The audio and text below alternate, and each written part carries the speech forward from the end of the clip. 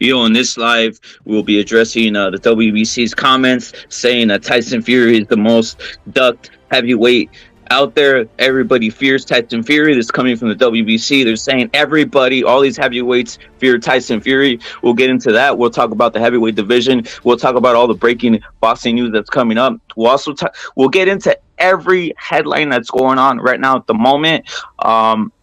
Some stuff that people aren't talking about. We will leave no stone unturned.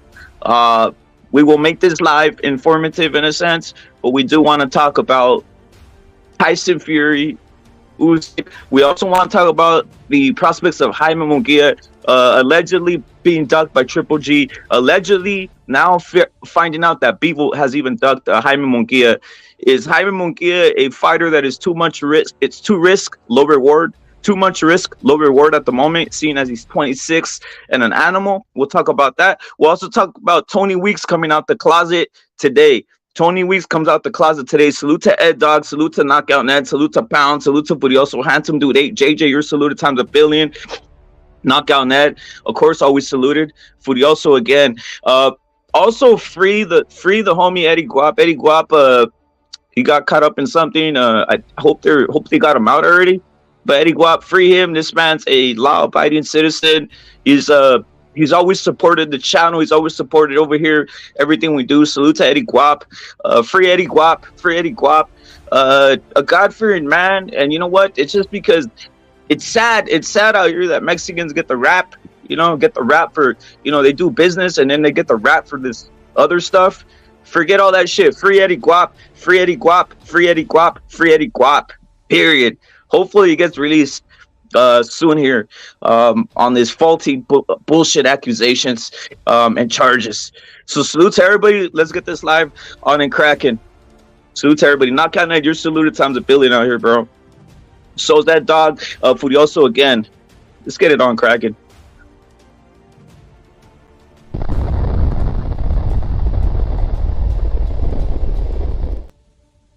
Hold on. Salute to Pounds, bro. Salute to Pounds. Salute to everybody out there. Also, subscribe to Chris Core, Task Force CCD. Subscribe to Furioso Boxing. Subscribe to the Don, the CCD Network times a billion. Subscribe to Killer Be Killed. Subscribe to Not Boxing. Subscribe to all these channels that we talk about. Subscribe, and subscribe some more. Subscribe to CCD Boxing. Subscribe and like today this channel.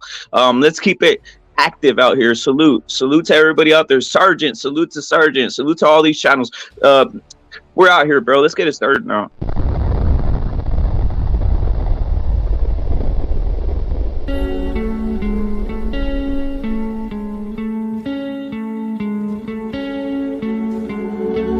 One of us seems to circle the other.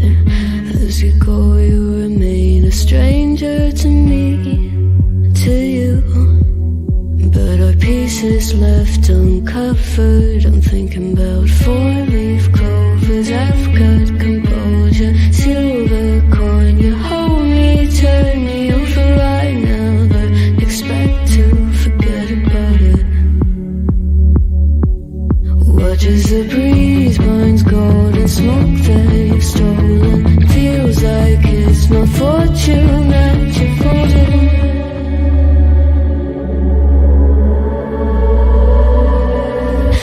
Swimming with the sharks.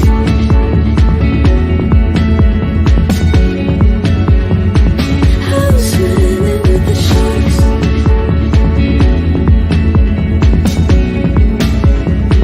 I can't tell you apart from them. You can't tell either. Will we love or fall in deeper? Tell me, darling, what is it you want?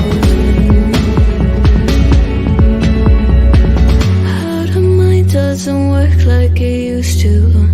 As I know I remain a danger to me, to you. Going altered by the moment, dear. And as the days shine, I don't sweet on survival. I'm on fire, waiting your arrival. I never expect to be saved without it. Oh, you could ask for it, never made its way into your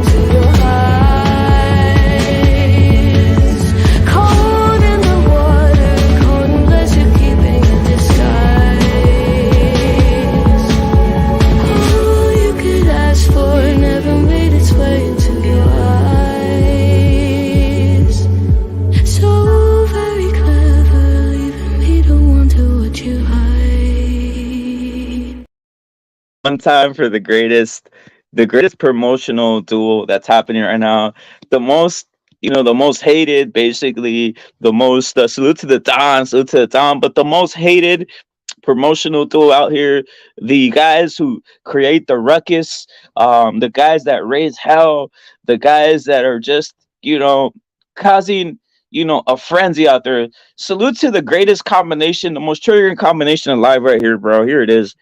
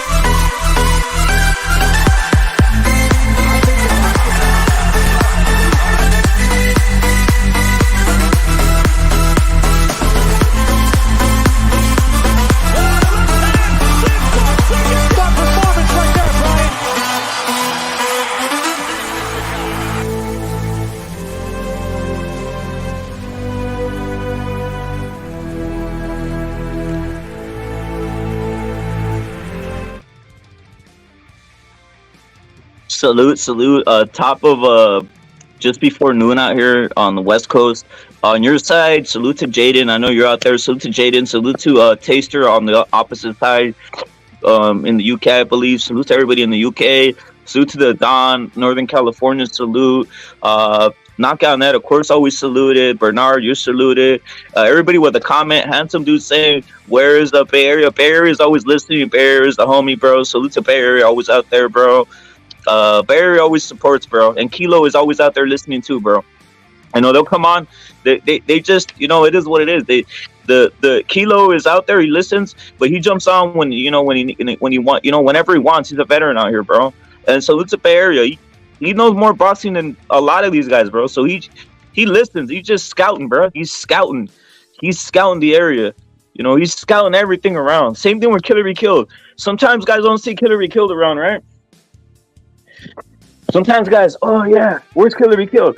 Don't worry, guys. He's out there scouting. He's out there scouting the area. He's out there scouting. He's seeing what time it is. We got a lot of guys out here. They scout. They listen. They're doing things in the background. You never know what's happening out there. Salute to the Don. Salute to Killer Be Killed. Salute to everybody out there. John Blaze. Everybody, top of the morning. Right on my side. Yeah, Bay Area has a high boxing IQ, and beyond that, he knows how to perceive. He knows how to see things before they happen, and he knows the history of boxing, right? So that's the thing. We got a lot of guys. We know, dude. I thank God I know a lot of these people, a lot of guys like Bay Area and guys like this who know a lot about boxing, like the Don, who knows a lot about boxing. Furioso, historians like Sargent and Puro, who know a lot about the older time boxers, right? There's actually few guys who know like the history of Mexican American boxing or Mexican boxing, like from what I've seen of Sargent and Puro. They know like a lot of these fighters, older fighters from the past. So that's always good. It's always good to have people around that know their stuff, right? That know their stuff. Because you can hear, you can listen, you can break down what's going on, and also you tend to exchange knowledge, right? But the thing is, I watch boxing dude, I know the history of boxing. I watch a lot of boxing. This is the number one sport in the world at this point. You can't go anywhere else. I know there's a lot of faults. I know that we see a lot of corruption. We're gonna get into that too right now. We're gonna get into some of that stuff right now too, guys, because Tony Weeks, as you guys know, famous for the Rolly corruption, has came out recently and explained why why he stopped that fight, that very iffy fight with Rolly. So we're gonna get into that, right? There's a lot of stuff to cover in regards to boxing. There's other things outside of the world of boxing too that really interest me, right? But I just want to rip. I want to rip into this. I want to rip into these. Get people informed, dude. 'Cause guys are retarded. I noticed. You can't really watch people like other like you obviously get like recommendations. But when you see a recommendation, it's usually full of morons and idiots and imbeciles and incels and guys who don't get laid. You know, guys living in their basement, or guys that are dirty Indians from like 7-Eleven or some shit. Like, guys, I want to know boxing from guys who boxed, from guys who fought, guys who watched the sport, guys who could break down a fight. You know, like I just know for a fact a lot of these guys never even hit somebody, never punched somebody. They're not even in the, you know, they've never done anything like that. They're just cowards. They're nerds, you know. There's nothing wrong with being a nerd, by the way, right? If you're a nerd, get your nerd on, dude. You know, go to school, you know, get your little degrees and all that type of stuff. Nothing wrong with getting degrees. Nothing wrong with bettering yourself. I'm not saying anything's wrong with that, guys. We all know that education is good to a certain extent, right? But yeah, any case, other subjects I'd want to touch. We're gonna get into even like the lower weight classes. Ray Martinez, Sonny Edwards, right? Sonny Edwards. You know, a lot of people don't know these weight classes. You know, a lot of people, anything under 120, 122 pounds, no one knows, no one cares, right? But I care. You know, we got Bam, we got Ray, we got Gallo, we got a legendary Chocolatito, Sonny Edwards, obviously. You know, who is a name? You know, guys like Ioka, Franco, Nakatani. Like, there's a lot of Junto recently came out, right? Yeah, get your nerd on. I'm with you, JJ. You're saluted times a billion, bro. Facts, JJ. Get your nerd on. Facts, the Don. Let's let these guys get their nerd on, dude. You know, or fake wanksterism or whatever. You know, whatever they're doing out there. You know, we don't care, right? But Sonny Edwards, hey, Bernard, right now, recently, you know, just real quick on that, Sonny Edwards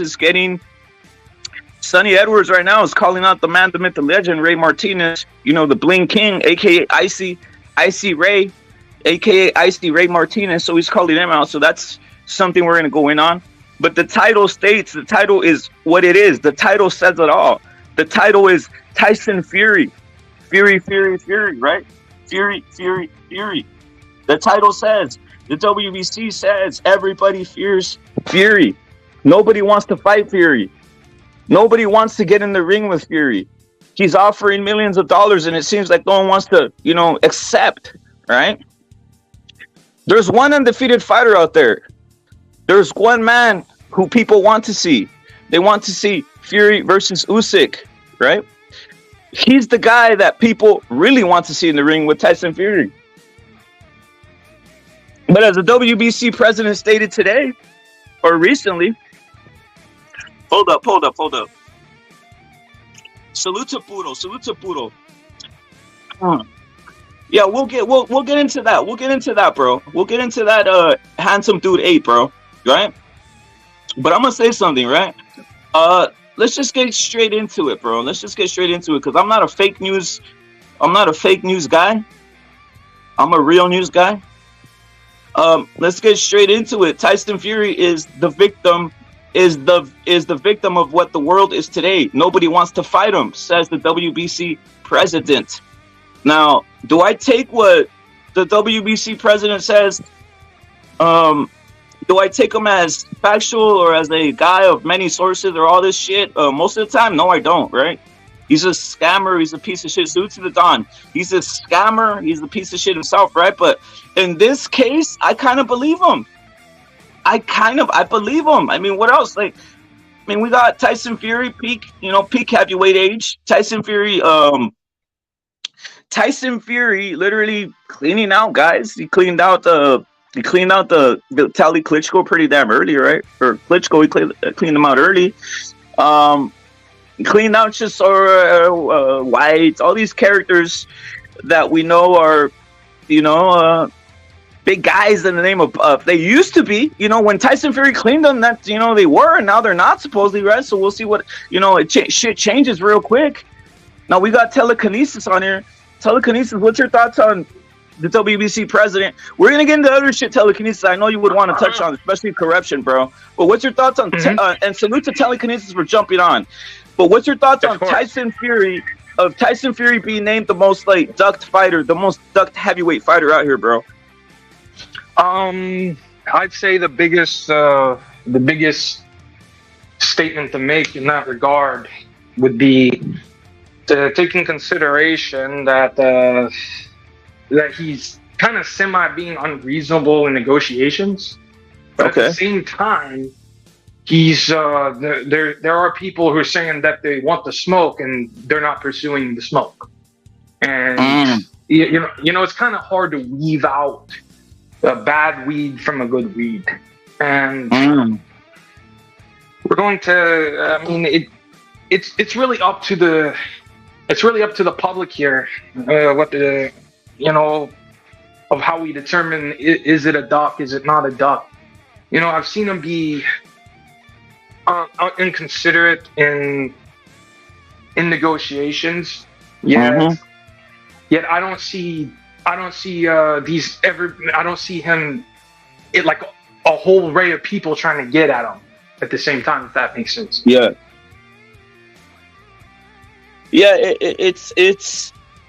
It's a tough one, because literally what's Tyson Fury basically, how long has Tyson Fury been a heavyweight, right? For fucking many years, right? He's been a name 2008, 2009. There it is, right? He's from the tail end of almost not even the tail end, almost like the quarter end of Klitschko, and he basically ended that era in a sense just by getting the decision over there. But what I'm saying is he's one of the only guys that at this age was almost similar to Canelo, how they kind of like blended in. They kind of like they went from like kind of like that era into this era, and there's really no boxer other than Canelo, there's no boxer that is blended in from that era into this era. So it's like there's only two guys, right? I guess Pacquiao, we could say, and think about Pacquiao, he was coming from about 3 or 4 eras. That guy's fighting till he was 40 and shit, right? But he was coming from 3 or 4 eras. But you got two fighters that are basically from like that era and this era. And you're right, like how the fuck, like these guys, any of these new fighters, like they should be jumping to fight Fury. The problem is the politics. We're gonna get into that, Telekinesis. The politics of Usyk, bro. I'm just the politics of Usyk, because I think he doesn't want to be what you call undervalued, right? He feels he's the undisputed champion at cruiserweight. He feels he has the unification belts. He feels he's getting disrespected, right, by Fury, who does that, right? Which that's part of the reason I do like Tyson Fury, because he does kind of turn it up like that. But that's the only thing that's, I think feelings are keeping the fight from being happen. That's what really happened in the first negotiations. I know right now, looking back, people are like, Tyson Fury's a scumbag, but when they're offering you all that money, you should want to make the fight. What's your thoughts on that, Telekinesis? Take everything, just take everything, guys. When they like, I guess it's easier for us because we're not fucking multimillionaires. Someone like me, I would take. Yeah, someone like me, I would take I'd take the fight. I would take the fight for $100,000, $200,000. Yeah. These guys are sitting here bitching over 8 to 10 million, 15, 20 million, 50 million. I mean, for fuck's sake, what are they complaining for? Well, it used to be you take everything the motherfucker is, right? Like, isn't that the whole point? Like, if someone challenges Canelo, yeah, they're not getting paid more, but you take his pride, you take his dignity, you beat him. When you beat him, you take that. What's more? what's more, taking the fucking pride in knowing you won, or fucking the money? Like, you know, you take pride and dignity. You take their soul, and that's your currency. Yep. That's your acknowledgement. That is your proof. I'm with you there, dude. I'm with you. Someone needs to take. Look at if some of these heavyweights think Tyson Fury is a blowhard, is a shit talker, is a scumbag. Take his soul. Get in the ring and tear him to pieces. Simple as that. Seriously, like if they're giving you $10 million to do something that you want to stop this guy's mouth and smash his mouth in, and basically, you know, make him look silly. I mean, $10 million sounds good to me. Like if I had an enemy and they said, "Hey, $10 million and stop his yapping ass," yeah, give me $10 million and I'll go in there and dispatch him myself. Like fuck it, you know. So it's like that's one thing I don't get. And then guys, it gets all into negotiation, all this shit. Well, who cares? Just let it run, dude. I'm sick of this shit. And I do know that there is guys that just they attract more. They're just worth more in boxing. I'm not a fucking idiot out here, dude. It is like that. Nobody. I just gotta say something, telekinesis. Nobody was crying for any of Mayweather's opponents who were getting like $1 million or some shit like this. How come no one was crying for those opponents, telekinesis? Is what I'm asking. Those $1 million opponents that fucking Mayweather paying everybody $1 million and no one was ever saying anything. You also have to take in consideration who Mayweather's fan base is. One of the biggest fanboy bases of all time, and absolute complete total hype job. I don't even acknowledge him as a boxer. I acknowledge him as a Baphomet worshipping scumbag. Because he is that. That I hope because he worships the Baphomet. I mean, I know he is. He's a scumbag. Yeah, so he literally looks like it. I just see, like I hope Mayweather Promotions just blows up and cease to exist. To be honest, it's already done, bro. It's already done in a sense. It's already done, bro. But and BBC too, man. Yeah, well, come on, it's already done in a sense. But you know, there's few fighters out there that will keep it alive. But the whole point is this. I just see the double standard happening. I think people pressure Tyson Fury more, and I don't understand. I'm just keeping. I still don't even understand the hate for Tyson. Telekinesis. I don't understand the hate for I don't understand the hate for Tyson Fury to this day, dude. I really don't. I know what it is. Well, go. He doesn't fit the color picture in the landscape they want in heavyweight boxing right now. If you know what I mean. That's why they're giving him shit. Because I have a theory. They want Wilder. They want Anderson. Yep. They want one of those guys. You know what I mean? They want the U.S. media is so pro black fighter, and I'm not even trying to be racist here. They're so black. No, you're not even racist. Telekinesis is not even racist. Telekinesis is not racist. He's a Christian man. But go and Telekinesis, break it down. Yeah, you know. So they go in there, invest all their time, all their money, just like Tio said. You know, and everybody's been trying to put Tio on a fucking cross for the past month or so. Well, I'm not gonna lie. Wait, telekinesis. I gotta put him on the cross though. Telekinesis. I gotta show you some evidence, bro. Telekinesis. Okay, I gotta show you something. Telekinesis. Show me. It's a 50. I'll say this, just in boxing terms, that fight with Teofimo and Taylor is a 50-50 fight. Pick who you choose, right? Mm-hmm. It is what it is, right? I myself, yep. I think Taylor can win, right? But in any case, it's a 50-50, right? I have Tio. Okay, you got Tio. But let me tell you this. This is what I don't understand. What are your thoughts on the? We're gonna go there. Fuck it, telekinesis. We're gonna go there, bro. I don't understand this right here, telekinesis, and then I don't understand this right here. I don't know if you know what this is right here. What's on the screen? What you're watching? Oh, Joseph, is that Joe? Is that the Vargas? Yeah. This is this man right here who was caught sucking dick the other day, man. Yeah, eating ass. Yeah, eating ass. Hold on, bro. Come on, bro. Oh, bro. This is he spent the night. Probably on some.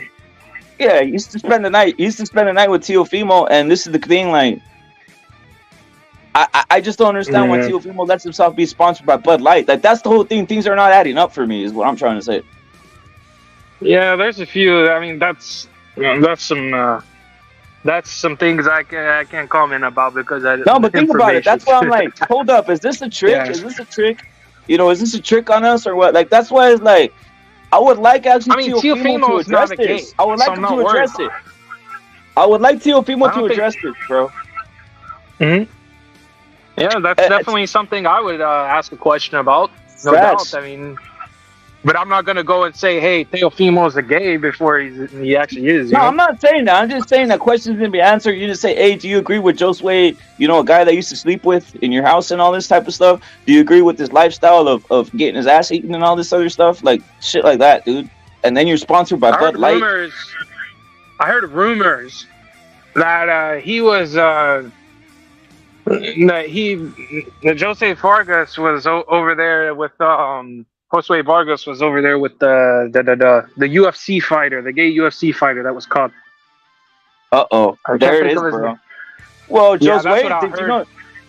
Telekinesis, did you know that Josue was part of TMT?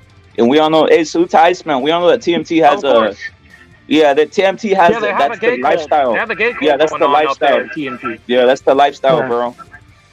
You know, it's crazy, right? But like again, like as a fighter in the ring, it's 50-50. But this is the thing outside the ring that has me troubled. You know, this type of shit right here, Telekinesis. It has me like, this is, you know, this is what's weird. Because I'm not sure if they're trying to pull the wool over people's eyes, you know, and then all of a sudden it's like, we see something, because I don't know if you noticed recently, Teofimo also, he's been having like issues, he says, with his wife or whatever, or something, I guess. And ex-wife. So there might be some things going on there. I don't know what's going on there. Apparently got cucked or something like that. Crazy shit. Salute to J-Ross, bro. Salute to J-Ross.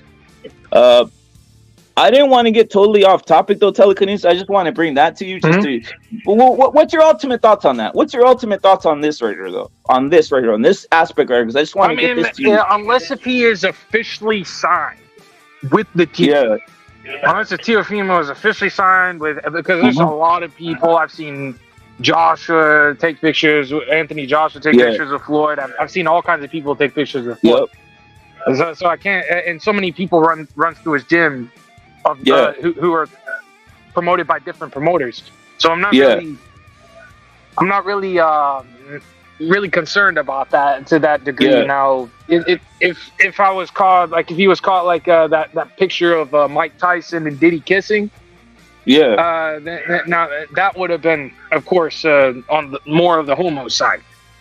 Yeah, but outside of that, I can't really. But I got a question, Telekinesis. We'll delve deeper into this real quick. In this point, though, is there always deniability now in this new world where there's all kinds of weird things that they can Photoshop, AI, and all this shit? Like, is it like at this point, like they usually ask him straight up? If he says no, it's no. If he says right, we just gotta. Like, obviously, everybody knows, like, I thank God I didn't see any of that shit, Telekinesis of Josue Vargas, you know, doing all that shit, right? I just, word on the street is, that's what I heard, right? People saying that. But at this point, like, there's deniability that fools can say, like, you know, that's why I say they should just ask him straight up if he agrees with that lifestyle. Simple as that. Like, that's all I would want to know. I mean, all Vargas tried to say is he was depressed, bro. Vargas says, I was depressed. That's the reason you did it. No, bro. You're caught on camera, bro. Is that true? Is that true? Yeah, he got caught on camera doing the deed, bro. No, but Telekinesis, you're saying that he said he was depressed and that's why he was doing that? Yes. Yes. He said that's what he claimed. Like, that's what he was trying to claim. Okay. But you know, so that's he's bullshit. Depressed. You know that. So he's saying he was depressed. He was depressed. Telekinesis, so you're saying who's depressed? So wait, hold up, pull up. You're saying that he said he was depressed. He's depressed, and then he pulled his pants down, and letting another man eat his ass was taking away the depression. That's going on here in this world today, dude. Yeah. That's the you know, that people are so fucked in their minds now, man. It's from the lack of discipline and religious discipline that they have. People not giving a shit about God and things of that nature. You know, you lose that discipline.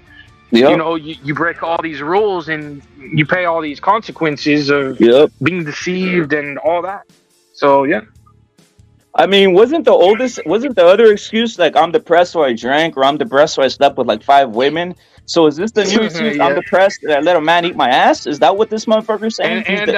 Also Vargas, and also sucking a dick as well in Vargas's case. Ah, damn! I didn't even know that. I guess that no wonder his teeth look like Oh, they that. caught him on camera sucking a dick. You didn't know that? Ah, telekinesis. There's no comeback from it, bro. There's no comeback from Jose.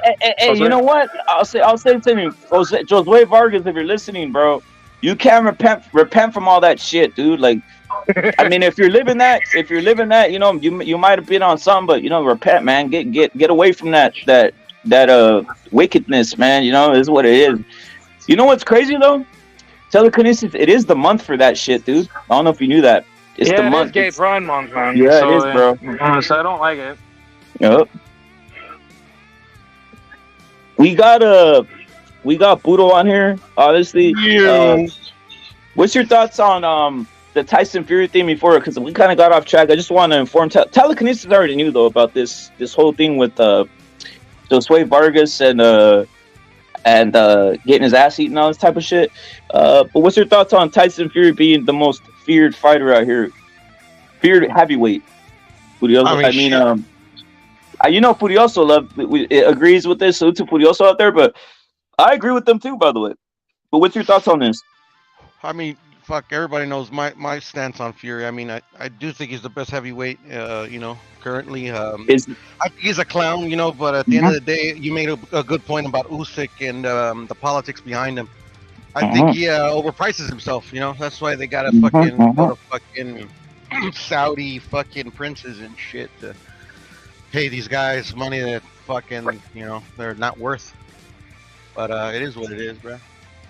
Hey, Budo, how come no one was pressing the opponents of Mayweather for getting like $1 million? But all of a sudden, Tyson Fury, they're pressing him for the opponent wage, and also, how much did Canelo get versus Mayweather? I don't remember. But to there answer it your is. first question, hypocrisy. Well, there it is. You don't remember because it wasn't a significant number, right? I think it was like 5 or something like that, 4 or something. Yeah, I think it was like 5 or 6, wasn't it? Yep. Wasn't it like 5 or 5.7 or something? Yep. Can't really recall. Fuck if I know. Now, Budo, what's your thoughts on the whole Teal situation with Josue Vargas? Salute to Alter Instinct in the chat. Salute to Blaze. Salute to Bernard. What's your thoughts on the whole Teofimo Taylor thing, and leading into the rest of the week, as it's, you know, that's a fight that's happening on Saturday? But what's your thoughts on? Is it Saturday or Friday? When's that fight happening, Budo? Saturday. So, what's your thoughts on that little thing going on, and also the Josue Vargas, the situation there? What's your thoughts on that? Or is that shit accepted now, I guess, in boxing? Well, I think Tio was trying to be a friend to him, bro. He's trying to, you know, he was trying to, like, you know, warn him. You know, because, like, Tio's, like, been on record that, you know, he doesn't want to join the Booty Cheek gang. That's why, you know, he's gone through the shit he's gone through, bro. That's what he said. I don't think Joe, whatever the fuck his name is, I don't think he listened, bro. You know? But let me ask you something, Budo. You're obviously, you read things, you always keep informed. Isn't the whole Bud Light thing kind of part of it? Isn't the whole Bud Light thing kind of part of it in a sense? Isn't joining that type of group? This is like, I mean, like, not to sound like a Tio fanboy or whatever, but I mean, like, that was like way before the fucking the tranny did the Bud Light shit. Okay. So you're saying that he signed it and then they turned that way. Yeah. You know, well, there it is. That's fair. That's a fair-minded assessment. Trying to, like, fucking, you know, like, oh, okay, you know, Tio's on fucking this supposedly fucking horrible shit. You know, all right, we're gonna fucking put this tranny and make him look bad. Oh, okay, that's a great assessment. Now, that's a fair assessment, dude. That's a fair assessment. Now, let me ask you something. We got Furioso on the panel. Salute to Furioso. You think they should ask him about this shit in these pressers? Ask him about Josue. Ask him his thoughts. Kind of press like they ask every other fighter, you know, about their what they think of certain things that are going on in the world. Yeah, they should, man. Makes for good fucking comedy, bro. I'll laugh at it. It's comedy. Of course, it's comedy. Yeah, bro. Shit, bro. Like, I mean, just asking him that question and shit, bro. Like non-boxing related, bro. It's funny as fuck. Facts. That is boss. Wait, that is Bossy Malaria. That's a sponsor, and just wait, Vargas is a boxer. There it is, bro. Like it's not. This isn't like going from left field. This is boxing related. Yeah, man. I hear you. Hey, Furioso, what's your thoughts on Tyson Fury being the most feared heavyweight out here? I think Furioso cut out. Another subject that you would like, Puro, because I know Furioso's gonna go into the Tyson Fury subject, but yeah, the Jaime Mungia and his assessment, and he tried making the fight with Bivol, and he said they didn't want it. Triple G, they just don't want to make that fight. They say that he always had complications. And Charlo, Mungia said that it's been 2 years since he's fought, and now that he saw Ryan and Hank fight, he said, "Wow, hopefully they can make it now." What's your thoughts on that whole scenario leading into the Derevyanchenko fight, bro? Saturday. Well, hopefully, I mean, it's been on record that the Triple G fight was signed and shit, and then the fucking athletic commission comes out and says that like he's too young or he's too green, whatever. But, it is what it is. When it comes to fucking Charlo, fucking it's documented that fight was fucking signed, sealed, delivered, but whatever. Yep. And so I mean, Derevyanchenko, he's a good opponent. I mean, he's faced Charlo, he's faced Triple G. I mean, he's fought really good dudes. So, I think it's at least for keeping him active. Like the one like silver lining about the way Mungia's quality of opponents has stagnated as of late. At least they're keeping him active and shit. He has been in like the fight I went to go see in Anaheim, I think it was. Like that was like a difficult style, bro. He was able to figure it out, get the knockout. So he's are they moving him as well as I would fucking want to see it? Probably not, but at least they're keeping him active. Keeping him with different styles and shit. And the Derevyanchenko is a good fight. It's gonna sell out. Like fucking nobody knew who the fuck that other Irish cat was, and it sold out. And so this one should fucking sell out pretty easily. I'm gonna try to head out to that fight this weekend. But yeah, man. Hopefully he gets to knock out Derevyanchenko. Be the first motherfucker to do that, right? I think. If I'm not mistaken. Yeah, that's just the first. It's the first guy to stop him, bro. Yeah, if he could pull that off, and that'd be nice and shit, And at the end of the day, bro, like motherfuckers love to talk shit, Like regardless of what happens, bro, they're gonna still keep talking shit, bro. But I'm a Mungia fan, so I'm gonna keep supporting them and shit. And yeah, when it comes to Bivol, bro, I mean, like Eric Morales said that the Bivol fight, they were trying to make it and shit, and at the end of the day, it didn't happen, bro. It probably wasn't paying him enough. That's Bivol's fucking that's the excuse he's using this week, that they're not paying him enough. But I think I read in the comments that Pounds was saying that the negotiations are still ongoing, which is yeah, no, we got that. I think it's already being made. We'll get into that. Jonathan, what's your thoughts on Tyson Fury? We got Furioso bossing on here. Jonathan, what's your thoughts on Tyson Fury?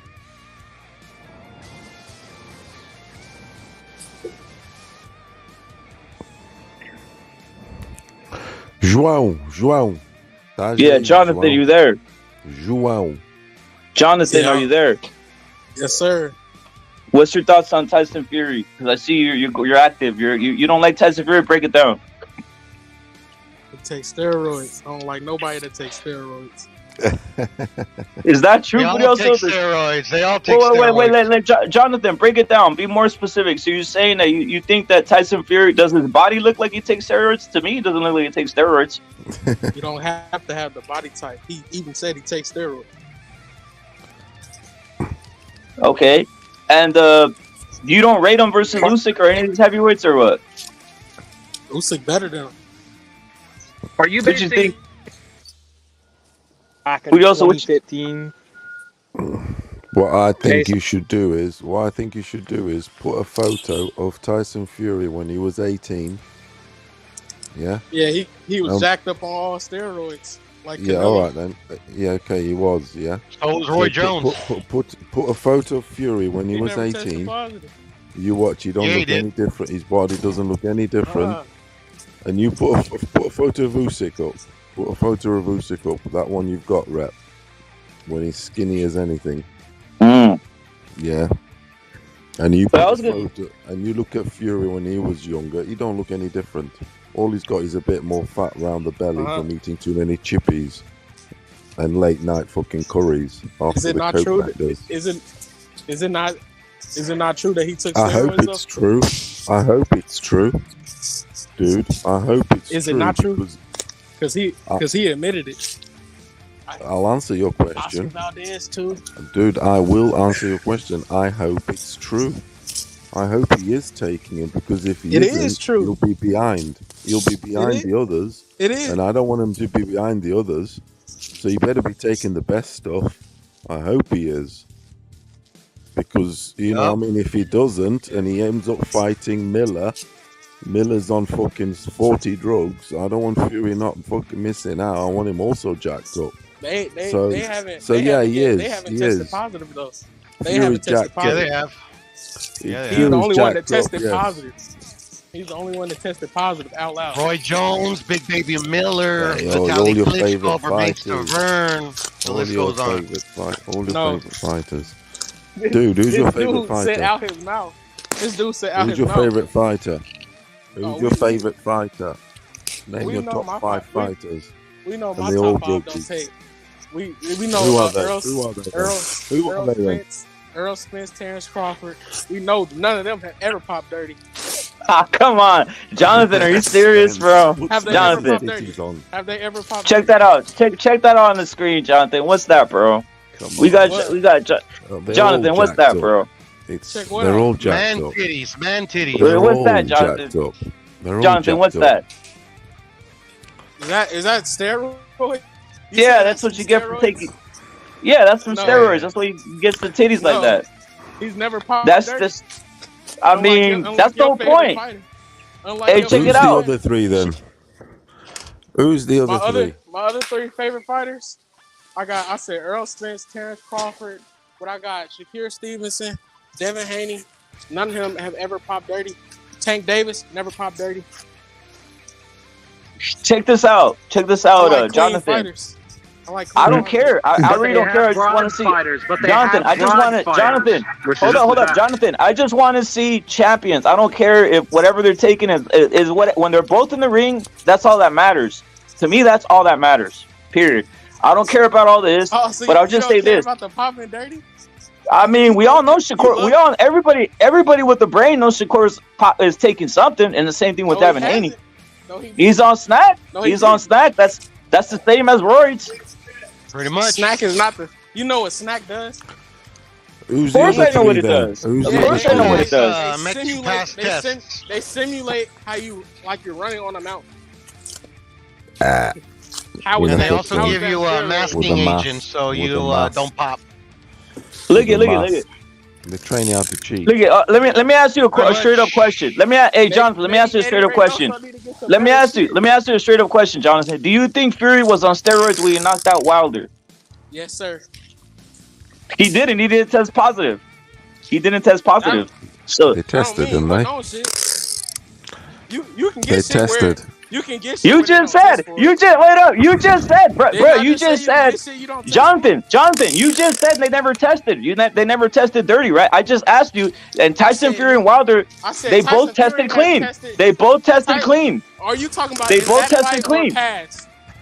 All 3 of the fights, Jonathan. All 3 of the fights, they tested clean.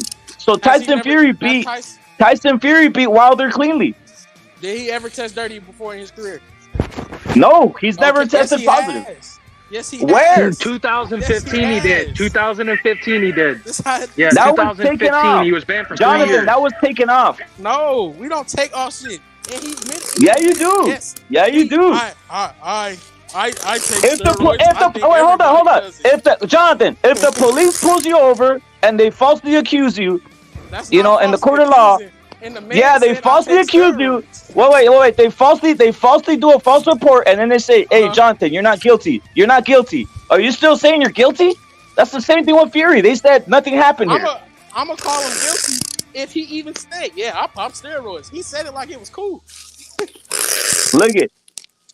In any case, Jonathan, Look at you. Obviously think that. Well, hold up, Jonathan. You think every fighter other than black fighters are taking steroids? Yes, because they got slow feet. It's the only way they're gonna. I mean, there it is. There it is. But check it out. Check this out. Jonathan. Look at Shakur. Look at Shakur's not even an athlete.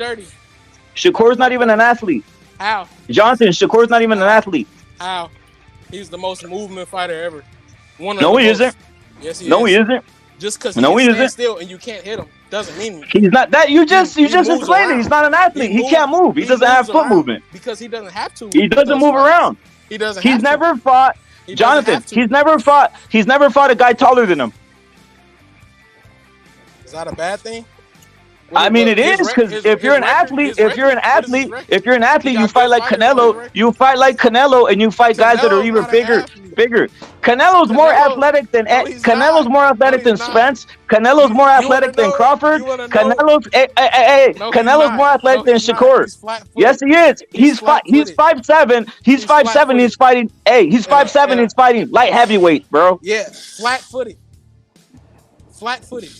And doesn't matter. He's 5'7". Jonathan, he's 5'7". He's the same size as Shakur, even smaller than Shakur, and he's fighting light heavyweights. He found out head movement at 23 years old when he got his ass. Spence ain't doing anything. Spence ain't doing nothing that Canelo's doing, bro.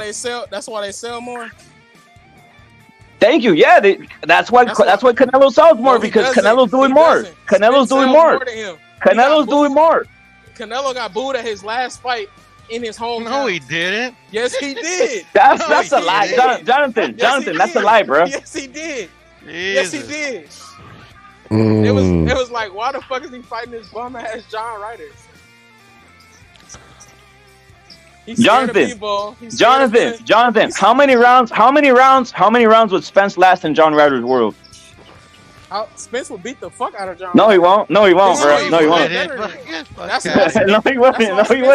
You're a super fan, bro. That's why Spence on the pound. Jonathan, you're a super fan. You're a super fan, bro. I ain't a super fan. I like Spence, bro, but damn, you capping, bro. Super duper. Yeah, you're capping, bro. You're a super fan, bro. What number is Spence on pound for pound?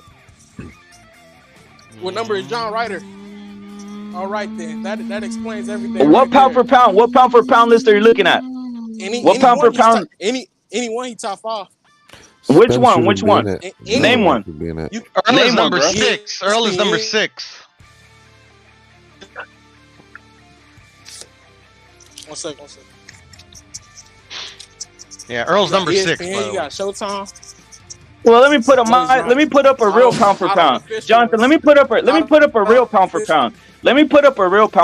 Canelo number 1, Vanilla Lopez number 2, Emanuel Maneta number 3, Gallo Estrada number 4, Virgil Virgil above Earl and Crawford. Hey, Jonathan, Virgil Ortiz is better than Earl and Crawford.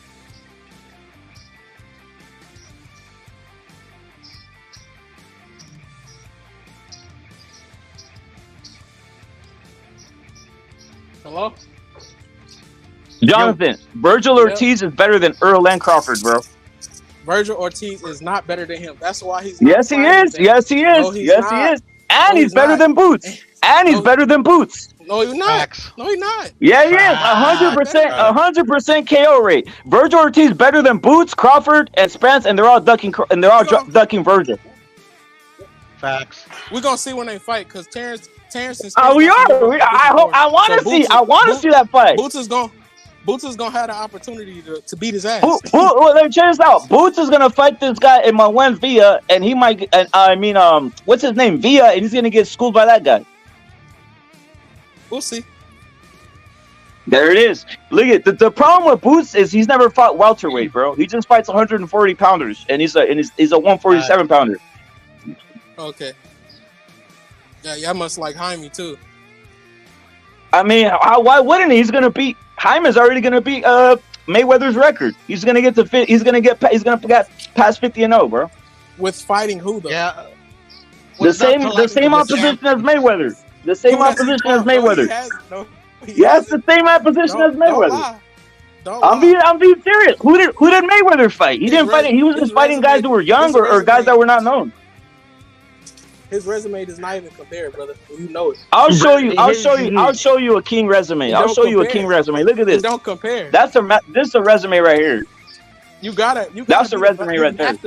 You have to beat one of the black fighters to even be considered like you're a great. Why? Black people aren't even. Hey, Jonathan, blacks aren't even boxing anymore. You can't find them in gyms no more, bro. Oh, okay, that's why. That's a resume. That is a resume. Jonathan, where you from, bro? Jonathan, where you from? And go to the gym, and you won't see black guys in the gym anymore, bro. They're just not fighting anymore, bro. Okay. Antarctica. He's from Antarctica. Who was the other three fighters you liked? You said Crawford. You said Crawford and Spence. Who are the other three guys? I said Spence, Crawford. He likes Shakur and Haney. And Haney got schooled. Yeah, Haney got schooled by Lomachenko, but that's another. That's another. They're like your all-time fighters, or what? Are they your all-time fighters? Are they your all-time fighters? All-time guys. All-time, I probably got Sugar Ray in there. Then I got Floyd. Then you gotta put B-Hop, and then probably Shane Mosley. I like put a dog in there. Floyd and Sugar Ray. hey, Jonathan, why do you rate Sugar Ray Leonard so high? You care about what he did out of the ring or no? Is that shit? No, I really He was don't. a druggie. He was a druggie. I don't really associate your performance in the ring with what you do outside. If I did that, I wouldn't like TV. If you think Sugar Ray wasn't on any sort of steroids himself, then you fucking need to wake up. Well, He was the American dream, 7-Up boy, the golden boy. He was the golden boy, actually. All right, they made him the golden boy, 7-Up. You know, understand that he had all the products he wanted, not just 7-Up. He had everything. Okay. Including cocaine, recreationally, yes. Who but he did take definitely cocaine but he definitely got jacked up himself. He definitely got endurance stuff for the Duran second fight, that's for sure. You got proof? I fucking do in his performance, yeah. Wait, Jonathan, I got another question for you, Jonathan. How come I don't see Spence, Crawford, any of these guys in the highest paid athletes list? What are you talking? They can't sell a wing there. Are you talking about in boxing? They're the highest paid for boxing. I know that. In the world. I'm not even close in boxing. How are you gonna beat soccer? How are you gonna beat that? I mean, Canelo's up there. He's in the top 5. He's right there with LeBron James in money. You know, that's a real athlete. That's a real guy who's getting paid for his athleticism. Okay, and how long he's been fighting more years than probably not Terrence, but way more. He's younger than Terrence, and he might be 1 year younger than Spence. No, but Spence started at 22. Spence started when he was like 10 years old. No, he didn't. He started fighting pro at 22. Look at Canelo started boxing at about 15, 16. Spence started boxing when he was 10 years old, bro. Think about that. Bro, he started Canelo started doing unsanctioned fights when he was like 14 years old. he started pro when he was 10.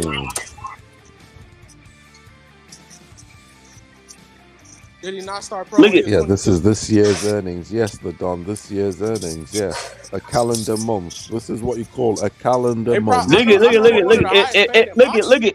If Spence was on this list, I'd say, yeah, you're right. He's up there. He's that, but he's not on this list. He's not getting paid. He's not making money. He's not a guy that people want to see. He's not a face of boxing.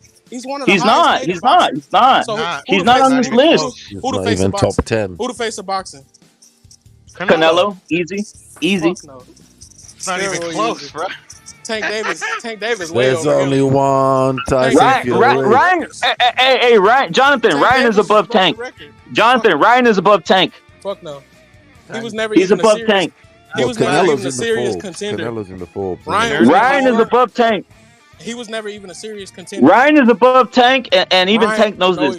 Tank just said. Tank just announced that his next fight he wants it to be with Ryan because that's the only way he makes money. He can't make any money, and it's Ryan. Ryan's the face. He's in jail? Ryan's the face. He just said it. Go look what PBC said. He literally said that. He literally said that. Rematch him after he dog walked him. He wants because he's not the face. He wants to fight the face of. He wants to fight the face of.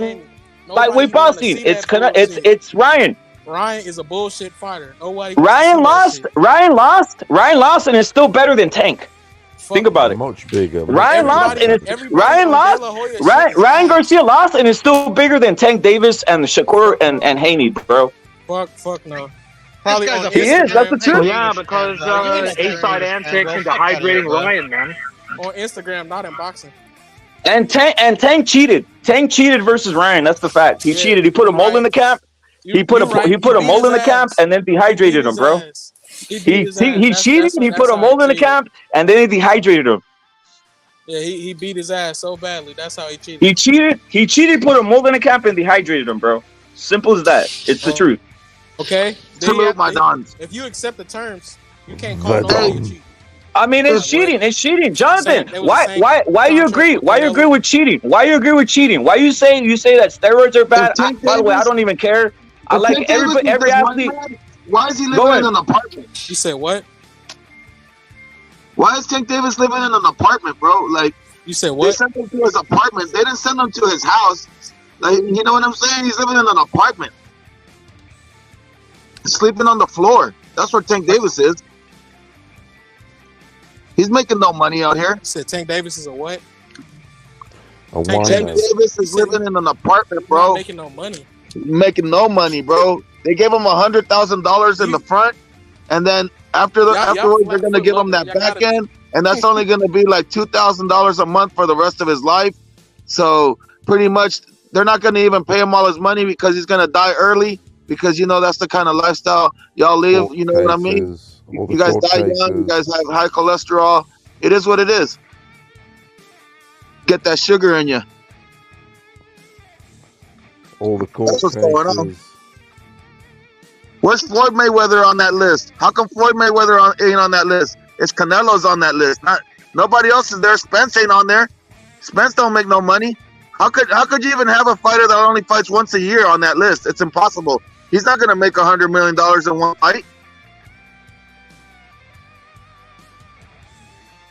Hey, the Don, what's your thoughts on the Tyson Fury being ducked though? We got Jonathan. Jonathan, obviously, he's on some Wilder shit. But what's your thoughts on Tyson Fury being the most ducked fighter out here?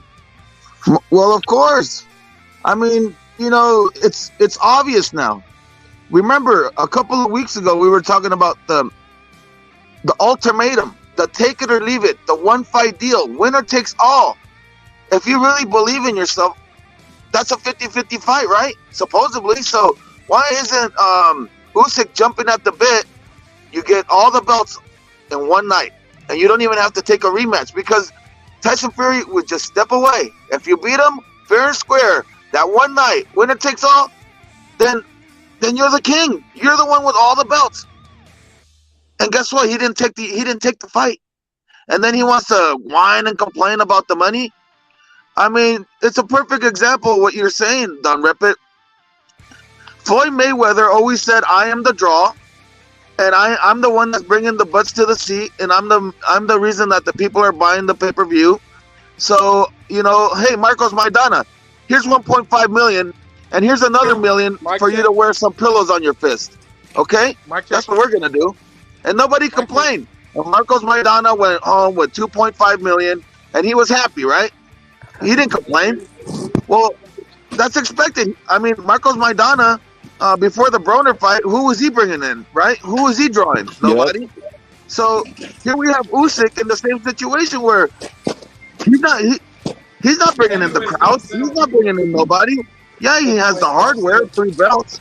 But really, what like Don Furioso said, Fury has the daddy belt, the green belt. He has the daddy belt. So at the end of the day, it's what Fury says. And at the end of the day, Fury has all the belts, the green belt, and now he has the green belt, and he's the draw.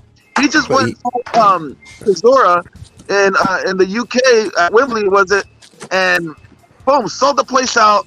And you're gonna tell me that Chisora is or Dillian White are balls like that? Maybe Dillian White, he has like a little bit of a fan base, and so does Chisora, but not at the magnitude where you're filling out Wembley and the O2 and all that stuff, right? So at the end of the day, it makes sense that Tyson Fury is being more than generous by offering him 13 million or 10 million or even 7 million. He's being more than generous. And you guys, and not only that, the Don, Fury's got the best belts that you can have, which is the invisible one, the lineal. At the end of the day, it's the man who beat the man, so you've got to beat Fury to be the man, because he beat the man, and that's the best belt you can have, the lineal belt, the man who beat the man. Exactly. Yeah, they were good steroids too, right? I hope he is.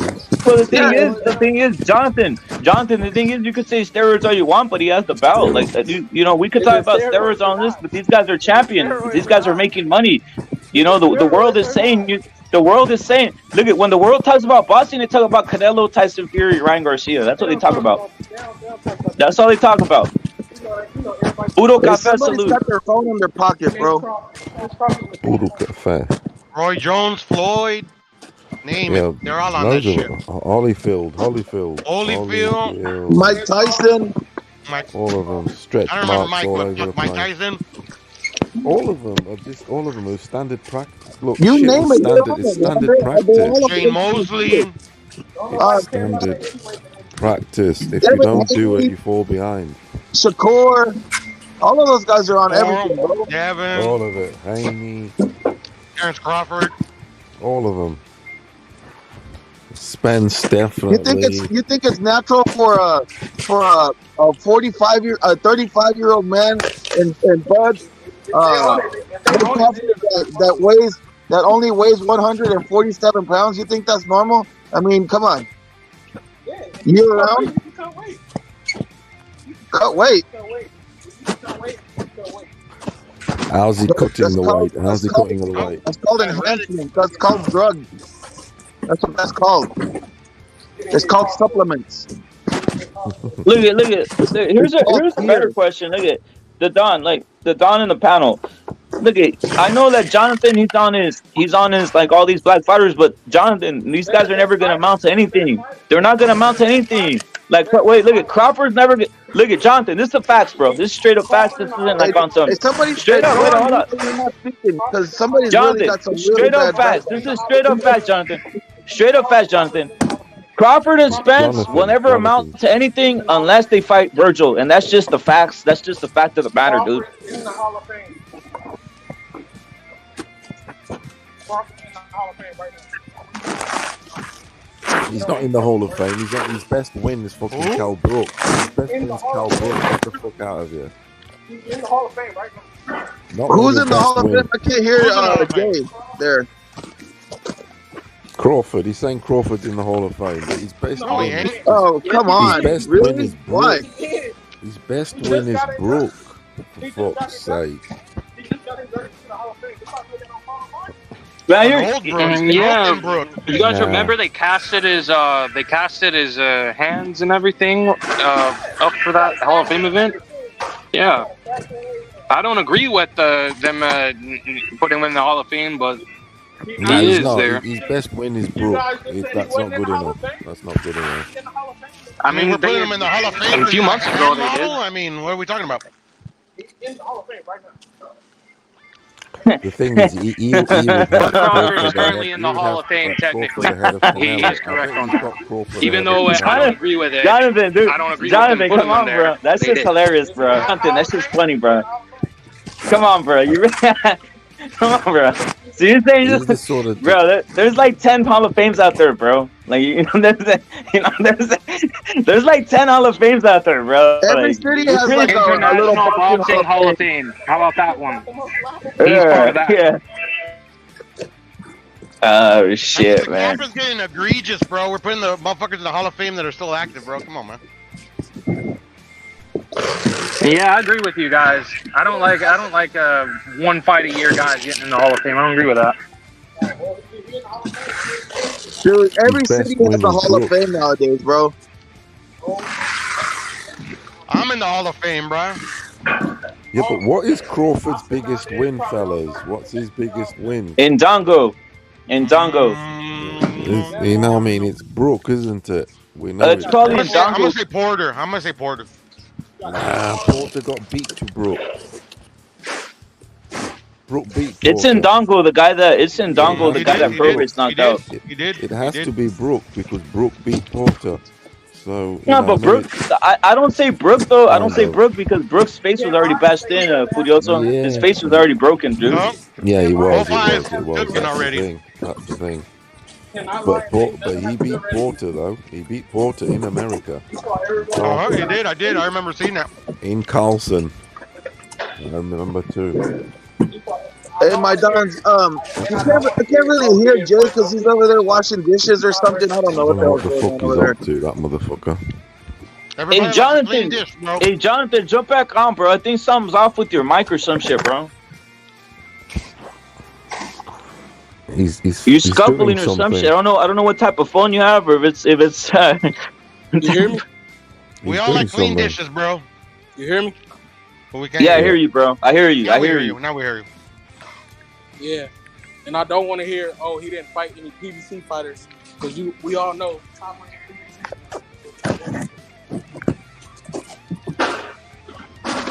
Damn, he's out there chopping it up, bro. Jonathan, it's not about the PBC. You know, it's let's just keep it real. These guys, Crawford, Spence, they're not going to be anything unless they fight Virgil, dude. That's just the facts. You know. Don't you have a woman to wash those dishes, bro? I hate to hurt your feelings, bro. Seriously. And my day, man didn't wash the dishes. Yeah, Jonathan, you seem innocent, man. Seriously, you seem innocent, man. I'm just keeping it real, bro. You just, Honestly, you seem. Wait, hold up. You seem, Jonathan. You seem like you got 5 posters on your wall every time you go into your room. You got 5 posters. You got Spence. You got Crawford. You got Shakur. These aren't superheroes. Jonathan. Jonathan hopped on YouTube last week and found all the black channels and now coming over here trying to give us the same old rhetoric. Yeah. We all fell for it, bro. We all fell for it at one point. At least I did. Yeah, an undefeated fighter, a champion at a young age, Jonathan, and a man who's going to beat Mayweather's record. He's already going to beat Mayweather's record. Hey, by the way, Mayweather's last win was versus an MMA fighter at McGregor, so there's that, right? So there's fighting a lot of bums out there, bro. He's fighting all of bums. He's a taxi cab driver. Hey, Jonathan, let me ask a question. McGregor fight. Wait, Jonathan, what are you up to out there? What are you up to out there?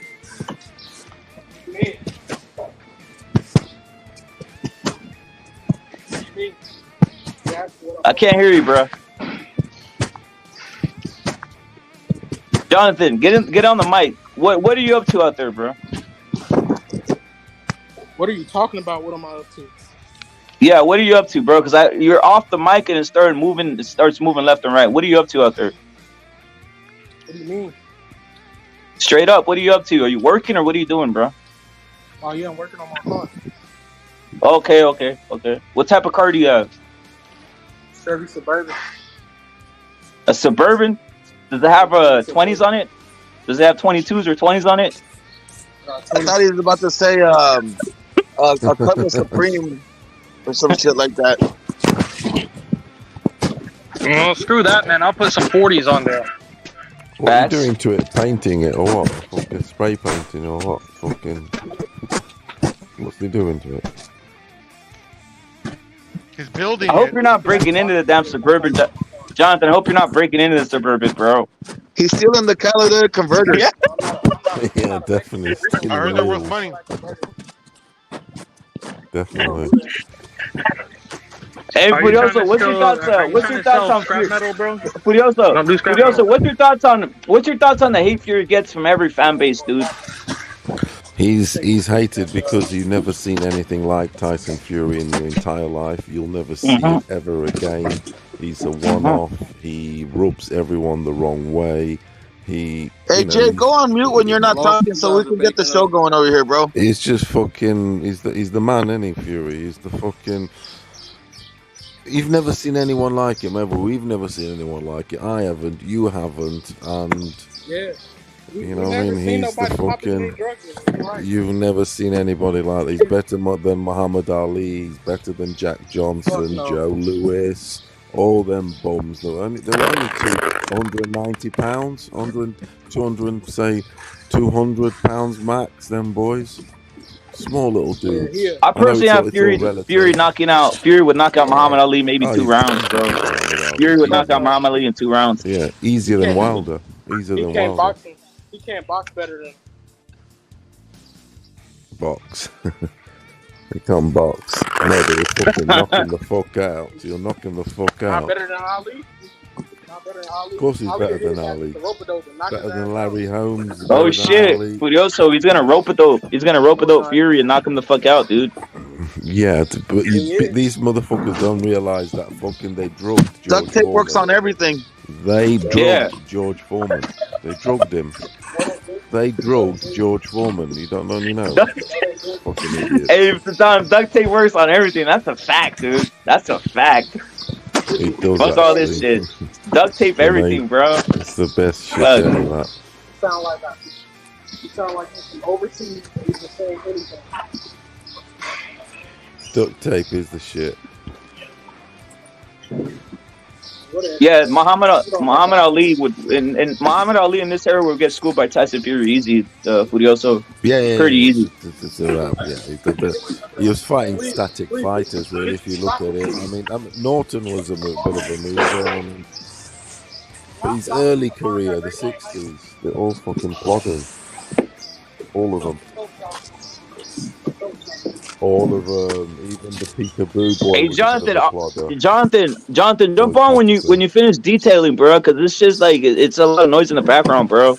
Yeah, come back when you finish taping up that quarter panel there.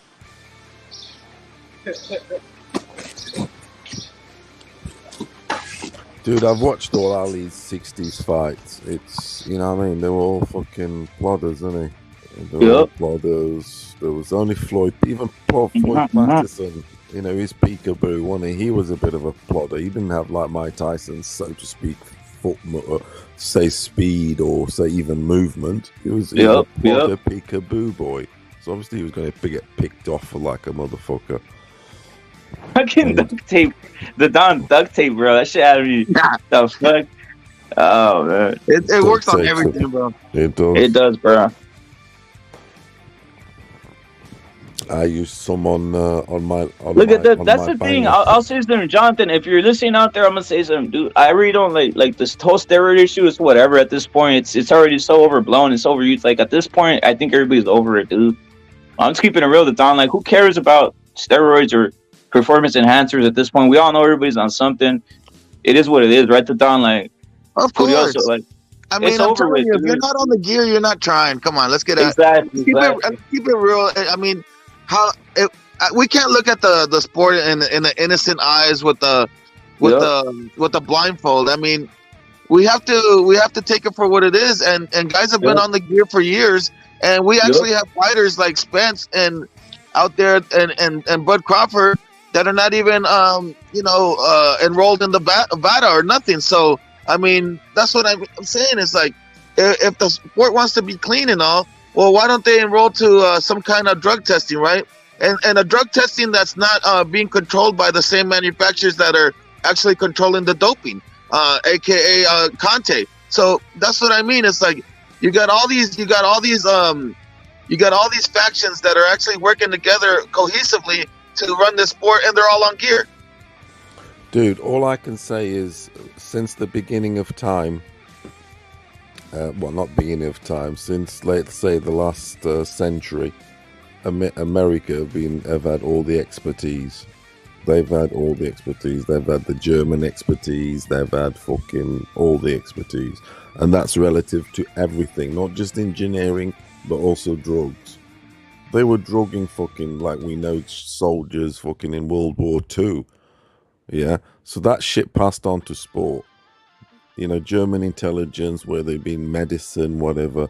The Americans took that to another level, all that intelligence, and they applied it to sport, not just in everyday life, but they applied it to sport to be the best, to be the United States of America, to be the top boy at the Olympics, to be that's what they're about, aren't they, America? We are the best, we are the biggest and boldest. So, I mean, they are, to me, they'd be cheating all the sports. Were the 70s American footballers on drugs or not? Of course. Yeah, that silver black nigga. All the basketball players too, though, Furioso. Yeah, all of these guys. What's that nigga? That black famous dude, American footballer, one of the goats or whatever. Fucking used to bulldoze everything. What type of football though? What type of football? Yeah, nigga, black American footballer. The Jim Brown guy. I think there's another one. Jim Brown, 70s into 80s. Walter Payton. I mean, all of them, man. All of them basically. Just Payton. O.J. Simpson's nickname was the Juice. Yeah, exactly. I mean, there you go. Then you see, they had America's always had the best of the best laboratories in every walk, in every field. You look even now, the biggest companies, the biggest everything. By the way, talking about America, an astonishing news that I was astonished with: Bud Light was taken off number one. Someone took him off number one as the biggest selling. That was Modelo. But I can't. Mexican beer. Do you know what though, that astonished me. I didn't realize Bud Light was up there. It's the last drink I would have thought was number one. My uncle put that motherfucker on that list single-handedly. I swear to goodness. Yeah, I didn't realize Bud Light was number one in the world. This is so. There you go, American brand. Yeah, and with sport, and I don't blame it. I mean, at the end of the day, it's the race to the top, isn't it?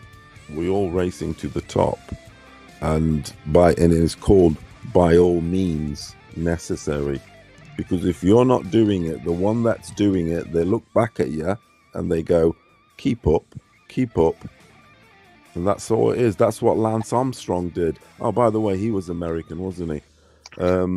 Another great example would be in baseball. Exactly, and he went to his competitors. Come on, lads, keep up, man. Take the fucking best up. I'm on the best. I'm on the blood transfusions, my friend. Blood transfusions mid-race. Jump in the camper and having a blood transfusion. He was like, I'm on blood transfusions. Now, there you go. I mean, America's got the best of everything. They would remove they would remove his blood, and we're talking about Lance Armstrong, right? Crazy so stuff. About 2 months prior, that nice super blood with all the juice, all the best minerals and all the mercury. Right? They're all the best. Yeah. So they would remove that blood, and they would freeze it. Yeah. Amazing that was. The length that he went to, though. Yeah, and then during the Tour de France, right? Yeah. So they would have a little camper in each stage, right? So they would thaw out the blood, and then next thing you know, he's going in there, he's having a blood transfusion. He's dumping out the regular blood, and then all throughout the race, now he's on super blood. All throughout, in different stages, he'd have the super blood just waiting for him. But do you know what's an amazing thing, though? I know keep it boxing and all that. Just to finish on that thing is, even though he had all that, he won everything and he was like fucking crazy. He still, with all that speciality, he still couldn't beat Pantani, the Italian, up the hill, because obviously he was also state sponsored. If ever you want to see the truth about sport, please watch Pantani's documentary. This just shows you how a state can take you from the age, a country that is, can take you from early teens and sponsor you all the way, including drugging you up all the way, so you become a face of the country. Incredible. I've seen it happen.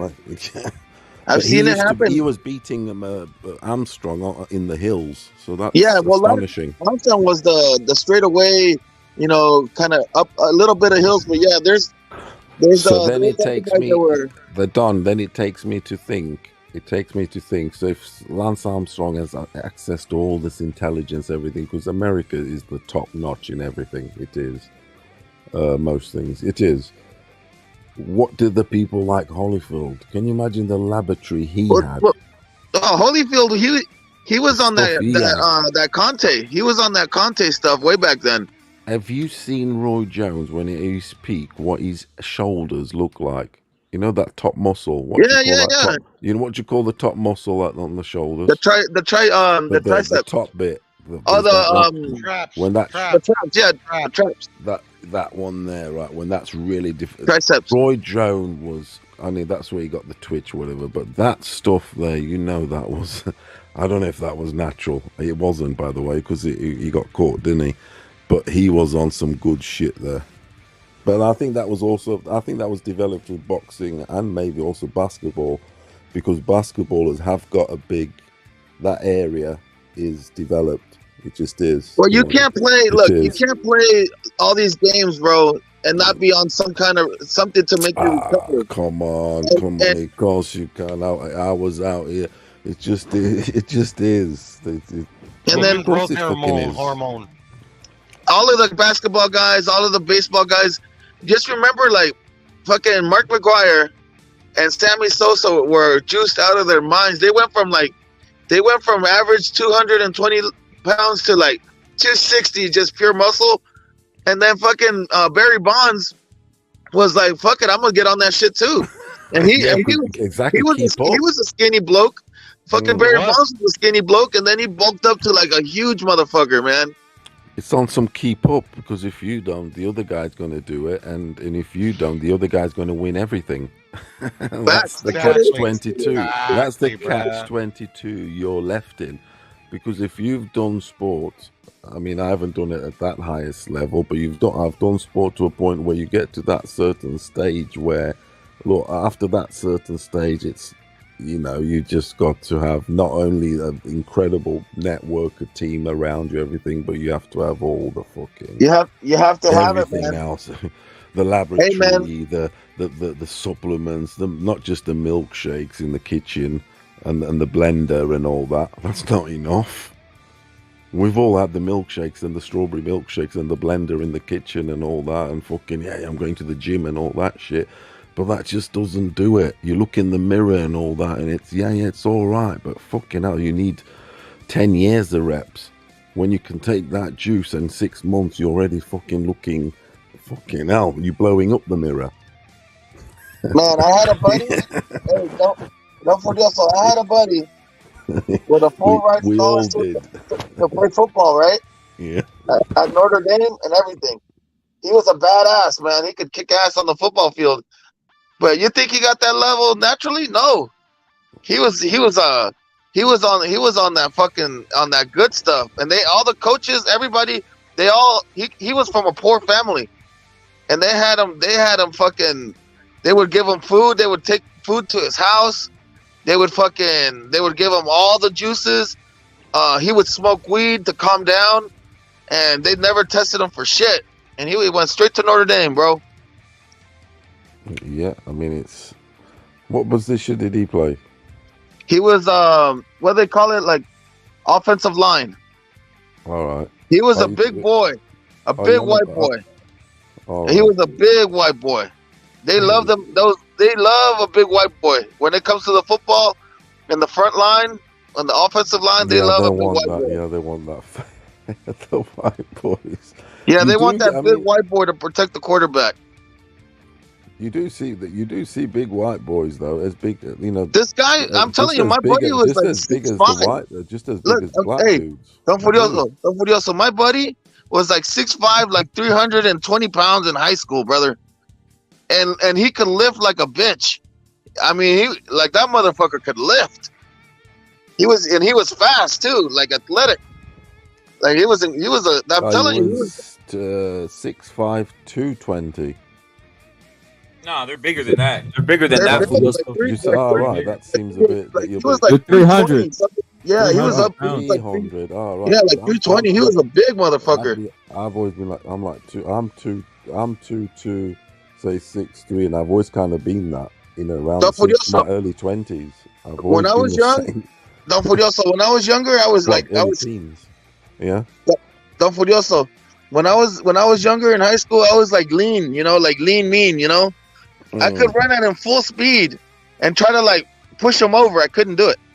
He was that fucking like his proportions. It's a bit of bulkage going on. Yeah, he was just big as fuck, man. I look small. I look small next to him. Was he the fridge? Yeah, he was big like that, brother. Who was that dude that was the fridge? What was his name? That was the black man. That was Refrigerator Perry. He was the fridge. I like how the guy just said he was a black man. He was a black man. The Refrigerator Perry. He was definitely a forward. He was definitely a forward. Hey, the Don. I don't want to change the subject, but I'm gonna have to, bro. What you think of obviously Furioso? What you think of Tony Weeks saying that he did stop the fight with Rolly early? Salute to Gonzalo. Salute to Sober. Salute to CY. Salute to not everybody in the chat. Chitlin, of course. He stopped the fight versus Rolly early because he saw that Barroso was older, bro. Like he's coming up with this excuse. Like he's trying to save him or some shit like this. Dude, that's the problem. He wasn't looking at the fight. He was looking at other motives to stop the fight. That's a great excuse, but at the end of the day, like he was not looking at the action because he was like Barroso was like really Barroso was not even fucking like tired. He was swinging back, like he wasn't out of the fight. So I don't know. It was kind of like a bad stoppage, and Romero got a good decision for him. But like at the end of the day, Weeks, a guy that I used to think that was a good referee, because I would see him let people fight all the time. So I had, I didn't think anything of him. But I guess that's how they do it. They get you accustomed to feeling a certain way, and then they pull the rug from under you. Because now I have a totally different opinion of Tony, but when it comes to this fight, it was a bad stoppage, and it's a great excuse to say, oh, he looked old. Then maybe when Spence and Bud fight, Spence is gonna hit Bud, and then they're gonna be like stopping the fight because Bud looks old as fuck to me. Look at his face; he looks like he's fucking like 55. So if we're going on looks. That's what I would do. The Don, this fight at the time I said, this motherfucker looks obviously quite old, doesn't he? He looks like a granddad essentially. He did. Late on in a fight, in adversity, when he's wincing, maybe a bit of pain or whatever fighters go through adversity, it's always gonna look a lot worse than it actually is because motherfucker's looking like a granddad in pain, late in the round, fucking. His face might be marked, and then he's going to be looking 100. So Tony Weeks, that's no excuse, but that is a fact. Tony Weeks has obviously used that excuse, hasn't he? Well, it took him 2 weeks. Why did they make the fight? Took him 2 weeks. It took him 2 weeks for this excuse. Like he literally had to go and game plan this excuse. That's the whole point, right? To me, he's proved that what he's always been. He's a corrupt fucking ref. He is. It took 2 weeks for Weeks. 2 weeks for Weeks. I like it. That's clever. He's a fucking idiot. He is. He should have just shut up and never look back on it, man. That's it. Yeah, he's just justified what we all think he's what he is. Exactly. That shit was fixed. We know that fight was fixed. That was a present. It was a gift, a promise. For Rolly, for his patience and the turmoil they put him through against Tank, and for bending the knee to Tank, because that's how they played Rolly. At one point, Tank's camp was actually scared of fighting Rolly. Rolly had him like he was winding them up, going, "Oh, you're Tank, you're a small dude, you got a small penis. You this, you that. My dick's bigger than yours. This and that. Fuck more bitches than you." La, la, la. They was getting him going. Rolly was winning those the back and forth. And what did? They shut Rolly up. The scandal came along. The bitches, the fight was postponed, etc., etc. So they said, "Look, boy, shut up. Play your role. You know your place. You're gonna bend in this fight." Yeah, because he was winning the fight, Rolly. Then he got knocked out. He did actually win some rounds. Actually, fucking hell. So. And then he bent the knee, didn't he? He let the shot come in and let himself get knocked out. But he was on a promise that next fight, you fighting for world title, boy, because you're gonna keep the belt here for us, you know. So it's so obviously that's what they did. So fucking obvious. And it was very egregious, very obvious, and hard to forget. And it's obviously it's lingering. It's lingering to the point where Tony Weeks has to come back 2 weeks later and make a statement. I mean, you know, there's been robberies and there's been questionable stoppage, but I never remember seeing a referee come out on a news clipping and apologizing or making an excuse on why he did it. You know, normally they just keep moving on. I mean, to me, as harsh as it sounds, to me, as soon as the ref says something along those lines, commission everything right.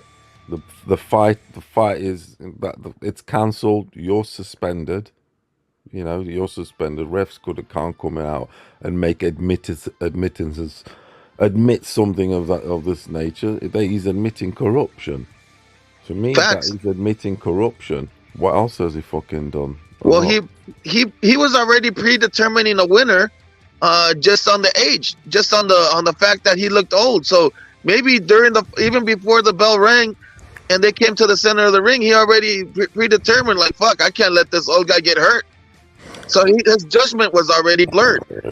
He was the view, the perception, the look. I mean, this motherfucker. You watch the fight later on. He looks fucking like he shouldn't be in there. But that's how the motherfucker's looking like. He looks like a grand. He shouldn't have been in there in the first place. I mean, but he was going to spoil the party, wasn't he? He was going to spoil the party, so they had to get him out of there. Well, yeah, I mean, a lot of the scorecards. I mean, obviously the referee doesn't know what the score is, but I mean, the judges had Rolly down. I think what happens here now is because PBC, they know that they fucked over Ryan. They fucked over Ryan. So I think what's going to happen is not that he's with PBC Ryan, but obviously the advantages went to Tank, so they fucked over Ryan. But I think Ryan's going to get Rolly. I think that fight's going to happen. Well, that would be great because, you know, obviously, you know, now if you talk about it in those terms, then they owe him one, right? That's what I'm trying to say, because what they'll do is they'll try and make that fight Rolly Ryan, and quite frankly, I think they'll want Ryan to win that fight, because by then, if Ryan wins that fight, they can like say, "Oh, well done, mate. Well done, mate. Well done, mate. You know, well done. Do you want to sign here? Do you want to sign with the PBC?" There you go. Stay with us. There you go. See, that's the angle. They're gonna use Rolly to get Ryan to hook. There Ryan you go. You see, like they were like, hey, remember yesterday? Like you said, you know, that's business. I'm telling you now, Rolly's gonna be the hook. Let me say this. So don't furioso. So you know how you said yesterday that when they were signing the paperwork for this Teofimo fight, that they gave him the nod. They gave Teofimo the nod. So what you're saying is that when they sign this fight, they're gonna give Ryan the nod. Exactly. That's what I'm gonna say, because don't get knocked. Don't fuck it up, bro. They'll say to him, Ryan, don't fuck it up. You know, I'm saying this is now your opportunity. I know we did you bad against the Tank, but you know, now it's your moment, Ryan. You know, and then you get in Ryan's good gracious, and then all of a sudden Ryan starts to warm up. Here's Rolly. Here's Rolly. Roll him over, and then you can be also one of our boys. And then maybe you could even fight Tank again along the line in-house. And that's how you swindle it. Yeah, they can make a Tank with Ryan too, in-house and whatever. They will. Oh, most definitely. And Because you know, 2 they've years, already 2 to got the 3 black. years. They've already got the black. Furioso, but we need the haven't they? Furioso. We need the bout though. Leo, we need the bout. So Yeah, if you that's what if I'm you take saying. if you give if you give if you get Rolly I the want it bout, to happen. I want if you that get fight well, to hold on, happen. hold on. If you get the bout from Rolly, all right, or like the Don has been saying, get it from Pro Race. There's another bout right there. Like what the fuck? Like he's got to. You know, they to got me, the he's they got gotta- the he's gotta bout that fight they him. got the bout at Matchroom, and the only one that could do that fight is obviously on the DAZN side. They've got to take. He's got to take that fight. Take that fight and fucking. You know that. I think that's what's going to happen. Yeah, man. Hey, He's going to fight Rolly. What you reckon, Poodle? You know you got that LA sort of ear to Ryan the ground. sucks. What they're saying. Do you believe in Mejor yo Ryan? me echo una chela y Do you chato guys- me do you chupa una guys chava. Chambeando de believe- chapirete. I'm just playing. Do you guys Ryan believe in it? sucks. In Ryan Rolly fight? No. Rolly got to fight his mandatory first. Rolly does what we say. No, he doesn't. He got to fight his mandatory does. first. Nah, that don't. Mandatory can get side money. That He they said don't. he No not one's got to taking it. fight, man. Your mic No sounds one- better there, Jay. The Everyone mandatory has said his he's not price. taking it. But everyone has his price. If they really wanted it, they could price him out. Yeah, whatever. Yeah, whatever. Why would you that- be that's John? Exactly, John, whatever. That's why the sanctioning body said he got to fight his mandatory too.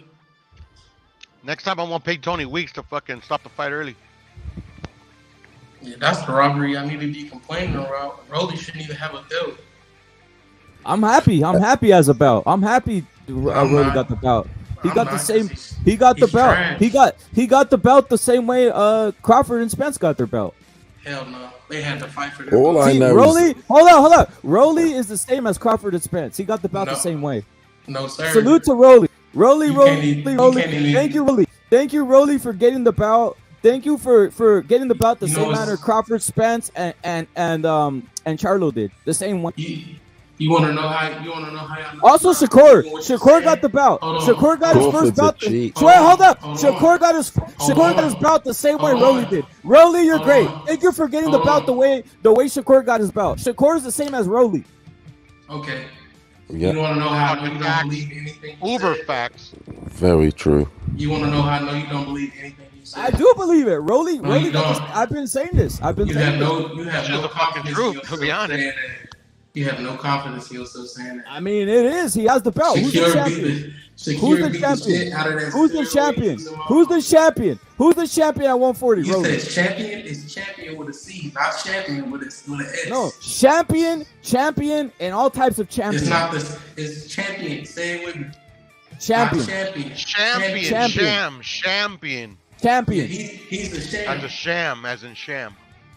Facts. He's a That champ. Rolly Yeah, he's the Rhino did champion. decent numbers. I agree, Sean. He is. Just Will. like fucking Shakur was. We That's a fucking point, fucking rep, to be honest. Shakir, you mad because Shakir beat the dude that was taking steroids? It's not Shakir. It's Shakur. Pronounce that the way it You is. mad? You mad? No, The dude that was taking Shakur. Name the champion. No. He beat Hold the on. champion. It's not Shakira. It's Shakur, not Shakir. It's It's not Shakur, bro. Shakira. But Hey, Jonathan- Jonathan thinks he's Wait a up. Jonathan, say Shakur, not Shakir. I Shakur. can't really speak if you are. If you All right, all thank are you. just attacking me. You know what I'm I'm not saying? attacking you. It's I'm Shakur. talking about your minions. Say it. Rep, Say you it. have minions? Wait, You hold have on. minions, bro? Say it. Wait, say it. I didn't know that. Say it, Shakur. These nuts. The You fuck? can't say it. In your You mouth can't or say what? it.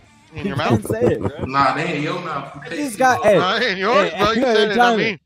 Jonathan, Shakur. All right, you mad? You said, did I hear male babble? Is this male babble? Is this male babble? Sphincters is what? Male babble. Sphincters is what? Yo, salute to Evil Green in the chat. Salute to Evil Green. But like I was saying, Rolly Babble. got the same bout Shakur, the same bout that Male Carlo, babble. the same bout that Earl Spence got, bro. This gotta be male babble. That's Hey, definitely facts. Shakur fucking oh, got it the is, belt it just is. like Rolly. No, he Exactly. didn't.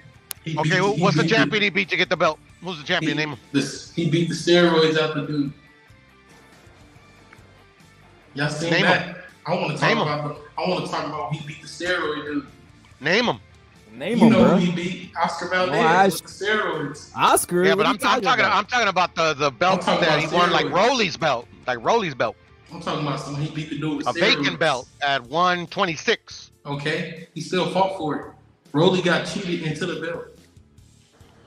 It was a cheat, to be honest. Shakur cheated Valdez. Your favorite fighter fought all vacants for his belts. Cheating.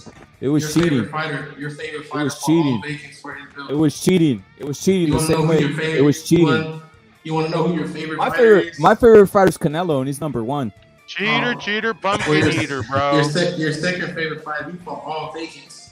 Cheaters never prosper. He fought all vacant fights. Your favorite fighter, Haney, got an internet belt, bro. No, you're right. He got all of them. Exactly. I know I'm right. He got the internet belt. He got the internet belt. More followers. He took McDonald's Happy Meal belt. He made him cry. He made Lola cry. And the new daddy and the new. Good. I don't care. Yeah, you do. You was crying. No, I don't. You think about that fight. Who cares? No, I don't. Who cares? Yeah, you do. Why would I care? Because I hear it in your voice. You sound like you finna cry like Roman. I ain't finna cry because I don't care, bro. That's the difference. I'm not like you. I'm not invested in. I ain't finna cry. I don't care, bro. And my name is Jonathan. I'm a faggot. I love Kenny. I love this. My name is Jonathan. My name is Jonathan. I can't say Shakir. I can't say Shakir. My name is Jonathan. I'm a homosexual. I'm in the bathroom fingering myself. My name is Jonathan. I am from the hood. I'm fingering myself in the bathroom right now. I'm Jonathan. Shakir look good. Shakir look good shirtless. I'm a homosexual. I'm Jonathan. I don't even have a proper black name. I'm a homo. Finger me, rep it. That's what you sound like, Jonathan. He's a black American. I heard there's a cure for that, bro. They're called hookers. Can I say something? My favorite fighter, Haney. He look good. I take my pants off for Haney. He look good. I'm Jonathan. Figure me, boy. Figure me, Haney. Figure me, Haney. That's the way you sound, Jonathan. That's the way you sound. That's the way you sound. Crap, man. That's the way you sound. Fucking rap, bro. Hey, my name's Jonathan. It's June. I get my Haney take his shirt off and get that dog in him. I pull my pants and start Vaseline my butthole. I love Haney and Shakir. That's how you sound, dude. I knew white people were. That's how you sound, boy. Seriously, that's how you sound. Bro. Yeah, that's how you sound. You sound like a male. You sound like a man. My name's Jonathan. I in the restroom. Right now, and I love rapping. Do I hear male in your throat? I love me then dog, boy. I love me then dog. Crawford, Spence. Yo, they dogs. That's you. That's the way you sound in the bathroom right now, bro. Do I hear male in the back of your throat? Is that male? Is that the mayo sandwich you was eating? Yeah, I thought I heard mayo. Look at bro. I'm not like you. I'm not a fanboy of shirtless black men like you, bro. How's your mayo sandwich? Are you liking your mayonnaise sandwich? Yo, dude, that ain't even funny, bro. I think you gargle mayonnaise. Jonathan, you're trying hard. Jonathan, you're trying hard, bro. Jonathan, you're trying hard, bro. You got carrots with your mayonnaise over there. Carrots is good. You don't no, like I think you gargle mayonnaise. With your How about that? on, you probably got your Heelys on, eating a bottle of mayonnaise right now. Huh? And who cares, bro? That ain't even funny, Jonathan. Get your game up, bro. Funny. You want to laugh, but Jonathan, get your game up, bro. You got too much mayo in your throat to laugh. Jonathan, get your game up, bro. Yeah, get your mayo. It takes one to know one. Get your mayo down. No one cares about mayonnaise, Jonathan. You're straight try hard. Because you're eating a mayonnaise sandwich right now. Nobody Miracle Whip. Yeah, no one would Jonathan, you are gargling mayonnaise. You gargle mayonnaise, Jonathan. Jonathan, that makes absolutely no sense, bro.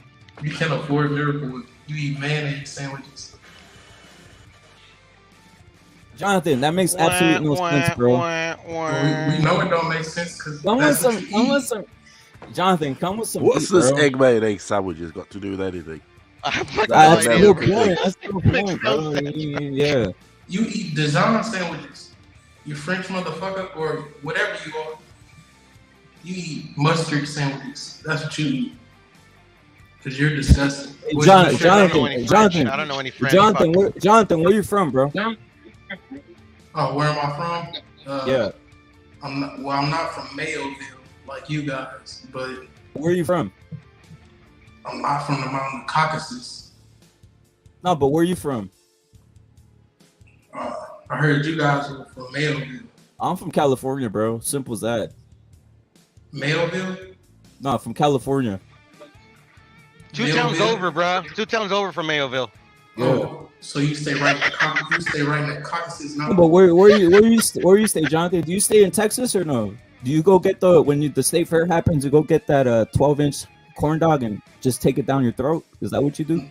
Now that sounds like a. That's what you do. So you go to Texas and you get your 12-inch corn dog and you just fucking swallow the entire thing at once. Is that what you do?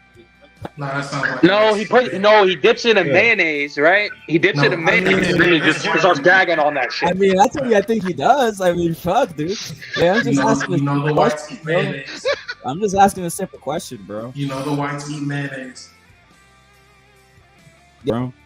You eat mayonnaise. I'm from California. Bro. I'm just I eat mayonnaise. I love that shit. So you eat hot mayonnaise. You're from California. You eat hot mayonnaise sandwiches. I never had mayonnaise sandwiches. I don't eat the good shit. I don't eat sugar cereal or sugar water. I don't eat mayonnaise sandwiches.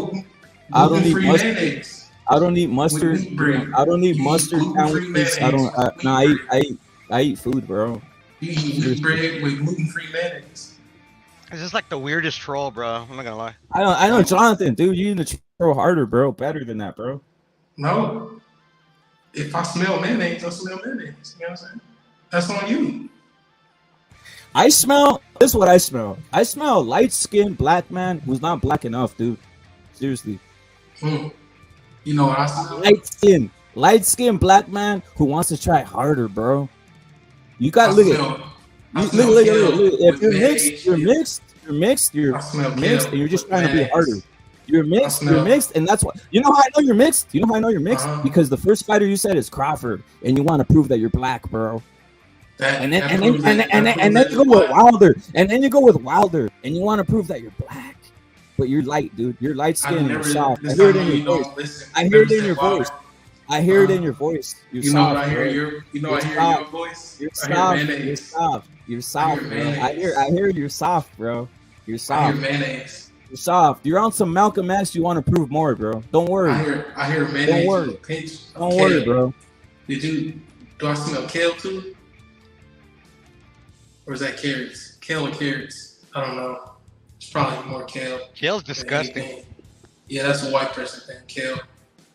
Is there a Mexican in here? I smell a little bit of ale. Mexicans in here? Is there anything? No. Oh, that laugh. It's kind of got a little spice on that laugh. Yo, Jonathan, are you white, black, or what are you, bro? You sound kind of white. You sound kind of white, bro. Okay, let's just say I don't eat kale or mayonnaise. You sound white, bro. I'm just keeping it real. Okay. Do you eat cock? No, that sounds more of a you thing. Well, look. Not as much as you used to. Okay. Wait, hold up. The way you said Shakira, that sounds white. It sounds white as hell. I think you're white. He's from Orange County, bruh. Yeah. You want to know? Every time I hear you talk, I think you're speaking in mayonnaise. Are you speaking mayonnaise? Oh, Look yeah, at, I know. look, there's nothing. funnier. Look at, It's 2023, bro. I'm funny. Hold up, bro. It's 2023. It's 2023. So you could identify as a black man if you want, but I could clearly see you're white, bro. I could hear it, bro. You can't identify as a bottle. I mean, you're identifying as as a black man, but you're white. There's nothing wrong with that, bro. Black boy. You identify. Wrong with that. There's nothing wrong with that. He's a posh black You American identify. white. There's nothing wrong with that. In America, There's not- you get there's loads not- of there's posh nothing black wrong with men. that. You do. He's a Habib posh salute. black Habib man. salute. There's nothing wrong with what you're doing, bro. Seriously, Posh it's white 2023. Do Do whatever you want, bro. Do He's whatever a you posh want. white. He's a posh black man. Do you dip your mayonnaise and kill? Like Idris Elba. Or you do it with kill and mayonnaise? Which way? Mayonnaise or kill? Or What kill is it with the? mayonnaise? Is it with the? I know you're mayonnaise thing upset, over John. there? What's going on there You're with the mayonnaise? single-handedly just talking mayonnaise all day, bro. Who cares about mayonnaise, bro? Because that's He thinks white we're all people. white. Kale's let me tell you, Jonathan. Kale is a hell of a lot more expensive than KFC. I'll tell you that, Jonathan. Paul, to say it again. No, I said he thinks we're all white. That's why he's doing the mayonnaise. Is crack. that the mayonnaise No, joke? I Is it the got white?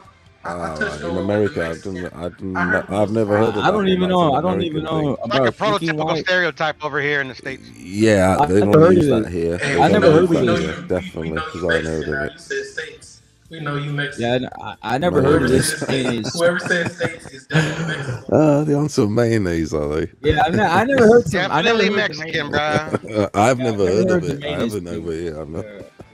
You I've never heard of it myself. Mayonnaise. Yeah, I've never heard of it. Fuck. We know what y'all do. You got dip. I've never seriously, I've never seen a black man call a white guy anything in person, bro. And I've never seen. Biggest pussies ever. I'm being serious. That's why I've never heard of this. The whole mayonnaise term. I've never seen I got a serious question.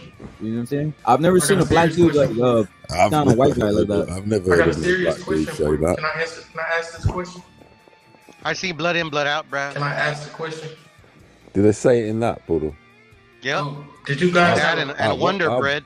Did you guys serve a mayonnaise spread for I've watched Memorial that. Day? Where does he say that? Does he say that? When they're like going back and forth in the yard. No mayonnaise spread on Memorial Day? Prime rib. With stuffed mayonnaise, huh? No, with wings and what else? Oh no, this is the Mexican stuff. Mayonnaise it's all I forgot what else. right. Shitload of protein. That's what I remember. It's all right, Peppers on mayonnaise. your ribs, huh? On chips, I use it. Mayonnaise. I like and the shit tuna. chips. Mayonnaise. Tuna, and tuna.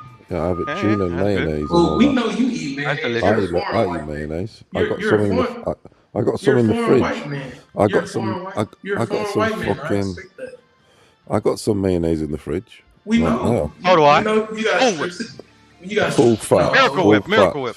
Mine's full fat. No light shit. Yeah, I don't buy Right. anything light. you got the never. fresh kale. You got the Never fresh in my kale life. in the fridge, or you might like dry Anything kale. fucking light. Light or diet stuff. I never buy that stuff in my life. You guys eat dry spinach with a dab of mayonnaise, huh? It's I haven't had spinach in a while, actually. How'd you say 2-pack Shakur then? 2-pack Yeah, Shakur. that's his name. Mayo about. Say 2-pack Shakur. Machiavelli. Say Okay. Machiavelli. Do you have a thing called the Mayo Let me say it. Clinic? Let me It's say like it. supposed to be Can I like a say it? famous Say hospital. Machiavelli. Say Machiavelli. Say Mayonnaise. Machiavelli in African. Mayonnaise. Yo, hello, bro, Jonathan. I'm not gonna lie, bro. Fools are like, dog, That's why. stop talking. Yo, Like, bitch, you fat motherfucker.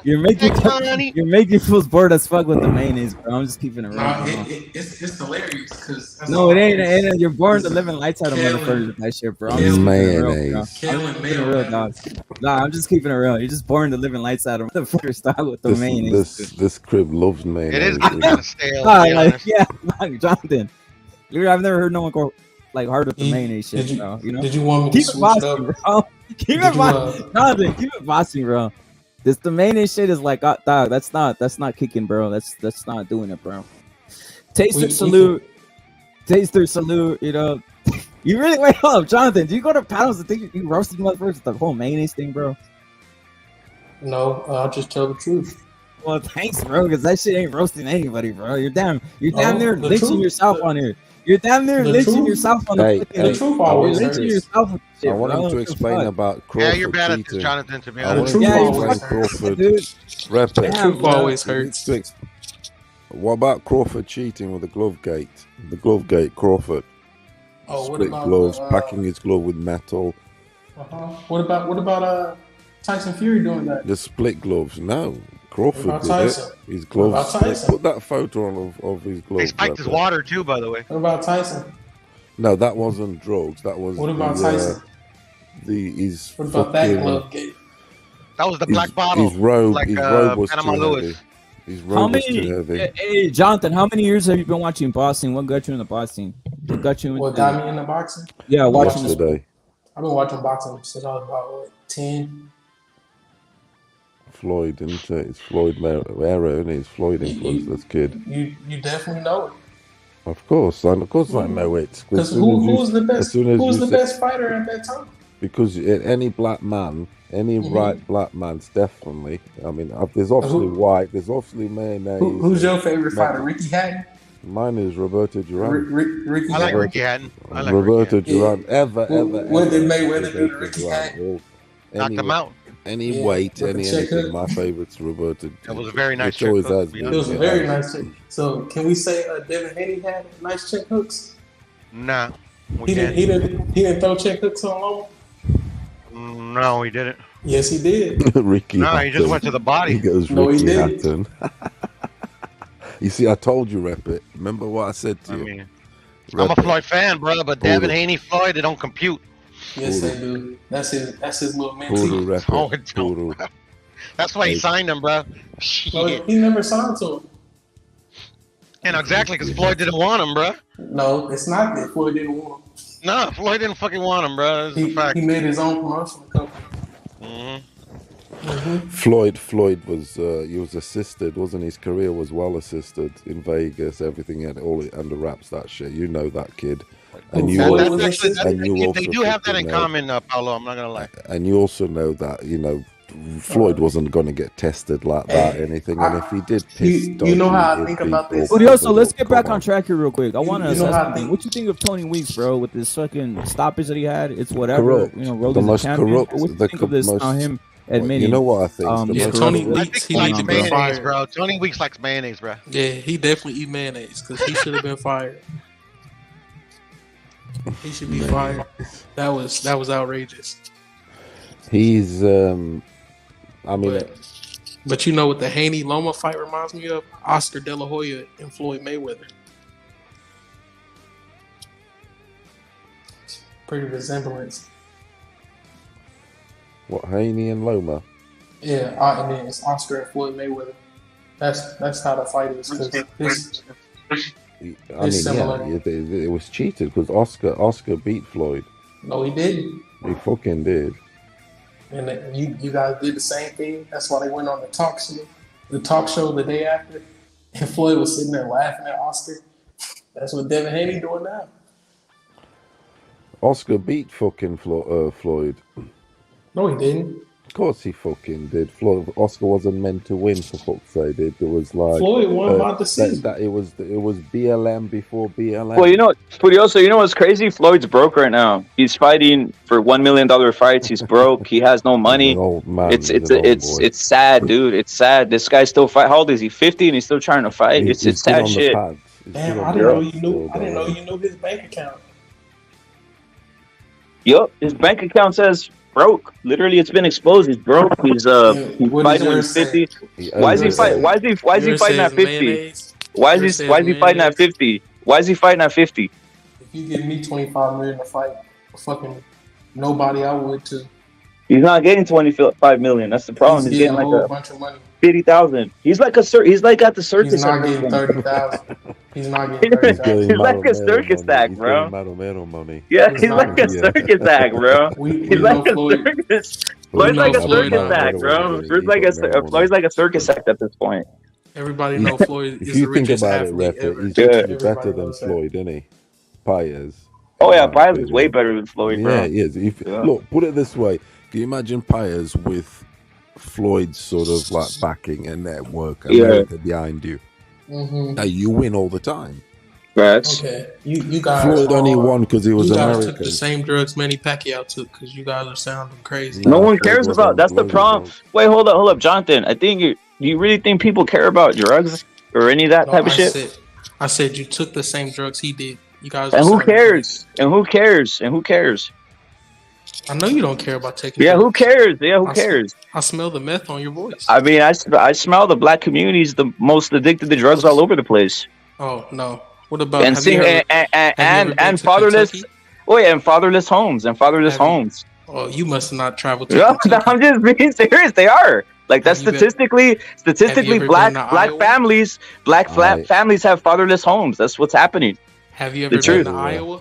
Have you ever been to Indiana?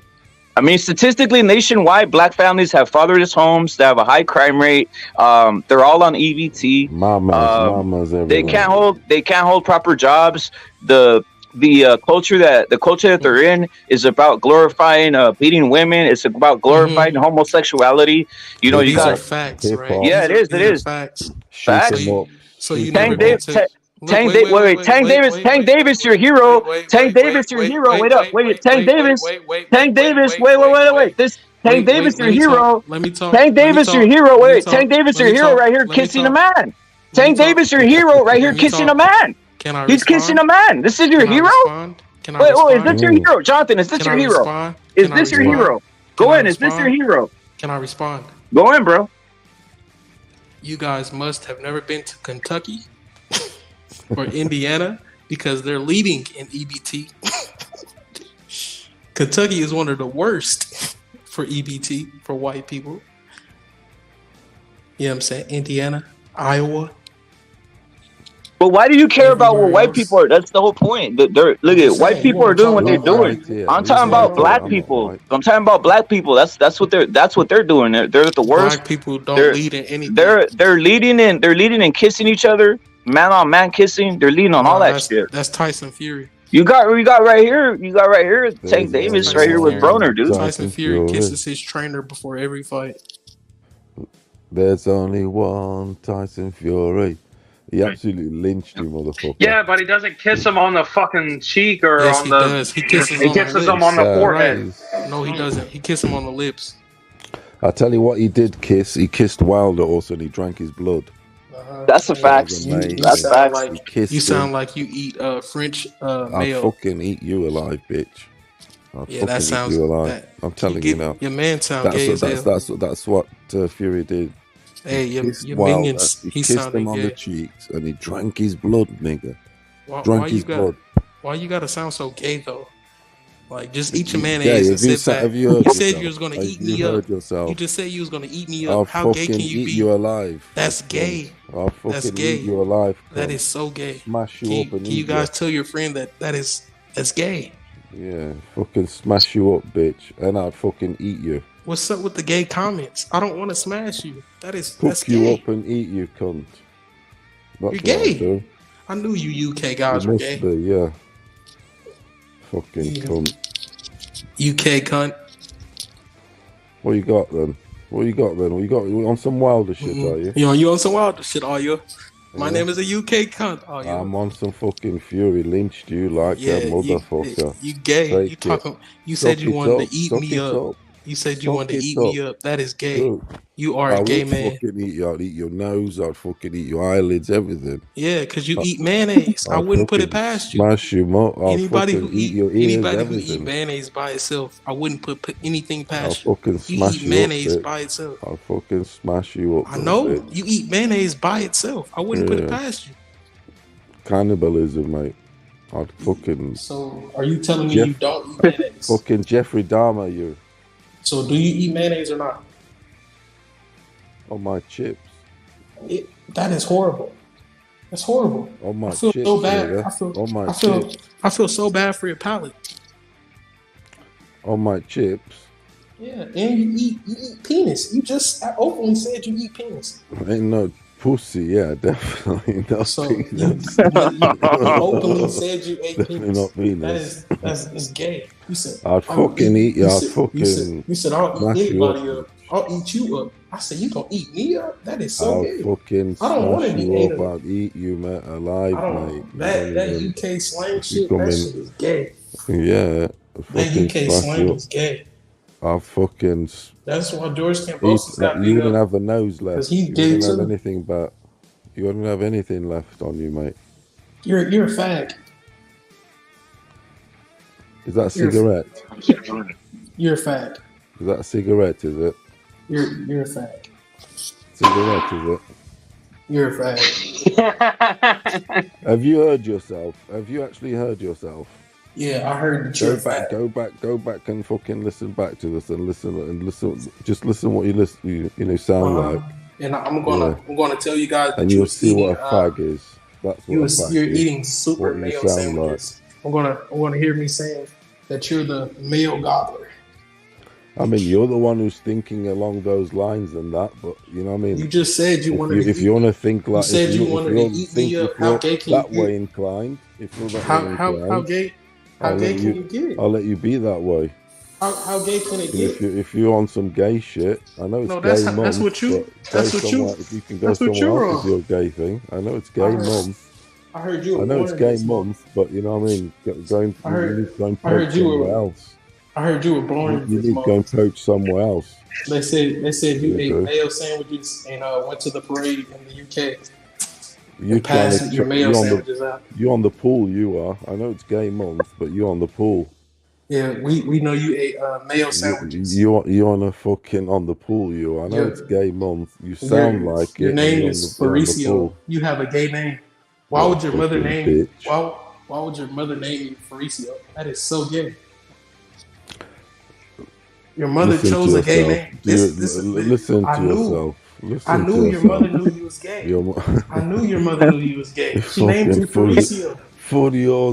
Your name is Faricio. Smashed you up, bitch. Your name is Faricio. We drank your blood. Wakanda. You're gay. Can you stop saying gay things? Stop saying gay things. Stop saying gay things. Wakanda was finished.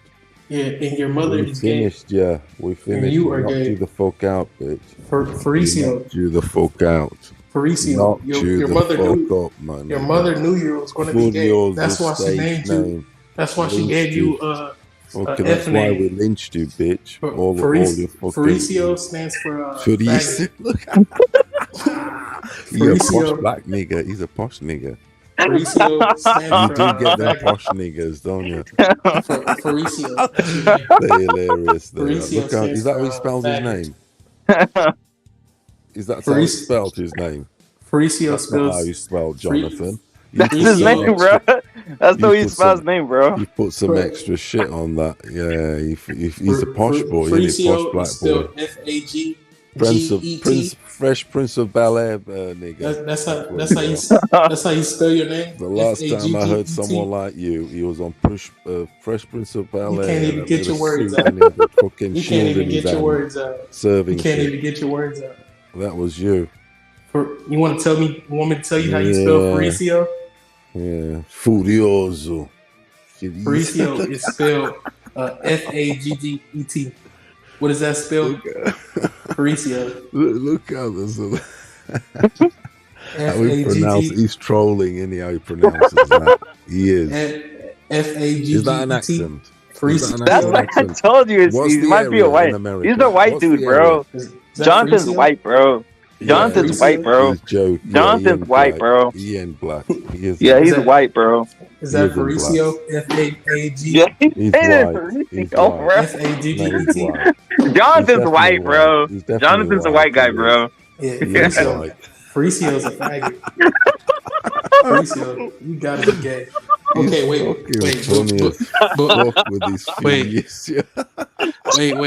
Can I ask you guys something serious? On the Shakur thing, Stop. Jonathan's a white dude, bro. Jonathan's white, bro. Let's keep it real, dude. What's the area in America? Where is he from? He's from Louisiana or some shit, probably. Jonathan's from Louisiana, bro. Indiana. Can I ask you something? Can I ask you something? Bible bashers there, Indiana. Can I ask you something? Okay, can we all agree that Fabricio is a faggot? Fabricio. Like his mother gave him a gay name on purpose. No, Fabricio. So your mother didn't give you a gay name on purpose? Fuck off, man. Yeah, you can't be serious. You can't be serious, Jonathan. You can't be serious. Fuck off, my boy's a faggot. You are the fucking trolling. You are the trolling. My boy's a faggot. You can't be coming out with some Shakira and all that shit you were saying. Shakira. He's faced Shakira. He's trolling. He's faced Shakira, bro. Shakira. Faricio's a faggot. He talks posher than Obama. Worse. Yeah, he talks better than Obama. Okay. Does. You have a nice day, Fabricio the faggot. Yeah, fucking. Why would your mother name you that? Why would you accept that name? Furioso. No, it's Fabricio. It's Furioso. Fuck it, it's Fabricio. What the fuck? The glorious one. Everybody else on Fabricio. That's some new shit right there, That's bro. incredible. That's hilarious, actually. Fabricio. If it's either trolling or it's an incredible pronunciation. Shako on some Shakira. Yeah, he's off, bro. But that he's shit's not black. Come on, bro. That's not black. That's not a black guy, bro. Ain't no one in their fucking right mind pronounces the shit Fabricio, bro. Black. He's not black. Yeah, he's not black, bro. Jonathan, jump back on. That shit's fucking jump back on when you want, bro. But that's fucking hilarious, dude. Like, I've never heard a black man pronounce that shit Fabricio, bro. That's fucking crazy. Fuck. Furios, yeah, the Furios. the Don of Dons is saying he's a posh boy. Saying he's Carlton from Fresh Prince of Bel-Air, that type of guy. Yeah, he is. The Carlton, yeah. Oh man, he had the bow tie suit. Yeah, bow tie.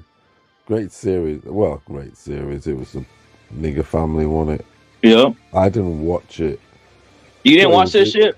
You didn't watch that shit? No, I did not religiously, but it's something that was always on because that shit was playing all over the place. When you got back from they say that fat motherfucker Uncle Phil is Tank Davis' illegitimate stepdad.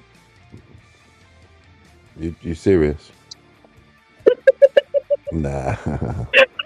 No, you can't be like that. That's mad. Nobody knows who Tank's dad is. Who knows? Like, you're like, you serious? That's a shot in the dark. Uncle Phil's fucking Tank's father and shit. Uncle Phil's Tank's father. I know. I was like, what the fuck? Uncle Phil's Tank's father, bro. That's the new one. Uncle Phil. Yeah, Uncle Phil. Yeah, that was national. That was national TV everywhere around the world, wasn't it? Yeah, that shit was playing everywhere, dude. Every country. I even seen it on fucking on Televisa, which is like every country. Crazy shit, dude. Yeah. And funny enough, I've watched it in a few countries. Damn. Portugal, England.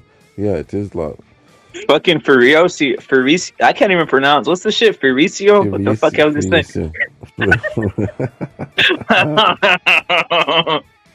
Fabricio. The fuck? Shit, man. Yeah, he's a Floyd. It just goes to actually. He proves. You asked the question. Why does Fury get so much hate, etc., etc.? Yep. This dude here just proved how Fury is fucking hated. Oof. Yep. He just proved it there. Jesus, drugs. He's a steroid. Yep. It just goes to show Floyd guy. They're on their campaign. They're on their trail. Do you get me? Yep. These guys who support Floyd and all that, they're on a trail. Yep. They're on their agenda because they want to be, everyone wants to be the one and make their wins and their things number one, aren't they? They don't want to see something. They wanted Wilder to win, didn't they? Of course. Hey, breaking news, Fabricio, breaking news, Fabricio. That shit's just fucking breaking news for Fabricio. Breaking news for Ricio. Right up. Hold up.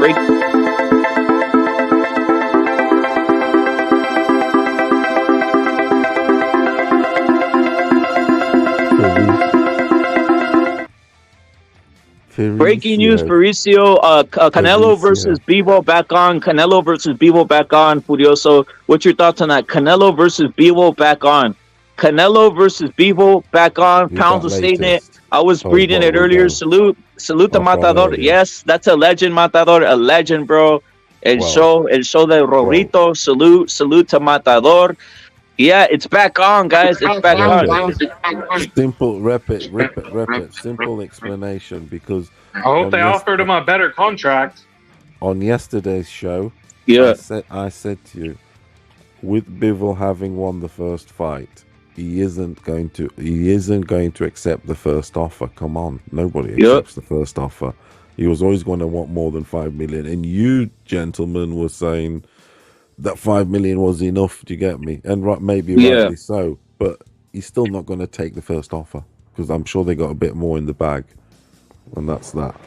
So it's going to happen. I'm on some 65% sure now. That's my percentage. That's where I'm at. And I think it might tomorrow be 70. 5% a day. No, but yeah, seriously. These are good signs. They've put the talk out there, didn't they? I read that, and these negotiations are ongoing. Obviously, Eddie basically said he didn't accept the first offer, and rightly so. I asked you yesterday, would you accept the first offer? And you did say, and you guys said, well, no, and then we went on something, it's enough. But no one is going to accept the offer. He won the first one. He's going to want more. But that's a good sign that they got some in the bag. Because if it's ongoing, it's not a no, is it? Negotiations are deep in, put it that way. And that's a good sign. It is a good sign. Yeah, it is. I'm like 65% sure now. That's my I think that's the fight, guys. I think and we could all put the rest, the whole revenge. Yeah, the Benavidez shit. This is Jaws. He lost the first one. So this is on some Jaws revenge. Get the sharks out. It's going to be It's shark season, basically. That's what the fight's going to be. Shark season. Get the sharks out, because revenge is always on. Jaws is revenge. That's how we grew up, lads. It's Jaws revenge, and Canelo needs to get his jaws out, his claws, and get the revenge. And then the trilogy, which I have always said, this is going to end up in a trilogy. No two ways about it. You said it. Yeah, you said it. You were the first one to say it. Yes. He's going to end up a trilogy. Canelo wins the next one, because he only just lost 7-5. If he's 25%, let's say 20% better, 25%, which he can, we know he can. He was flat. He wasn't. And he still only just got beat. Yeah, because he was a bit flat. And adjustments. Of course, he can fucking get at least a decision or stop him. But I think this time he presses him. He'll be fitter, harder, more. He knows what to expect more, and he knows where to press. If you get me. Yeah, so he can start the work. He knows when to start it early, because it's a bit like by round 8, 9, it was like, oh shit, it's like this, is it? Do you get me? If only I knew in round 1 what it felt, what it feels like. By round 9, it's too late. He was a bit flat, and Bivol had maybe a few in the bag, but now he'll know what to do. Yeah, because it's only a bit of an adjustment, really. He only just got beat, didn't he? Yep, just an adjustment, and the most of it to me was physically and fitter, was fitness, and ready for the weight also. The thing is, he'll know how to make weight better also. I would assume he will. He's been through it once. He knows, oh shit, that felt like this, that felt like that. Exactly, adjustments. So if adjustments are right, whether it be technically, tactically, and dietary and weight and all that bullshit, then if he can make that, then he can beat him 1-1, and then it's definitely a trilogy, this fight. And then he can go down as the GOAT, basically, because you'll have 2 trilogies. If he beats Bivol, you'll actually go down, you'll go like past Duran, because Duran and beat dudes that at that higher weight, you see. You get me? Yeah. He ain't got to fucking light heavy cruising or fuck, you know what I mean? The 175s. He didn't, because like Canelo, like Kovalev was the Tommy Hearns, for instance. You get me? Yeah. Yeah, because they're trying to link up Canelo and Badu Jack for the WBC cruiser belt. For later negotiations for about last year. If Bivol doesn't happen, that's if I'm in charge of Canelo, we're going there straight away.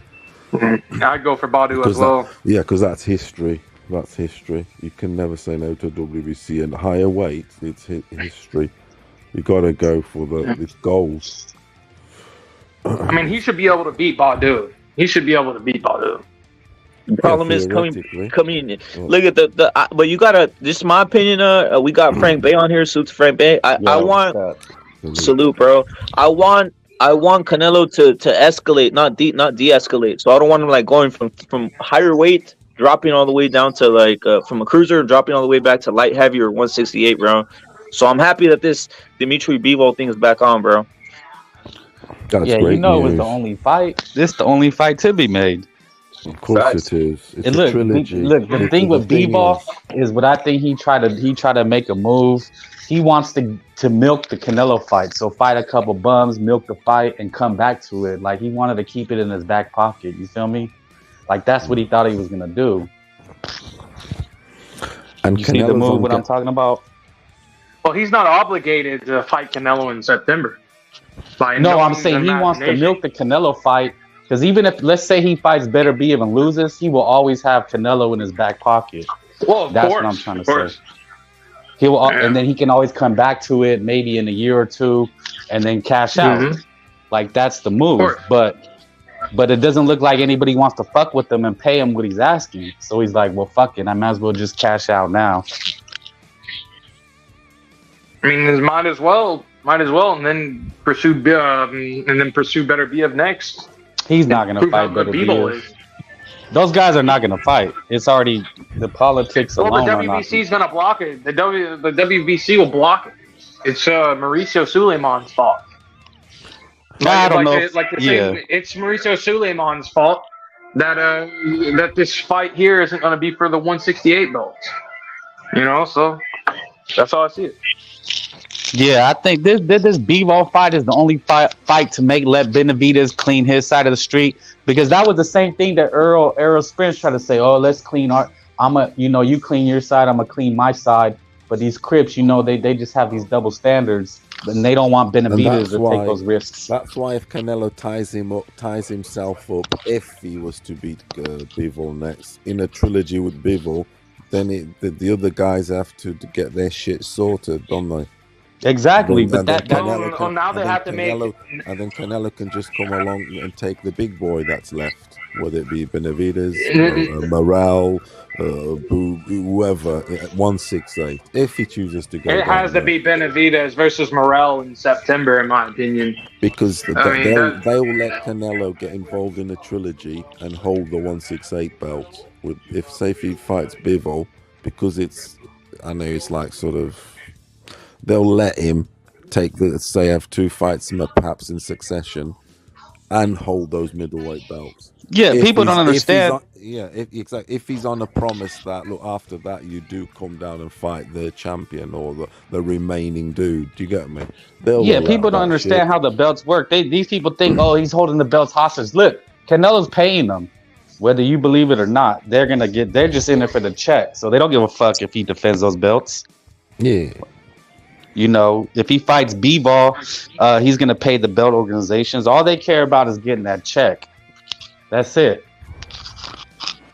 So as far as holding the belts hostage, they don't give a shit because they get to double dip with those interim belts. So David has an interim belt. They're getting paid from David regardless. And Morrell, he's paying the WBA. David's paying the WBC. They double dip, bro. It's stupid. These guys think the belts matter. I'm on some Canelo. I'm going Canelo late stoppage.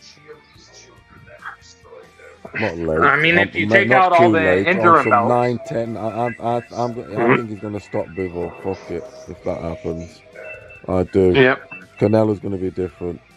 Yeah, he'll be dead. Definitely will be. Because I like Canelo, the attitude in Canelo, because it's a good sign that he kind of wants it. He wants it bad also, so he knows he can change things up. And I don't think Bivol can be any better than, say, perhaps he was. That's what he does. Whereas Canelo can be. Yeah, he's been there before at the dance before. The weight, if all that shit gets sorted properly, then yeah, I think he can to make those adjustments. Definitely, of course he can. He got beat 7. What was the score then? What score did you have? 7-5, 7-5, 8-4 maybe. 7-5 for me. That was around what they were saying. That's what they were saying, innit? So, you know, Bivol came on late. I mean, he had his moments, but he didn't take it to Canelo like he did Zerto. He didn't. You know, they act like that Canelo got his ass beat. He didn't get his ass beat. Defense was he missed a lot of stuff. Bivol also. I mean the ass beating part comes from how he looked like a troll doll after the fight. You know, where you have the red ing on the forehead, and they started making memes about it. You know, it's a fight. I don't know, but you know, it's a fight. You know what I mean? But he didn't get his ass beat. That's the funny thing. It's like, oh, Bivol beat his ass. He's the executioner. It's like, bro, he doesn't beat anybody's ass.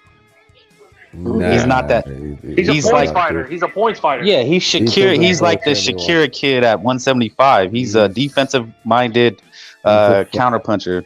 He's an Olympic fencer. You know that Olympic sport, fencing, which is quite popular thing. Don't get me wrong. He's exceptional, and that's why it would be such a. It would make Canelo. He'd be number 1 pound for pound, beating this guy. He's exceptional. See, I'm not gonna take anything away from him. But I'm not gonna say Bivol beat his ass. See this the thing. We don't protect our fighters. We don't say, oh, he shouldn't fight Bivol. It's too much weight. You know, we talk about let him get his get back. When you got these Crips protecting Hanky, oh no, he shouldn't fight him. Oh my God, how dare he? Like those Crips, they just gotta protect. They got these protection plans. Hey, you know what's crazy? Hey, Frank, salute. You know what's crazy about what you said? Look at the first, the whole trilogy with Canelo Triple G, right? The reason those fights were made was because certain people in the public were saying, Canelo, you beat him, but we weren't impressed. Now counter that with Haney, where he literally gets his ass kicked by Lomachenko, and you don't see any of these guys pressing Haney, bro. Yeah, that's what these forums are for. Is we expose the cucks, man. You get the Crips and the cucks together, and they make these convoluted arguments. That's all it is. Yeah, Canelo didn't have to do shit. Look, man, he gives people their biggest paydays, just like Oscar did, just like Chavez did. These Crips would never have a payday. Floyd pays. He's a million. Just $1 million. You'd pay him like $1 million, $2 million, stuff like that. Got the most. What was it? Maidana got $2 million, something like that. Even so, in that day and age, you can say maybe it's still decent, but and Ryan's getting people their biggest paydays. Yeah. Say what you want about the kid, but he's getting people their biggest paydays. Oh, incredible! Making him look good. Yeah, they'll say to you, Tank sold the pay-per-view. Which is BS. Yes, that's what they say. And the only reason Loma got a payday is because Bob Arum loves Loma. It wasn't nobody's paying Loma that type of shit. Teal's getting lowballed out here, and then you wonder why he comes out with talking about the Crips. Fuck the Crips. I would too if you're getting lowballed. Why aren't you gonna say, why is this motherfucker making 2 times what I'm making, and I'm fighting the tougher fight? You were supposed to be promoting me. I beat the man already. And he gets lowballed, and then Navarrete and Valdez just made the fight like nothing. Yep. And they're not making top dollar while they pay Shakir and Keyshawn probably top dollar to fight bums. These motherfuckers should come out and say that shit. Like, why are we fighting these tough ass fights and you paying these fucking big babies millions to fight bums? More. Great point, mate. Great point. They should say more. Fighters should highlight and embarrass and expose these guys. I'd be controversial like a motherfucker like that. I'll say, look at that pussy, same weight. This what we're saying right now on here. I'll be saying it, as especially with a microphone in the public light. Fucking hell, all right. Use your the moment to fucking right expose it. I'd be calling other fighters out like a motherfucker. Every hour, every day, you pussy, get up a weight, fucking holding the division, making noise every fucking day. You're right about what you're fucking saying, but they don't really. I know their hands are tied a bit and their tongue is fucking also wrapped up. Yeah, well, you know what? I was like, it's going to depend. Like, think about how they're going to move Robeisy. Are they paying him top dollar to throw in all these tough fights? I doubt it. They're already moving him, up there, saying he's fighting Inoue next. So these guys, they just continually make great fights. When you have the Crips fighting bums, they're gonna these shoes and who's the Abdullahs and fucking they're making top dollar fighting bums. Morataya's gonna be in tough, dude. You can see the writing on the wall, bro. That's what they fight. They fight the leftovers. These Cribs. That's what. Well, look at Richard. Look at the. We'll just go look at the promotion for Richard Torres and the promotion for Big Baby Anderson, bro. Facts. It's totally biased. Don't even go there with that. Well, go and tell him, also, obviously, we all saw it, but break it down how you saw it. All I know is they both fought on the same bill, but unfortunately, actually, they fought on the same bill, and Ali Walsh fought on the same bill. Okay, Torres went on first. He knocked out this dude, spectacular third round knockout. Blah blah blah. He didn't even get an interview. That post-fight interview straight after in the ring. How was that? How's things going? Blah, blah, blah. Silver medalist, American, this, that, and the other, nothing. Ollie Walsh was next up.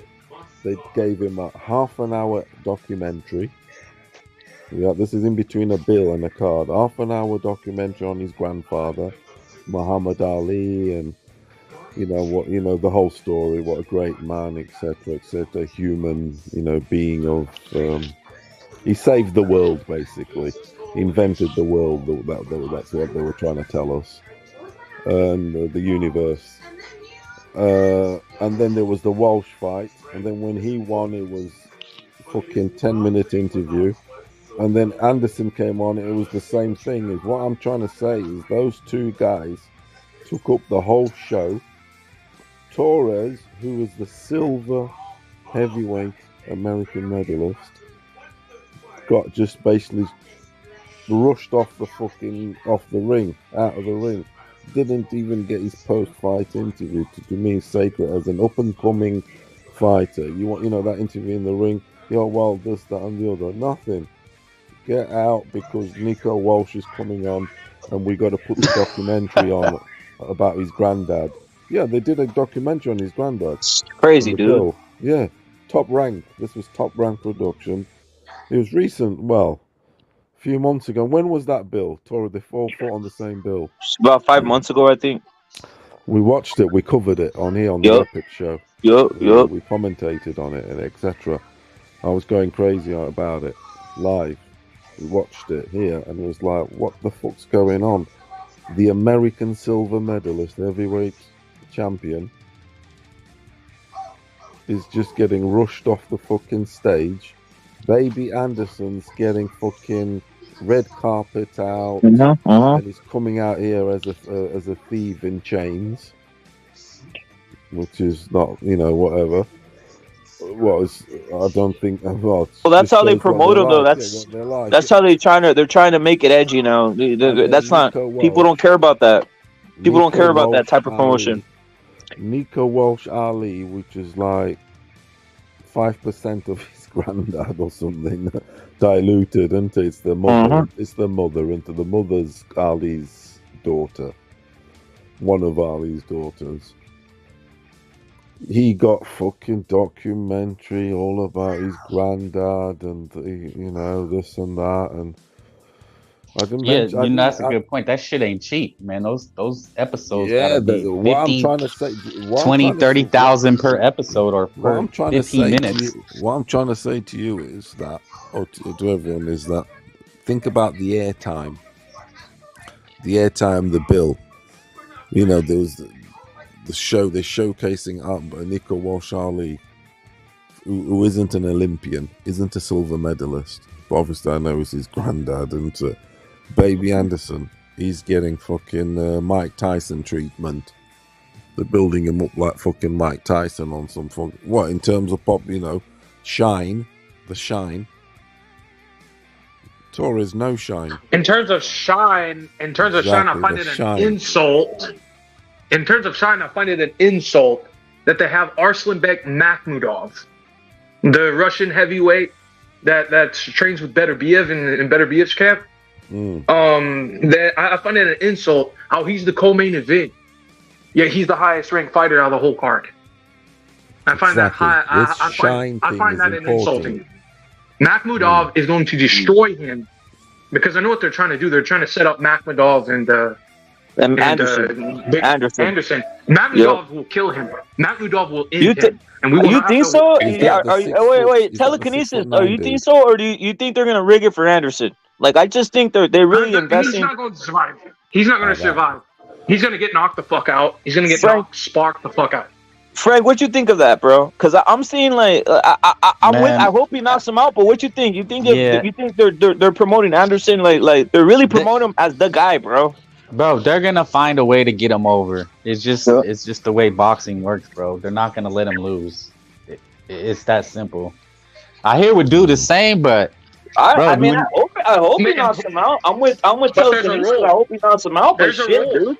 Unless Jared Anderson comes in extremely fat and overweight and drunk, I think they'll find a way to get him the dub.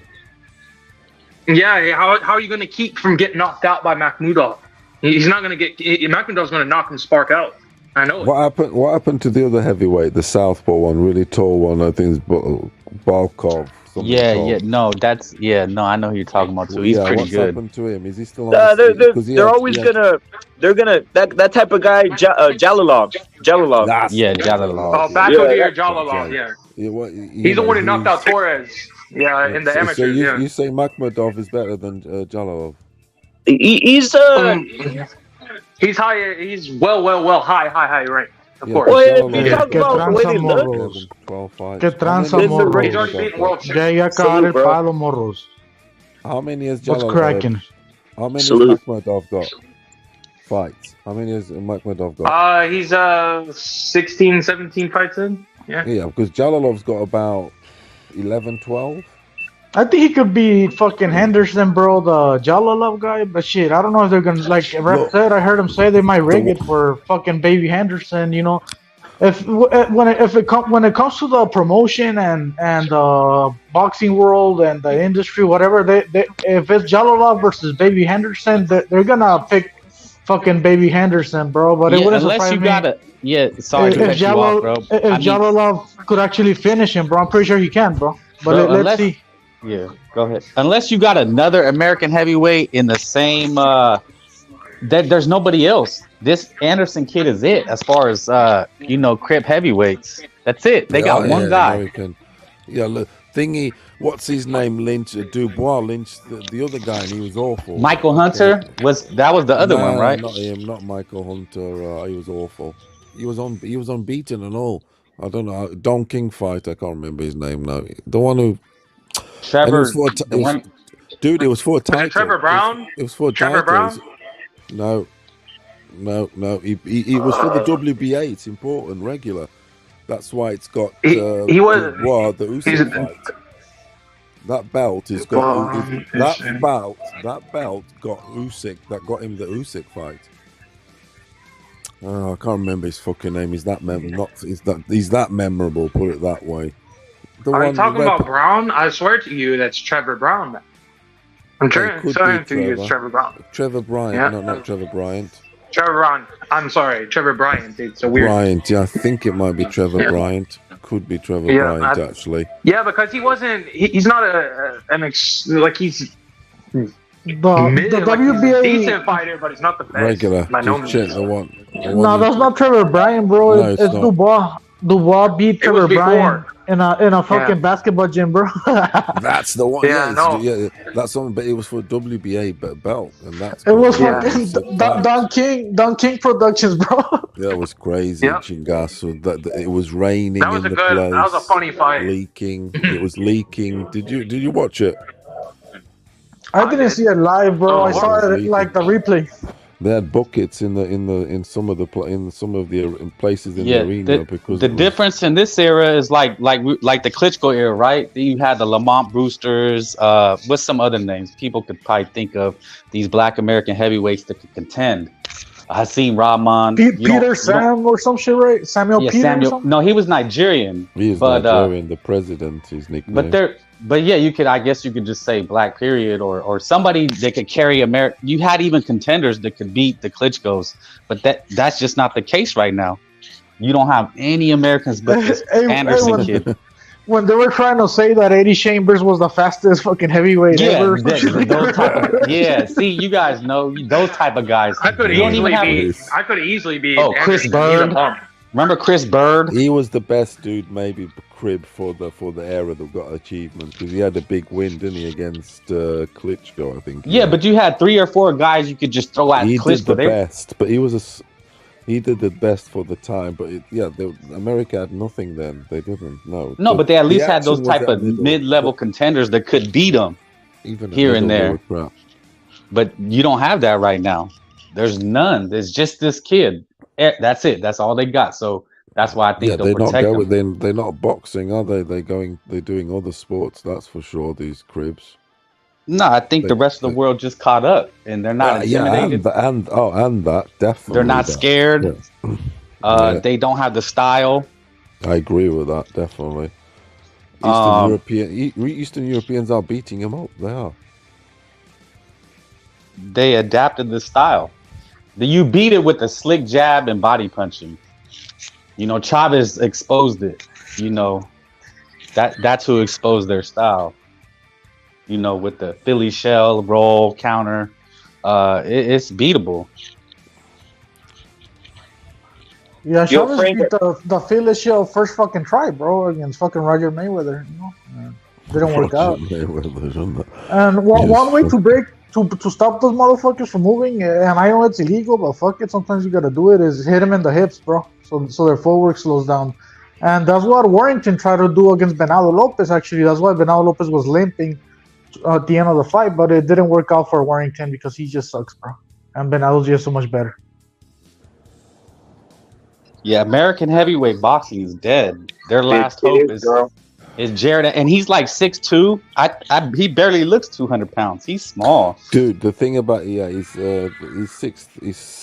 I think he's 6'3". I think so, 6'3", 6'2", maybe even shorter. But the thing about Jared is this, and that's I know what I'm going to say applies to all divisions and basically boxing. This motherfucker, I very much doubt. I know what I'm looking at with the fucking heavyweights. Just looking at him structurally, I don't believe this guy has a chin. I don't think he does either. Right, seriously, yeah, right. I don't think he does, bro. Exactly. He's got all la, tries to be flashes and that. I truly believe he hasn't got a chin, and he's going to get he hasn't been chin checked yet because obviously he's been fed properly. But when he does do, he's going to go. He's got no chin. This guy. He's got jelly legs. I see jelly legs in this fucker. And to me, in the heavyweight division, you need it in other divisions, right? But at heavyweight, it's the most important weight, as far as I'm concerned, in needing a chin. Because in other divisions, theoretically, you should be more mobile and like lighter weights and this and that, so you can get away. Like, for instance, Roy Jones, no chin, but because you're at a lighter weight, speed, explosion, etc., you can get away from danger. At heavyweight, you're bigger. It's harder to be elusive. Let's face it. There's only a few. That's a good point because I can look at this Jared. Yeah, I can look at this Jared kid. I couldn't say he's better than Chris Bird. Like I would think Chris Bird is better than him. Chris Bird will fuck him up, bro. Chris Bird will fuck him up, bro. Yeah, and that's just the way it is. Well, you could tell because Chris Bird started as a lighter weight. He was way better boxer than this Jared kid. He was a boxer. He come from the underweights. That's why he managed to sort of navigate and maneuver with these bigger guys, because if you got a bit about you, these big guys are sort of clumsy, aren't they? They're not sort of as fast, and it's rare that you get, fast and elusive and this and that, which in fairness, obviously Usyk and Fury have got. That's the amazing thing. For their size, they're quite elusive, aren't they? And mobile. But Fury's 6'9" and he's got the hippity hop. Well, Furioso, how do you move these guys? You move them like they did the other guy. That guy, was it Martin? Was it Martin who had a belt? Keep him away from power. Keep him away from power. No, you just wait till you get a fucking total fucking bum, or what's it, Bermainster Vern? You wait till someone like that, and then you move him in. That's how they always do all these guys.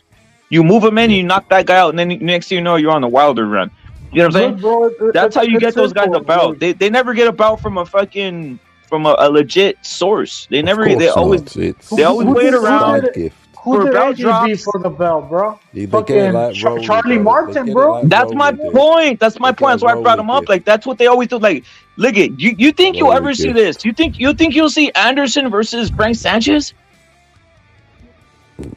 Anderson, no. Of course not. That's my point. Frank Sanchez literally put a damn schooling on this guy. Frank Sanchez put a schooling on this guy. Yeah, you would. He'll school him. He'd be too awkward. I admit, Sanchez is awkward. Fucking hell. That's what I always say, bro. Like, Wilder got that shit from Steve Byrne. Steve Byrne was fat, bro. He's a bum, and that shit went to distance. He's not even a boxer. That's not even. I look at that guy, and to me, he's not a boxer. And AJ got it from fucking from Charlie Martin, bro. Like, they get the easiest fucking title shots, bro. Compared to like fucking Andy Ruiz, who had to be fucking AJ. You get me? Like, to get the title, it's a big difference between AJ and Charlie Martin and Steve Byrne. You get me? No, but they move. That's the way they move him, Chingasos. They move him very steady, and obviously Haney himself. How was he moved? A straight bout straight through the internet. You didn't have to worry about anything. They straight here's your WBC bout, and there you are. You're a champion, and now everybody's going to proclaim you a champion everywhere. That's how they move. Even Shakur, who did he beat for his first bout, Chingasos? Who did Shakur Stevenson beat for his belt? For his first belt? Shit, I forgot. I think he beat Joe Ed for a bacon. I mean, think about that. Think about that, bro. Like, think about that. That's very memorable, put it that way. That's my point. None of these guys are fighting, like, memorable fights, and Jared Anderson, they're never going to put him versus, like, I've always seen this in the Mexican community, Mexican-American community, and Mexican community, right? They'll say, hey, you need to fucking give this guy a back foot guy, and then give him one of this, give him a power puncher, test them all. I'm like, test them all? How come these other guys aren't tested? I still haven't seen Spencer Crawford fight one back foot guy. But you got Virgil. Boots Ennis, this cat. Dude, I know he got exposed. Though, and that was a 140. My point is this: but Virgil, guys are talking about he needs to fight this style, needs to fight this style. Dog, how many styles he needs to get before a bout? Like, I still haven't seen Spence fight a McKinnison, somebody like that. Like, literally, it's a joke. To me, it's a joke, dude. They just get the bout, and then everybody says they fought all the styles. Canelo's still. Crazy thing is, Canelo's the only guy who's fought like 5-6 back foot guys, bro. Literally, no one doing that, bro. No one's fighting no back foot guy or on these fucking weird little standards that they come up with boxing, or even the fan bases. They don't even know what they're talking about at times. You need to see this style. I'll just even give Teofimo credit for this. You think Teofimo needed to fight Sandor Martin? Like, that's a joke. If I'm Teofimo, I would never have fought the guy. But again, he fought the guy, looks silly and all this shit, right? At times. By the way, Rep, I've got it's when. By the way, Rep, I know it won't check, but it's Wednesday now, and I've got my official prediction for that Teo fight now, and that's that. And what's going to happen? Well, yeah. Going. But I'm just sick of, like, it's the standards and all these guys talking about. Has anyone got their predictions yet? What? I mean, my prediction is Teo by robbery, straight up. Yeah, simple as that. I've got Taylor late stoppage. He's gonna have to. No cap. That's what I've got. And if Teo pulls it off, I mean, he go to me as far as I'm concerned, he goes in the Hall of Fame immediately. And if anyone disagrees with it, then ask yourselves. He beat Loma, who was supposed to be the new Ali. Bob Arum was saying, I know you had a loss already. Remember when he said he was going to be better than Ali, and then he beats a guy who's undefeated in Josh Taylor, pound for pound top 5. I think you go in the Hall of Fame. Honestly, it's like I'll be the counter. Me, bro. I'll be the counter to that. Because I'll ask you this: Crawford gets in the Hall of Fame for beating Porter.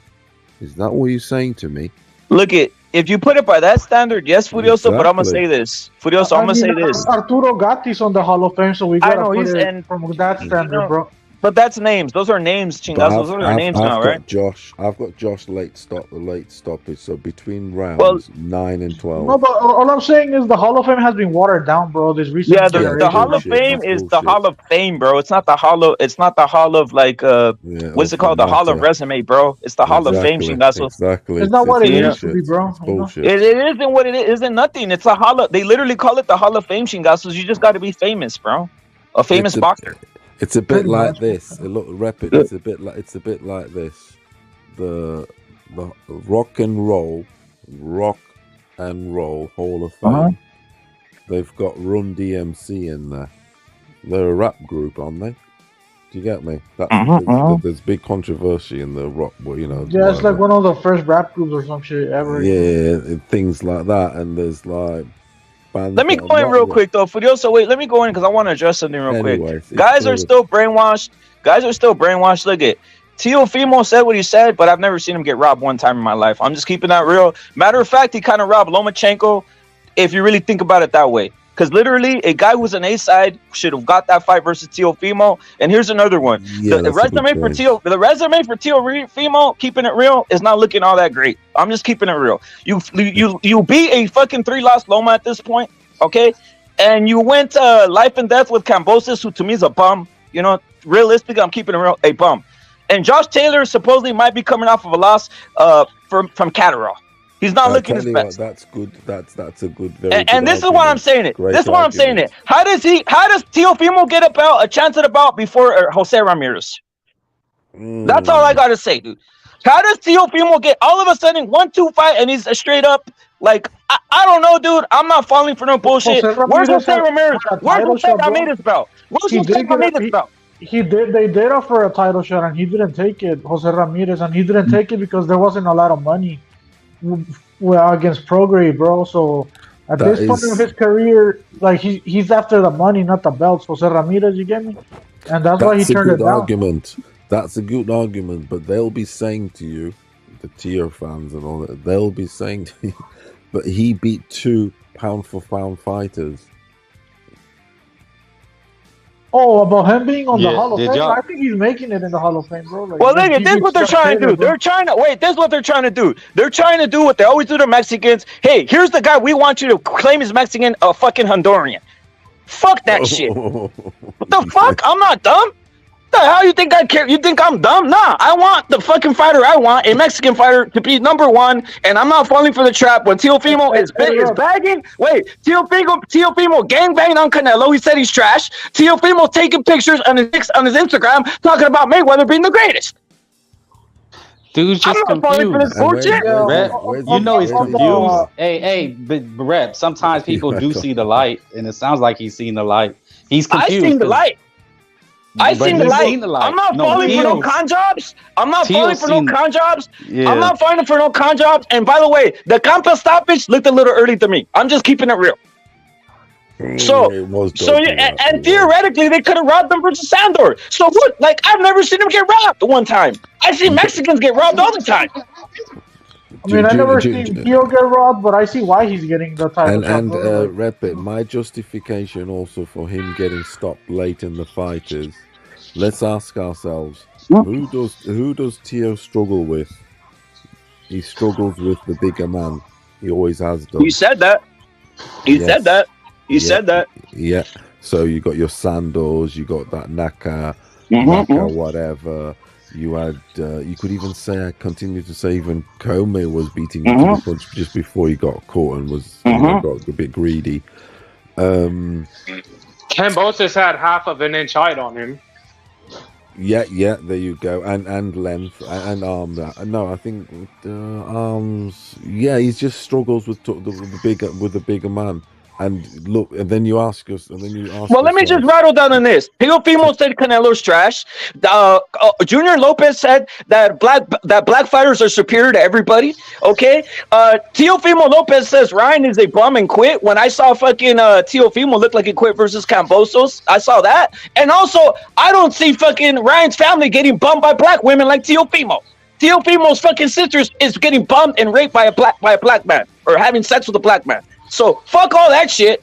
If you're thinking that's racism, I don't give a fuck. Go fuck yourself. Seriously, guys. Because I'm seeing a whole weird thing go on here where they're always trying to put a Cuban guy as the fucking face of Mexican boxing. You know, they're always on some weird shit like this. You know, that's what Top Rank does, by the way. They're professionals. They're going in Robesi and they're trying to throw it down my throat when I know Canelo Lopez is the best.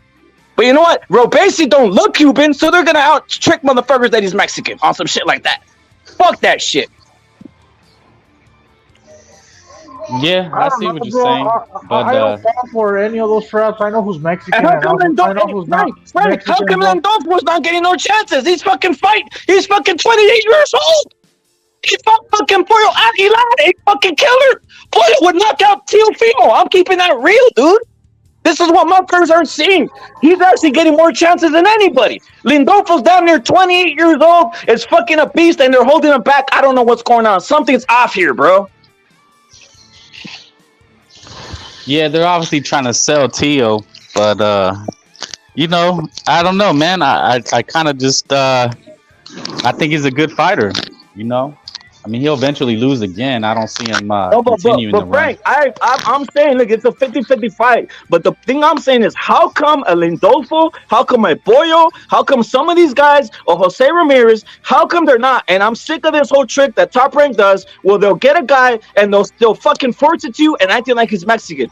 That's what they'll do, bro.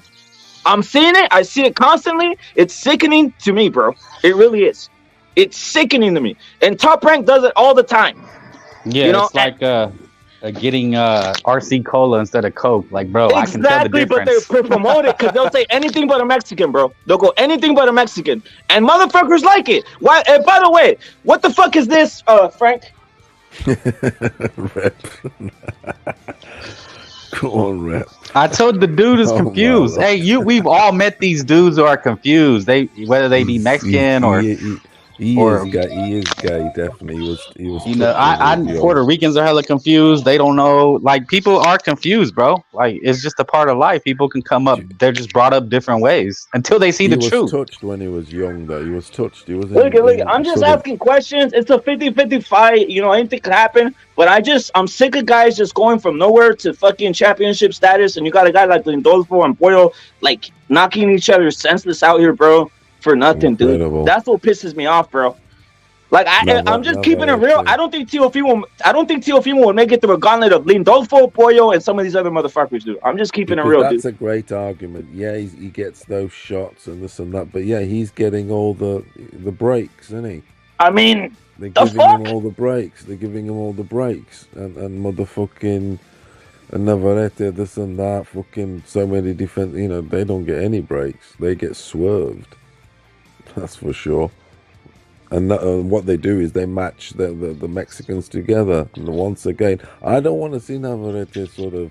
I'm not that. I want to see. I'm happy that fight's made. I'm happy the fight's made for this over Navarrete and Valdez. At least we'll get clarity. It's always last resort, though. Mexican. It is. Mexican. That's the thing. It's like they put the two fucking bulls fighting each other to the death. Mm-hmm. Always. And then in the meantime, then they take up the pieces. I can see that being a trilogy. And I can see that being a trilogy, and both guys beat the shit out of each other. Yeah, it'll be murderous. Yeah, they're not gonna be the same. I don't see neither guy backing down. I can see Navarrete backing down, only to bounce back. Dude, it might be Gotti Ward. Because could they see don't it get being like, protected also by refs or anything like that. They have to let them fight to the death, innit? It's dog. bro, in a trilogy at that. Like, let's just kill these guys right now. Dude, because Hey, you know Frank, it's gonna be a war, and Hey, and the Frank. fans are gonna demand it again. Yeah, go ahead. I'll throw someone else in there, bro, because I haven't even mentioned him. Barboza, bro. Barboza was literally sitting ringside wanting to fight Teofimo, bro. Yeah, but Barbosa doesn't have a name. You know, he doesn't have a name, and it is what it is. There it is, but why does he have a name though? Why does there's the whole point I'm trying to say? Like any other guy. Frank, how does he not have a name at how does Top Rank not promote a Southern California Mexican American dude, bro? Well, he has a manager that's really active on social media, and I guess he's always he's holding out all the time for more money. So blame his manager. There it is. I'm just asking. Yeah. Look at if I'm Top Rank, I'm trying to promote some of these guys as putting them someone that's gonna get a crowd, and you see a lot of these flags out there.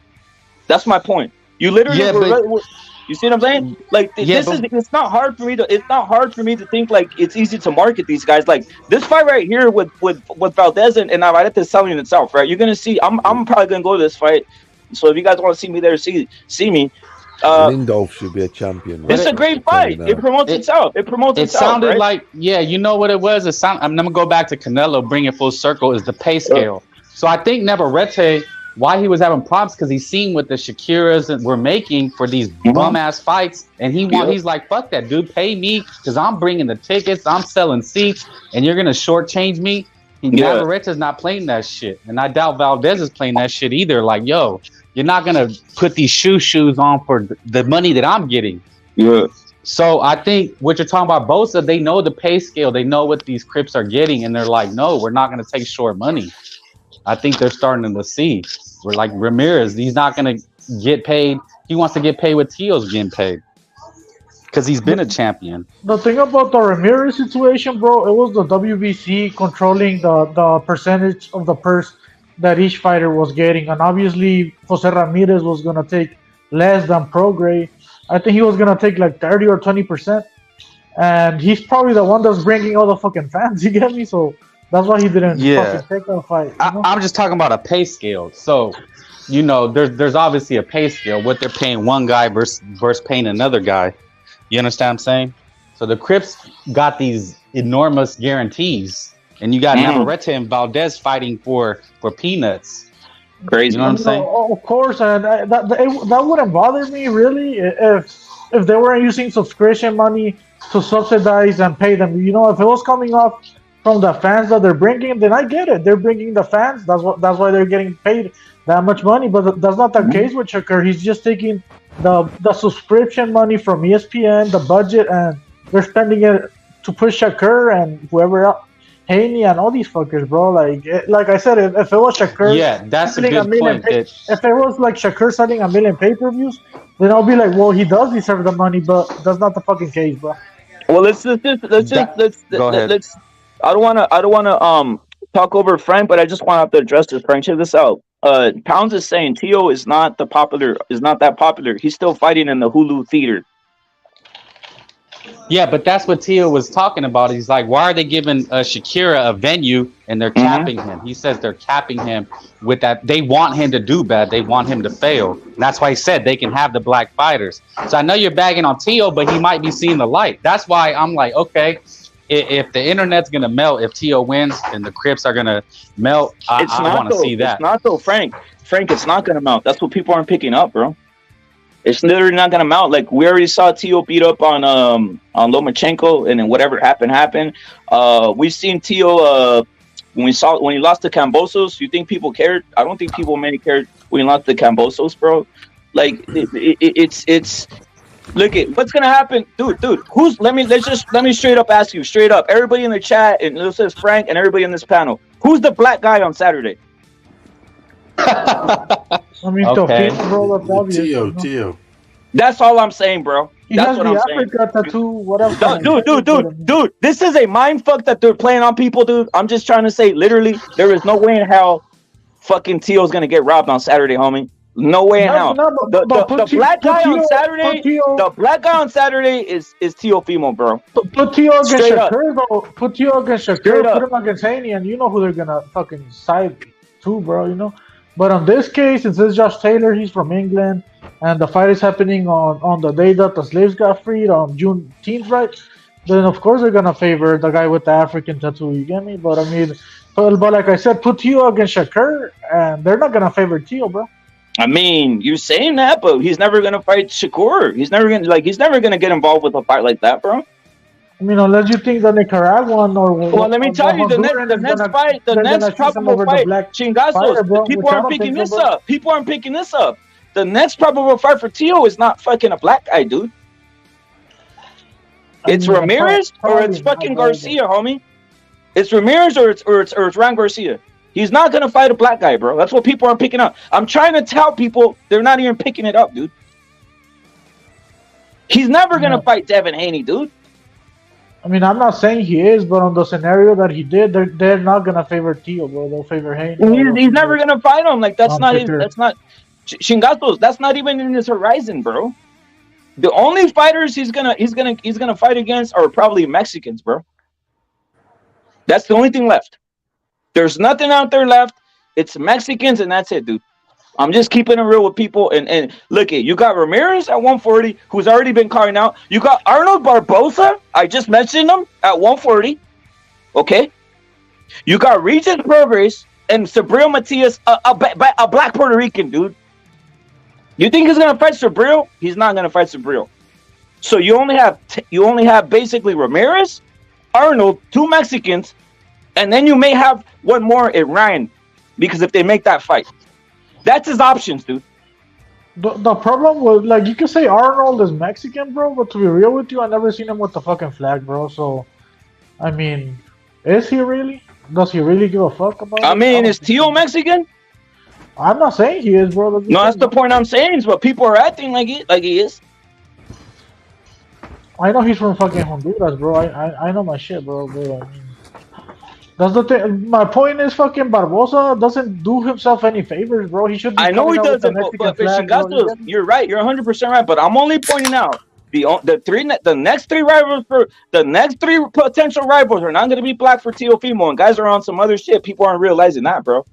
I mean, probably not, bro. I mean, why would they be black? That's what I'm saying. Unless you mean Matias, and I don't think they'll expose him against Matias, bro. No, Matias is not gonna, because Matias is from PBC, so they're never gonna do that cross promotional thing, bro. You know, so that guy is from fucking Puerto Rico, so I don't know if they see him the same as the Haneys and them. You get me? They see him differently.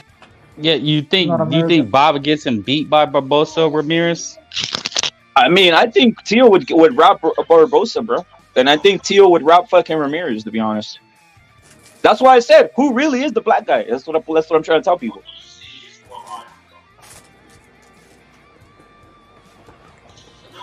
I was just talking about it from, like, you know, that stupid ass talking point that they have, like the Four Kings. Remember that shit? Stank Davis. That's already. I think that's already done though at this point, right? Like that never. Look at the Haney and Teo thing was never gonna happen. First of all, because Teo Jr. and Haney are friends, right? They're dads, so they're never gonna fight each other. They're not in the same division no more, right? Most of these guys are separate divisions, and the belts are not there. I think Haney has the option to move up and fight for the WBC, right? That's why they're trying to do the Regis and maybe they say Regis and Haney because of that whole. I think he still has the. Didn't Devin Haney get the franchise belt and say he didn't want it? Yeah, he did take it, and the ring. He said he didn't want the ring and the franchise. Now, saying you don't want it and having it, who knows? So he could probably move up and fight Regis, bro. Also, he has the franchise belt, the Devin Haney guy. Yep. But that's why I was like, wanting Teo to win because that Four Kings. No, I'm cool with it. I'm cool with it. I'm trying to forecast what's happening, and I feel like, dude, people aren't picking up. Like, I don't see Teo gonna get robbed by Josh Taylor, bro. Like, the robbing's gonna be straight up Teo. When it comes to Taylor and Teo, I don't give a shit who wins. To tell you the truth, bro. Me neither. But I'm just saying, like, the robbery's not gonna go with Teo, bro. Is all I'm saying. They literally, it's in New York. I mean, the robbery is not gonna go against Teal. The robbery is gonna go. Taylor's gonna get robbed because it's in New York. You're not bothered who wins. You're not bothered who wins then, Rapid, or what? To me, it's whatever. It's a 50-50 fight, right? I have like just in Boston, I think Taylor might beat him because he's taller and Teal has problems with that shit. But it's a 50-50. You know, I want to see. You know, I want to see what happens. And he's taller, and Josh, you could say he's a come forward. He's not a back foot, is he? So he puts pressure. He puts pressure. Yeah, that's his style. Yep. You know, it's like you said though. Whoever they get behind, that's really what it is. It's whoever they get behind. That's the writing on the wall. Well, let me ask you, Frank. Let me ask everybody, Frank. Which Mexican has Top Rank got behind? It seems slightly Ramirez, but not as of late. So, and I'm talking. They didn't get enough. They didn't get behind Ramirez, bro. And let me just tell you why, real quick. Because I was actually over there in Dallas, Texas. I was staying over there. I was actually living there for like half a year, and it was during the what's Hooker versus Ramirez fucking fight. That fight took place in Dallas, Texas, bro. Nobody knew that shit was happening, bro. I barely knew that shit was happening because I'm a boxing fan, but I looked into it and nobody gave a fuck about that shit, bro. Like, in the city, and it was happening right there. You get me? So they didn't do a good job pushing that fight for the city of Dallas. You get me? And that fight was happening in that city. So I mean, they didn't do a good job. Ramirez. Yeah, they don't care enough. You get me? No. If it was a Shakur fight happening in the city, I don't know because I never been in his city when the fight is happening. But I'm pretty sure they promoted it. That shit, everybody knows he's fighting, bro. You get me? Dude, I've got the Top Rank subscription. Yeah, everything. When Shakur's fighting Ramirez, only when Ramirez fought Josh. Otherwise, they don't care like that. It doesn't get the extra adverts warning you 2 weeks before or a month. Oh, Shakur's fighting this down there. You don't see that. Ramirez, but if Shakur, they do a bigger build on it. But I was asking, like, in general, like, not even just the 140 chingazo. I was asking in general, what Mexican fighter in the last 10 years have they got behind at Top Rank, bro, to push? That's a good question. I really can't. Now that maybe Valdez slightly. No, they even banned him from getting his shit off on Shakur. That's my point. They banned him from talking shit on Shakur, bro. Like, that's not okay. So they get behind him to a certain extent. Like they get him to they basically prop him up. I'm talking about Frank, the face, like literally. I'm just saying what they do. Yeah. But yeah, you're right. But I mean they get behind them just to prop them up. They use the Mexicans to make themselves great. I mean, Frank says it all the time, and he's right. Frank says it all the time, and you say it too. But also, you're right. You guys are right, bro. That's the point. But the point I'm trying to say is this: I haven't seen them go after Teal that way. Like, I'm not seeing them propped up to fucking feed him to a hammock swinger. I don't see that. Tell me I'm lying. I mean, not a hammock swinger, bro, but they did throw fucking Sandor Martin at Tio, and that's not exactly an easy match. You get me? That's he has an ugly style that it could get anybody beat on the fucking decision, and they even complain about Sandor Martin, right? The Tio and his dad. Well, I said Tio should never have fought him, chingazos. That's what I said. I said Tio Fimo, don't fight this. If I'm you, I would never have fought this guy. That's what I said, bro. Because that I keep it real, like. Look at if those guys aren't doing I'm keeping it real too, bro. Like that's why I brought it up. They did put him against a guy with a difficult style that's a back foot bitch. But I mean, he wasn't black. But I mean, I can't really think about a black one, and I don't even think there is any at 140. To be real with you, I mean, Matias, he's not a back foot bitch. He actually fights, and he's not really black. Unless Prograde doesn't really run either, bro. Rev, let me throw something at you. Could you see this? Because Tio was saying he don't want to deal with Top Rank and he could be moving. I heard Floyd talk about Stank Davis. Could you see him going to TNT? That could be a move. I could see Floyd. I've already said like literally Tio Fimo straight up TMT to the death out here, bro. That's who he wanted to be with since the start, bro. His dad was begging for it. You know what I've noticed? Like, Crips eventually turn on each other. You know what I mean? Just the jealousy and ego. And I can see Floyd being like, okay, Stank, and get him beat. and get Tio over there because he'll be a free agent.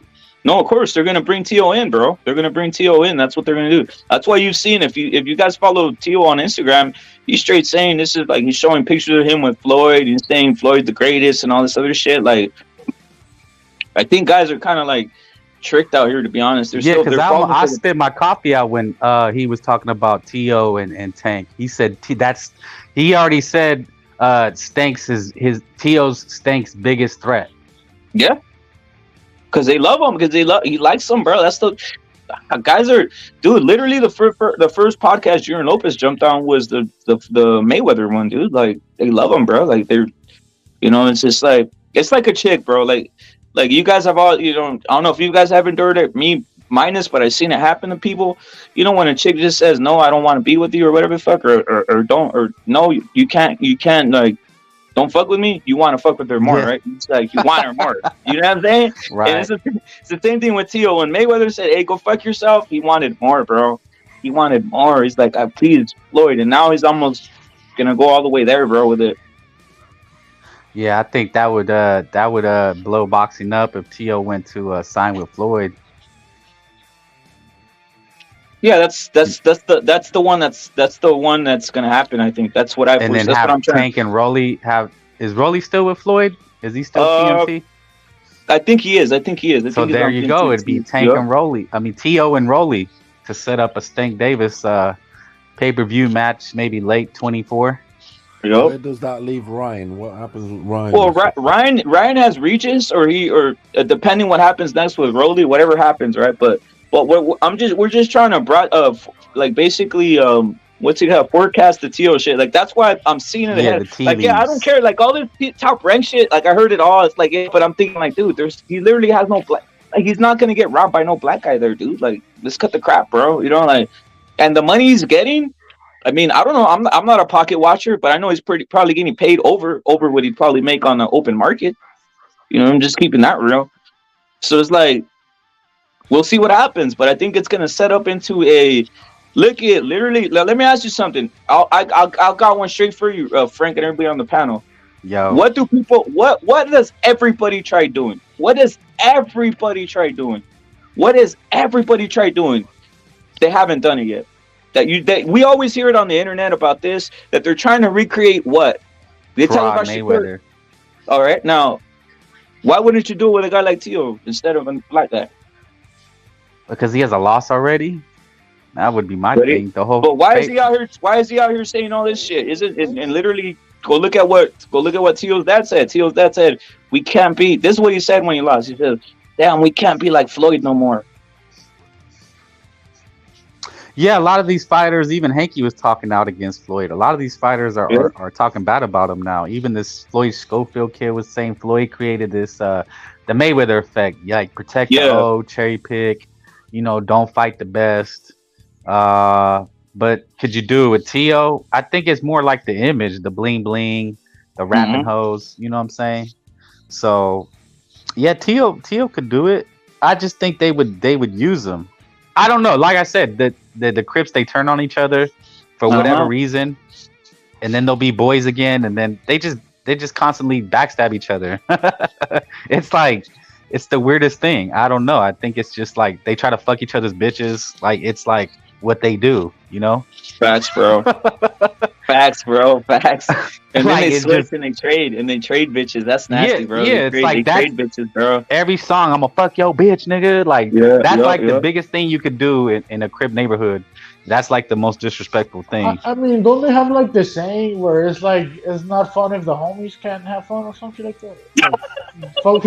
I never heard of that. Break it down, Chingas. What's that? Is that homie love? Is that what they have? The homie love?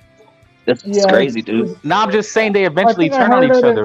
In the Snoop Dogg song or the Tupac, where it's like it's not fun if the homies can have it, where they have to share a bitch. Like I'm fucking this bitch and I'm passing it to the homies. That type of shit, bro. So I mean, they do talk about it, bro. In the fucking music. Yeah, it's the main. It's like the most disrespectful thing you could do to a nigga is take his bitch. That's like the ultimate disrespect. You can burn his flag. You can smack his mama. It don't matter. But fuck his main, and it's war. like NBA YoungBoy and King Von. I think that's what it was over. He got killed because NBA YoungBoy, I think, banged King Von's chick. Damn, bro. It ends in blood, dude. Like, it's to the death. Like that, it's bloodshed. You know what I'm saying? Now, what's gonna happen here then? Now, what's gonna happen here, Frank? When all of a sudden you got the opponent of Tio, and then next thing you know, he's on a fucking Instagram live, and then their Instagram live Tio, and then it's like, I'm fucking your bitch, and then you see that chick right there. Yeah, man. What's gonna happen? What's gonna happen to Tio's brain when that happens? Because that shit's on like. That shit's there, bro. Yeah, Taylor. That's what Taylor could have did, but he ain't. He ain't got that. He ain't got that crip in him. Yeah. Somebody should have told him to do that. Like, yo, go get that. You want to get in his head? You know what I'm saying? I'm fucking your missus, as they say over there. I know. See, that's what these fools need to learn. You got to start using their tactics. Like, Ryan should have got on that shit. Like, this criminal ass. Yeah, that's why I want to. Wait. That's why I want to see that fight. No, that's why I want to see Teofimo versus Ryan.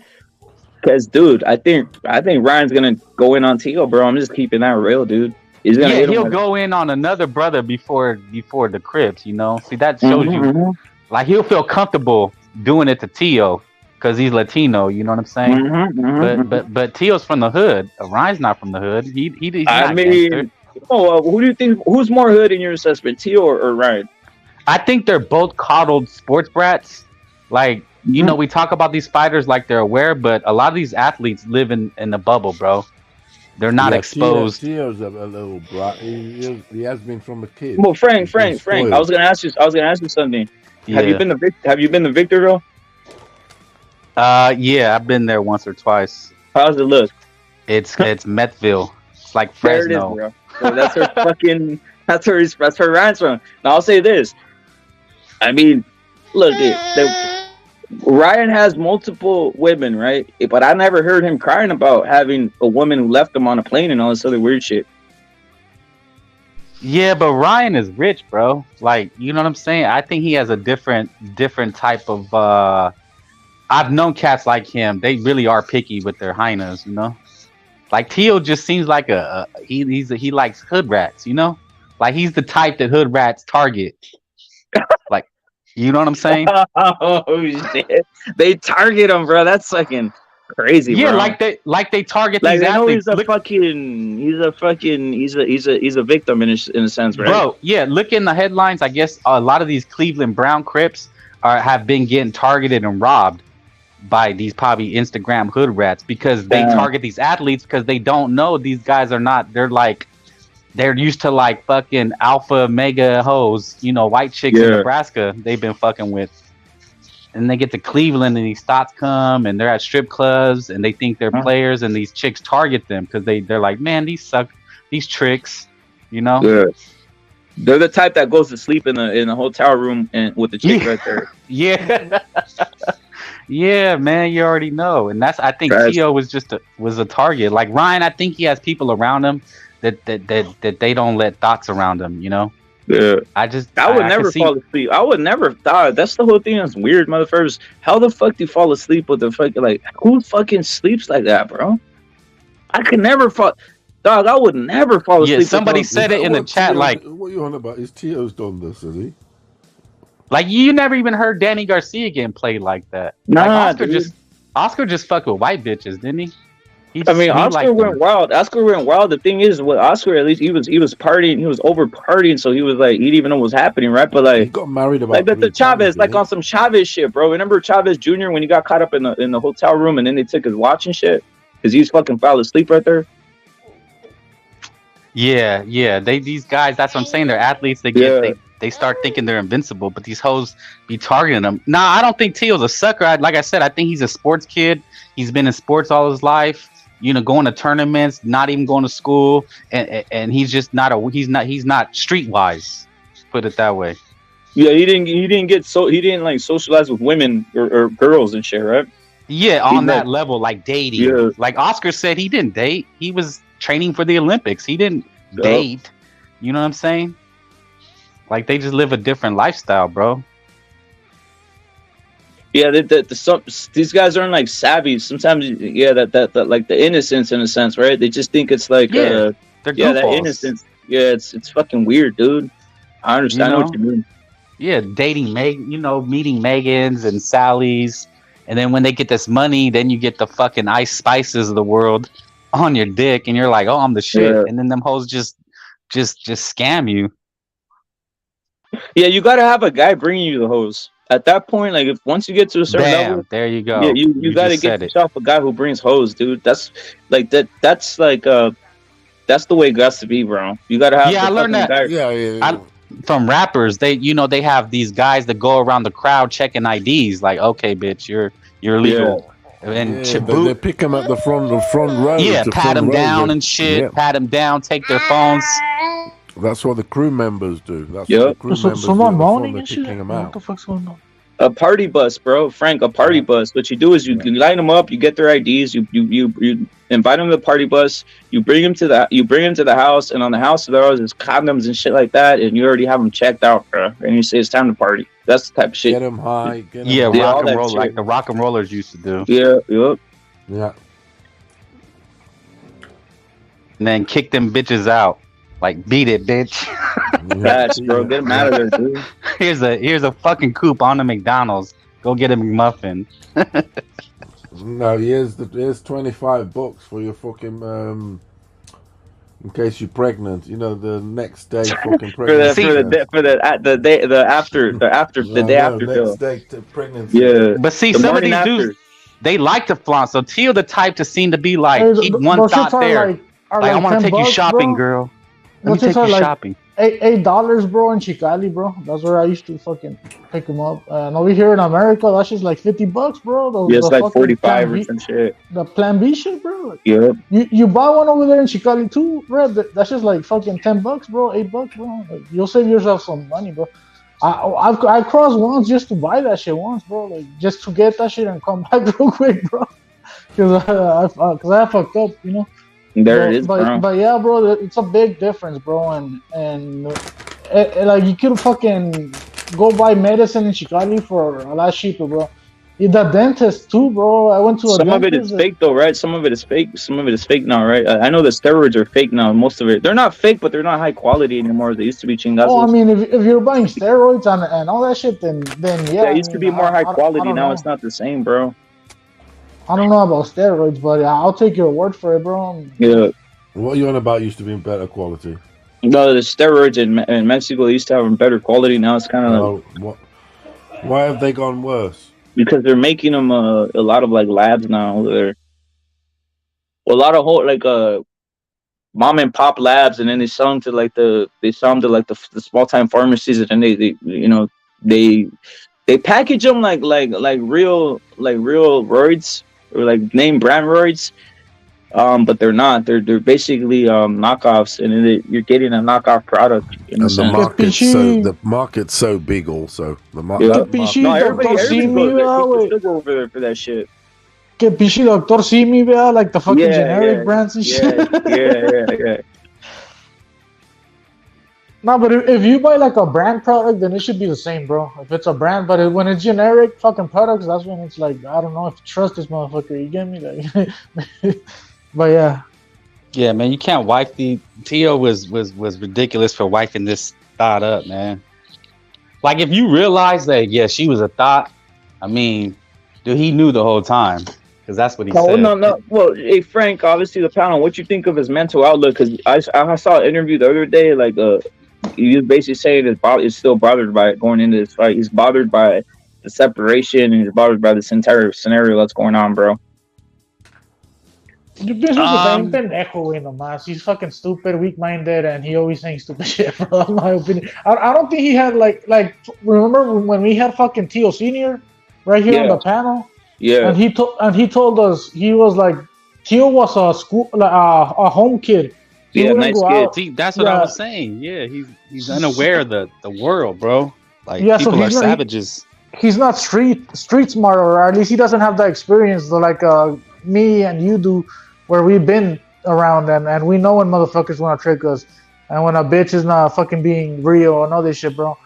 Because he didn't go out he used to spend all his time at his house, bro.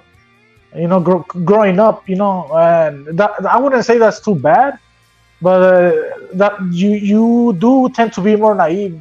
Though those people tend to be more naive, that it's weird. It's like a lot of hood dads have soft ass kids. Like Tio's dad was the hood, so Tio's gonna be soft. You know what I'm saying? Like yeah, they probably protect them, bro. They'd be like, oh, I went through this shit, so I know how it is out there on the street. So I don't want my son to do that. So I'm gonna keep him inside, playing video games or whatever.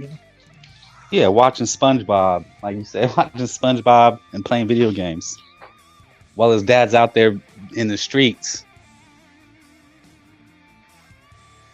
But that's what I was gonna say. Like his dad seems like a whoremonger, and maybe that's what he's seen. So he's like, the apple don't fall far from the tree.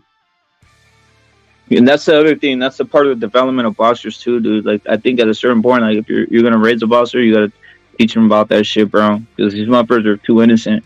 Can't just put them in a. Because the whole personal life thing, I notice nowadays, like you never used to hear it back, but now you hear like all these guys like, oh my baby mama this or oh my god, or fucking crying. Like everybody's crying now, bro. Yeah, what's crazy is like this is how fucked up it is. Like probably isn't Pitbull Cruz married? I think he is. Yeah. She's not bad, but they showed him at the tank fight, and all these hoes were on his dick, and it looked like he was like doing some shit. You know what I'm saying? Like that little motherfucker be hit. You're a fucking target. Especially black women. Black women love Pitbull, bro. Black women love Pitbull. I noticed that, dude. It's like banging a toy, huh? Like like some kind of freak. They got it. It's because I think a Pitbull brings out the fetishness in all of them, like a fetish. It's like a Pitbull fetish, bro. You're right. Like Pitbull's like a fetish. These motherfuckers. Yeah, it's exotic, bro. Yeah. Like he comes from the jungle, like more native. You get me, that type of shit. So they think they're getting like the native genes or something, bro. I don't know. Yeah, it's a fetish for them, bro. At least that's the energy I'm getting, bro. But I was like, dude, he's about to get pimped. I'm looking at these fine ass fucking Budweiser hoes on his dick, and I'm like, this fool about to get pimped. He's about to be extorted and exposed. Yeah, he's about to end up on some Chavez Jr. in the hotel room getting knocked out and his watch gone type of shit, or crying to his wife and shit. Mm-hmm. Cause she seemed like a little Guatemalan, right? Like hello. Yeah, his wife. It looks like his cousin, to be honest, bro. But those kind of meek type, like she sees Pitbull, she ain't gonna say shit. Him taking all these pictures, his head's getting big, and she ain't gonna say shit. Like if Pitbull's getting jocked, like man, you already know what Tio's going through. They feel like they're conquistadors, bro, and they're coming for Pitbull. That type of shit. Like those black bitches and all these bitches that are on fucking Pitbull's dick now, bro. And they know he could take a punch. They know he's tough. Because he was taking punches from Tank, who supposedly kills everybody or whatever. Yeah, man, but Ben, if these hoes really jocking Pitbull like that, or is it the PBC setting them up? Oh, they're probably. You're right, bro. I'm gonna take you to centerfolds. Come on, what's his Isaac? What you think they call him? I don't think they call him Pitbull. Come on, Isaac. The Crips. Like, come on, Isaac. We're gonna take you to centerfolds and take you to all the clubs. And LaDonna and Shakisha grinding on them. Yep.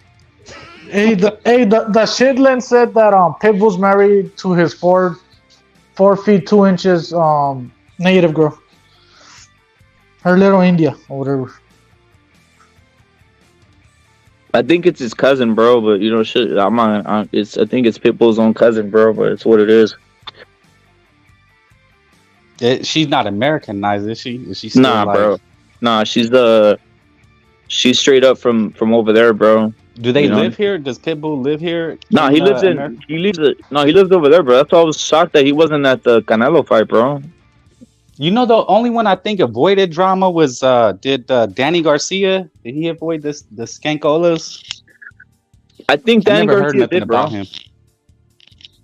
Yeah, Danny Garcia, they kind of moved him right in that sense. He seemed like he was a street smart in that sense, bro. There you go. Yeah, Danny did seem a little more. There you go. You hit the nail on the head. Like, I think he was a boxer kid, but I think his dad didn't protect him per se. Yeah. Like, his dad was a hood dude, but I think, Danny does seem like up on game. Like, he knows what's up with the Crips, you know? Yep. Like, he's not the type to leave his wallet laying around. Like, tuck that shit in your sock. Facts, bro. I mean, he's from New York or Philadelphia, right? So he's around them. So he better fucking pick up something. See, they just jocking Pitbull like. Damn, shameless. I think he looks like he's really believing it too. Like, damn, I'm the shit. Is Faricio up here still? No Faricio?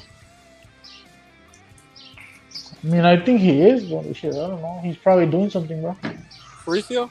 Is that Faricio? Or is this another Hispanic guy?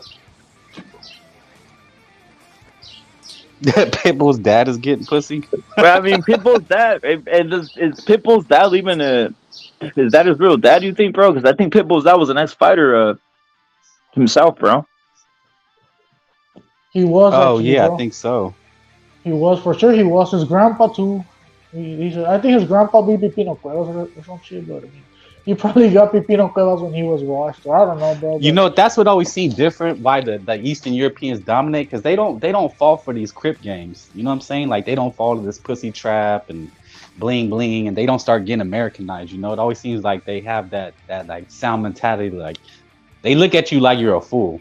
You know what I'm saying? But I heard Bivol got divorced or something. Maybe he got hypnotized.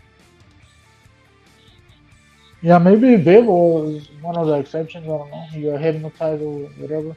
And now he's all about the money. And people don't want to admit it, but shit, he turned down Better Beef and he turned down Canelo. They're saying the negotiations are ongoing. But shit, if that was another fighter playing hard to get, everybody would be saying he's a fucking duck, bro. You know? Yeah, like Gennady, he never got hypnotized. I think he did marry some gold digger, but he never went out bad though. Hey, that's supposedly Watson's daughter right there, bro. So you're right. What? That's supposedly that guy Watson's daughter, bro. Oh, word. Yeah, that's crazy, bro. They're fucking parading him. Like, she's like, got him on a leash, bro. Like, here's my little token. Yep, there it is, bro. It's the setup, bro. Facts, bro. Hey, but David don't. I know y'all don't. I mean, David's a mixed bag, but David, it seems like the Crips got to him early on, but now it seems like he's like, fuck that shit, and keeps a solid circle. You know, got married. You know, but he always seems street smart. Yeah, he's pretty like he that's the difference. I noticed some of these other guys, they don't marry, they're either not married, they're not keeping it they don't keep the life steady. You look at a boxer could either be a guy who just fucking a lot of bitches and it's what it is, and you know you don't have no mental problem with that, right? Or you could keep it steady with having a wife or something, and that way it keeps you steady, right? But you can't be in between, bro. You can't be a motherfucker who like has a wife or wants a wife, and then he leaves you, and then you're looking like a sucker out here, and then you're crying on TV, bro. That shit you can't do, bro. It's either or, bro. You know, it can't be like a wave opposite, right? I think that's what works out, bro. Because it's like, dude, he's mentally fucked. At the end of the day, it's out there. It's bad enough in the local community or in your little or down your street. When it's gone round that your bitch was your wife was the whore of the town and all that, or the street or whatever it may, or the barrel or whatever it may be, let alone on fucking world stage. You know what I mean? It's for that it lessens you. It lessens you. It makes you a smaller man. No two ways about it. Psychology, isn't it? And he's like, his head's all over the place, and he doesn't know where to grab hold of. He's grabbing hold of whatever he can. You know, well, the LGBT, we're Africa. He's trying to hold on to the continent of Africa. He's trying to go on to the gay movement. Anything he can. He's desperate. You know what I mean? and that's the way it is. I mean, he's forever. He's been exposed, hasn't he? The kid. And at the minute, he's trying to blag his way out of it. I mean, he lost that fight. I thought the one he got knocked down, and whatever. And look, but yeah, it's one of those. But Taylor's going to win anyway, knockout. So late. When did you come up with that? Well, let's get the prediction. When did you come up with that, Furioso? So now you're saying Taylor straight up knockout's going to win a BTO? Well, I was saying stoppage yesterday anyway. Whatever. Okay. And today I was talking to a family member about boxing and stuff like that, and we're breaking it down and just come to agreement and said, yeah, Tio late stoppage, and come to agreement of, you know, the plain obvious. He struggles with the bigger man. He's going to be running away from Josh. He is. And Josh is relentless, the motherfucker. He has got an extra gear. You know, he bites down, doesn't he? We know this. He's done it with all his fights. That's what he's known for fuck's sake. Josh. What Josh Taylor is known for is everything that Tio hates. Stylistically. So, that's why if Tio wins, especially like by stoppage, obviously, whatever, or convincing, on the eye test, a convincing, amazing performance, I'll be like, what the fuck? Where did that fucking come from? Because I don't stylistically, the matchups, all the attributes, just everything. I can't kind of see it as much as I might want to see it, but I can't. I cannot see it because I don't like Josh like that. You know, I've told you before. I've bet on a lot of. I've followed him obviously. I don't like him that much.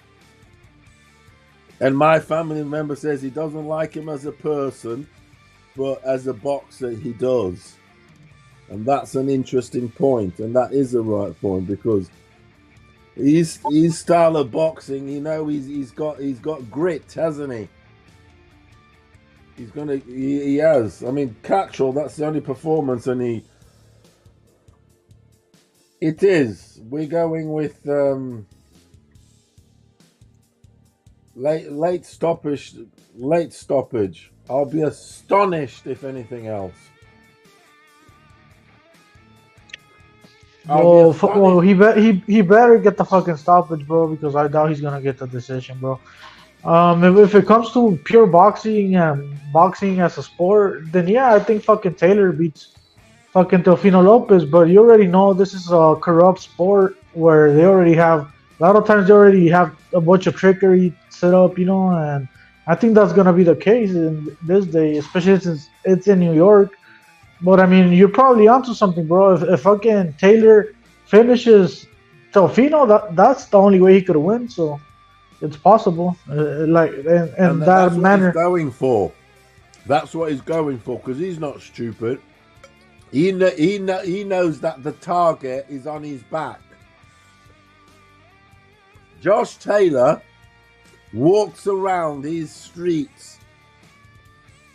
Especially in America, with the target on his back. He's the most wanted guy in the fucking, like in the cowboy films with 10,000 reward. He's the one that reward 10,000 reward fucking thing you see up because of the Cattrall thing. They're on his back. At 140, yeah. Yeah, they're on. They're on his. They want it. They're after him. They're going to get him that way. They'll rob him. They'll rob Josh. That's what I mean. I'll be astonished if it's anything but a Josh late stoppage. Why will I be astonished? If Tia wins, I'll be astonished. If fucking Josh Taylor wins on decision, I'll still be astonished. That's what I'm saying. Anything but a Josh Taylor stoppage. I won't even say stoppage. any other result, I'll be astonished. I'll be astonished if Tio wins. I will. Like the thing I say, if it goes decision, is Tio, bro. Period. If it goes decision, it's Tio Fimo winning, bro.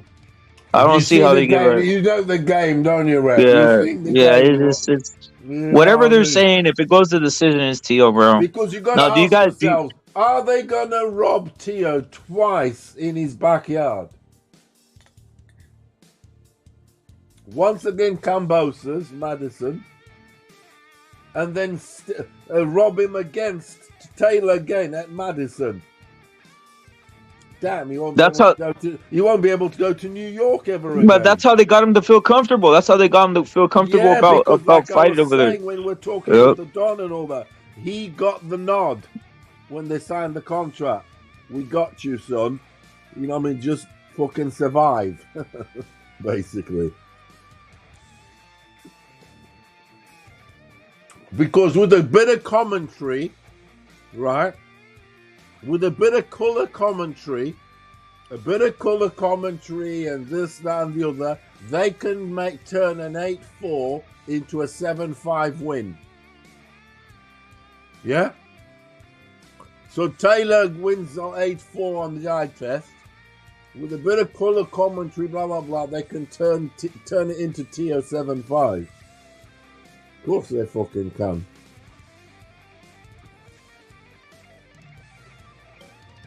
And that's what we're going to get. We're going to get some really good color commentary. Yeah. Oh, Tio, this, that, and the other. La, la, la. Oh, God, yeah, this, that, and the other. And there you go. And next minute, Tio's won 7-5.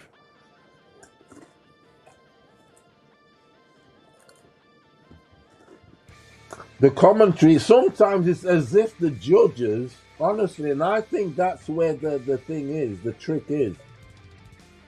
It's as if the judges are listening to the commentary, and the commentary is the one that's telling the judges, go this way. Sometimes it seems that way. Because as it's being commentated, they've then released the scores on round 6, and the scores have reflected how they've commentated, so to speak. And the way they're commentating is bullshit, because we know it's bullshit. So why are the judges siding with the commentary, with the colour? Don't adjust your TVs, by the way. We're in 4K now. So, you know what I mean? There's some trickery going on there, dude. There is. Yep.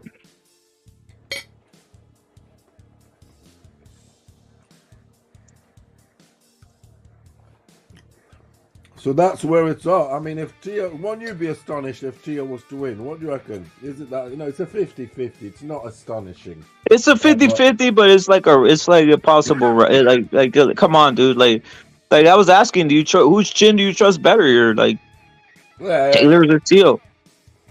Yeah, it's Taylor. Look at Tio's. He's getting knocked out all over the place. Yeah.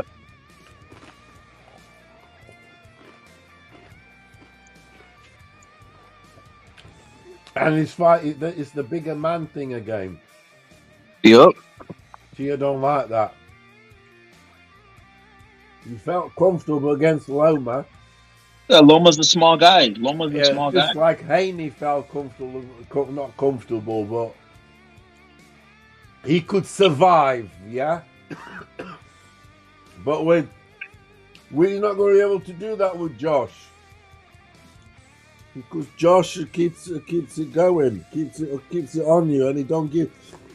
And another thing, Tio, massive guilt that the problem he's got.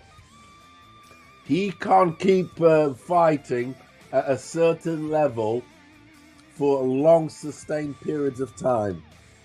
Yeah. Yeah. He has explosive moments, and then he has to breathe essentially. And then he goes into like, yeah, flicker the shoulder, this, that, and the other, have a few fancy looks. In the meantime, he's just moving like his upper body and showing off, but he's not doing anything. And Josh is not going to let him do all that shit. Because Josh has got that output. Tio hasn't got output. He hasn't got tank for that. He hasn't got a tank for that. He hasn't. Dude, if he wins, I actually think the fight now, looking at everything, it's not 50-50. I've now got the fight on some 70-30 for Taylor.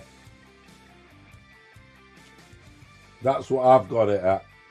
But the reason, well, even the odds have got Josh favourite, haven't they?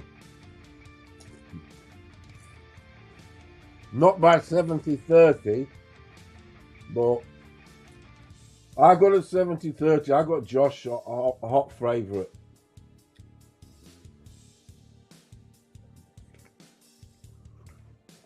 What you got?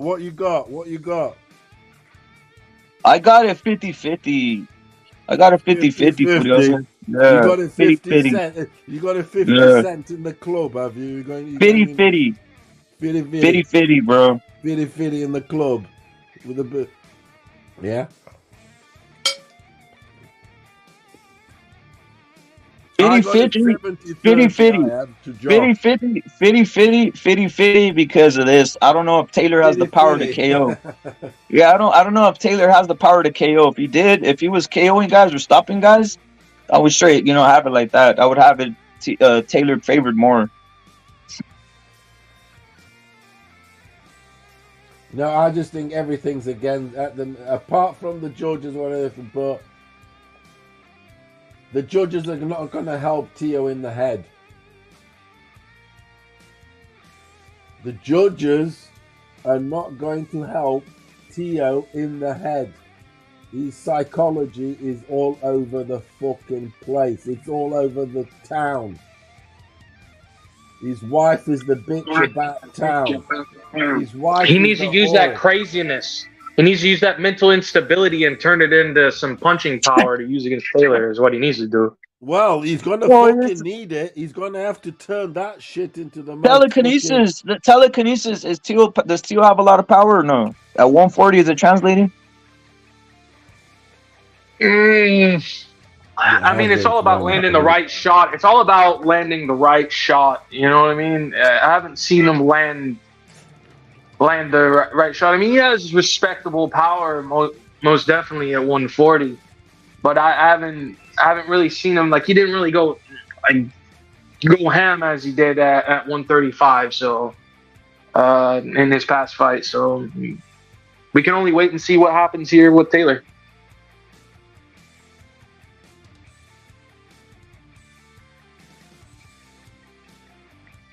Hey, what you think about this? But also, Taster's saying that Taylor's stamina is great, but he wastes so many punches, bro.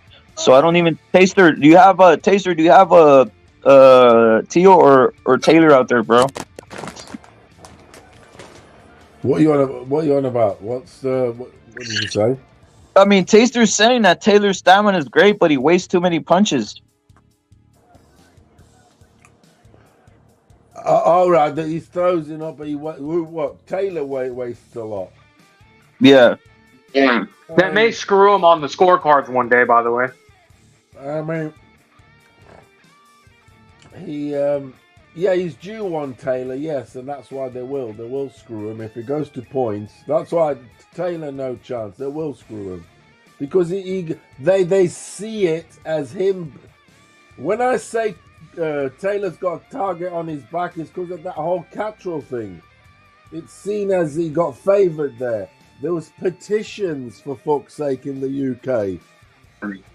Thousands of people signed the petition to get the ref, the judges banned, to get the fight overruled. It was fucking crazy shit. So when you said the word is due one, yeah, he's due a robbery, yeah, more than due one, because he's had quite a little bit of a career now, hasn't he? You know, he's accomplished everything really already in boxing. Let's face it, Taylor.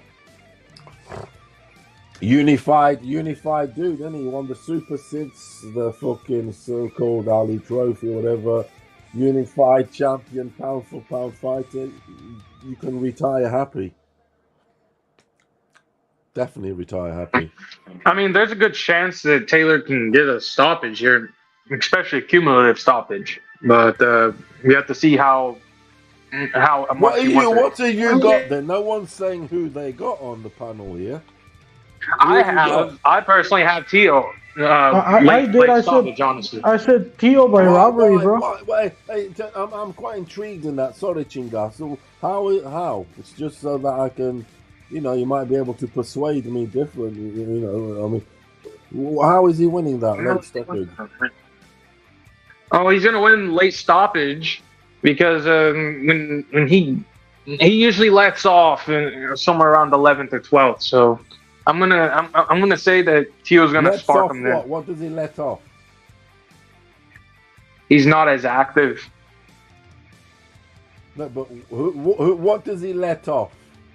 Tio lets what off? No, I'm saying that Taylor lets off like he doesn't pursue his opposition. Right. Yeah, he takes his foot off the gas. Yeah. Yeah. All right. I think Tio is gonna try to find something in that late round, but if not, I would not be surprised the Taylor victory. But in my opinion, personally, the only way I see Tio winning this fight is by KO. But are you of the two guys? Are you a Tio fan though? No, I'm not a Tio fan. Right. Well, I'm just looking at the skill. I'm just looking at the skills of the fighters. Because look, tell you what, man. I tell you what, you need to be putting money on that because you're predicting a miracle. Yeah, well, I did predict Andy beating Joshua in the first fight. Yeah, you predicted the hardest. You're predicting. Fair play to you, dude. Thank you. You're predicting the hardest choice. Yeah, I believe Tio can. I believe Tio can find it. Yeah, Tio's gonna have to find it in somewhere in the 11th or 12th. Might be earlier, but as long as it's a KO, it's good for me. Well, you betting on it? No, I don't bet. My faith prevents me. Well, why is it good for you then? Why is it good for you? Because sometimes you want to see somebody who hasn't been chinned get chinned.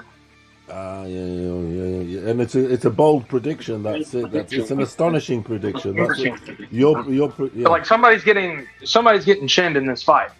It's going to be one or the other. I don't see this going to decision. But in the event that it does, I think it'd favor Josh.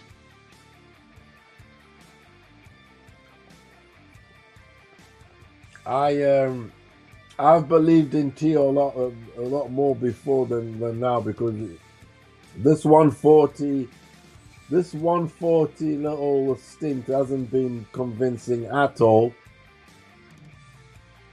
It's been far from convincing. Yeah, the last fight was an absolute toss out. It was a complete shit show. I didn't like the last fight either. But I see that he was trying to get used to certain things. The problem with Tio is he always seems like he's going through the motions. Taylor didn't even look good against Catterall, bro, so he's in the same fucking boat, if you ask me. You're right. I mean, there's that Catterall effect thing, though, isn't there?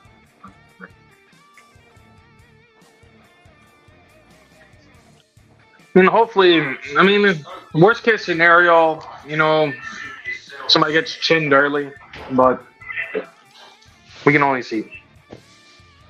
Like I said earlier, bro, if there's no corruption and it's a fair fucking fight, then yeah, Taylor's gonna win, bro. He already beat fucking Prograis, Ramirez, a bunch of undefeated fighters, bro. And Tio hasn't done that. Tio did beat Lomachenko, though, so that was pretty badass. But then he lost to fucking Kambosos, bro, who's nowhere near fucking Josh Taylor, bro, So Taylor has the experience, he has the size, and he has the rough house fucking boxing. But I think Tio has enough to survive, bro. And and if he does, he's taking the decision. But let's see what happens.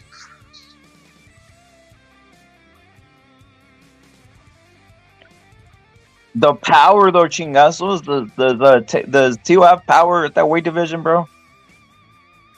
I mean, I wouldn't say he don't have power, bro. He punches pretty hard, but I mean, like, how do I measure his power when he only has like 1 KO, right, at 140 against Campas? We need to see more of the fight, you know? We need to see him fight more at 140.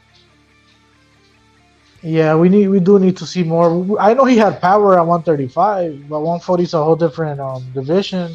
So I'm thinking he does have power, but nothing for me to be like, oh, he's a boogeyman. You gotta watch out for Tio 140. His power, nah.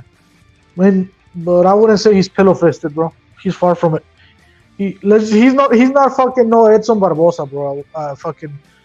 At 140, let's put it that way, because that Barbosa guy is fucking pillow fisted to me. Arnold Barboza, man. I hope he gets chinned.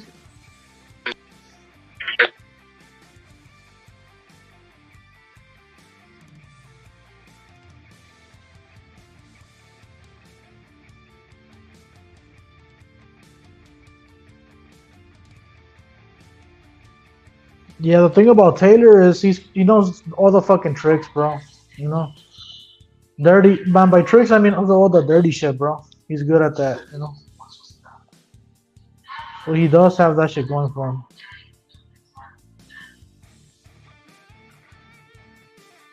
He's gamier, chingazos. He's more he's more like mañoso. Taylor's more mañoso, bro. He knows how to handle like the more mañoso. In Portuguese we say regila. Regila is like, he really is that. Regila.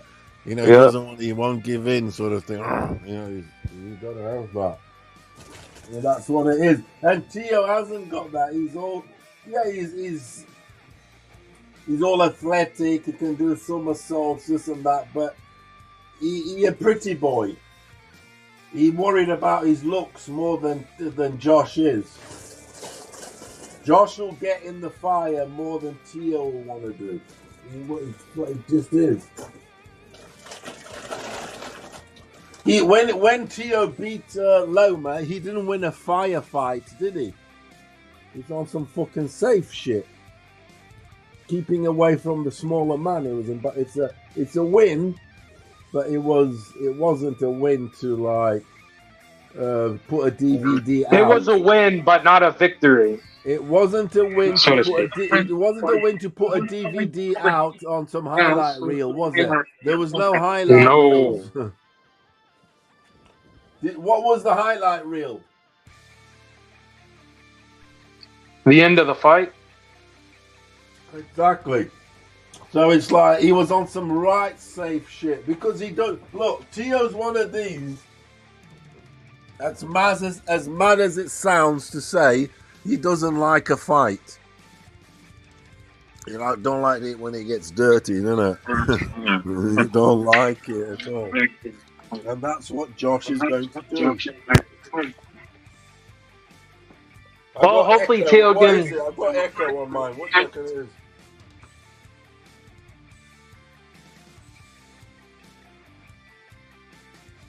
Rap it. Yo. I think I got echo on mine. Do you have an echo right now or no? 1 2 1 2. Do you have an echo right now, Furioso, or no? No, I don't. No. Yeah, there's no echo. Breaker. Puru, what's your prediction? Let's get down to the nitty gritty. Come on. For this fight, I would say Taylor 12. Oh, I say 1 dozen. I kind of want Tio to win, though. Actually, I really want Tio to win. Look, I really want Tio to win. For the future and future fights. I mean, what do you reckon that with Ryan's, with all these, there'll be an exciting fight over the pond. Put it that way, because Taylor's over here, isn't he, and this and that, and he's in his 30s now. Yeah. This, that, and the other. For a future point of view, you'd say Tio, if you get me. Yeah, definitely for the business and la la la. I agree. Yeah. Just for fuck it. But It's always good when the shit. underdog wins. Yeah, that don't mean shit. Look, shake it up a bit.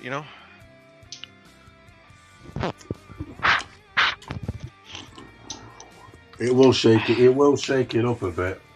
Yeah, man. I mean, to me, Josh Taylor's still undisputed. He let go of the titles because of the fees and shit. Nobody fucking took him from him. So it'd be a big win. Oh, it's a massive win. And if Josh wins, I mean, he's just doing what most people think he's supposed to do.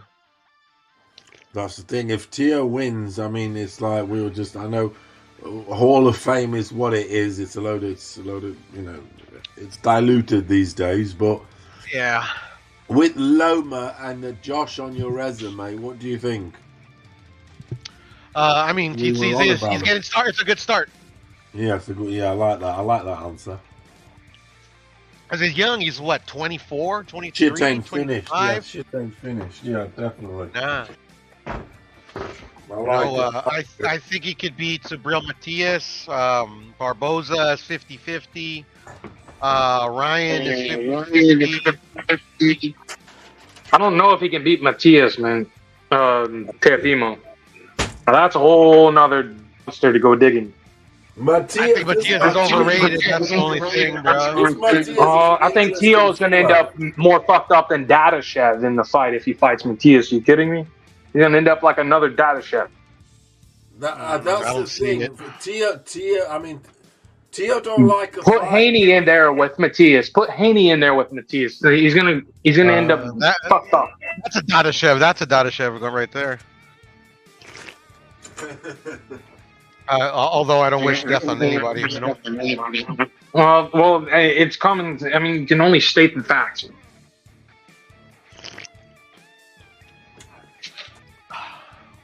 I mean, if you want to, the hardest, arguably, is some of the hardest fights in the division right now is Josh Taylor and Subriel Matias. Those are my top two at that weight class right now.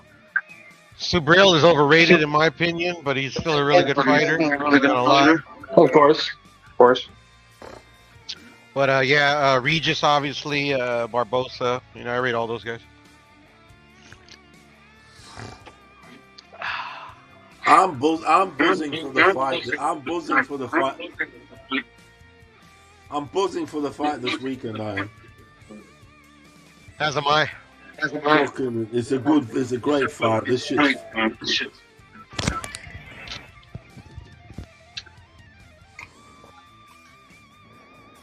Yeah, someone has background. That's not me. Yeah, I don't know what it is. I don't know. Is it me? Is it me, Ribbit? No, it's not you. I think it's a telekinesis. I think he got it, bro. Telekinesis. I think he jumped off, but it was the telekinesis, bro. Okie dokie. All right.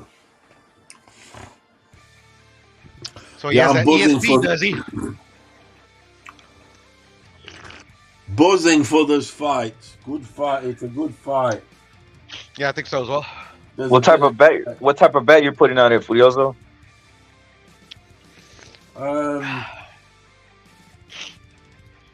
I'm gonna go for. I'm really fucking twisted up with this fucker. Right,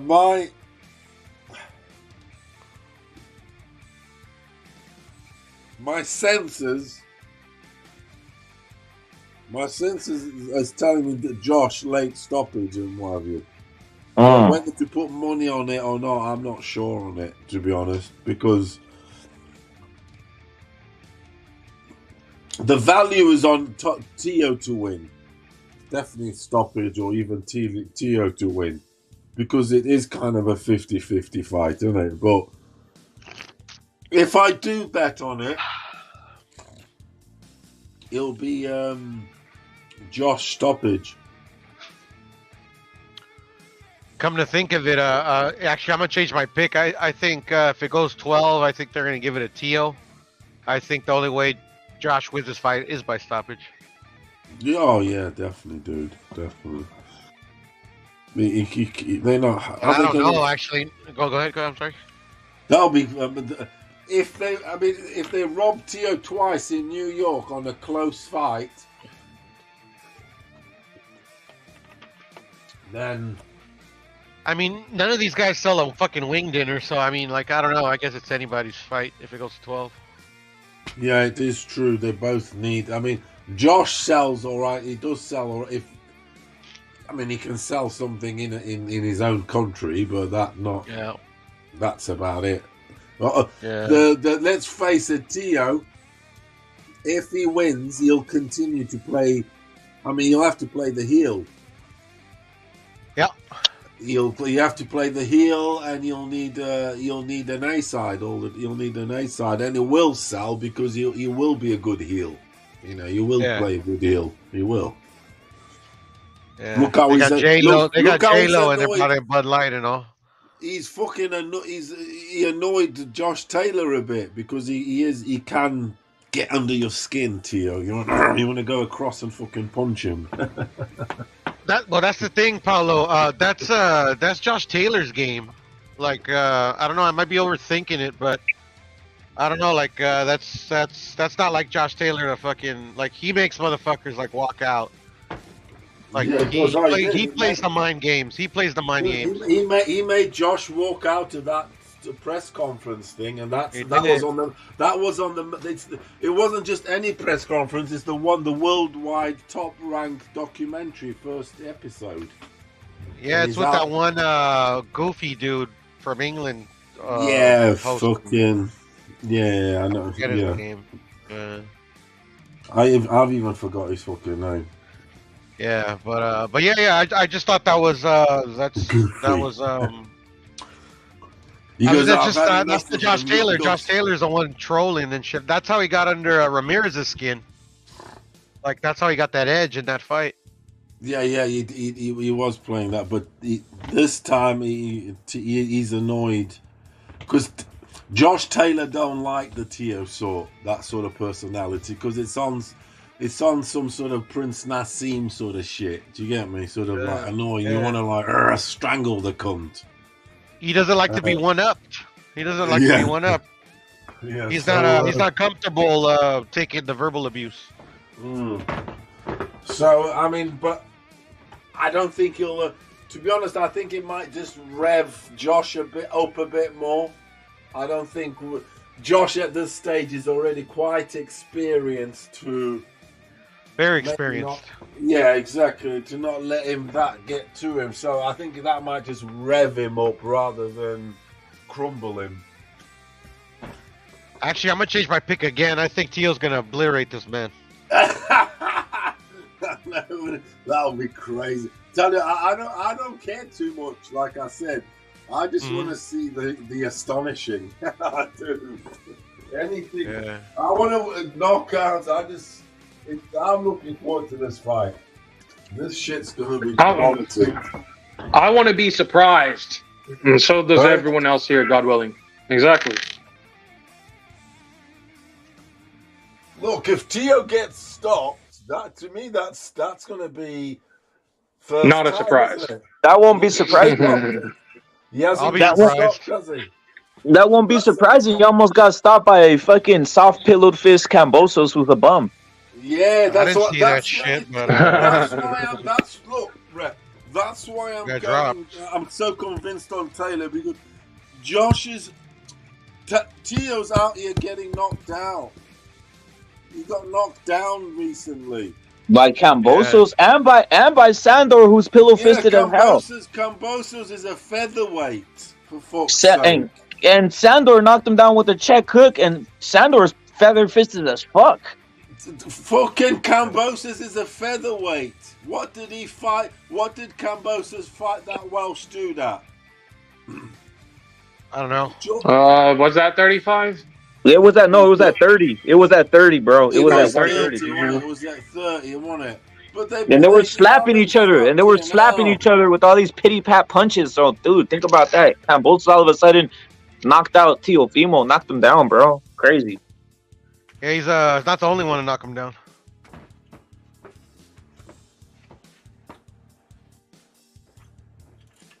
And another thing about Tio, I keep saying, shit defense. Nobody can tell me that this I agree. That this dude's got any sort of defense. I agree. He just doesn't. I keep saying it. Gets marked up. Doesn't like getting hit. Doesn't really like getting in the fire. Doesn't have a sustained continuous sort of like output. Has to have a breather every fucking 10 seconds. Dude. And very important, Taylor tried to get him at it. In that documentary, he goes, "Oh, you're asthmatic." He says to him, "You're asthmatic. You're not going to be able to handle it in the fire with me." Something along those lines. And I thought, there you are. That's a guy definitely going to be putting the heat, putting the pressure. Do you get me? He's in saying that he's telling you, because what do? You put heat. He's going to have to put the pressure. He's calling him asthmatic and all sorts. He goes, "You're not going to be able to cope in the cold room with me, son." He was going, and it is. That's what he's going to go. He's going to set high pace early, Taylor. He has to, because obviously, you can't let that shit go late. Let the work to be done late, should I say? Yeah, he needs to get that leap. He has to get in the right lane. Inside lane. What you think of what Taster's saying right here? He's saying that Tio got under Josh's skin and he didn't like it. Mind games can benefit a fighter, and that fight's gonna be interesting. Taylor on points though in his assessment, but he's saying that he thinks that Tio got into Josh Taylor's brain or mind. No, he facts. Taster speaking facts. He did. I don't think it's gonna. Destroy Taylor, but he did. He fucking annoyed Taylor. Look, Taylor hates these sort of personalities. That's what he hates the most. These lot of cocksure little gits. He don't like that sort of stuff. In his mind, he's a cocksure little fucking git, and he's a little fucking slap. That's how they think here. They hate that sort of thing because. So I think it's just going to spice it up more. It's made the fight sort of definitely a lot more meaningful. I think the fight's going to be fucking. It's going to be explosive. Look, Tio's. Yeah, that Scottish wanker's going to go down, bruh. Dude, I think Tio quite early on is going to be in survival mode. When I say survival mode, I mean on the retreat. Yeah. I can't see fucking Taylor having sent Tio having center ring. Yeah, he's not going to have center ring. Tio's going to be on the periphery, moving around side to side and around, side to side and around. Now and again, come in. Center ring, but it's all going to be periphery, side to side. Well, Taylor's going to be having center ring, having the longer jab, keeping sort of trying to corner Tio essentially, corner him and rope him, get him on the ropes. Tio's going to whoop his ass, bruh. It's going to be awesome. It's going to be fun. It's going to be awesome to see. So you're on Tio now, are you? Yeah, I think I'm gonna go Tio. You going Tio what? Stoppage. I like Tio by stoppage or decision. That's a hot ticket. That is. That's a hot ticket, dude. I just got Tio winning. But yeah, good. Are you going to put any dough on the? It seems like it seems like I have some people joining me here. Come on, guys. I don't know, but I hope fucking Pudo's right, bro. I don't like fucking Josh Taylor, bro. He's a piece of shit to me, bro. Yeah, dude, I don't like Josh Taylor. Trust me, I've been fucking. Yeah, I don't like him. Like, I've always bet against him. Long I don't like time. Tio. I don't like He's him. a piece of shit too. Tio's one of these on his come up. I liked his noise and his noise and his hustle and all this shit. But then it's, it's just after all that Cambosis thing and all that, it just got a bit fucking ridiculous. I want to see Fortnite Tio again, bro. Yeah, I don't like Taylor because he's a piece of shit, bro. The way he fucking carried himself on the fucking Jose Ramirez fight, I don't like that motherfucker. Yeah, he is a bitch. Definitely a bitch. Definitely. But I mean, when it comes to him as a fighter, I think he's a good fighter, bro. I'm not saying he's not. Like he's pretty well rounded and shit. Obviously he didn't look all that great against Catterall. So I mean, if that version of fucking Taylor shows up, he's not gonna KO Delfino, bro. I tell you that much. And you can say the same for Tio. If the Tio that fought Cambosos shows up, he might get KO'd, bro. Definitely. Fucking hell. Definitely. That Tio gets stopped like a motherfucker, definitely. He gets stopped harder than Johnny Owen did against Lupe Pintor.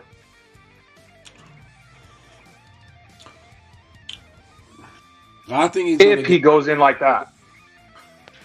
Yeah, you lost people with that one, bro. But I know what you mean. What, Lupe Pintor? You never heard of Lupe Pintor? I have, but I mean, like nobody reacted. He knocked out. He knocked out Johnny Owen. He knocked out Johnny yeah. Owen. And he ended up dead. In the story. There's a statue of Johnny Owen in Pintor's hometown.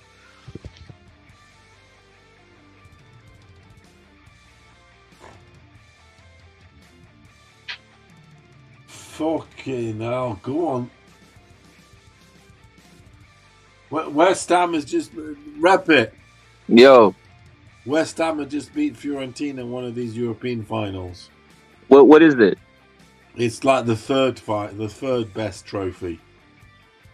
It's still a European final. Like in America, they have Copa Libertadores, they have the Sudamerica. I think they already cut out the Sudamericano. I think they just have the Copa now. I think they just cut it out. Just one. Yep. Thing. Yep. Sure there's no Sud. Yeah, they just cut it out like this, like recently, bro. Like they just cut it out. And thrown everything, all the teams into the Copa then. No, just if you don't make the Copa, you don't get no backup. Put it that way, bro. There's no games here. Okay, no.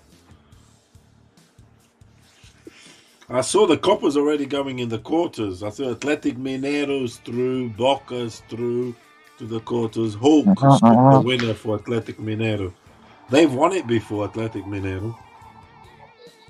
Yeah, fucking Puro's team won the fucking CONCACAF Champions League the other day, like 3 days ago. Athletic Mineiro. Athletic, the Miners. Are those guys from Brazil or fucking Brazil. Oh shit! Where Hulk plays. You remember that player Hulk? My team went out in the quarterfinals of the Champions League. Who was your team? Shit. Feyenoord Rotterdam. Oh, Feyenoord. Shout out to you. Why is that your team? Because I grew up. That's where I grew up, man. Yeah, I was thinking they're playing my team in a friendly on the 30th of next month. I was thinking of going to it. I might. Yeah. Yeah, it's who's your club? Benfica. Benfica, man, that's gonna be a beautiful game right there. Where Benfica have been basically out here buying Feyenoord team. They bought their best player last season, and he became our best player this season. Frederick Ausner's, believe it or not. Rep it. Well, now we have the Mexican. Now we have a Mexican forward named Santiago Jimenez. Yes, but your captain, I know Jimenez. Your captain's a Turkish guy, or Gur or something like that. Some Turkish dude. I think he is Turkish. I feel like the Dutch clubs are always underdogs, bro. In the Champions League, you know, like people don't expect much of them, bro. Of the Dutch clubs when it comes to the Champions League. We haven't done anything. Let me tell you, we have not done anything since we won 2002 Europa League. We had Robin van Persie, Pierre van Hooijdonk. We had a few other players from back in the day that you guys may have never heard of. Gio van Bronckhorst, just to throw up a few names. I know there's that Pierre van Hooijdonk played for Benfica. I've seen him live actually play for Benfica. Yeah, he was a legendary player. Isn't Van Persie he's a trainer free kick right taker, now? Free kick taker For Feyenoord? I don't know. That's what I heard. I don't know if I'm right he or started out at Feyenoord before he went to Arsenal. He won the 2002 when he was like 2002 Europa League when he was like 17, 18 years old. Yeah, but right now he trains them right now.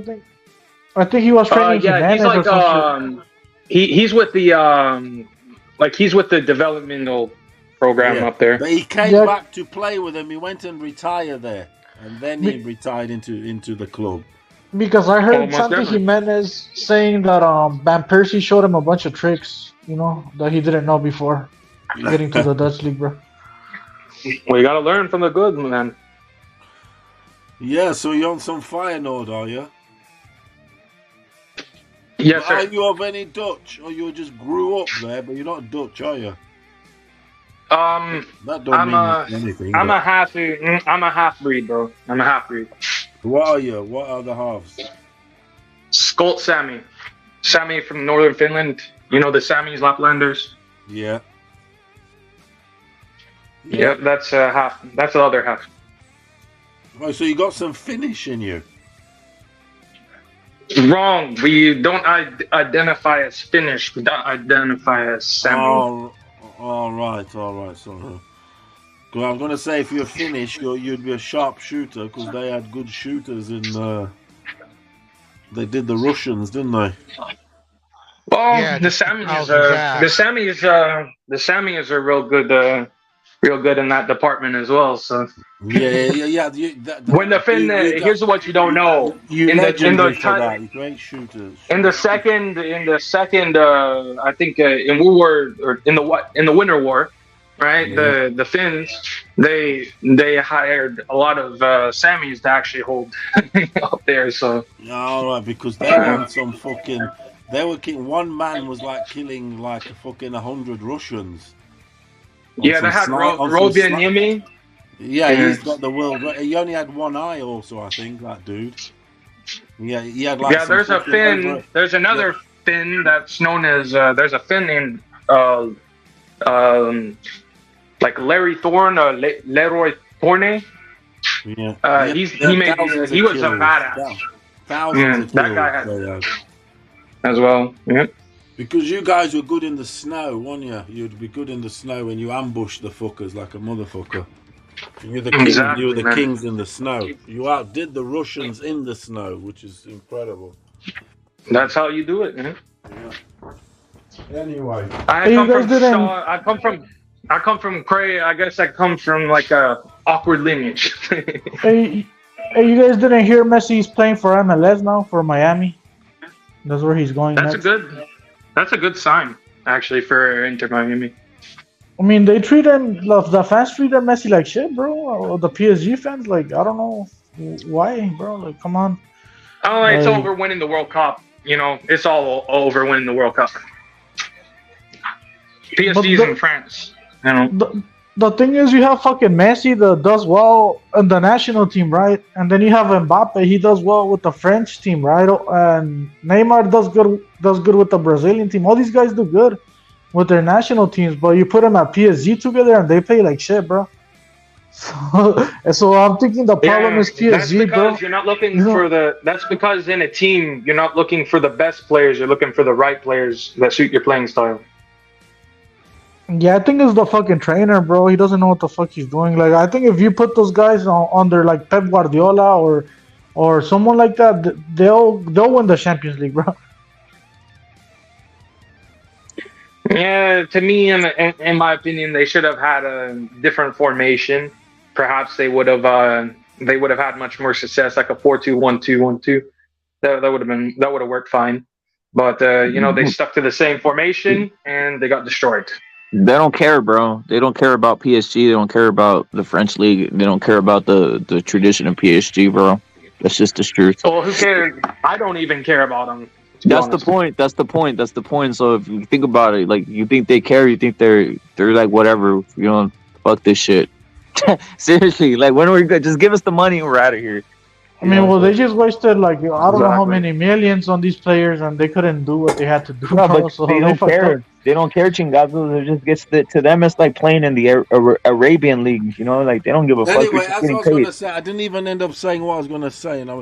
Basically, it was the third final for the third main competition in European football, and it was West Ham versus Fiorentina. West Ham went 1-0, Fiorentina equalised, and then West Ham got the win on 89 minutes. Well, at least they qualify for the Europa League next year, That's right? what I mean. Yeah, you get in the Europa League. That's the thing. There's a chain reaction to it. And then you win that, and you go up to champions. Yeah, that's the thing. That's why it's important. That's why everything. They're all important to win. Because even if you do shit, right? Even if you play like shit, like West Ham did this past year. They're still in Europe next season in a higher exactly. competition. And they got European trophies so it's all good. Exactly. And not only that, the players' ratings go up, their value goes up, everything goes up. Advertising, merchandise, blah blah, everything. It's all go to the bank.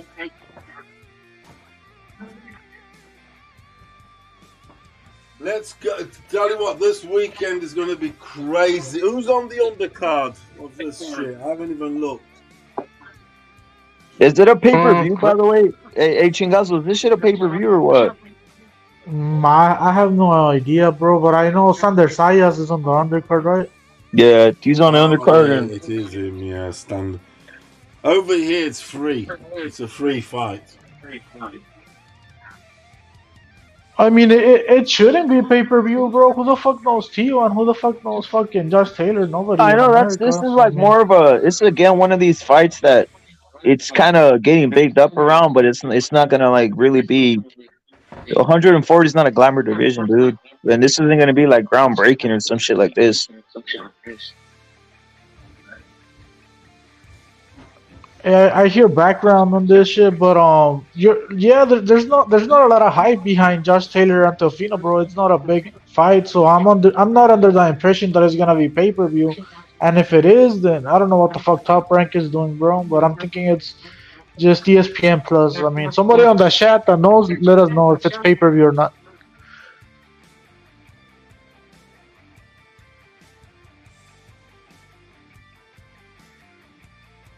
Yo, Chingazos, you know what's crazy? The Mungia fight's probably gonna have more people live event, and it's pretty damn that's a one that's interesting too, bro. To me, that's probably the one I want to watch more. I'm just keeping it real. The Derevchenko versus Mungia one. Chingazos, what do you think about that? I mean, like I said yesterday, bro. My primary concern is watching the Mungia versus fucking the Derevchenko fight, bro. As for Josh Taylor, the other shit, I'll watch it and shit, but I'm not really feeling anything towards it. Like, I'm not excited for it, bro. Like, I don't think I'm gonna see the fireworks that I'm gonna see with Mungia Derevchenko, bro. So yeah, I'm looking forward more to Mungia Derevchenko than the other shit. If it's at the same time, then I'm watching the fucking Mungia shit, bro. But I don't think it's gonna be at the same time. But let's see what happens. The thing is, 140 never been a glamour division, dude.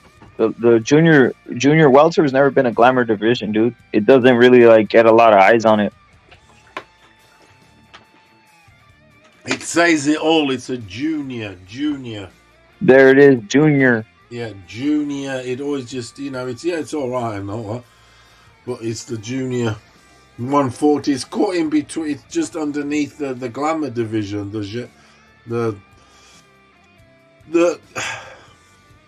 look, to me, I always said my divisions, the glamour divisions, to me is featherweight, 1 to 6, and then it's straight up to 147, straight up to middleweight, and straight up to heavyweight. Cruiser, light heavyweight, in my thingy, that doesn't get, it's those divisions: middle, heavy, 147, featherweight. Where are the knockouts, right? That's why heavyweight is what it is, because of the knockout. The propensity for knockouts. That's what people want to see. They want to see knockouts, bro. They don't want to see some. What's your guys' divisions, as in your this division turn. Look at what. Well, I'll tell you, Furioso. Check it out. Just for what I sense, the 160-pound division became the glamour division over the last 10 years when it was Triple G and Canelo, because welterweight became stagnant with Spence and Crawford.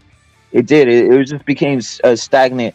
So I had 160 light, and then I had obviously 168. I had heavyweight as always. Now it's back in a sense because of all the heavyweights and the movement. And then I had shit. I even had the 126 right now. 126 to me is hot. It's a hot division. 126 is historic. Yep. That shit's historic. It goes till the beginning, more or less beginning of time, to be honest, the inception of boxing. It is 1 to 6 feather there, in around there, and with the middleweight. When I say middleweight, that one there, it fluctuates, like you said, between one. Sometimes middleweight is hot. Sometimes it's super middleweight, but at middle, what I mean. When I say middleweight, it's between those two, obviously. I'm hearing, and I was just gonna say, I think because what people forget is the weight classes, like the body types and the frames that are in each division. So the best fights you're gonna get in all of boxing is probably 135, because really those guys are like they're welterweights, right? But they just shrink down to 135. So you're talking about these super fast 5'10" dudes, like a De La Hoya. They were showing him against Chavez, a 5'11" dude that can bounce and punch with power at 135. I mean, who's gonna beat him? I know. And then when you get to 147, you're talking about now these 6 foot type of guys who maybe are not as fast and athletic, but they're punching a lot harder. That's true. Yeah. And then you're talking about 160 that are these 6'3" guys, but they're not as quick and athletic. So you have like these Fendoras, these anomalies against Mendozas. Like you get real disparities in sizes and frames once you get to like 160 and 168. And then at 175, you got the basically basketball fucking players, football and basketball players that really couldn't make it in those sports, so they're in boxing.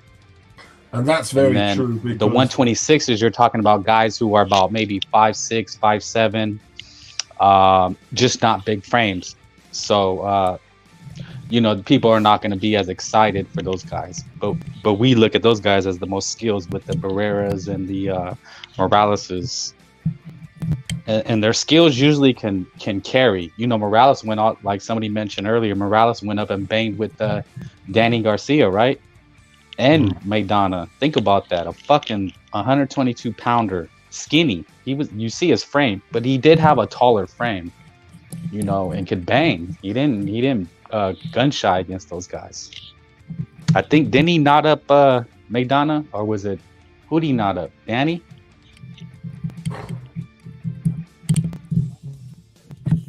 Ooh. Maybe I can't hear you guys. Yeah, I can hear you. Let me come back in. Who's on the panel? I am.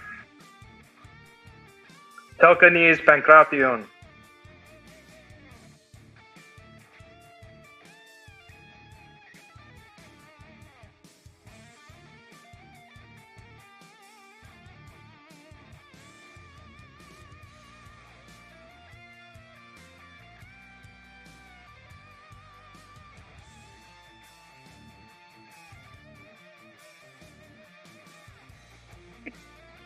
So Yo, I found the. yo, I cut out. Wait, hold up. I cut out there, bro. My bad. I cut out there.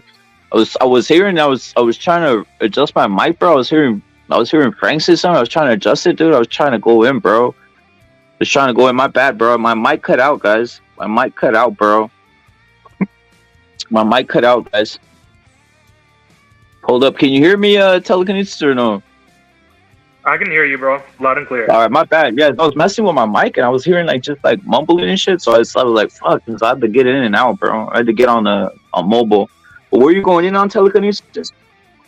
Yeah, I found the full card, the full list of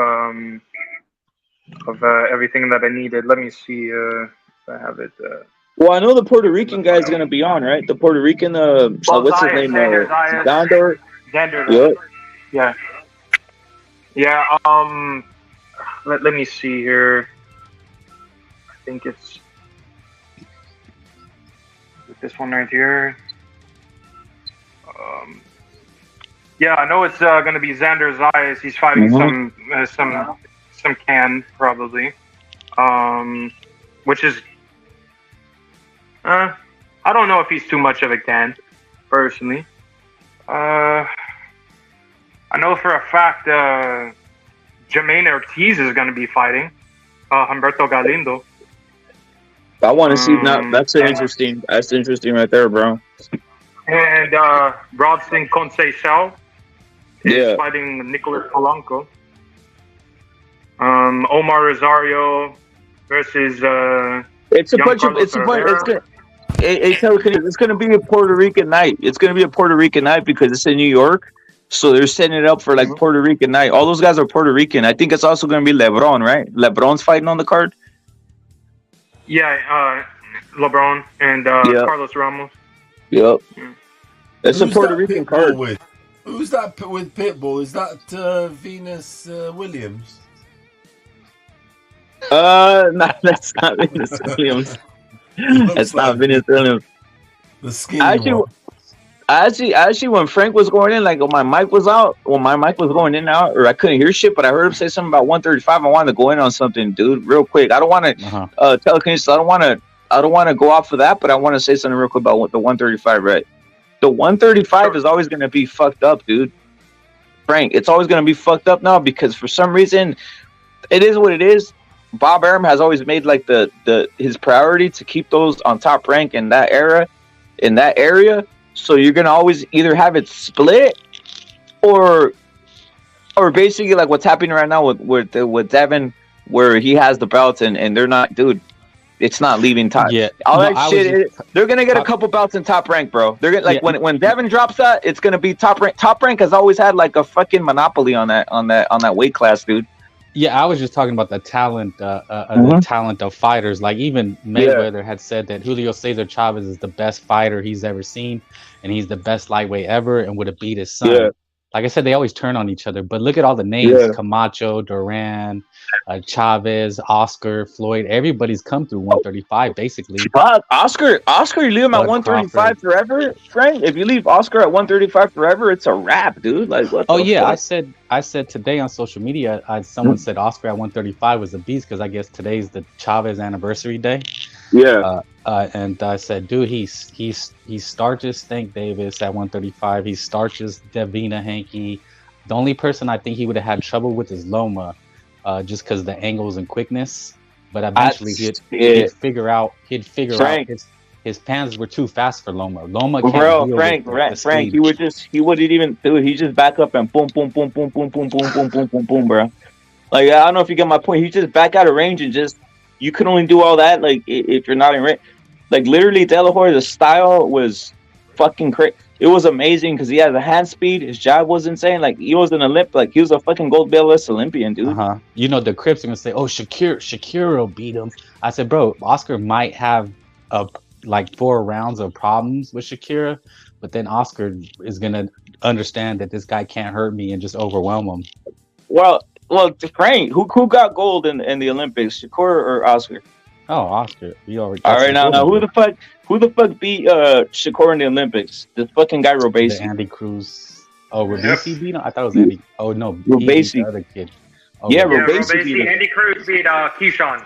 Yeah, fucking De La Hoya would have fucking ripped Robesi to pieces in the Olympics, and dude, come on, dude, like he would have literally he would have fucked up. Like Shakur is gonna fuck him up, dude, like bad, dude. No, I'm saying what the Cribs are gonna say. Yeah. On those type of matches, Shakira beats De La Hoya. Yeah. Beats Chavez. It's like, bro, you guys are smoking crack. Chavez, bro. Think about this. We're even talking about like Pitbull. Pitbull doesn't even do a fucking not even 1/5 of, not even 1/10, not even, dude. The scale. If you just scaled Pitbull and Chavez, the style, like first of all, Pitbull don't even know how to do Mexican style right, bro. Which is the Chavez style, head move and everything. Yeah, you know like, and Chavez had success against Oscar. Believe it or not, when I watched both fights, I feel like he was hanging in the first one. Mm-hmm. Oscar was just way too fast. In the second one, he tagged Oscar a few times. Oscar just was a monster, like a good ass chin. Like you know, that's how good Chavez was, that he could keep Oscar in check.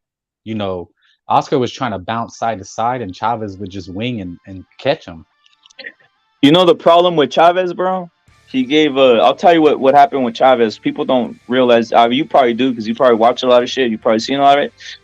But Chavez, his fault was giving Oscar opportunity to spar him multiple times, bro. Oh yeah, that's right. They did spar in LA. Yep. Chavez, you guys can look at the sparring, bro, and you can kind of see like Oscar picking up the tendencies. Like if you fight that Chavez style 1 time, 2 times without sparring, it's gonna fuck you up, dude. It's gonna fuck you up.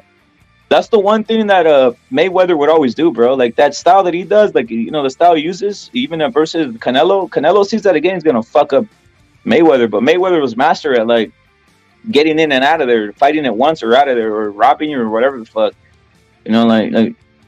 That's why.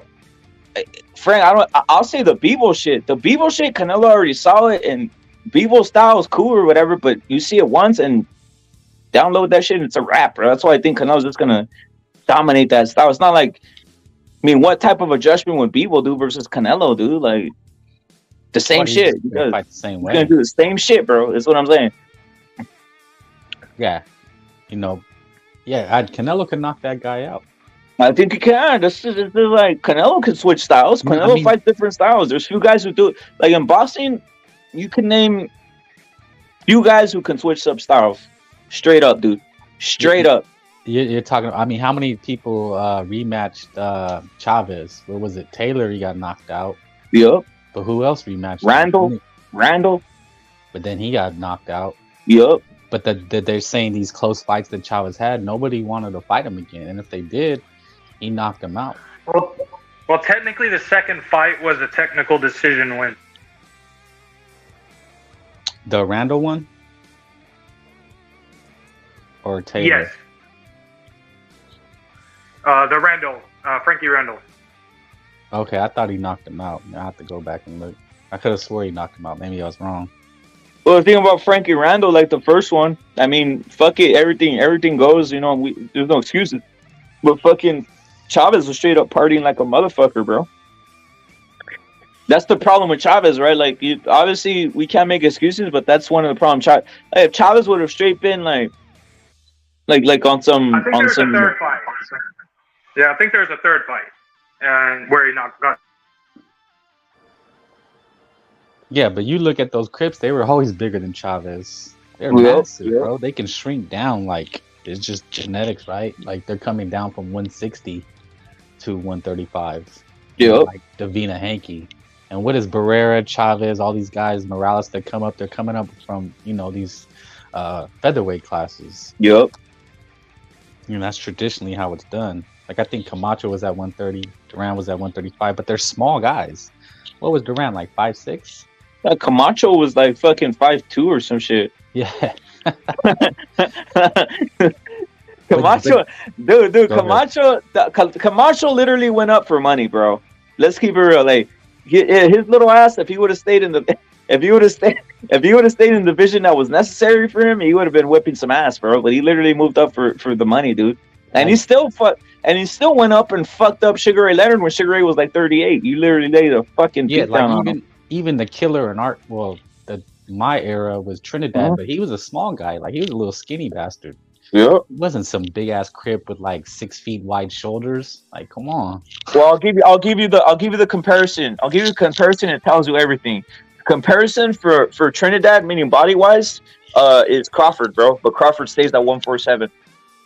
Yeah, but Crawford has a big back. Like Trinidad had like those skinny back, you know? Like that's what I look at. Like wingspan back, you know? Yeah. But it just has those long ass arms, dude. Like fucking can grab you from across the ring, you know? Yeah, he has got monkey arms, he has. Yeah, but he started at what, 135, 130? But they just can shrink down, you know? I mean, how far could Chavez, if he wanted a bully, how far could he have gone down? He was already 5'7". What the fuck is he gonna do? That's a human genetic skill in itself, being able to shrink to a certain weight, you know, and still sustain and have endurance, power, and everything in one. Yeah, I'm looking at backspan, like because they said the anomaly like Chico Corrales, but he was like Trinidad, hella skinny. Like there's a difference. Like Devin Haney is like he said, this genetic freak who can shrink down, but his back is twice the size, probably 3 times as big as Loma's. You know, like when you square up against a dude, you're gonna get a street fight. You know what I look at is the shoulders. Like, okay, this dude, he could take a punch because he's like stocky or something. You know what I'm saying? Like I'm looking at his shoulders and back. Like can he pop? You know, or is he skinny? Is he gonna wiggle? You know?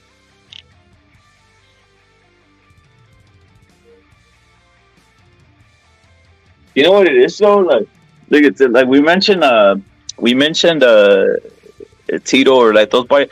But the whole thing I was trying to mention about Crawford is how tall is Crawford? Is he like about 5'8", 5'9"? How tall was Tito? 5'9" or 5'10"? Tito was like 5'10". He was about as tall as Oscar. He was pretty tall. All right, and Crawford's what, like 5'8", 5'9", or what is he? Yeah, he's more of a shorter guy, just the long ass arms. Yeah, he has like the gorilla arms, yeah, not the gorilla, the chimp arms though. They're all the way down to his knees, huh? Like, dude, you know who they have to be on drugs, bro. I was watching the Charlo Castano. Dude, the Charlos are heavyweights, bro. They're shrinking down to these ungodly 154s when they should be fighting that fucking cruiserweight.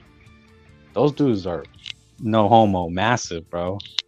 There's no way they should be fighting at those weights. 154 is like a regular guy, like your average dude off the street. And still getting rocked, you know? Like, that's what's crazy. But like a Castano, like, he's like probably at his real, like, natural weight. He can't go up and he can't go down. Guys like that. Yeah. You know? Who else? Like, Tim Zoo's a big ass motherfucker. He is, bro. He is huge. He's probably doing something. Like, he looks like a cruiser in there. These guys are all like the whole era, like these eras of weight bullying and all this, or just staying at a weight class. It's only for certain people. Like you see, obviously Oscar went up, Canelo moved up, Chavez even moved up to a certain extent. He said that he didn't even feel good going up 5 pounds, bro. He said he could even, you know, he was he was just doing it for money, bro. So it's like, some of these guys are just moving up because they don't have any competition. They really clean competition, dude. Yeah, you know, I'm thinking like the Chris back in the day, like the Hearns and Leonard, they were kind of like skinny dudes. They weren't they didn't look like these massive freaks like Hanky and the Charlos who are like muscular and big. But at 154, like, what the fuck is that? Dude, it has to be blood doping. Like, they're doing something with their blood. Yeah, they are. Well, you want to know how much these guys are on? Salute to 18th Street, bro. You want to know how, like, how juicy these guys are. You know how they always talk about genetics. They talk about like, all right, a lot of black guys have a certain genetic, and I guess they have muscles and shit. That's what they say. You look back like at film, like of these old boxers, like before, like the pre with the steroid eras, maybe like the 60s or whatever the fuck. Yeah, their bodies don't, dude. None of them are buff, dude. No, they're like athletic. But they're not muscular. Yeah, go look at even like the Jack Johnson, bro. That dude looks like a flabby black man. You know, like dude, rapper shit wasn't developed like that. They didn't, you know. No. But genetically, but the whole point is this: if genetically they were like, if genetically they had genetically built muscles, that they back then they should have been like fucking bubbled up, bro. Yeah, you know what? Like I was thinking, like my era, like coming up with like a fighter like Canelo Vargas. In today's era, he probably would have been at 147, like knocking people out like Virgil. But you could tell he came in kind of pudgy. He was fighting at 160, like beginning of his career, get some money, and then he's fighting at 154, ripped. Yeah, the way I hate, dude, I kind of hate this the way they have these guys like Pacheco, bro. Like Salute Time, your leader, they have them, bro. They literally cut him from light heavyweight to fucking 168, bro. What the fuck? And same thing with even David Benavidez, right? I don't. It's what it is, but like David, like I think a lot of people now are starting to believe that let's take advantage of the height and shit, right? Like yeah, that's a good example. That type of shit. Well, look at like Berlanga. Something happened to him because. He first he comes in, we see him, he's all ripped and shredded, knocking people out. Then somehow he gets like flabby, out of shape. Yeah, he's a big ass kid. He's a fucking cruiserweight, bro. You can't tell me he's not. He is, bro. I'll say this, Frank. You could break it down, or somebody on the panel could break it down. I don't understand. I don't understand the hate for Berlanga, dude. No, I do and I don't. He has a very awkward style. His style's not very attractive. I guess you can say, outside of his KOs. It's because he's had some controversial, one or two controversial fights, and people got on his back. That's it. I mean, basically, can he box? Like people talk shit about Mungia, but that's black. That's black shit, though. That's my point. Like, that's what astounds me, right? So they'll be like, "Oh my God, he's not boxing? I mean, he's knocking motherfuckers out. Like, what the fuck? And who said you have to be captain? Like, you know, is Shakur captain knocking out? Why? I want to see Shakur knock someone out. How come no one says that?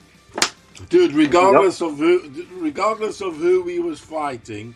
That little record he got at the start was quite impressive. That's my point. He's not. Look at. I'm just talking about the hypocrisy. I'm just questioning things. First round knockouts. I'm just questioning things. How guys get like manipulated out there. Even the Puerto Ricans, right? Puerto Ricans aren't even going for this guy. Literally, he's knocked out everybody, and he's undefeated or whatever the fuck, right? And dude, like, what's he doing different than any of these other guys? Theoretically, if you gave Berlanga a bout, no one would bat an eye, bro. If you just gave him a bout, if Canelo vacates everything, you know, just says, fuck this shit, I'm out of here, and he has a bout, would anybody say, well, they wouldn't question it. It'd be like, yo, Berlanga has a bout, he's a champion. That's the way the rest of these guys are. That dude walks around. He has to be at 215 walking around. Yeah, I believe that. He's like a husky guy. He just carries like a, not necessarily. He's like one of those dudes who packs like a Braun, bro. Like it's. I know what you mean, bro. He's big, dude. Like a LeBron.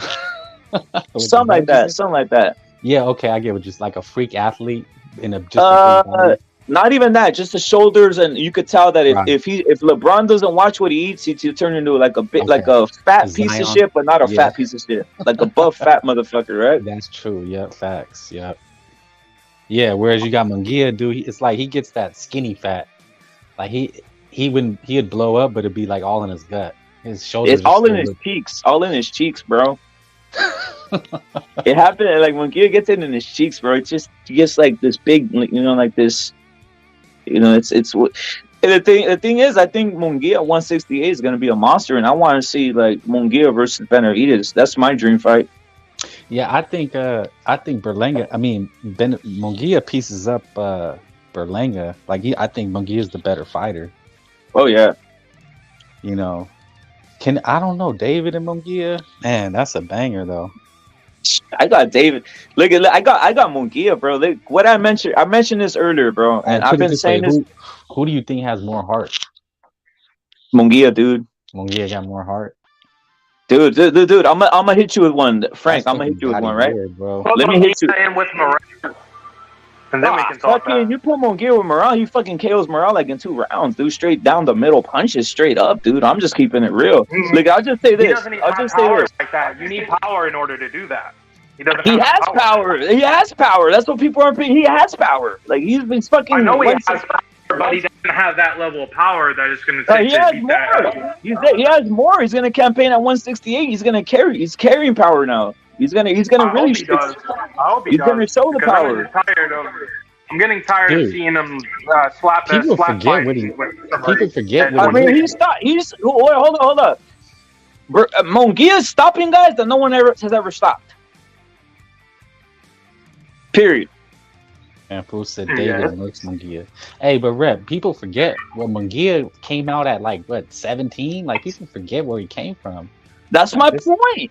Wait, no. I want to break it in. This is why I say Mungia is a fucking animal and people aren't picking this up. What did I say earlier, Frank, about this? Let me tell you this. Being able to change styles, being able to adapt.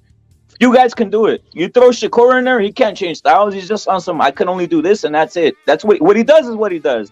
Most of these fighters, you can name any fighter. Most of these fighters would do. Dude, Mungia literally fucking switched up styles, homie.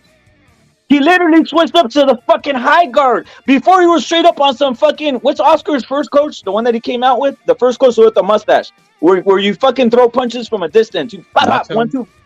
The guy with the mustache, the OG one, the one that taught when he first came out with Oscar De La Hoya.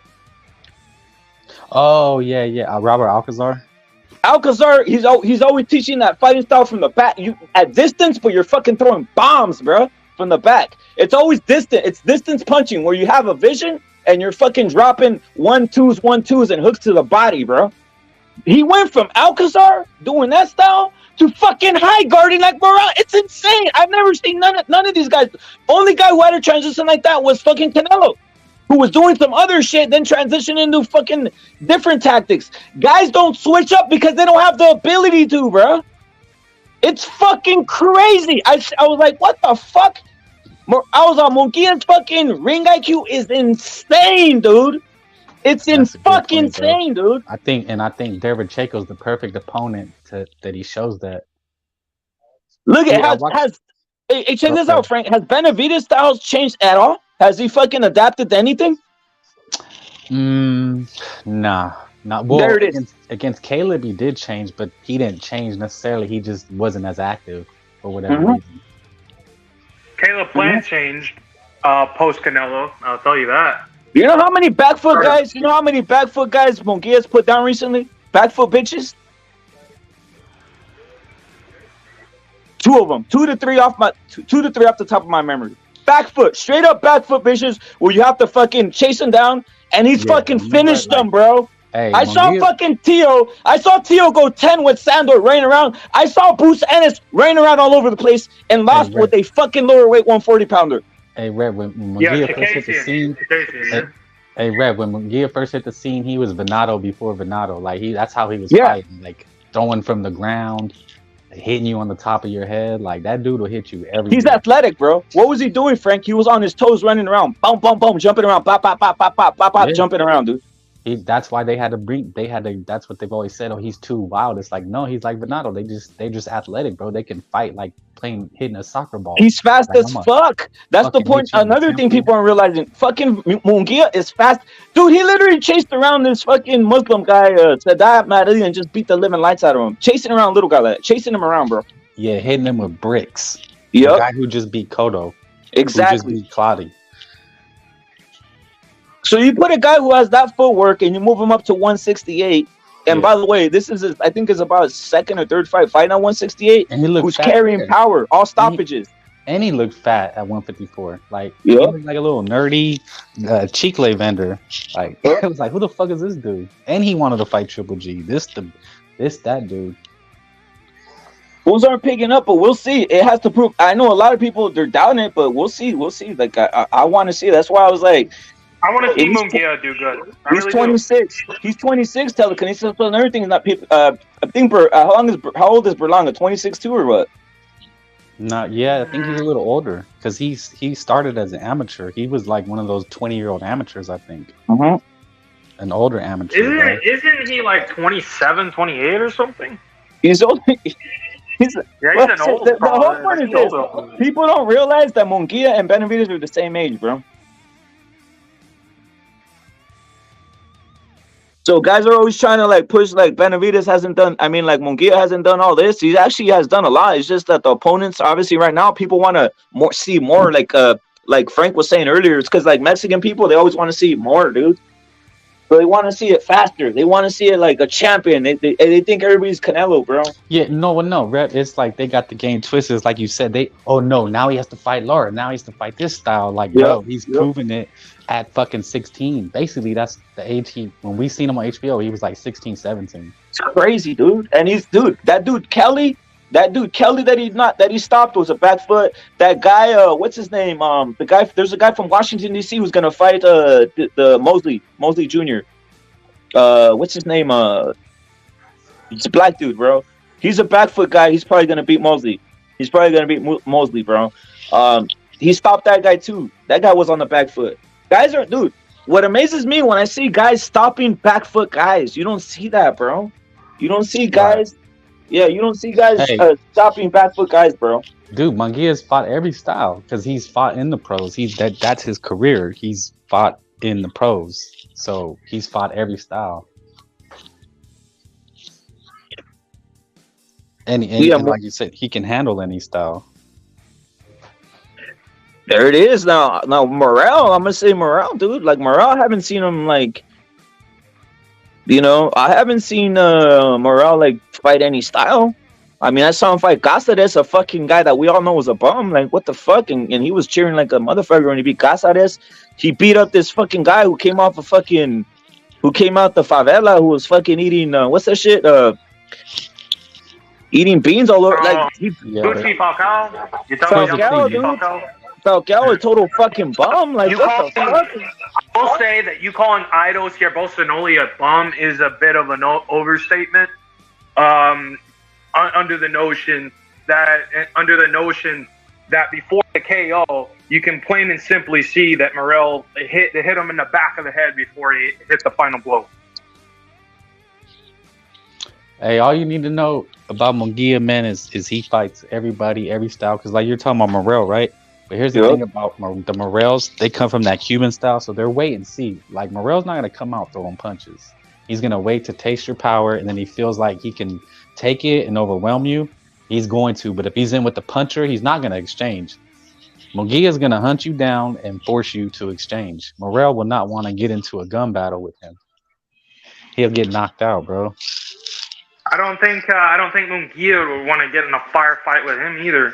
Nah, you don't understand. Morrell's back foot. He'll go to the back foot. If he feels Mungia's power, he's going to go start retreating. Have you seen him come forward before? Like I said, against overmatched opponents. Well, Mungia arguably needs to go for him. That's what he does. He's a seek and destroy type of guy. I've never really seen him take a back foot. He needs to fight. He needs to fight Morrell then. Because that's what's going to happen. Morrell's going to try to outspeed him, outslick him. But Morrell's not the killer that people think he is. That's going to be a good. That's going to be a good fight. But Mungia is going to have to learn to fight dirty before he fights someone like Morrell, because Morrell is a serial rabbit puncher, dick puncher. Shoulder you in the face. People, like, he's gonna have to be dirty. Yeah, but these Crips, they spice up the Mexicans or Latins that they want. But Dave is not like that. Morrell's not like that. They're not. There's only a few guys that are like Mungias and Canelos that are seek and destroy, and they'll walk through anything. There's only a handful of guys like that in boxing, bro. Venato's one. We just seen it. But for the most part, they ain't like that. Dave is not built like that. We seen it against Caleb. He was supposed to go and destroy him, and what'd he do? He decided to box. So You can't. Well, Caleb Plant did a bunch of neck exercises and stuff, so he did make improvements in his training camp. He actually changed his trainer from Justin Gamber, post Canelo, to his new trainer, Breadman Edwards. So Oh, he that did dude's make a backfoot improvements. bitch. Breadman. He's a fraud. I think he's a fraud. I mean, he's a decent, but what did he have? J-Rocks? Like, come on, bro. Like, these guys, they think they're going to these Derrick Jameses and they're gonna learn something, bro. It's your mentality, bro. Like, it's who you are. It's like you I take believe that Mungia. 100%. You take a Mungia, they have to bring the reins in. They don't have to bring the beast out. Like, what the fuck are they gonna teach fucking Ryan Garcia? Like, seek and destroy, become a banger? Like, bro, that's either in you or it's not. You know what I'm saying? Like, David, I thought he was gonna go seek and destroy against Caleb, and he didn't. It was disappointing. No, that's my point is. Look at that was. Let me just break that down, bro. Was that the first time David has fought a back foot bitch? No. Like, I thought that Gavin pieced him up. He wasn't seeking destroy against that Gavin dude that tested him. You're talking about Gavril? Yeah. Yeah. But what I'm saying is a straight up back foot motherfucker that you know is just gonna back foot you. That was the first time David fought one of those. Skill, yeah. Well, Gavril had unorthodox footwork. You know, he was awkward. He was always prancing, and he just kept on with that awkward back and forth, side to side footwork, and it really showed. It really proved effective against David Benavidez, to be honest with you.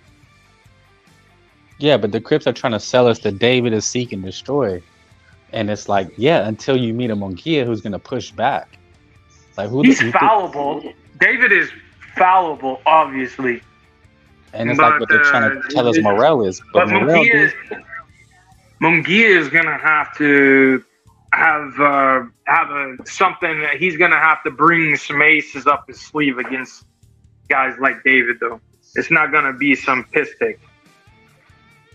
Well, yeah, Morel and Benavidez, Morel's his best chances to box. He's not going to get in a firefight. Like I said, he can't do what he's done against these hand-picked opponents against David Benavidez. Like, you can only go so far in boxing having hand-picked opponents. Eventually, you're going to get exposed. That's why, I don't see Shakira. He's going to get exposed, man. These guys, all of them. Eventually, everybody gets exposed. I don't think anybody in the world wants David Morel to get chinned more brutally than I do. And I'm just going to leave it at that. Like, if Mungia loses, he's gonna be in a war. It's gonna be a bloodbath, and the other guy, career could be over. Like, that's how it's gonna go. It's like, you got to kill Canelo to beat him. And these Crips, they never mention those things. You know what I'm saying? Is David built like that? He says he is, but I didn't see it against Caleb. Is Morel built like that? I don't think so.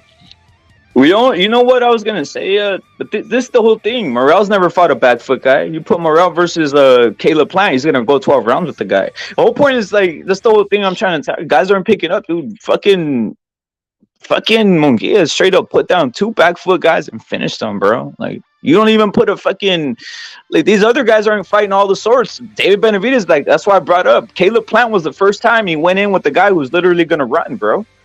That's how they moved David Benavidez. You're talking a non-hand-picked opponent.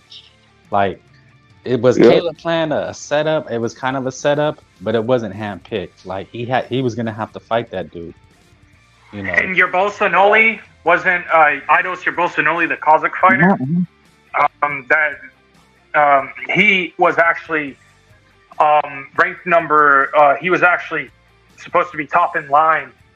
He had an IBF eliminator, right, or the IBF final eliminator, but for some reason they wanted to shift that around to the WBA, and I gave him that Morel fight. You're talking about hand-picked opponents, bro. Hand-picked. That's not a hand-picked opponent. He was he would have fought for the IBF, but the IBF slot wasn't available. Well, he had no business being in the ring with that Morrell dude. What are you talking about? He got rabbit punched multiple times, bro. Rabbit punch. Okay, man. Well, die on your sword. I'm telling you, that dude was handpicked. He is not on a skill level. Yeah, Caceres was like a fucking, almost like like a fucking, what do you call it? Like a triple A WWE type of like boxer. Usually it's like a sideshow. Yeah, man. You see what happens when they get put in with a legit dude. Caleb Plant David. We seen David wasn't this killer. Loma. Davina finally fights a non-handpicked opponent. He gets exposed. You know, Shakira, you're telling me Yoshino wasn't a fucking handpicked opponent? Get the fuck out of here. You know what I'm saying? And let's wait till Morrell has to fight a non-handpicked opponent. We shouldn't even talk about it. Like, why is he even being talked about? You know, Planet and David's biggest test was Andre Dirrell that fought like 10 years ago in a Super 6 tournament. Like, get the fuck out of here. Well, how many fights does Morrell have, bro? 7 or 8. There it is, bro. It's crazy shit. Well, that's the whole point, though. But why? Well, let me ask you. That's why I went in kind of on the Teofimo thing, right? I was just pointing out the obvious in a sense, right? So why are they trying to move him around faster than they move the like? That's the whole point. He speaks Spanish, or that's the whole point, dude. I don't know if you pick up what I'm saying, Frank. Like, literally, Robesi fucking 10 fights and they have him up there as a champion. Right. Teofimo, how many fights did he take? What, 15 or some shit? 14. That's what I'm trying to say. Like, where's the Mexican guy getting moved like that? Well, see, I mean, in Teo's case, man, Comey wasn't handpicked. You know, that was a legit dude, and he passed the test. You know. Was he legit though? Was he legit? Was Comey really legit? I saw Comey go life and death with fucking what's this guy's name? Robert Easter. Okay, well, I mean, he wasn't handpicked, is what I'm saying. He wasn't a Yoshino, bro. If Shakur's getting a eliminating bout against a Yoshino, and Teo actually has to go through a Comey, I mean, we have to put it in context, you know. I mean, I feel you, but like this is let's just go back. When's that didn't age well? Comey. When's that didn't age well? Nakatani. A win that's looking like it's not aging well due to politics. The Lomachenko now with 3 losses. Tell me I'm lying. Someone tell me I'm lying. No. That's what it is. Did anybody think Kambosos was a fucking animal? Nah, no, nobody. I never. He was decent, but when he goes up against someone like Batfoot, you know, it's just a horrible style match. Kambosos was a handpicked opponent. Like, come on. I mean, he was a handpicked opponent. He was an undisputed champion, bro. No, when Teo fought Kambosos was a handpicked opponent. Instead of rematching Loma, he chose Kambozo. Well, he was actually the IBF mandatory. That's a very uneducated statement. Oh my gosh, like those can't be sidestep. Come on.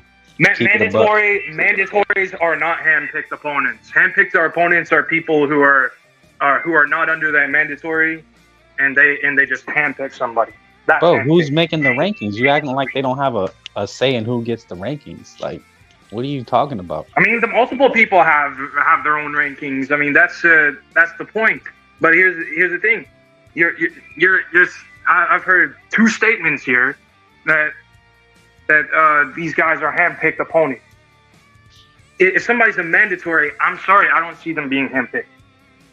Bro, how does David fight Gabriel? How does that bashed Canelo for Yildirim? You know what I'm saying? Like, you can handpick people, bro. It happens. Even the greats do it. It's not a bad thing if you're fighting competitive fights. But you have to be outside of being a mandatory. Of course. No, but that's how they get that position. You're handpicked. They just. But I'll say this. How did Keith Thurman jump Virgil at 147, and then not only that, in the WBC, he jumped Virgil, but then all of a sudden you got 2 other guys jump Virgil in the WBC. You got Ugas and Barrios, bro. They're your perfect example of handpicked. You can jump to another and fight Barrios, who is literally handpicked. They just picked them up and said, "You're coming to fight for a title." So you can't, and he was ranked, like Revan just said. Well, that's the whole mandatory. The mandatory shit is kind of. Look at the mandatory shit at this point. The way they're handing out mandatories are fucking like. If you look at an IBF mandatories, those are fucked up. Sometimes they don't even have a number one ranking, dude. You've seen those? They don't even have a number one ranking. They leave it empty, and then they put 2, 3, and 4 or some shit like this, and then you get Caleb Plant fighting this faggot butts or whatever. Well, and then like you were talking about earlier, like a Barboza's sitting there. And he keeps getting passed over. So you can't tell me these guys are not handpicking their opponent. So this dude, what is he talking about coming at me like that? Well, Feigenbutz, further statement to the Plant fight with Feigenbutz. Feigenbutz, actually, I think he had a lower tier title.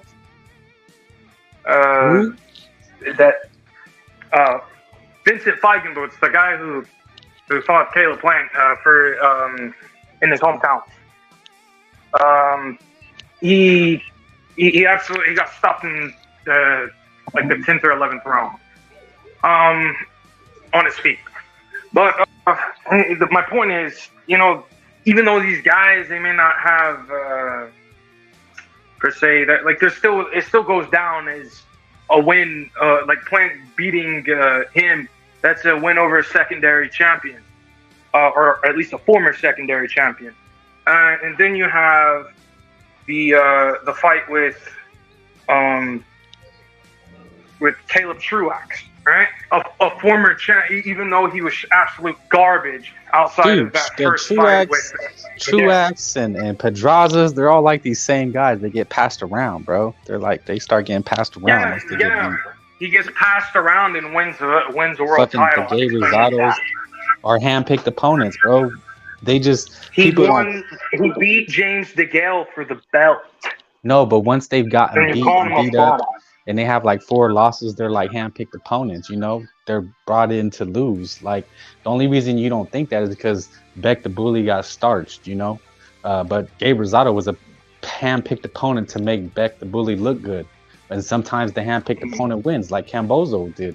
That's what I'm saying about Morrell. Until he fights a non-handpicked opponent, you're not going to know what he really is. Hopefully he fights a handpicked opponent that tunes his ass up. That's what I think. Well, yeah, that's what happens sometimes. Like Cambozo, you picked the wrong opponent, but it still means it was a handpicked opponent. So I don't believe any of these guys until they fight. Like, David's whole game plan changed when he finally fought someone that was going to challenge him. I mean, there is a term. Have you heard the term fast tracking to a belt? Yeah, it happens all the time. Oh, of course. You have to see you see the way it's set up. Not everybody waits 20, 30 fights to get in the title picture. Some people rush right into it and they say, I want the highest rated guy. I'm going to put my balls on the table. And sometimes a professional does just that. Yeah, but you got to be careful because, you pick the wrong handpicked opponent and there goes your career. Linares has been used as a handpicked opponent, and you could get shot. Like, Linares was a handpicked opponent for Hanky. And he almost got knocked out. Like, who's the last name handpicked? Gamboa. Dude, he's a handpicked opponent at this point. I know, dude. At a certain point, like, how many times did they run through Gamboa and they kept on, like, every time they would somebody would run through Gamboa, they say, oh, it's a great fight and shit, right? Like, yeah, they got away with that shit for a while, bro. That's a handpicked opponent, bro. Yeah. They're trying to use Linares for Ryan's comeback now. There's maybe when he was like a featherweight, right? JoJo's the new fucking Gabe Rosado. He's a handpicked opponent at this point. But he might have set yours, so he might. But like you said, these guys will turn up though. Like, that's the difference. Like a JoJo is gonna turn up. Like, he turned up different versus William Cepeda. I saw that fight live, bro. I saw William put some fucking like almost on I want to quit type chips. Yeah, he almost wanted to quit, but you saw JoJo say, "Fuck this motherfucker." Like, he was on like, "Fuck this motherfucker." Like, I can't. Like, I'm not gonna quit for this guy. But I was like, if he was in there with someone else, he would have said, "Enough of this. Enough of the volume." The thing was like the 4th round, William was straight fucking like pop, pop, pop, pop, lining like a 4-punch. Because what William does is he'll punch right through your guard. He don't give a fuck. So if your guard will still punch it, and some will start seeping through. And I'm surprised that JoJo didn't like just fucking take the knee, dude. You know, but that's what I would say. Like with JoJo, if he goes versus like a Pitbull Cruz, he's gonna go life and death with the motherfucker, dude. I think you said it earlier, as with Ryan and Tio, he's gonna go life and death with a guy like Pitbull, or even maybe even Ryan. Maybe even Ryan he turns up, bro. To be honest. Hey, that's another name who was a handpicked opponent. Isaac Cruz is a handpicked opponent. Maybe not now, but at the time he was. You know. But yeah, with JoJo, man, at this point, he's a handpicked opponent brought in to build the guy they're trying to build. Hey, Venaldo was handpicked versus not handpicked, but like last second, maybe like a 2-week notice or some shit versus Gabe Flores. Right. And then even Navarrete was like a fucking last second replacement for fucking, I think it was Dogbo, bro. Yeah, man, that's what I'm saying, man. These guys fight handpicked opponents until that shit like happens. But what is it? 1 every 10 fights? Yep. It's like 1 every 10 fights we get somebody exposed. Like the first one I seen was like Abner. Who was his handpicked opponent?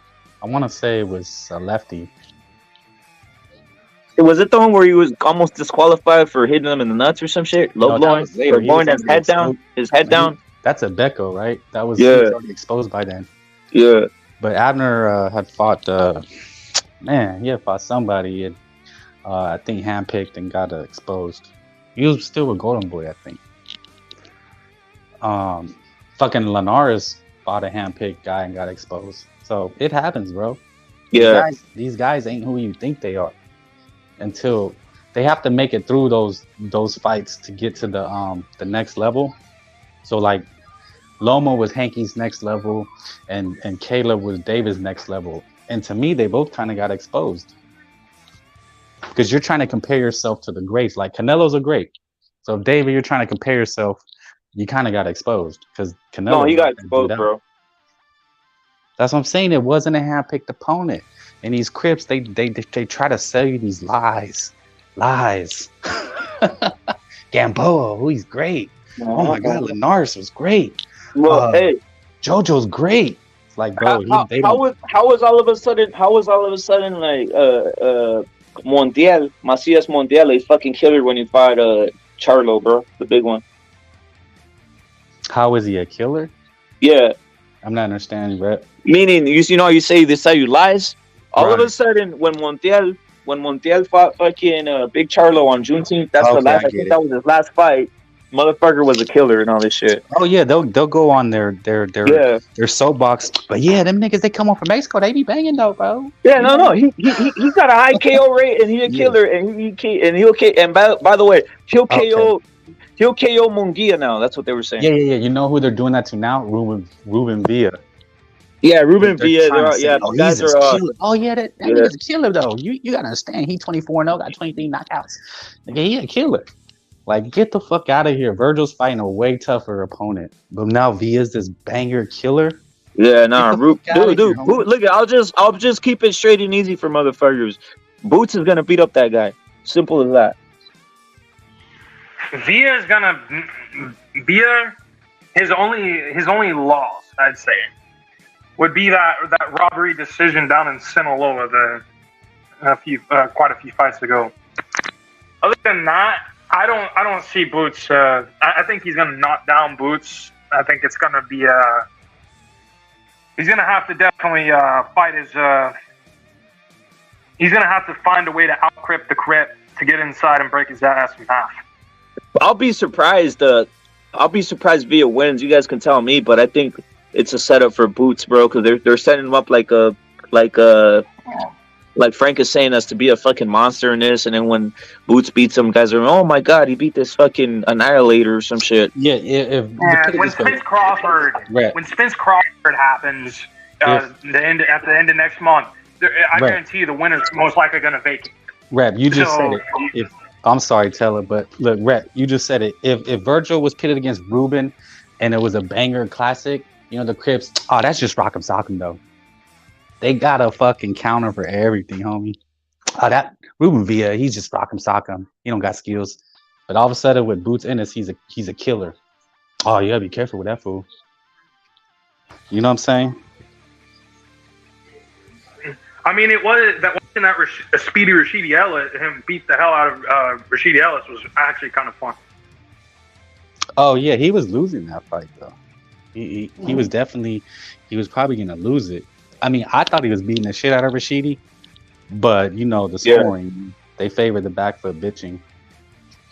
Yeah, I don't like that either. But Ruben just, man, he kept coming and coming. No homo. Pause. Dude, he was like not gonna be denied. Like, dude, I was already submitted right there. Meaning submitted to the commonality, like the back foot guys just gonna tell. I was like, come on, bro, this Norman really ain't gonna do shit out here, bro. Like, get him out here. I was like, Speedy got this. Like, you know, like you put some money on that shit. I was actually surprised, bro. I was surprised that Villa did what he did in the later rounds. Well, he hurt him a few times to the body, like in the 9th and the 10th. Like I seen Rashidi's eyes roll back and buckle. You know, like Fulton when Figueroa was banging Fulton up. It was like, I mean, the same kind of fight. Only Fulton was actually countering Figueroa effectively. But Rashidi wasn't doing shit. Just you know, outpointing him, running. And then Ruben buckled him like in the 10th. I mean, he hurt him bad. Well, it was the knockdown that wasn't counted, right? Like it would have been it would have been a wipeout if one of those knockdowns. It was like 3 knockdowns actually. Rashidi's was fucking out on his feet on the ropes. Somehow he survived. You know, Ruben should have had probably 3 knockdowns.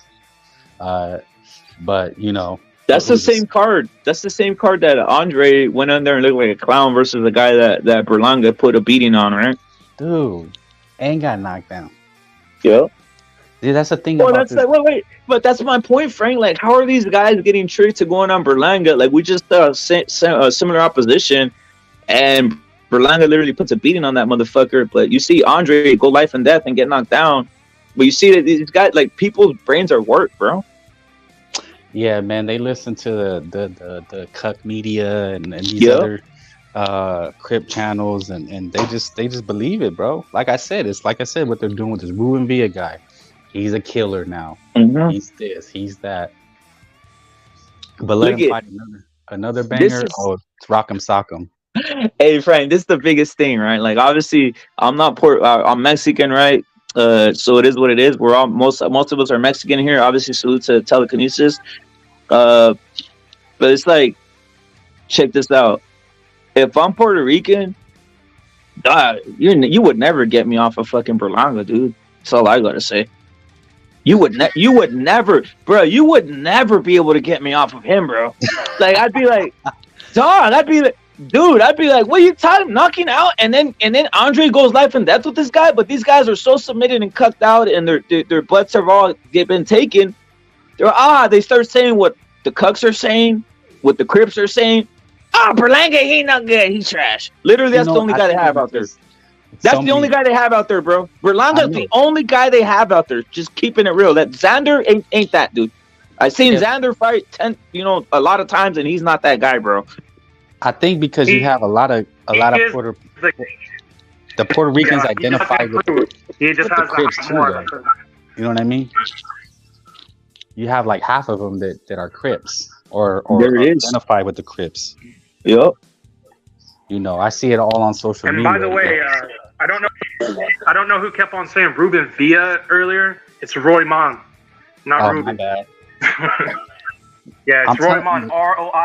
Yeah, it's a weird way the way they say Romain, bro. It's like even Romain, right? Telekinesis might be like Romain or some shit. It's like Roymond. It's like Roymond. Yep. Yeah. It's weird. Yeah, you know, I don't know. Go ahead.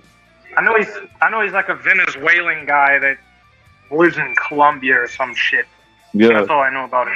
I hope he knocks the motherfucker out, but I don't see it, bro. You know, it's gonna take me. If he does it, we got like what you call like a caricature. Like with the way they're gonna build Romain, is that almost on some Maidana shit. If he beats up on Yeah, if he beats up on Ennis, they're gonna build him on some Maidana shit, bro. Dude, I was trying to think of it. You just hit it, bro. You know your boxing, fool. Like, yeah. Nail on the head. It'd be like the same shit all over again, Broner. Yep. And then get there, and then set up if Spence were to win, get him an easy Romain win. Yep. Hell yeah, bring this guy. We'll have a trilogy. Blah blah blah. Crip business as usual. Yeah. Yeah, he become like Romain. He beats up on Ennis, and they're gonna say like they're gonna exactly like Maidana. You know, Maidana had that like that's how you market him with the kind of like a menacing face, and obviously the way he throws punches. That's how they're gonna market like Romain, bro.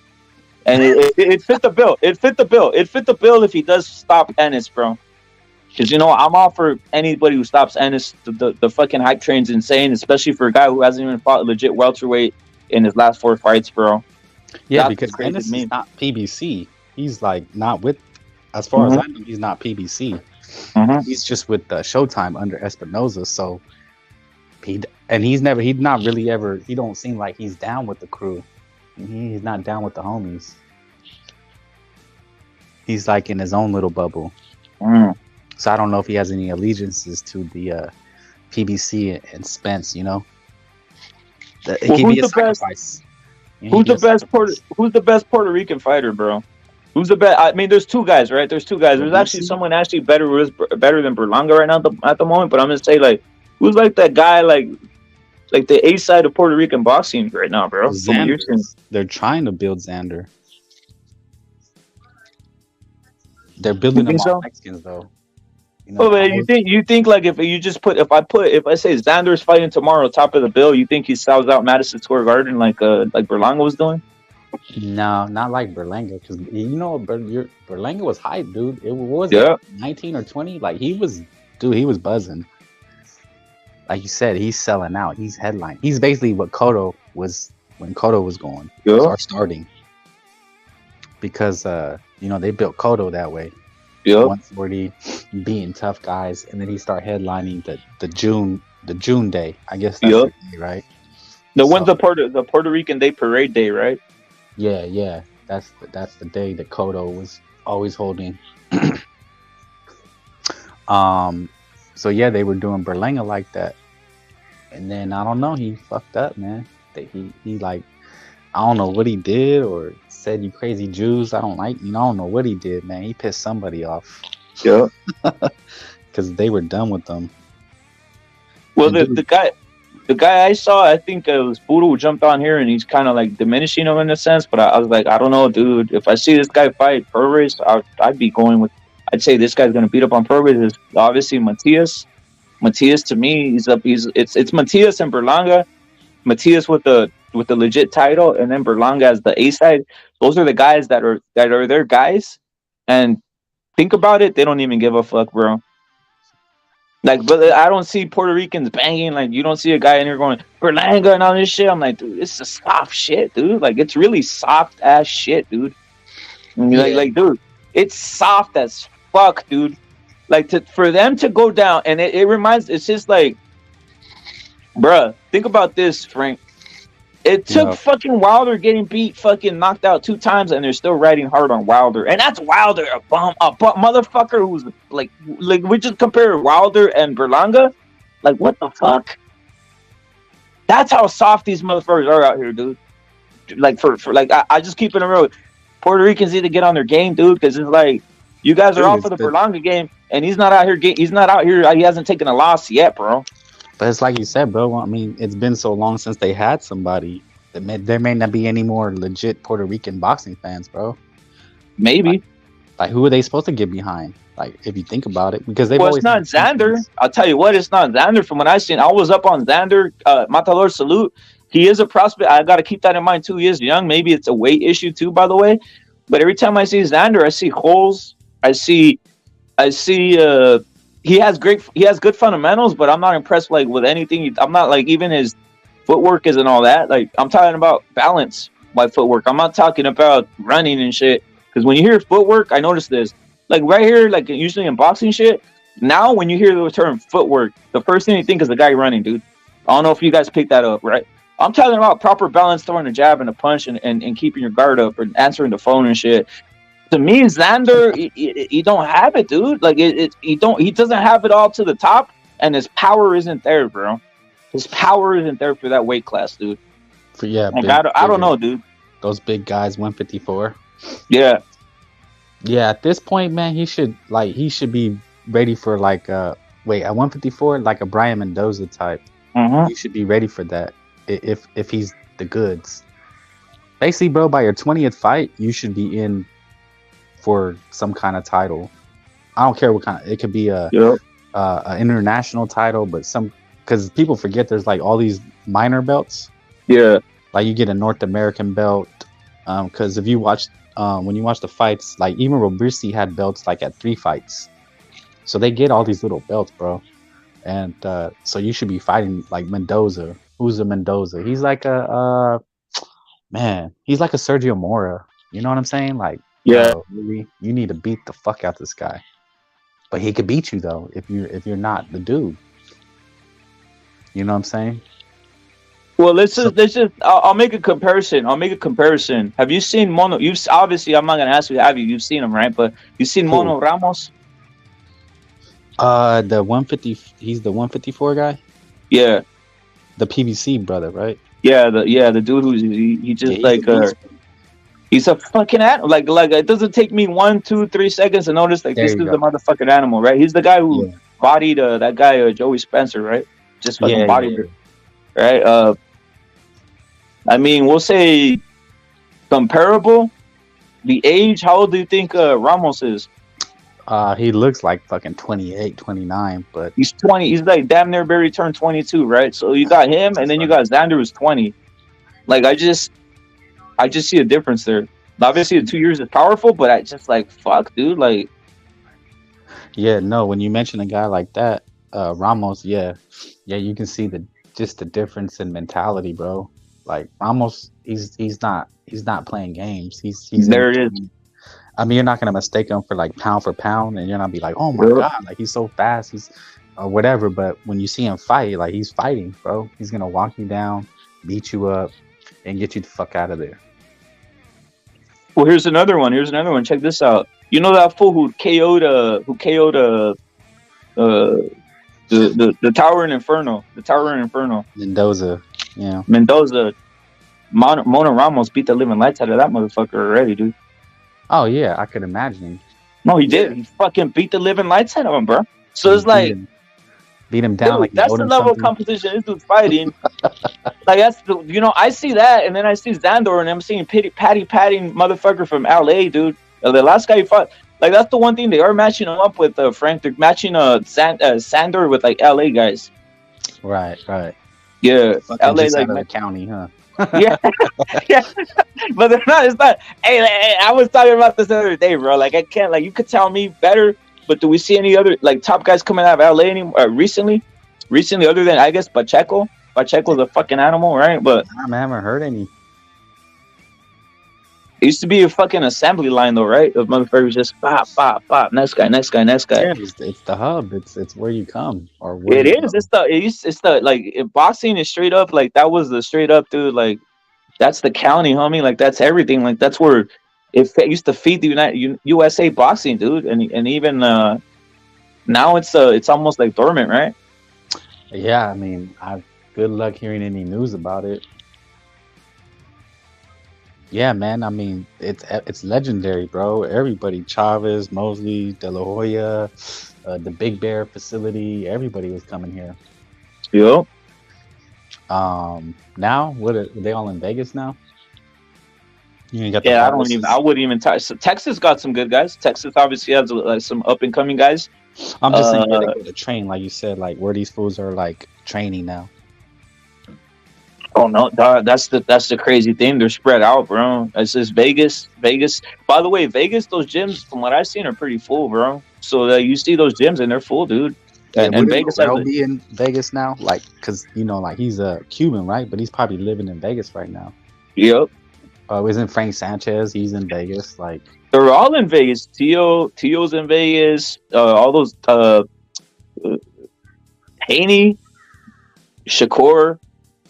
And we're just talking about Crips, but obviously it's Mexicans too, and then obviously the UFC facility, the ESPN facility, the ESPN Top Rank facilities there.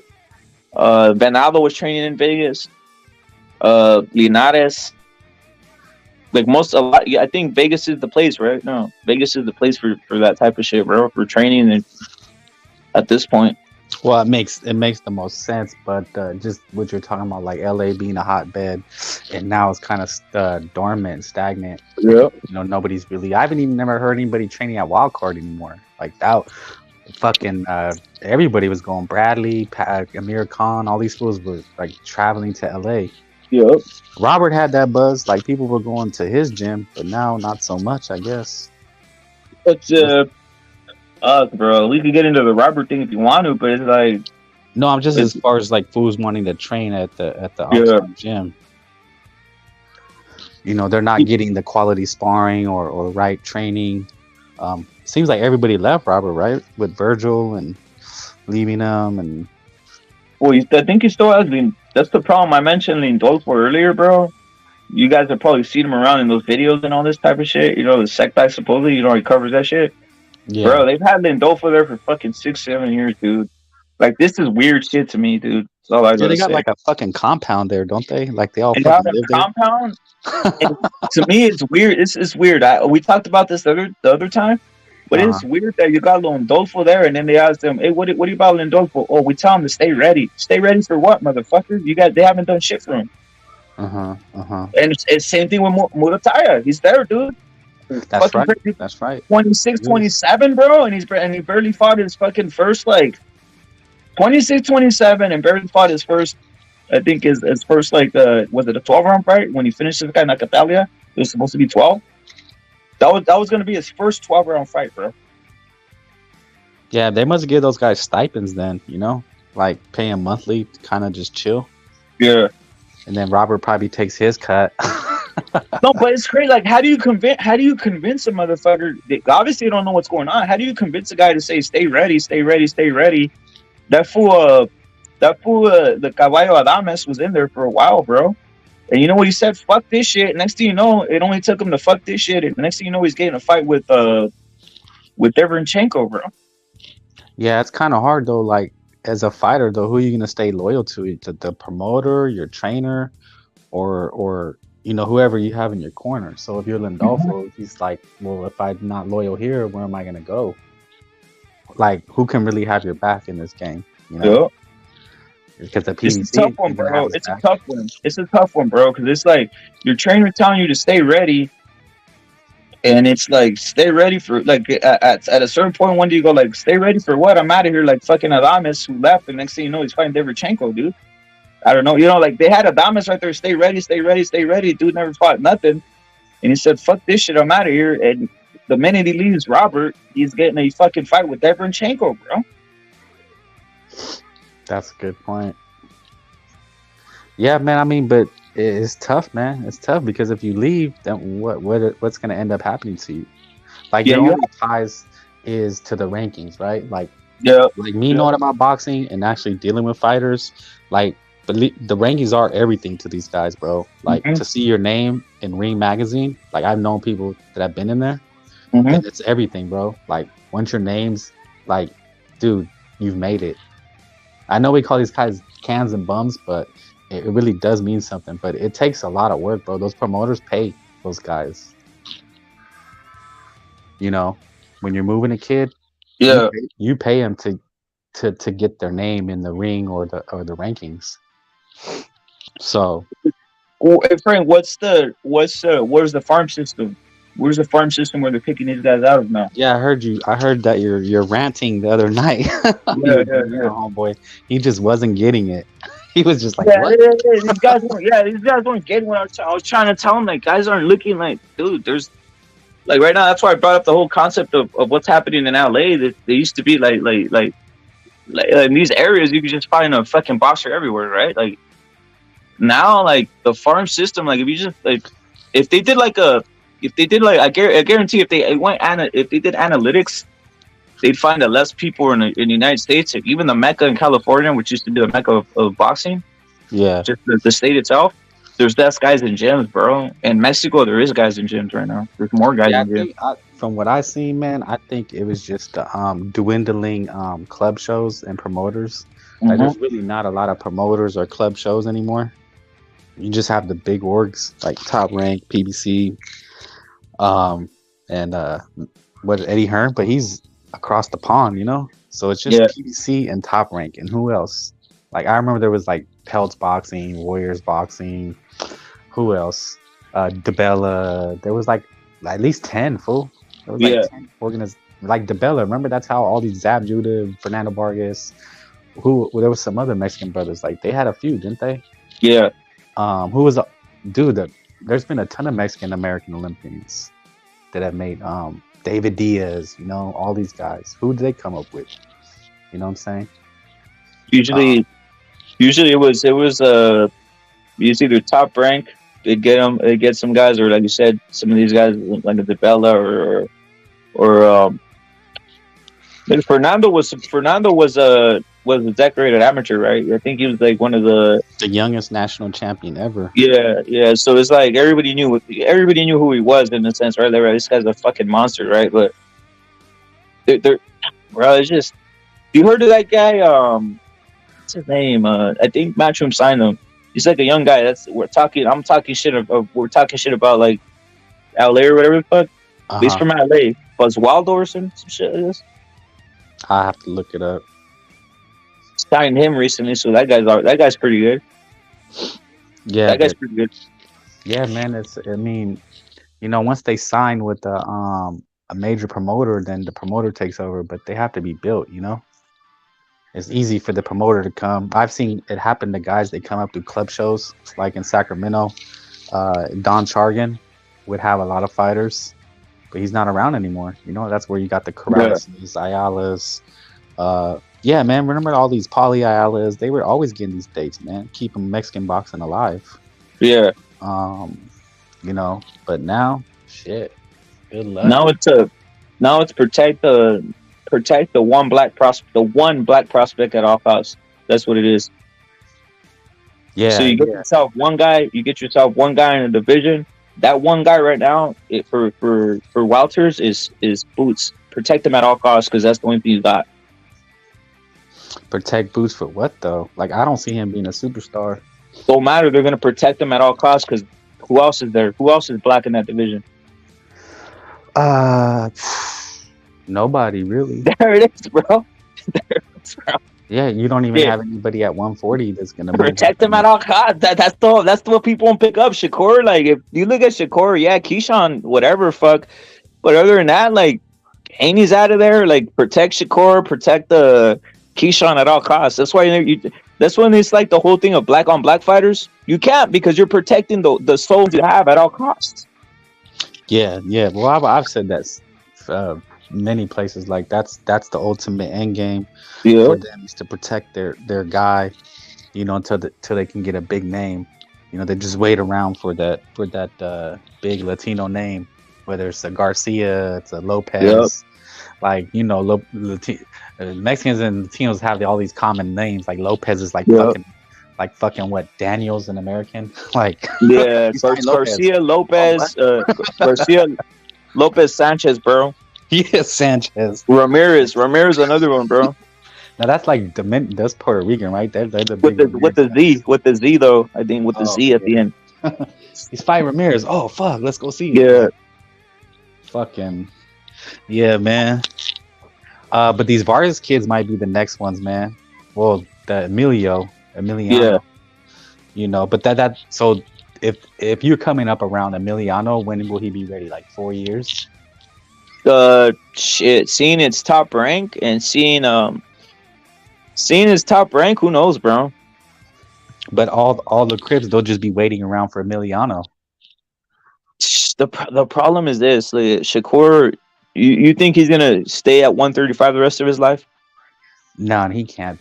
He's like flabby. He's not like Haney with ripped, you know. Yeah. So maybe it is. Maybe that's the matchup right there. Shakur versus Emiliano when he ages a little bit, right? Yeah, because Emiliano's already at 135, right? Yep.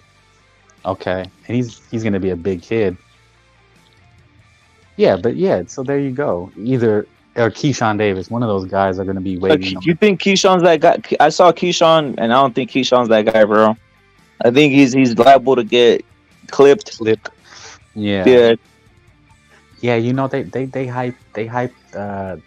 I don't see any talent. I mean, the only one I do see as being able to make it is Shakira, like just because of style. Like, you know, he's safety first, and he's decent. But the other guys like Shushu, Abdullah, and and Keyshawn, nah. I think like you said, they're gonna get into firefights, dude. Like Murtai fucks all of them up. I believe that. He'll just fuck them up, bro. Like Murtai and Abdullah's gonna put them all to shame. Watch, you heard it here first. Who? Murtai and Abdullah, bro. Abdullah Mason? I'm not sold, bro. He broke his hand already, didn't he? Don't matter. That dude's not. He's young. He's a youngster. The worst is Shushu. Like, he's awful, bro.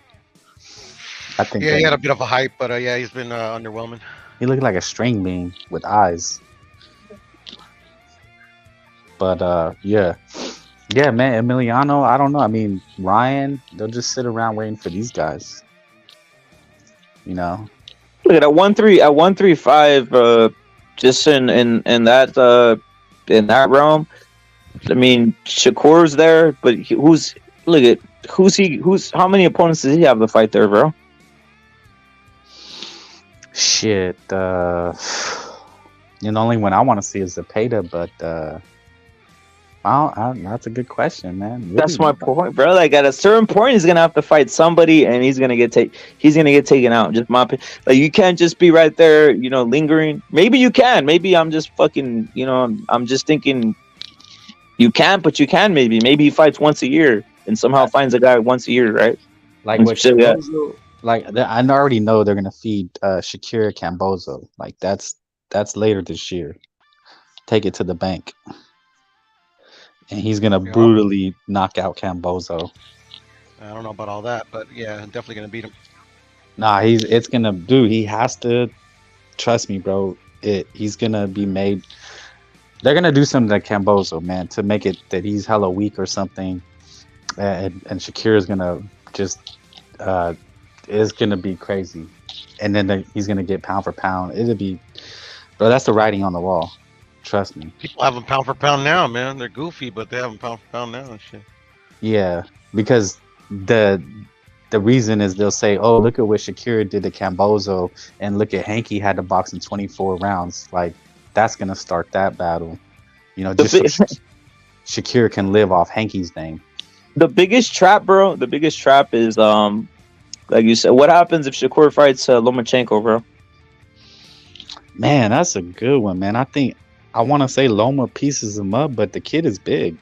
Like, I think he could walk Loma down. Has anybody walked Loma down ever? Salido. I mean, these motherfuckers, these Crips said, "Oh, Hanky walked him down." I'm like, when the fuck did he walk? Never, bro. Never. I did not see that. Fuck did that happen? That's what they were saying, though. I swear, they were saying he walked him down. He was aggressive. Tim Bradley and them bitches said, "Oh, he's coming out aggressive." Like what? No, that's crazy, bro. No, what happened is Loma backed up. He would back up every 30 seconds. It's like it was part of his game or something. He's mentally weak, Loma is, man. He fucking made that. He should have fucking obliterated the guy, bro. I mean, it was a tough fight. I mean, that was a big kid. I mean, the only thing I'd seen Hanky do was land shots on the top of his head. Like when Loma finished his flurries, his game plan was to catch him going out. And that's what I think caught Loma kind of like blinking. I didn't say he hurt him, but when you get hit on the top of your head, like that's what my uncle told me. He said, like, you know, they teach you to hit on the back of the head. Like Trinidad was good at that. Like hit him on the temp, you know, on the back of the head. You know, like when he would dip to the side. But yeah, I don't know who. There's nobody for Shakira really, except Loma. That's the hope. That's the whole thing. Like, there's no one for Haney. There's no one for Shakur. There's like at a certain point, like think about Loma is a little guy. You know, Loma, he did everything he could. He obviously got robbed. But what you know? What's the whole thing if Shakur fights Loma, bro? He probably beats him, bro. He probably beats Loma due to the motivation factor. I've already said this. I think Loma put everything he had into that Haney fight, and you could tell he busted into tears. What's his motivation when he fights Shakur, bro? Like, what's going to be his motivation? I'm beating up a guy like Shakur. I already beat up Haney, the guy with all the belts. Me beating up this guy. You know what? They'll probably just give Loma his career high payday, $6 million. Shakur will take one and make the fight happen. There it is. That's gonna be that's what's gonna have to do it. Maybe give him $8 million. I don't know. Whatever you gotta pay Loma to get him to sell it, give up the booty, you know. Yep. And I'll tell you one thing, man. Loma and Shakur is never gonna happen, bro. I guarantee it.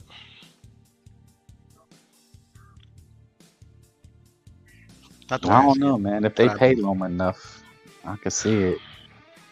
I mean, they got to pay fucking Shakur enough to give up that O. I think he'll take less just to get Loma, you know, and get that big pay-per-view match. I think I don't know. He gets a couple million. Maybe he takes, you know, a really pitiful amount just to get it. You know, because they were saying they gave Tio like $1 million just to fight Loma. You know, the first time he had to take short money. When Hanky got 5 and Loma just got, that's what I'm saying. Loma just got 4 for Devin Hanky. He got $4 million, bro. That's crazy. It's a grip, actually. But that's what you have to give Loma to, you know, sell himself to Hanky. He basically sold. You're right. He basically I'm confused, bro, because I think a lot of people were still. I think it caught a lot of people off guard because a lot of people were still under the impression that somehow Loma can't get robbed, bro, versus Haney, dude. That's why people's mind was fucking blown. Yeah, I mean, their mind was fucking blown, dude. Like literally, their mind was blown, dude. The fight went exactly how I thought, Rep. That's all I can take from it. Well, I mean, we everybody thought he won though. So even though he lost, the public thinks he won. Yeah. Yep. You know, so now you think he's gonna fight for $4 million again, especially against Shakur? He's gonna want 8. You know what I mean? I should try out for the NFL, bro. You guys like how I got Bill Haney, bro, as he's leaving the arena. Bing! Oh shit! It's like fucking my hero. Right there, what do you mean you hit him with the beer or what? Nah, bro, I didn't, bro. I've been saying that joke, you know, lately. Hey, that was a hell of a throw, though. Like, that fool came from the third deck. I know, fuck, bro. Like, fuck that motherfucker. Yeah. Seriously, fuck him. And he's moving, he's walking, so that fool timed it. He's about to be at X at 3:53. Wow. Hey, you know what it was? It was that so many fools through, bro, that at one point one was gonna land on his ass. I only saw that one bottle though, fucker rep, to be honest, but I could be fucking blind. I don't know. That shit hit hard too. He did the cool brother walk off too. He was like, that ain't shit. Yeah. He waved to the guy and said, thank you for hitting me, bro. Yeah. That's what it looked like to me. That's funny shit, bro. Yeah, he knew better. They fucking ran out of that arena like they stole something, bro. It's crazy. Man, didn't he? That's how you do it, bro. That's how you do it, though. Like you take it and then you just taunt, bro. Like that's one thing. That's one thing. Yeah, you can. Like that's another thing. You never show. Like that's the one thing. If I could look back, if those guys can look back at certain things, they'll say Loma's team, bro. First thing, don't take the knee. Second thing, when you're in the middle of the ring, make hell, dude. Kind of went soft on him. It kind of went soft. You got to embarrass the promotion, dude. At that point, you got to really embarrass him, bro. Yeah, on the mic and everything against Cambozo. Yeah, You have to, bro. You have to, dude, because you're not gonna get. Bro. Dude. All this quiet shit, dude, leads to you crying and shit like that, dude. Like, fuck all that. Wild out, especially if you got robbed. If you really feel you got robbed, dude. That's what you need to say on the mic, bro. Yep. Yeah, but I think it's a little different with Loma. Like, dude, is Loma a $4 million fighter? He's not. Hell no, that's what I was saying. That's a lot. I mean, think about what these guys Tio and Taylor are getting. They're getting half that, if that. Yeah. And they're not even worth that shit. But Loma's getting $4 million, and he was coming off a 2-year layoff. With just the 1 year. With just the Ortiz fight, though. And you give him $4 million. Like, I'm not against it. I'm just saying. How much did Haney get? Reported. There it is. That's why, bro. That's why Loma got $4 million fight, dude. That's not a $10 million fight. Ah, come on, bro. That ain't shit, bro. Dude. That ain't no dude. They both getting over, but that's the reason Loma got $4, bro. He got $4 because he figured, how the hell is this guy getting $5? If he's getting $5, shit, I'm worth $4 at least, and I'm a B-side. That's why that went like that, bro. That's what I'm saying. What do you think he's gonna get for Shakir? He's gonna get 6, bro. And Shakir's gonna take 1.5 to get the fight. He's gonna cash out. And the reason Haney gets that 5, bro. Why do you think Haney gets that 5? For the belts, obviously, but for something else, bro. Because he's not a total, like, his team wasn't a total moron, and he signed to the zone when they were giving out all kinds of money, bro. So it's like that track record of money's there. How much do you think they signed Tio for at Top Rank, bro? Pennies. Mm-hmm. What do you mean? How much he's getting for this fight? No. Wow, they signed him. When they signed him on the Top Rank, they advance of 150K. Some shit like that, right? But nothing extravagant. There was literally like, Like, it was for the sanctioning fee, Rep. It was for the sanctioning fee, bro. That's why they paid him so much, so they can get a bigger sanctioning fee. Bro, BC probably just get paid more than Tio at the start for what you're saying. Yep. Yeah. More of a name, more clout. Yeah, man. Because Shakur will take. I think he'll take small money to face Loma, because then if he looks at a fight with Hanky, he's looking at another 5 or 6 million. But how much? Fight how much? But how much interest is that fight for reals? How much interest is that Haney Shakur fight, bro? Like, guys are out here like. Yeah, but that's not what it's about. It's just about the image, the facade. Yeah. These cribs I want that fight bad, Rep. Me personally. Hanky Shakira? Come on, that's a because I think Haney would kill this guy. Oh, you tripping? Nah, bro. I've never been big high on Shakur, bro. I mean, like, he's let me come back in, bro. I bro. Go ahead. I'll keep cooking. I gotta come back in. Yeah, I'm gonna drop it, bro. I'm gonna drop it in the comment. Okay. But I'm not high on any of them. The only thing I'm pissed off is the separations and the monopoly that Top Rank has on those bouts in that weight class. You're never really gonna get like they're gonna pull out what's his name, Boodle. I guarantee they're gonna pull out some other guys like the Carlos Valderas. They're gonna pull that guy out. Oh, for sure. Maybe some shit like that, yeah. Yeah, I actually know which one they're going after next, to be honest. Oh, actually, my bad. They dropped that guy Carlos to 130. They're gonna give him Nakatelia again, bro. Just like they forced Blue Nose on Valdez again. I said watch out for Shakur. If he doesn't get something, they're gonna keep him. They're gonna keep him active, and watch out for Shakur versus Burchell. Nah, he won't do it. Who won't do it? Shakur or Bob. Who do you think they give him then to keep him active? Nakatelia. Again? Mm-hmm. The fuck? Bro, they're gonna sell it just like they sold Blue Nose and Valdez, bro. Like, oh yeah, everybody said the first fight, was close, even though I knocked him out, and like fucking, and then like the first time he fought Nakatelia, like he was literally on Twitter apologizing for his performance and shit. So this is gonna be supposedly like, oh yeah, he's 10 times better, and And fucking, this is, bro, it's gonna be I'm telling you, a carbon copy of that fucking promotion, bro.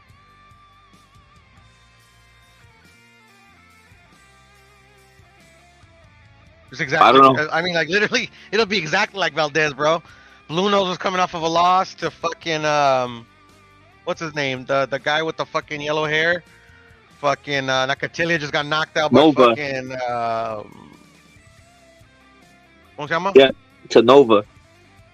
To Nova, and then the fucking like Nakatilia just got knocked out by God, what's his name?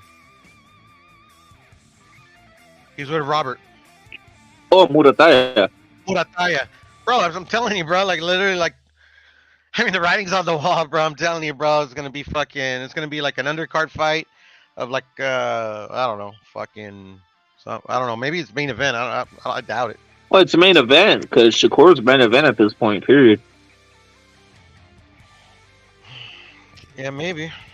No, he is. He's just gonna have my main event fights. Every fight that Shakur does now is gonna have somebody on the bottom cards to pull people in, though. But he hasn't had any yet, though. That's the thing.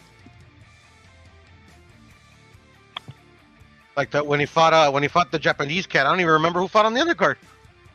I didn't even see that fight. I didn't care for any of that shit, to be honest. Yeah, I didn't watch that fucking shit either. You know, it was I knew that fucking Japanese guy was garbage. It was trash. Yeah, man, he's probably right. Pluto's probably right, man. He's gonna get all the retreads. Telling you, Nakatilia, Stevenson too, bro. That it'd be cool. He'd probably do better with the PDC if we're being honest. Shakir, because he could get Brandon Lee. Brandon Lee would be a hell of a fight. Shakira versus Brandon Lee. You know, they have a few 135ers, I think, on their roster. Damn, he got a lot of power, that guy, man. But I don't know. He kind of sucks. So yeah, Brandon Lee. He got exposed this last fight. Yeah, I know. No, for sure. No. That's what I'm saying. He kind of sucks. Shakira and El Rayo. I think El Rayo knocks fucking Shakira's block off. Yeah, probably. Especially El Rayo's pissed off right now. Fucking Edwin De Los Santos. I think he chin checked Shakira. Yeah. That dude is He called him out. He called him out, bro. Like when everybody. Yeah, that's what I'm saying. The Chris won't acknowledge it, but you know what time it is. Yeah, he'd do better at PBC, but he's safer at top rank. That how ironic that is.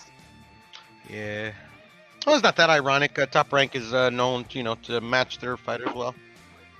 But the big fight is at top rank with Loma, where he can get tested, with a non-handpicked opponent.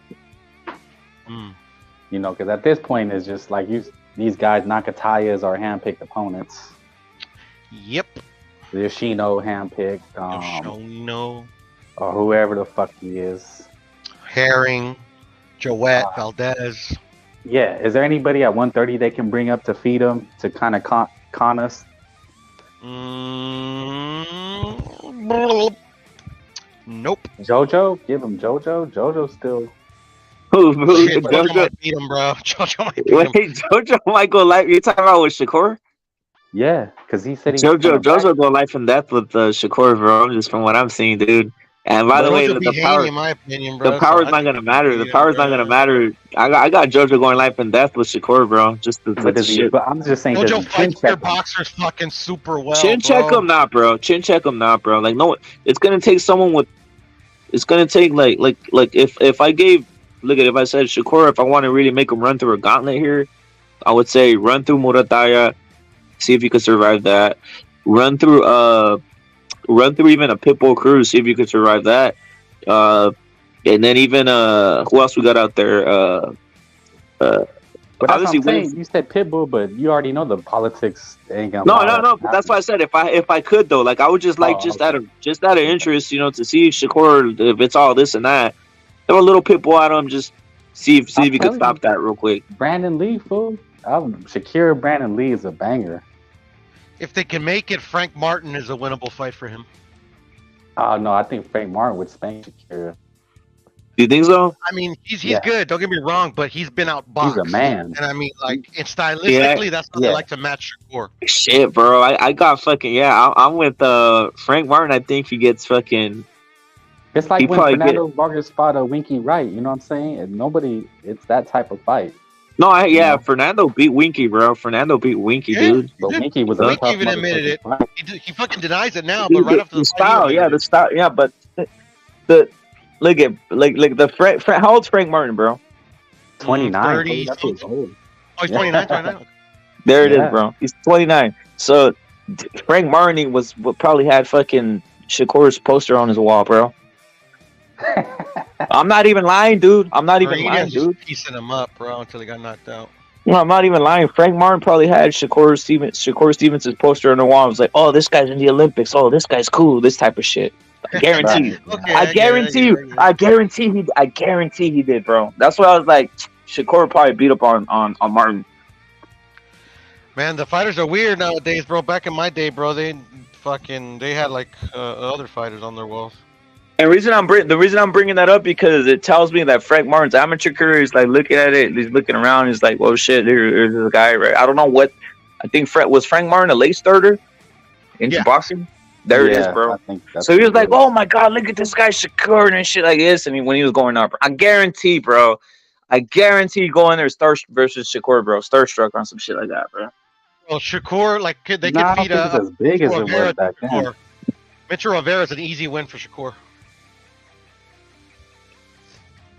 Rivera's tall and lanky, though. I think he's got skills. Like, bro, did you see him against Frank Martin? Like, he literally looked like me in there boxing fucking these professionals, bro. He looked horrible. He's another guy that said, though, he was in the hospital before the fight. He came out later and said he was in the hospital the day before. Well, 18th Street mentions the guy Jermaine Ortiz. I wouldn't mind seeing that. Oh, yeah. Okay. I forgot. Either fuck up Shakur. He needs to get a win first, though. Like, he's lucky. Shakir is lucky. They got to get Jermaine Ortiz a win first, and then set that up. Dude, you know who everybody's going for, though? Like, the lottery ticket is Cambozo. Like, Loma and Shakur are gunning for Cambozo because that's a huge-ass payday. And we're talking about the 135ers. Cambozo's the biggest payday, really, if we're being honest. And he's food. And he's food. So he sells pay-per-views in Australia. Yep. They gave Haney $10 million. What the fuck you think they'll give Loma to go over there and piece him up? Shakir's not going over there. I'll tell you that right now. Nah, I don't. But Loma, I mean, they give Loma $12 million. Come fight Cambozos on pay-per-view. Like, dude, that's the dude everybody's gunning for. Him and he's gonna have a belt. He's gonna have a belt when he beats Maxi Cruz in a few weeks. What kind of belt? The IBO? That little IBO. Oh my gosh! Yeah, they're right. Same belt that Devin Haney was gunning for before the pandemic. That's right. You're right. Yep. Man, this shit is all fake to an extent. It's like you can see it. You know. Yeah, I know it. At least I can see it. Yeah, I mean, if you dust aside the hate and the narratives, you can kind of see like, dude, Cambosos is bigger than Pitbull. Fuck what people say. Like, if you really break it down, because dude, Jermaine Ortiz is high ass risk, low ass reward. Cambosos already proved he can sell out a stadium. So he beats Maxi Hughes, gets some rep. Australians, they don't have dick, right? So they'll eat that shit up. And then they hear Lomachenko, right? Dude, it's crazy, bro. Dude, that whole division, it makes you think about fake shit, dude. Because there's literally a lot of guys there, and if they really mixed it up on some tournament shit, I don't know. I tell you what, like, you'd probably see someone out of what the orbit coming out on top, bro. But bro, you know what? Everybody would lose. See, that's the thing. Everybody would take a loss. And I'm happy with that, to be honest. I'd be happy with that shit. But the way boxing is, they'll try to set it up like with Ward. One guy has all the breaks. Guys drop out not to face him. He gets the fight at home. You know what I'm saying? Just some real fuckery shit. Like, Stank will probably if there was a 135 tournament, they'll probably over Stank. No, actually, no, I think they'll fuck over Stank. I think Floyd's gonna fuck him over. You know when they'll go to this tournament shit? Though? When they're not giving Shakur that much money, bro. Like you said, like what the fuck? Like they're getting him all that money. You think he's invested in wanting to go to a tournament or any of that shit? He's like, fuck this shit. I'm getting more money than you motherfuckers, and I'm not even bringing in a gate. Like, what the fuck? Well, he does good in New Jersey, supposedly. That's what they say. Dude, it's like he doesn't even sell. He doesn't even sell that. I think it was like an NHL arena, dude. NHL arena. I don't even think that thing was even sold out over there in Jersey, dude.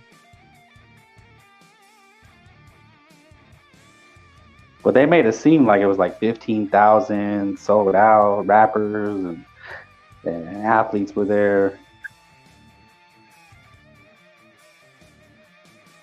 Well, I'm gonna keep it real. I didn't even see that fight, bro, because I was watching on that same day. It was Bam versus Chicharito, bro. Yeah, but 135, man, I'm telling you, Cambosos is the money man. Chicharito boxes now? Who? Javier Hernandez. Nah, it was Chicharito, man. Chicharito Gonzalez. Oh, okay. I thought it was a soccer player. Versus Bam, bro. Versus Bam, dude. You know, the guy who broke Bam's jaw. Oh, okay, yeah. I thought you were talking about like Javier Hernandez. Yeah. And I'm like, fuck, he boxes now? Yeah, he broke Bam's jaw, bro. Crazy. Crazy shit. But 135 is 135 is a division, like you said, bro. Yeah, man. If this was real boxing, they'd all have losses, bro. They'd all fight and they'd all have losses. The same way Morales, Moreira, and Pacquiao, all of them had those fights, and they all come out losers. You know, not losers, but you know, everybody takes a loss. But you know, these fuckers don't move that way. Nah, they don't. When Cambosos can be like a main op, you know, boxing's in a bad spot. Like if it is, bro. For beating Camboso, dude, think about this. Cambosos is gonna have fought on Teofimo, right? Devin Haney, and then now either Loma or Shakira. Who's had that resume? Well, let me tell you. Let me break this down. I'll say this: between all those guys, who's Mexican? Tio, the closest. All right, so we literally got between Teofimo, Cambosos, Haney, Lomachenko. You got 4 guys there. None of them are Mexican, and Mexico produces the most fucking killer. Meaning, per boxers right now, they're producing the most. So you got the weight division right there, but they intermingled themselves to make all this shit, all this hay. And how many losses are in between all these motherfuckers? You got Cambosos losing. You got Teofimo losing. You got fucking Loma losing. And theoretically, Haney should have already lost. They're down for the homies. Yeah, not one Mexican in there. So that's one of the biggest con jobs I've ever seen in my life. And these guys are all multi-millionaires. One of the biggest con jobs I've ever seen in my life, dude. Yeah, the common name Camboso. In 10 years, we'll be looking, oh, Camboso's a killer. Look, he fought this dude and that dude. Oh, my God. Dude, he fought everybody. That's wild. Think about that, though. Think about how crazy it is. You got in that every other division is full of Mexicans, and for some reason that little quartet, there's not one that hasn't been involved, bro. And you got the other. Obviously, you got Cepeda on this side, and then you got on the opposite side on PBC. You have Pitbull. We already took a loss to Tank Davis. But there's other guys there. I mean, you know, you got Muratara there. Hopefully he can make hay, right? We'll see what happens, bro. But yeah, literally that weight class turned out the way it was. It's just astonishing. And then they throw in another guy, Shakur, bro. Yeah. So another fifth element. The homie I just said, damn, El Royo was supposed to make it out of there. And he should be a top 135er right now, but you know, he got starched. Well, you know, Rayo left his coach. He left. Somebody said that he left Benavidez already. Yeah, he's out of there. He said, "Fuck these fools." I mean, he should have said that fucking. She should have said that shit when they gave him that Dominican guy out of nowhere, bro. Yeah, that was a banger. What kind of coach? What kind of coach says, "Hey," or what kind of coach says, "Hey, Ryo, go over there. Don't worry, just fucking go in with this fucking dude out of nowhere and just fucking take this dude." Like, what the fuck? Yeah. You're saying he got sold out? Something like that. And then think about how comfortable. Like, did you like the? I didn't like the comfort level. Obviously, they were having the main event was Benavidez and Plant, so they might have been thinking about that, but. The comfort in the way Colbert robbed Benavidez, that shit was. Ryo, that shit was too comfortable. Everybody in there was too damn comfortable. But is Ryo still with PBC? He is, bro. But he left. He left Benavidez, bro. He went back to his original coach over there, which is Azteca Boxing. I forgot his name, but he has like a huge. He has a lot of amateurs. Good for him. Yeah, he's out of there, dude. He's out of He's out of Team Benavidez. Yeah, I think Ryo fucks up Brandon Lee. Like, that's the dude I want to see get that 135 get stamped. Like, dude, he's food. Like, the next guy who gets Brandon Lee, that's a name, and he's you can stamp him out. I think Brandon Lee is another guy. Like, he needs to get more professional, bro. And he's from LA though, too, right? But he's training in the garage still, bro. He trains in the garage. Yeah, LA, bro. Right? I'm not even lying, dude. He only goes like to Oceanside or something. I think he's in he's in the Inland Empire, bro. Inland Empire. Inland Empire. Yeah, then he drives to. I think they drive out to LA. Or it might even be farther. Even they drive to LA maybe one time or once every other 2 weeks to train. But other than that, they train in the garage, dude. Him and his dad. Still, bro. Damn, that's wild. Bro, it's wild. Like, dude, like the fuck, Brandon should be on it already, bro. You know, that's the thing. I haven't seen improvement. I've seen that's part of it. I've just seen that kind of a little steady decline in a sense. Because at one point he had 100% KO rate, right? Right. He's just like a strong ass motherfucker. He's just strong, you know. And he's got a decent chin. I mean, he was rocked and didn't fold, so he's got somewhat of a decent chin. But yeah, man, all these guys need to fight, man. Fucking. But they're all gonna try to pass around Pitbull or Cambozo. What you think of Giovanni? What you think about Giovanni Cabrera versus? I think he's at wild card versus Pitbull. I gotta be honest. I probably seen him fight, but I have to look him up. I mean, I've heard the name, but yeah, he KO'd everybody, man. He KO'd Gabe Flores. He KO'd him, bro. Oh wait, that's what the one who.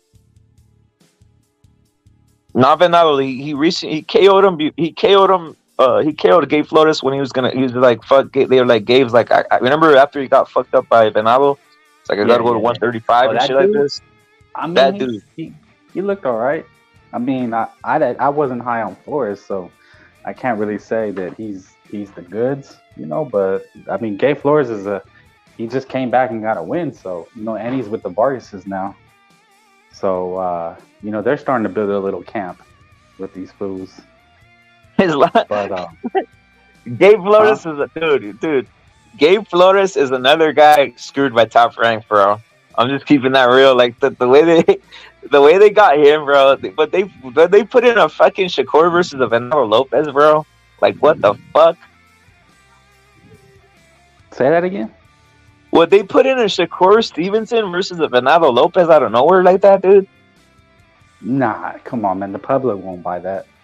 No. But think about it. Like a late replacement and fucking Gabe Flores late replacement at 130 is a fucking Venado. A Venado dog. A Venado Lopez who's fucking destructive, dog, like now showing his destructiveness at 126 and stopping motherfuckers like. Okay, yeah. No, I know what you're saying. Yeah, no, of course not. They would have never done that. You had an innocent, and by the way, go look back, and they're like, and Timothy Bradley's like, I don't think he's on his game. He's like getting his ass kicked, pieced up from combinations coming all over the place. And then his dad was like shocked. His dad's like, because again, they don't know any better. They just pick an opponent. They're not Irish study. They don't give a fuck, right? So it's like they just fucking shell shocked. They're so damn shell shocked that they're like, fuck. we lost to this fucking Mexican bum out of nowhere. Like, I gotta go to 135. Never just take a Mexican on short notice, dude. That should be like rule number one in boxing. Yeah. Like, fuck that. Leave the arena. You know, you take a dude from Oklahoma. Oh yeah, that's what you do. Last places, some like Oklahoma, a state with no commission, like Nebraska. Yeah. Okay, from the south, or from the south, or from the south, or something, right? Yeah, you know he's brought in to lose. Boogaloo Jones, the Alabama champion. Yeah, the Alabama champion or some shit. Yeah. So, but yeah, you don't take no fucking dude from the middle of Mexico on short notice. Look at this. The crazy thing. So Gabe Flores look at he might have a loss versus Venado, and I'm gonna say this: don't be surprised if Cabrera beats Pitbull. I don't know about it's on PBC, so we'll see what happens. Right? I'm going for Cabrera on that one. Okay, yeah, they're fighting next, right? That's why you. Yep. Okay.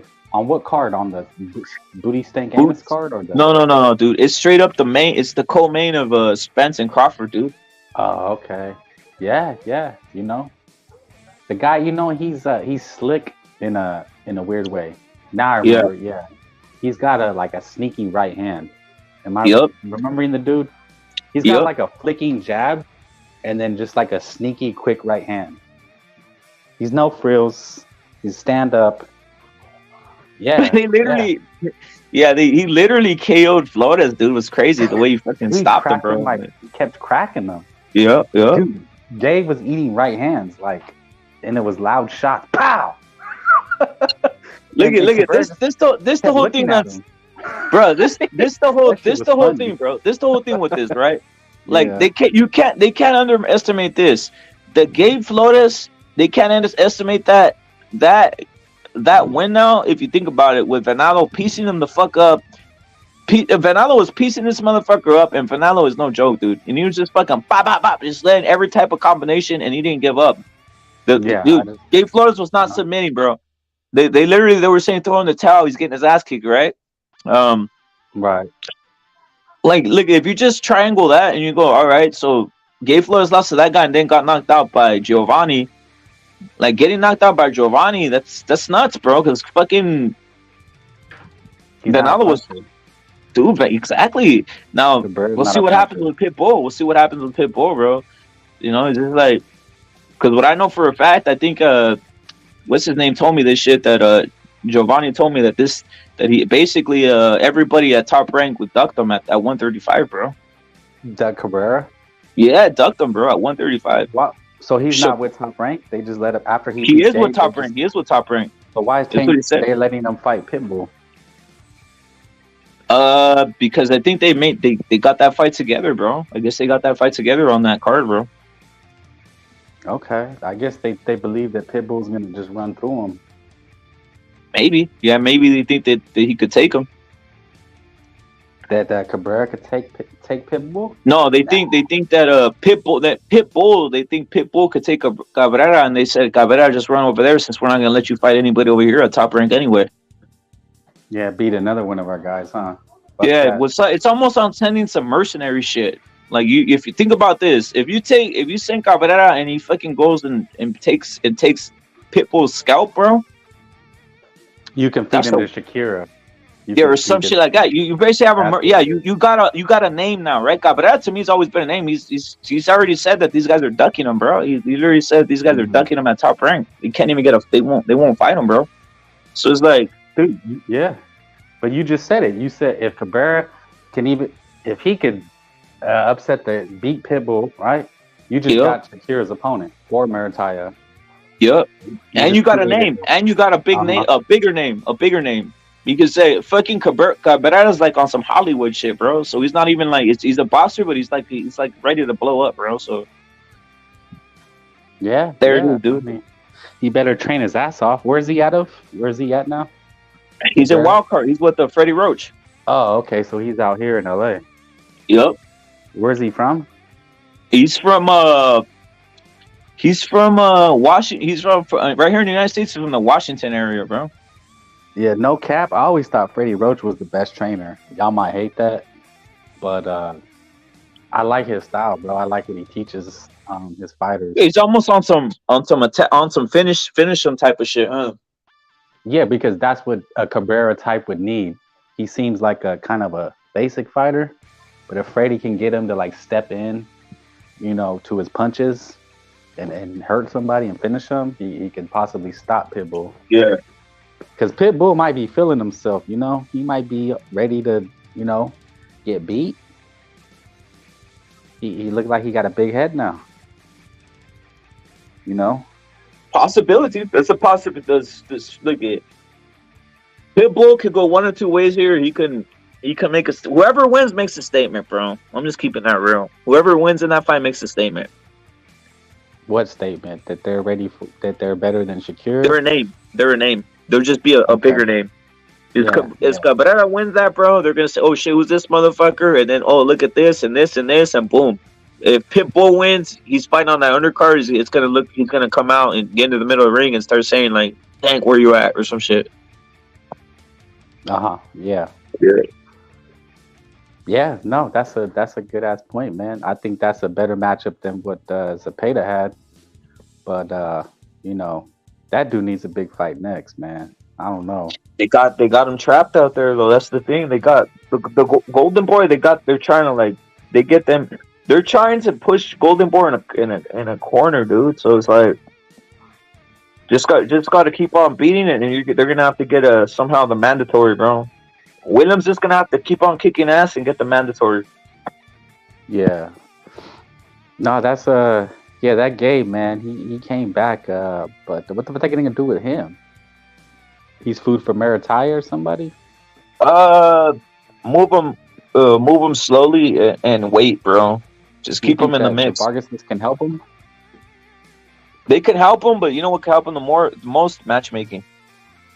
Well, yeah, obviously, but his style was more like he's not a Vargas style, not a boxer puncher. He's a cutie, like he wants to be cute, He needs to work on his defense, bro. Till Venado start lacing him up. Yeah, that's the problem because he's trying to do this. He's trying to do this shoulder roll kind of. Keeping your hands down, dude. Like guys can do all the other shit, but come on, first use your fundamentals, bro. Keep your fucking hands up, bro. Like these motherfuckers think they're on some reflex type shit, dude. Yeah. Counter punching. Yeah. Catch you coming in. But bro, that's what happens though in that style. If you rely on that, once you start taking punches, it's hard to what's the saying? Your eyes start blinking, bro. I've been socked up before, But you start getting gun shy. Because you start waiting for the perfect moment. And then you start getting pieced up. Yeah, they don't know how to exchange, right? Exchange, man, that's a mentality, bro. Some fighters, they live to exchange. Like Marquez, he lived to exchange, bro. That's more a mentality, But like just sitting down on your punches, bro, not backing up, staying on your front back foot, like staying on the balls of your feet and turning, turning over a hook. You know what I'm saying? Like you gotta. Yeah, I understand. You gotta bite down. Start coming forward, like Fernando Vargas. Real. You're coming forward with the jab intelligently, looking to land a right hand, but you're boxing, but you're not backing up. If you understand what I'm saying. Trinidad was probably one of the best they can move and catch you with the hook. Yeah. So basically, they're trying to break Gabe out of that cutie style, like what you're saying, and get him to like, dude, sit the fuck down, don't be a fucking jackrabbit, and sit there and bang, and then back the guy up. You're right. Bang in a sense, but also just straight up know how to like fucking defend, stand your ground and defend, bro. Defend. Yeah. What I mean by exchange, not exchange in regards to defense, where you almost on some Andy shit. Andy, if you're exchanging with Andy, these heavyweights, they usually getting hit first, bro. That type of, it's how would I put it, bro? You just got to make a motherfucker respect you. Respect you, and also getting aggressive. You sock him and back him up. Like, yo, if you start swinging on me, we're gonna get into it. Yeah, the inside game game on that fucking back foot shit, kind of waiting. He starts waiting. He is, bro. There it is, bro. There, you said it right there. Waiting, meaning waiting for you to finish your work, and then now it's my turn. That type of shit. Or catch you in between the shot. Yeah. Yeah. No. It's like you throw to. I'm gonna run 1-1, and then you run, and then I run, and then I wait for you to finish your work, and then now let me do your work. Now where you can break that cycle of letting a motherfucker do work, dude. That's my point. Like, some of these guys don't know how to do it.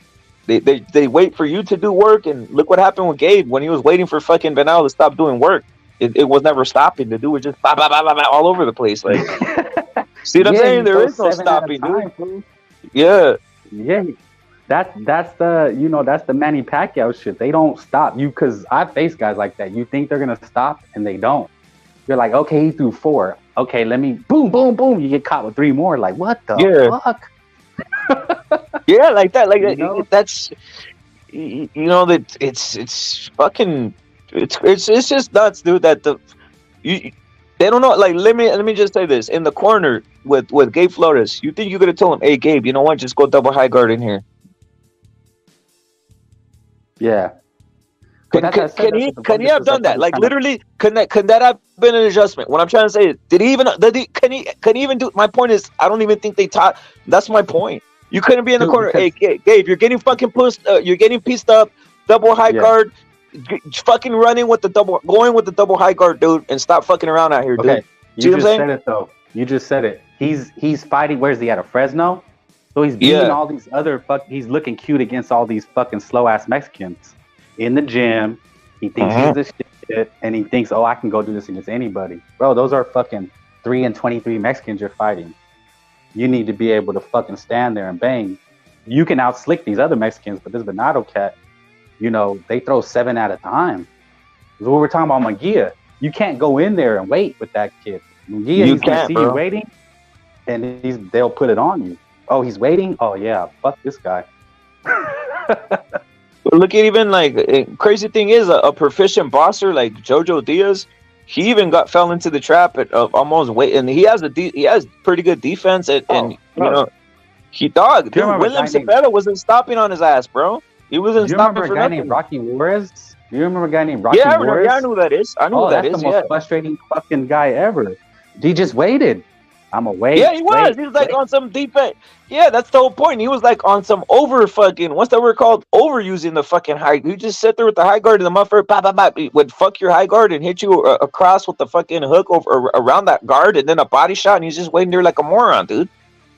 Yeah, but Pete Game, Juan Manuel Marquez, he almost never made it because his first fight on HBO was a stinker because he's a weight kind of guy. Okay, I'm a weight counter, look cute, and then when he they didn't want him again, he had to develop a new style, like what you're saying, come in and exchange. That's how you get known.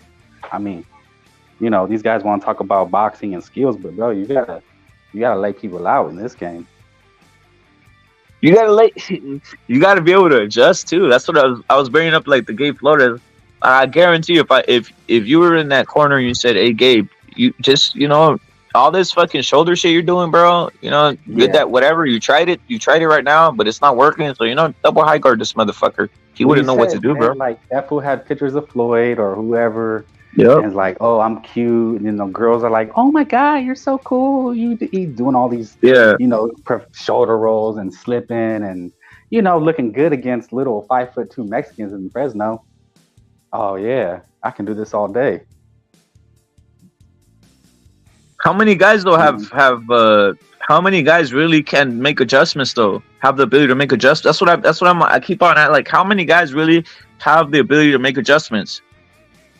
Dude, not many. The only ones that I've ever really seen is probably like Eric Morales, Marquez, Barrera. Barrera probably is the best out of all of them, in my opinion. Yep. Like, he can literally do it all, bro. He could beat Marquez at his game. He could beat Morales at his game. He could beat Manny Pacquiao. I know he didn't win, but like he would fight those guys, and however they wanted to do it. Well, he looked pretty good versus a fucking very awkward style in Prince Nassim Hamed, bro. So that said a lot. There you go. That's probably the most difficult avoided fighter at the time. Hey, you just hit the nail on the fucking head, and he beat the fuck out of the guy, fearless, and with a different style. With the jab, bro. With the fucking stiff jab, bro. Not running though. Not running. Yep. You know, he was like very slick. He was like slipping. Slip. You know, had a lot of head movement. Hand, high guard. Well, not high guard, but like Tito, when your hands are tucked on your chin. Yeah. He was like really tucked for that fight. When he was always fighting Morales, like he was more like a brother, like with the hands out, like trying to catch. And then when Nassim, he was just, that dude was like, I am not gonna get caught. And then once he seen Nassim bitch out, then he was like, okay, I can let my hands go. Dude, he stole Nassim's soul, bro. When he think about them, hey, well, think about Nassim. He did. But there it is about Nassim. He couldn't. He had no ability to adjust. He didn't have any ability to adjust to anything, bro. He was just stuck on that style that he had, bro. Yeah, the very power. Number one, he had power in both hands. He could switch hit. He could throw uppercuts. He could do it all, dude. But he didn't really have anything to fall back on. Like, okay, I need a box, or let me fight it inside. You know, watching him fight, dude, he would just throw fucking bombs from fucking the floor. Yep. Dude was wild, bro. He literally was the Prince. Prince Nassim. That's a style we're not going to see, bro.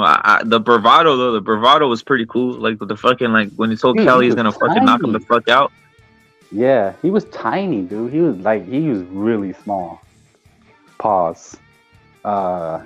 Dude, his frame. Like I always thought Barrera was small, but he was like. He had big legs though. He had big legs, bro. There it is. Yeah, and he fucked with the Crips. Like he was trained by a head Crip, Emmanuel. Was he? I think he was trained by his lead trainer was one of these what's that guy Kel Burke's trainer, the guy who's a fruitcake. I might have been wrong. Who's that fruitcake? That fruitcake of Kel Burke. That Kel Burke's trainer was a fruitcake, bro. Brennan Ingle. Yeah, Brennan Ingle. I think his dad Ingle Senior is the one that trained Nassim Hamed. I could have swore he went to the Kronk for. He did, bro. Okay. When he became more. He went to like Emmanuel Stewart, right? I want to say he did, maybe for a fight or two. Yeah. He there. But yeah, he was a small dude though. Like, what was he, 5'2"? Probably he was taller than that, bro. He just has a small frame. I think it was about probably. I don't know. Maybe he was 5'2". I don't know, bro. Those are small guys, bro. But man, when you talk about one punch KO power, that was one punch. Like Manny had it, bro. Speed. Manny was speed. Like Manny it was speed. But this Nassim guy, man, I don't know, fucking, you know, what was he? Is he Indian? He's Pakistani. Dude, he's England by way. Bang, he's like what was that shit called? Bahrain or some shit. Bahrain or one of these like what? Yeah, Bahrain. He wasn't Pakistani or Indian, bro. He was some other shit from the Middle East. Okay, Bahrain, is that? That might have been one of those countries, bro. But it wasn't Pakistan. Iran, it's not Iraq. It's Bahrain or something like that. Yeah, I think that's an island. Isn't that an island off the coast of one of the Iranians or something like that? Some shit like it. It's around that area, bro. But it wasn't like the bigger ones like Iran, the Iraqis or right. Pakistanis or some shit like this. It was one of those, bro. It was like it was. What was it, dude? But in any case, he was on some. He was on some power and that's the one thing. Like seeing him and then seeing Amir. It gave me the stereotype, bro. They're kind of chinny, bro. They're hella cocky too. Like, yeah, that motherfucker was cocky as shit. They think Tio was bad. This motherfucker was like next level. You know, Chinny. I don't even. Man, it's just their style, bro. Right? Like, I don't know, dude. I think genetically they might have chin problems, bro. I'm just keep that we saw like Prince was always kind of wobbly when they would land something on him, right?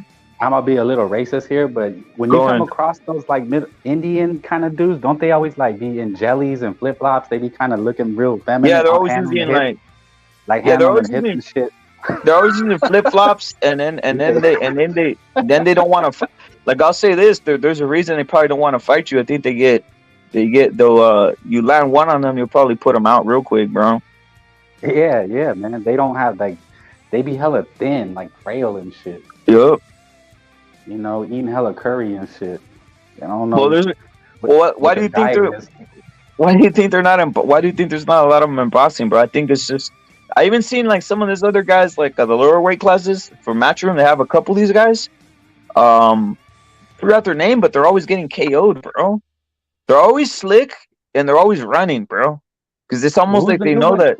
Is that dude the new hype job, the Azir dude from the UK? They're saying he's like this next slick fucking. Nah, bro. His chin is probably trash, bro. Like Pakistani or Indian. Yeah. Yeah, the thing with these guys, they're like fucking. They're like third world, bro. They're like fucking. They can't eat and fucking don't. Isn't the cow sacred to them? Yeah. Nah, they're inbred. They're each other's cousins, bro. Damn, fool.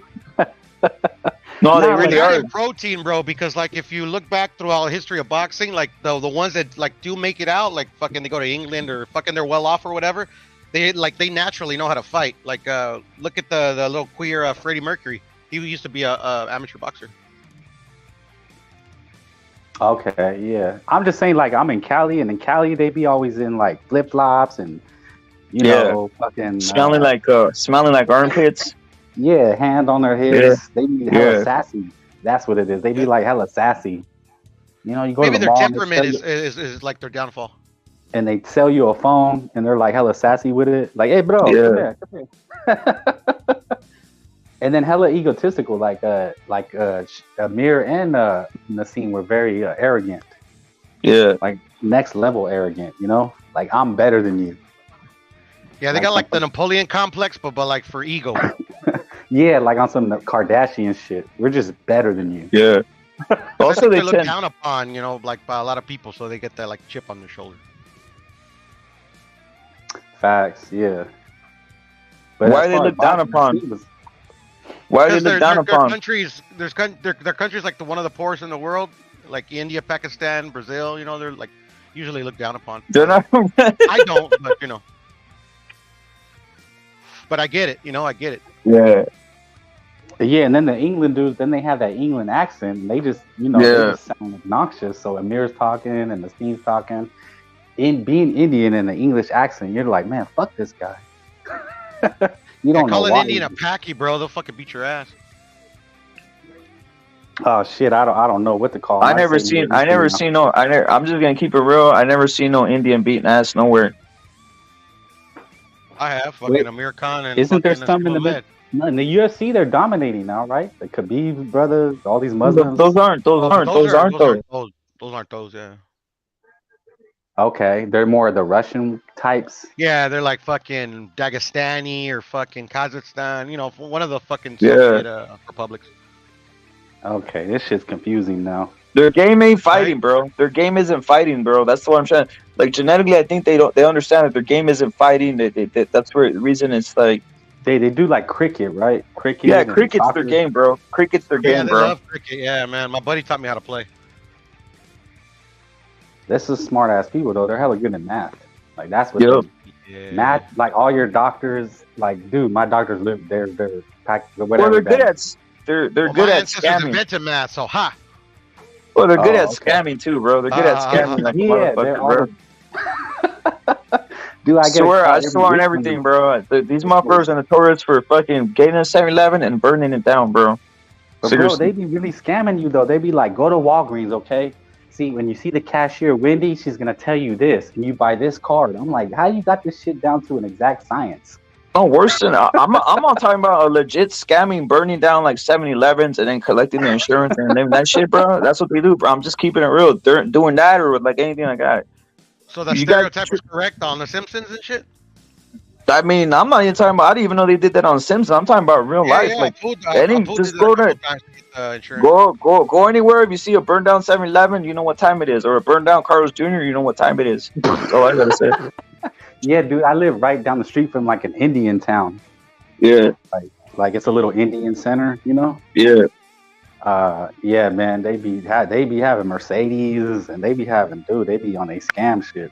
Yeah, they're on Mercedes and collecting welfare, homie. That shit. Because there be hella mortgage. There's like all these like businesses, but nobody's ever there. So it's like, bro, this is a scam.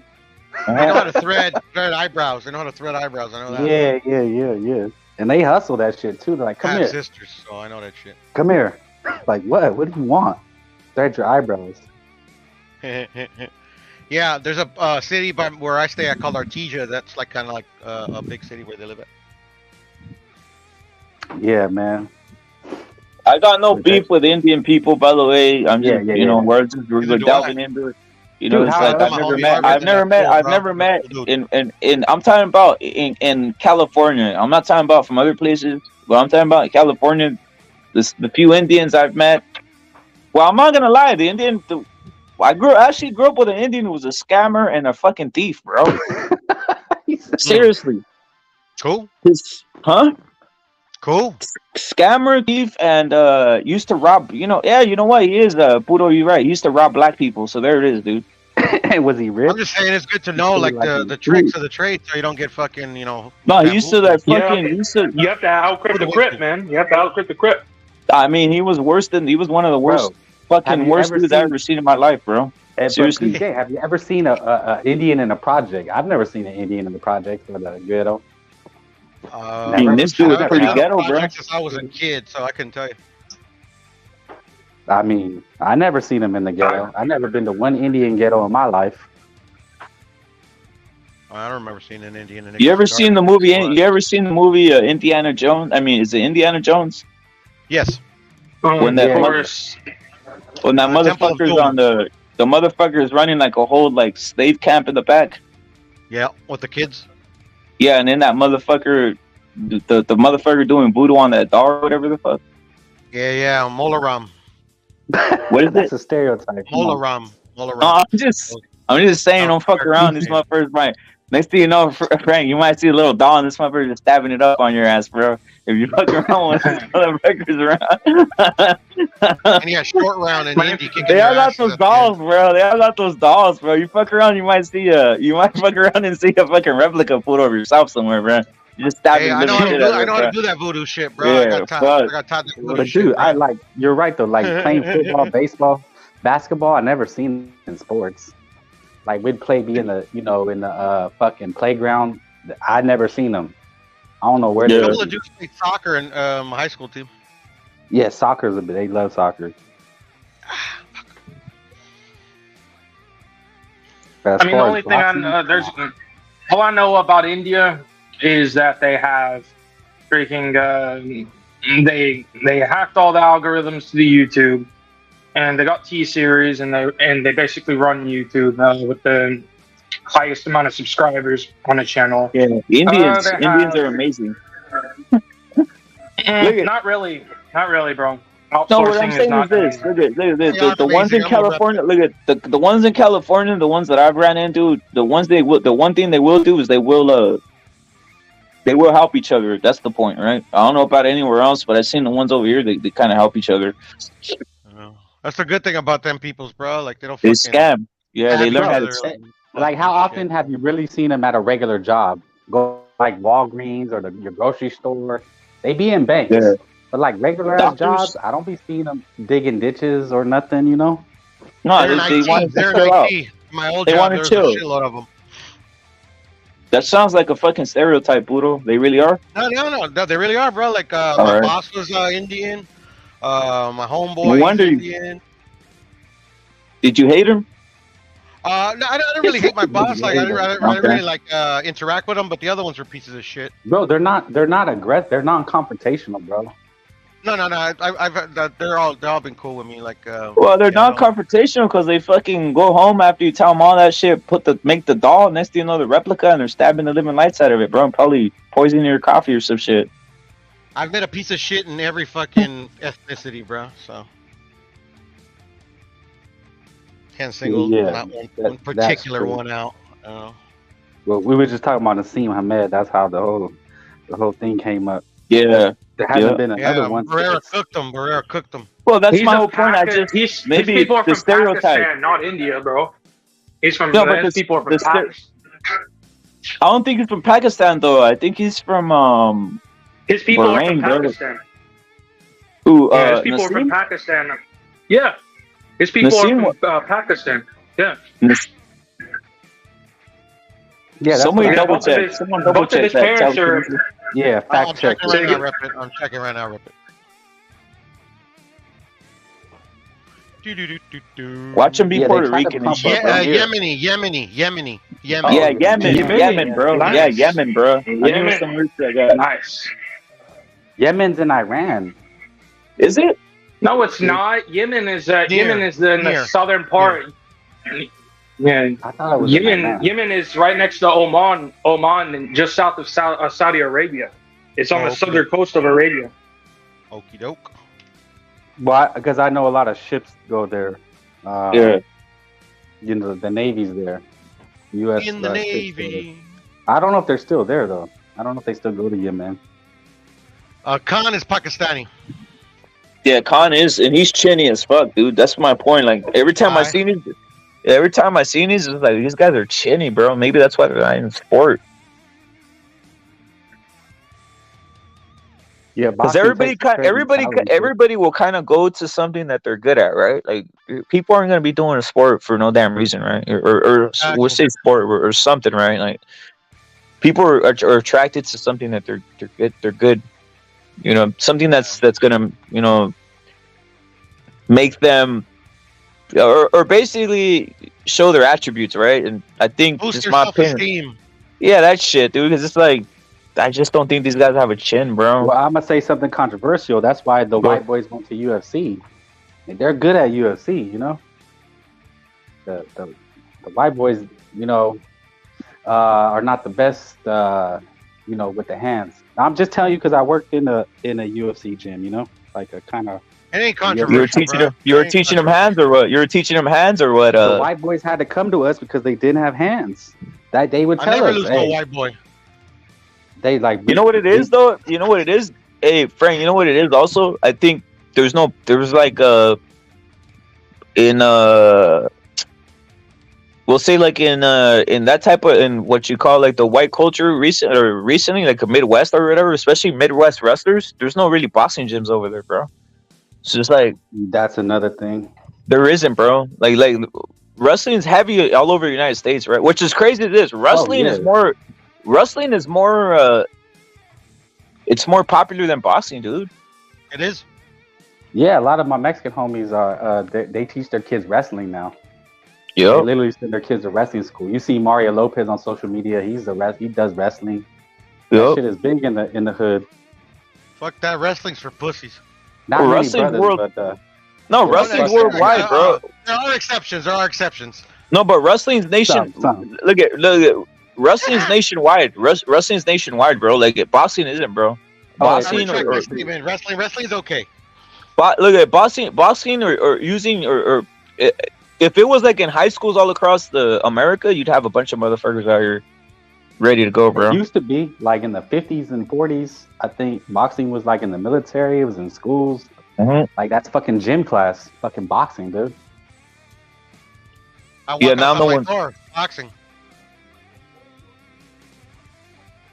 But yeah, now it's wrestling.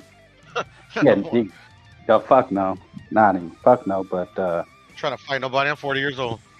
Like some people, man, I grew up fighting in my backyard. You know, on the fucking barbecues, fucking having kids fight. Fucking, that's our entertainment for the afternoon. The dads get drunk, bro, and get the kids to fight and shit, bro. Yeah. Well, what happened? But that's part of when those guys were coming in, Frank, those guys, were they mainly from this side, or where were they from? Oh yeah, American white boys. You know, they're UFC guys, or they want to get into UFC, or they're lower level. Combat sports guys. So they would come to us and want to train strictly boxing. Were they from like California, or where were they from? Yeah. This is in the Bay. So, okay. You know, but this is like boxing UFC. You know. Yeah. But these guys are fighting all around the country, but they're coming from different parts of the country, whether in training camp in Vegas or something. That's how gyms work, right? Like people say, "Oh, I know a guy." Like I got invited to BJ Penn's camp from some dude who said he knew him. He's like, "BJ Penn wants to learn boxing. Would you guys come out here?" I'm like, "Bro, I'm not doing no shit like that, right?" I thought he was fugazi, but he said he had professional fights. You know, like the game is hella weird, bro. When you get in combat up there, sports. Hey, Frank, up there they have what's this guy's name? The little guy, bro. The little guys. They had Dillashaw. What else was in there? Dillashaw. In the Bay? You're saying Dillashaw from the Bay? Yeah, around that area. It was Dillashaw and it was that Faber guy. Uriah Faber. Yeah, that shit. Uriah Faber, and then on they also had another. Nick and Nate.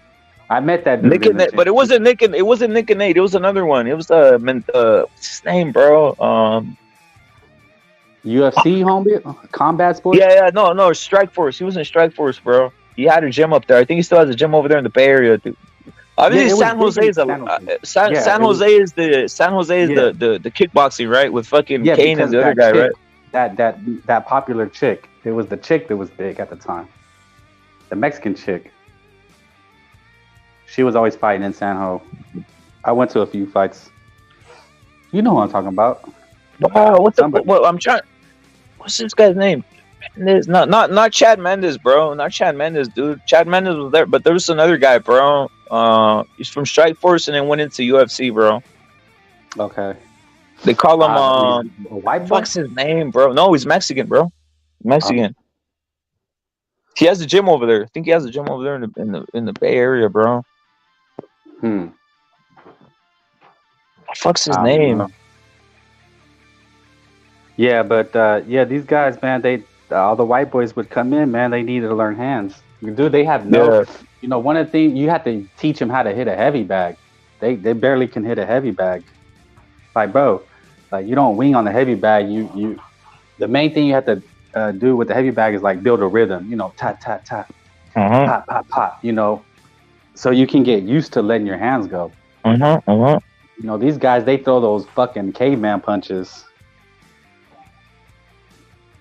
But dude, they'll just train like 2 or 3 days, and they think they can go in a boxing match.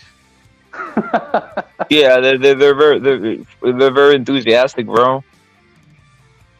Yeah, but I think the white boys went to the UFC. You know, it's more acclimated, like somebody said, for the wrestling.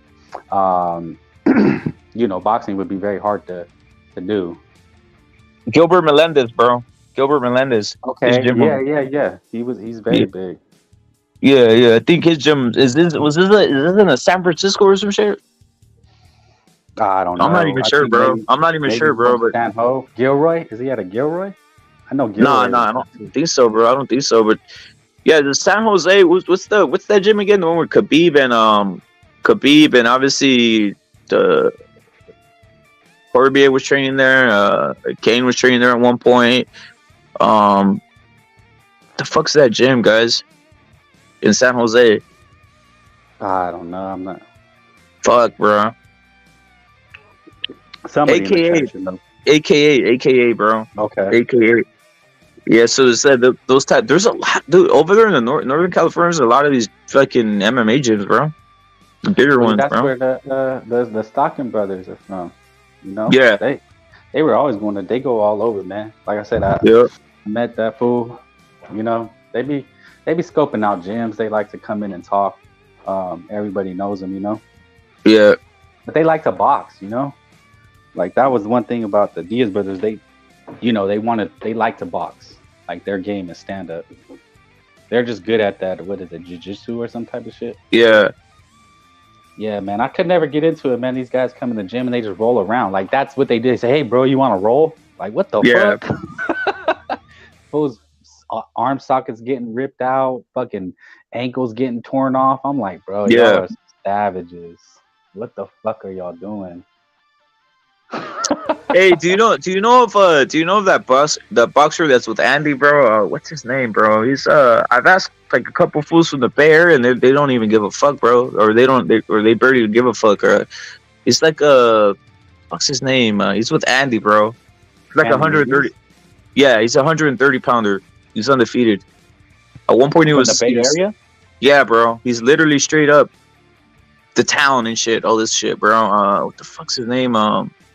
But there's different. Like you're talking like Fresno, or you're talking about Oakland. Oakland, homie. Oakland, the town, bro. OAK? Yeah, bro. In the town. Yeah, dude. And he's got buzz right now. I mean, I'm like, what the fuck? No one like. There's like, why the fuck no one give a fuck, bro? Like, I thought fools were all hardcore Oakland, all this other shit. The Bay Garnica, bro. Like Garnica, bro. Garnica. Yeah, Anthony Garnica. Anthony Garnica. I don't know. Maybe if I went back to some gyms, people would know who he is, you know? But because the Bay, it used to be dominated by Sacramento, like the 80s, because there was also like Don Chargan was like a huge promoter. Yeah. So they you know, like there was a guy named Tony Ayala, Tony the Tiger or something like that. Yeah. That's how like my family got into it. Knowing those guys like San Jose, Sacramento. Boxing was big back then. Not really in San Francisco so much, you know. Kareem Mayfield. What are you talking about? We got Kareem Mayfield. There was some professionals out of there. There was like a guy, James Page, from the Bay Area, a Crip. You know what I'm talking about? Corrales is out of Sacramento. The Corrales is out of Sacramento. Kareem Mayfield? There was a guy, Willie Joreen. You remember him? He was a champion. I do remember him. It was huge, man. But now, shit is like dead, and nobody really out of Oakland except Salute my Dons. But as far as can you hear me? Come on. What's going on? Yeah, Anthony Garnica, bro. Baby. Town business. What's going on, man? You guys want to talk about the Bay? It's the Bay, man. Every day. That's the Dons. Cup of tea, bro. The Bay, man. Getting hypey, fool. Getting hypey. Hey, fucking Haney's not from the Bay, right? Haney's not from the Bay, bro. Well, that's Somebody what we're talking about. that. We're talking about Haney's nowhere to be found. His pops is from the OAK, but Devin Haney was born in San Francisco. His dad, he had a spot out there in Oakland, and basically he became Too Short's manager, made a lot of money, and he managed a lot of artists like Keek the Sneak back in the day, and then he focused on Devin Haney's career, and they moved out there to Las Vegas, and they tried to get together with the Mayweathers. They paid their way into that gym, and Floyd decided to pick Tank, and then they went on their own and decided since Bill Haney is very savvy and knows the ins and outs, basically he turned it into an enterprise where Devin Haney Promotions, and he started it at a young age. So Devin Haney's has always had a head start in life. So basically that's what's going on there. Yeah, that sounds about right. Up from day one. But not a lot of dudes from the Bay. Go ahead. Nope. Nonito Donaire was like our best boxer for a long time. Oh yeah, Nonito's from the Bay. Yeah. He was at Undisputed. Yeah, he was Undisputed in San Carlos. That gym moved to Redwood City though. That gym closed down and went to Redwood City. Hey, Iron Leader, the Don. Hey, is that the Don? Yeah, that's the Dom, bro. Hey, what? Because the big one is King's Gym, right? Is that still the major hub? Yeah, That's it's where one of them. That's the Yeah, that's like in Berkeley though. That's a little bit towards King's Berkeley. Gym was in Berkeley. I thought it was like okay, straight in the hood. No. That's where what's his name had his gym though, like his official gym. Ward's coach, I forget his name right now. Virgil Hunter. Virgil Hunter. Virgil Hunter. Yeah, that's where he had his official gym was over there near Berkeley. It could have been Oakland, but I mean it was near Berkeley. But yeah, I mean there's a lot of gyms. Honestly, the best boxer we have in the Bay Area right now is Ruben Villa. Ruben Villa is our best boxer right now in the Bay Area. Where he from? Huh? Where he Salinas. From? What city? He's from Salinas. Salinas. That's not Salinas. bad. That's like Salinas. That's more central. That's more like. Yeah. I consider Salinas. I consider Salinas Bay Area. I remember Salinas. I really didn't claiming them, bro. I really didn't. I'll tell you guys this. I claim Salinas is Bay Area. Look, the Bay Gilroy, Area I go to Gilroy, Salinas. That Salinas is like the cutoff point for me. Gilroy's barely I don't the Bay, consider dude. Stockton. Gilroy's like. I don't consider Stockton or Fresno. I don't consider Stockton, Tracy, Stockton Fresno is the Bay more Area. Bay than Salinas. Stockton. Hell no. Hell no. Hell no. That's the valley. Look, I'm with Salinas. I'm with Santa Cruz. I'm with Salinas, Pebble Beach. That can all be part of the Bay Area. Monterey, I love that. That can all be part of the Bay Area. No, it's not part I love it. But we're not. No, we're not. It's part of my Bay Area. Sorry. Nope, part of mine. It's not Bay Area. That's in your mind, but it's not. San Jose's a cutoff. Yeah, we just barely recognize that. And we just barely recognize SAC as we're the not Bay. even. Fuck that. We're not including No, SAC. fuck Sacramento. No, fuck Sacramento. Sacramento. Fuck Sacramento. Sacramento is not the cutoff Bay. point is Santa Sacramento's not Rosa. Bay. The most north we go is Santa Rosa. That's it. That's Okay, I can accept Santa Rosa. It's still 707. Palo Alto, all of that. Well, fuck that. That's too far away. Sacramento's way too far away from the. Yeah, Sacramento's way too far. No. But Ruben Villa out of Salinas is the best boxer I feel in our area right now.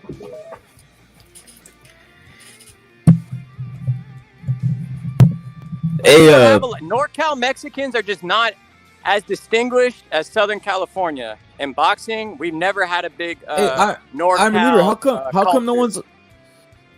I'm leader. How come no one's on Anthony Garnica, bro?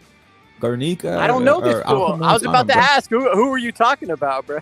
Bro, he's fucking the town, dude.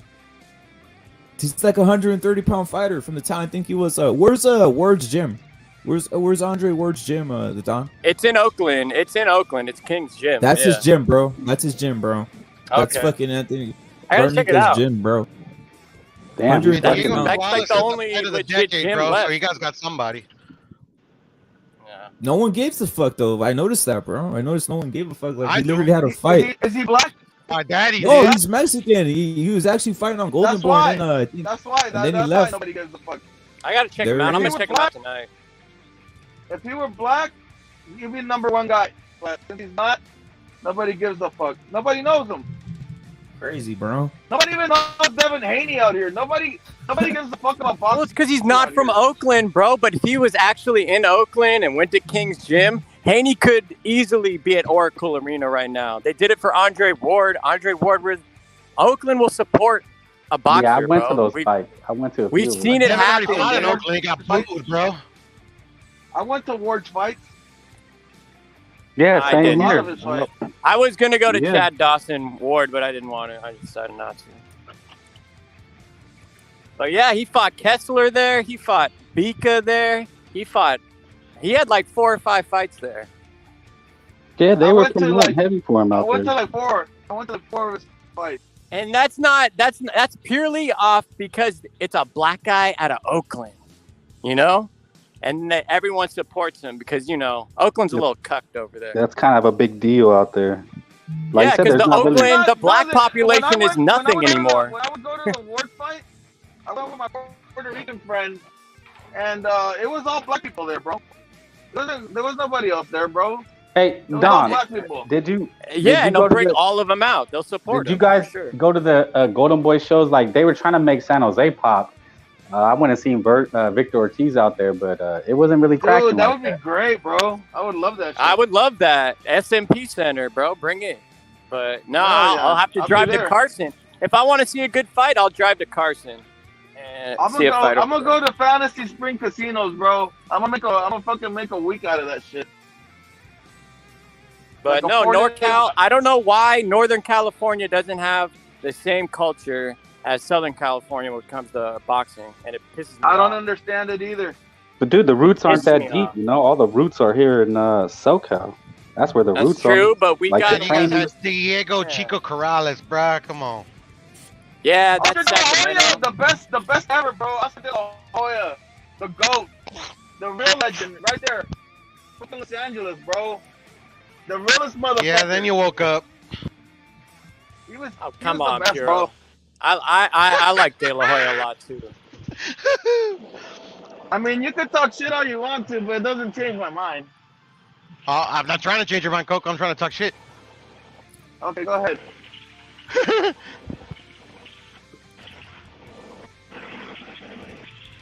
Yeah, but I'm interested to see what happens with Ruben Villa. I'm interested to see how Top Rank moves him. Hey, I'm gonna tell you guys something. Man. Somebody died out here yesterday at the port, man. And they fucking shut this motherfucker down yesterday, man. A container fell on somebody, bro. That sounds awful. Yeah, fucking. The Don's been. All my uncles are out here. Everybody, we got all hands on deck. The Don's gonna be working long ass hours, and then wake up early again tomorrow and shit. Cause we got hella containers to deliver, and they shut it down yesterday, bro. Like they just backed everything up. So that's what happens, bro. Somebody died, bro. So I'm out here. I'm still out here, though. Damn. So I'm sorry.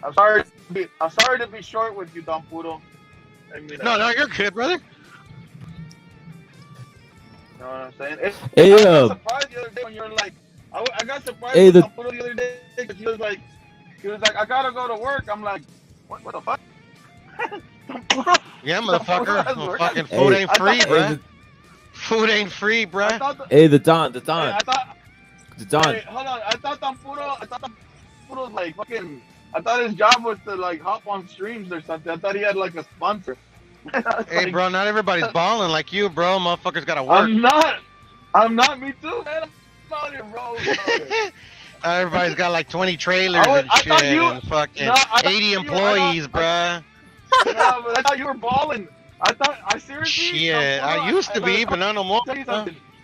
No, bro, I'm gonna tell you something. I had the impression that you were like a retired professor from like USC or something. Because I heard you tell a story about how you used to like be on campus like teaching and shit or something. So I had the impression you knew boxing, Don. You know, so fuck it, we both were off.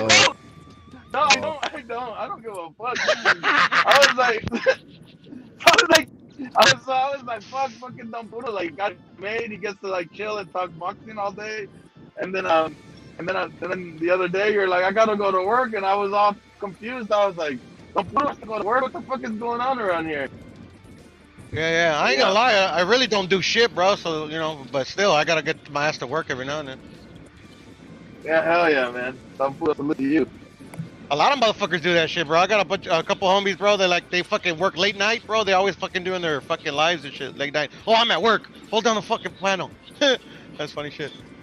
Hey, the Don, I want to ask you this, bro. Obviously, the Canelo thing is back on, but just for out of my curiosity, and obviously I'm your leader. So someone right here, Salute to Matador, he's saying that Salinas is South Bay. Hold on, let me. Yeah, I agree with that. Salinas is South Bay. That guy's legit. That guy knows what he's talking about. The Bay doesn't even reach that place though. Like, I mean, Salinas is more towards the coast. Like the Bay doesn't reach the Bay doesn't reach a lot of places. The Bay doesn't reach Pleasanton, it's Fillmore, too far down. Antioch, Santa Rosa. It doesn't fit. But it's right there. The Bay's right there. Bro, they're right around the Bay. You know what the Bay is? It's like the Bay Bridge, I'll accept the Golden Gate. You know, like the San Mateo Bridge. You know, San Rafael Bridge, all that stuff. Right here, I'm driving by the San Mateo Bridge right now, man. I'm about to get off at my exit right here. That's the Bay, man. How's the traffic out there, by the way? Well, ever since they put in this new fucking express lane, it's been awful. Fuck these fast track lanes. They want $1.25 to go in the left lane. Are you fucking kidding me? Dude, I saw it yesterday. It was $12 to do like one exit. Like $12 to do one exit. $8 in the morning. They scam it. They'll change it like to go like 3 exits. They'll bump it up to like $8 because they know you're trying to get to work. Yeah, it's crazy. I was thinking. Does anybody know the penalties on that shit, Don? Do you know the penalties on that or what? Like if you just pay the penalty on that shit? They get you. They'll get you. How much did it get you, bro? Because I need to know. I think I got a couple penalties out here. But see, once you got those transmitters,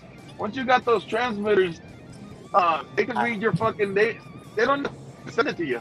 They'll send you the ticket in the mail. I know. Ever since they got rid of the fucking people that work at the fucking bridge, they've been fucking with me, bro. Golden Gate Bridge fucks with me the hardest. It's $10 to cross that shit. And I got to cross that shit like every week.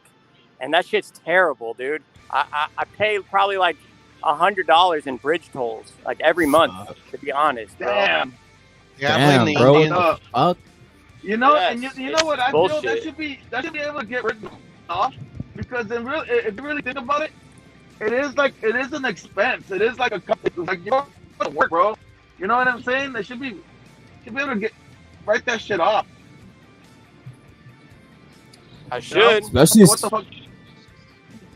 I'm trying to write everything off. I should, and I have a. And then they mail it to you. Dude, I have an account that I just fucking write as much as I can because the fucking. I even try to do donations and shit to get that fucking tax down, bro. Bro, I'm about to get an electric bike, a Suron. It looks like this little motorcycle. It's like an electric dirt bike, bro. And I'm about to just mob that everywhere. Fuck it. I used to take my scooter to work. Like up to 40 miles per hour. You don't need a driver's license. You don't need anything. It's called a Suron. It's sick, bro. What one of those run for? What do they run for? I mean, what do those run for, bro? And you don't need a license. You don't need nothing. You can go anywhere. You can go on bike. Salute, my dons. Can you hear me? Is that better? Loud and clear. Loud and clear. Okay, good. Man, I agree. I'm thinking about getting me a little scooter too, like a little moped. Fuck it, bro. Fuck it, bro. I mean, I live really close to my work, so I could just get to the yard and like in no time and just be in the little scooter, bro. Fuck it. Hey, so did you guys hear that there won't be a Bivol better beef, bruh? Ever. Yeah, man, I heard that. Why not? Cause whatchamacallit, Bob Arum said on fucking some podcast that he thinks that Mauricio Suleiman is doing the right thing, like and he's $5 supporting grand. Ukraine 100%. I mean, what the fuck? I mean, isn't technically one of them like fucking Canadian? 38 hours. Isn't one of them Canadian? So what the fuck? Right, that shit. Yeah, but still, you Better know, be like a live fucking, in Canada. you know, let's kill that shit. Like people actually want to see that fucking fight. Nobody wants to see that stupid fight. Fuck it, man. But that shit pisses me off because they got these guys gonna get one in of Russia, bro. Like the fucking owner of get Chelsea. one of those and fucking mob, so I don't have to worry about 5,000 for one. Bro, well, we've always been on top of that. We've always said like they never make that fight to begin with. The Saudis will have to make that one. You know, that's who's gonna have to make it. We could just stop that cap. But if not gonna happen, bro. This fighter to fight that guy, then it's over. Unless he gets out of Bob Arum's contract, and who knows if they're even gonna have the belts by that point. I mean, we're talking about a better beef that's fucking like 50 years old already. Facts. Yeah. Older than dirt. I mean, he fucking hits hard and he looks in shape, but I mean, he's like 45 or so. I mean, I don't know. He's old though. He's old as fuck. He's really Cuban. yeah. Fucking Cuban. Hey, like that one Cuban, like the Martin guy, whatever this fucking guy, right? He's gonna have his first fight. He looks like he's fucking 40, bro. You're talking about the slickster, the one. What's his name? Yeah. What's his name? Andy. His name's Andy Cruz. That guy. Andy Cruz. Yeah, he's like 40, bro. He was beating up the little kids. He got that LeBron James face, downward. It looks like he's fucking. Terrence Crawford looks old as fuck to me, bro. Supposedly that guy beat the shit out of Keyshawn Davis. Supposedly beat Keyshawn Davis a bunch of times. Hey, Terrence Crawford got those black bags. You know how they're like black? Their skin is already dark as fuck, but then he's got those black bags underneath. He looks like an orangutan. Orangutan. It's like, fuck. Errol Spence is about to beat the shit out of him, bro. Yeah, he got that old brother haircut too, like some kind of fucking the light bulb. What the fuck, dude? Like the old Sanford and Son cut. His eye sockets are hella flat, bro. Like an orangutan. It's kind of hard to explain. Like what the fuck? He You're a doesn't even goober. have a taper, bro. He has like a fucking like. You got the Sanford and Son, homie. The fucking that's hilarious. The Carl Lewis, I don't know. Nah, the Carl Lewis had a buzz. The Carl Lewis had like a little flat top Jerry curl. But no, it was Don King. Don King's son had it. It was like the microphone haircut. Like his head looked like a microphone. You know? Like, fuck, bud. You look like a bud. You just look like a bud. Just gotta pay the ultimate price for wasting our fucking time. Man. Hey, the Don.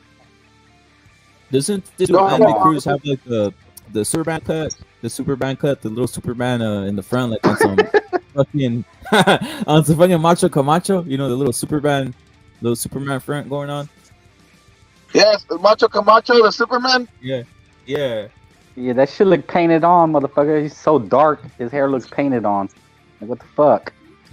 Fucking Macho Camacho, fucking, like he always had that little fucking little twirl, that little fucking. He had that. He made. Hey, that was his look though.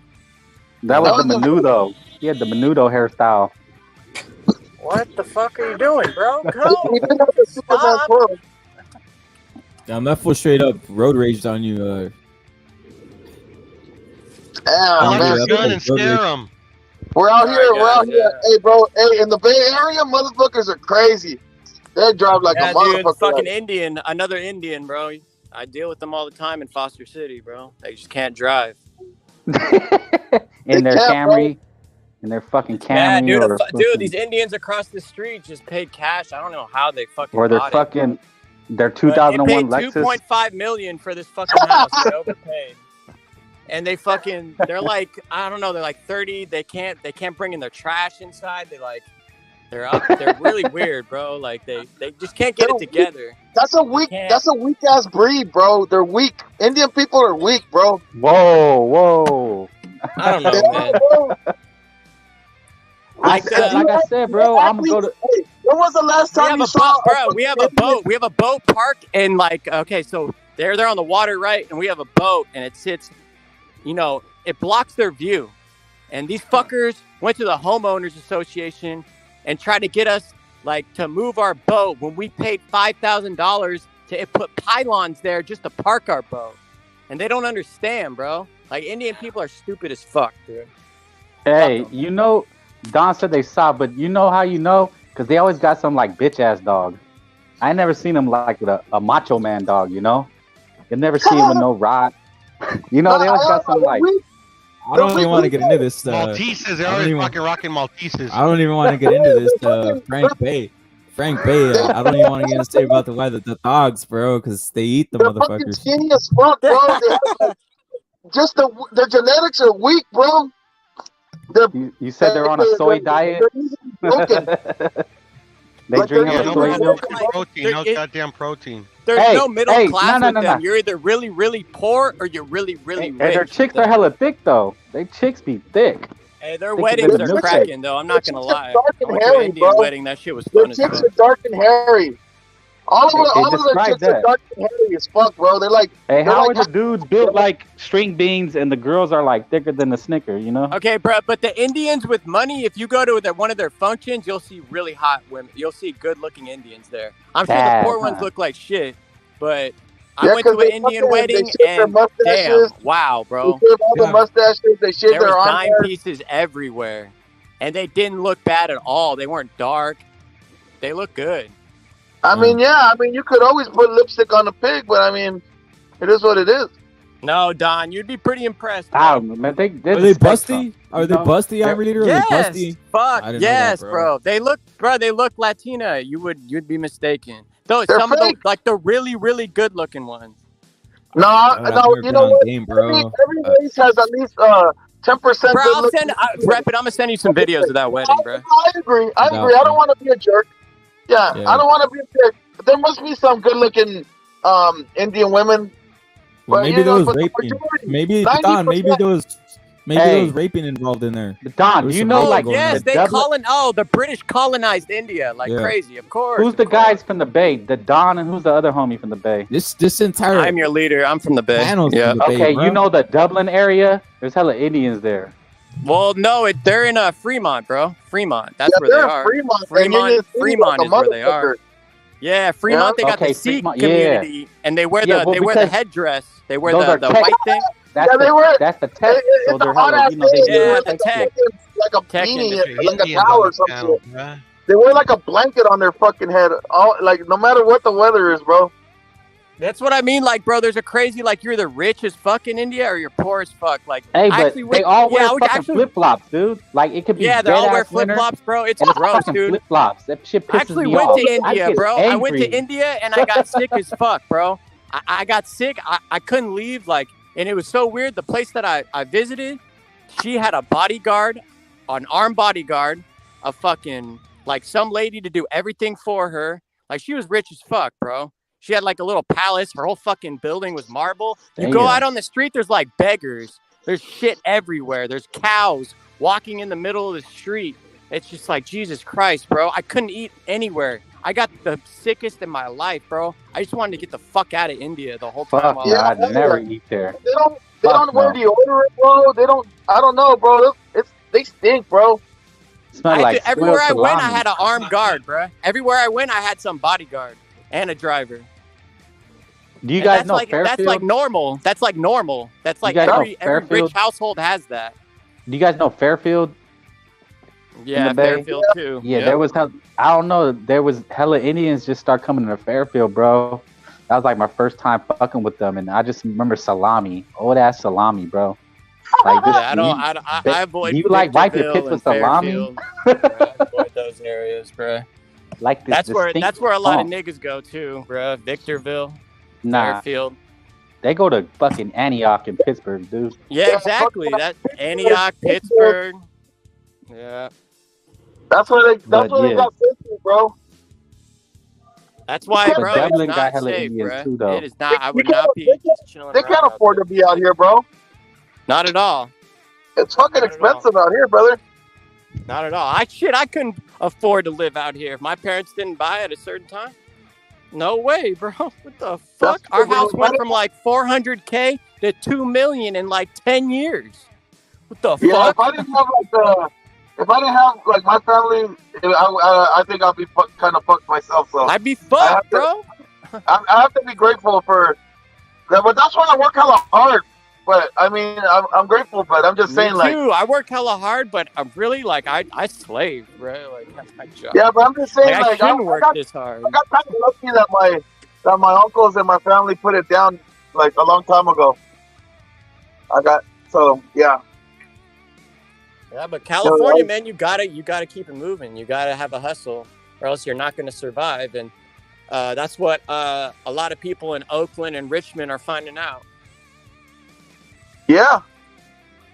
You can't. I don't even know. That's why all the way, bro. That's why all the way in Oakland, bro. all the way. It used to be like the 20s. It used to be like actually like the 60s all the way to the hundreds. You see black people. Now you only see black people in like the hundreds.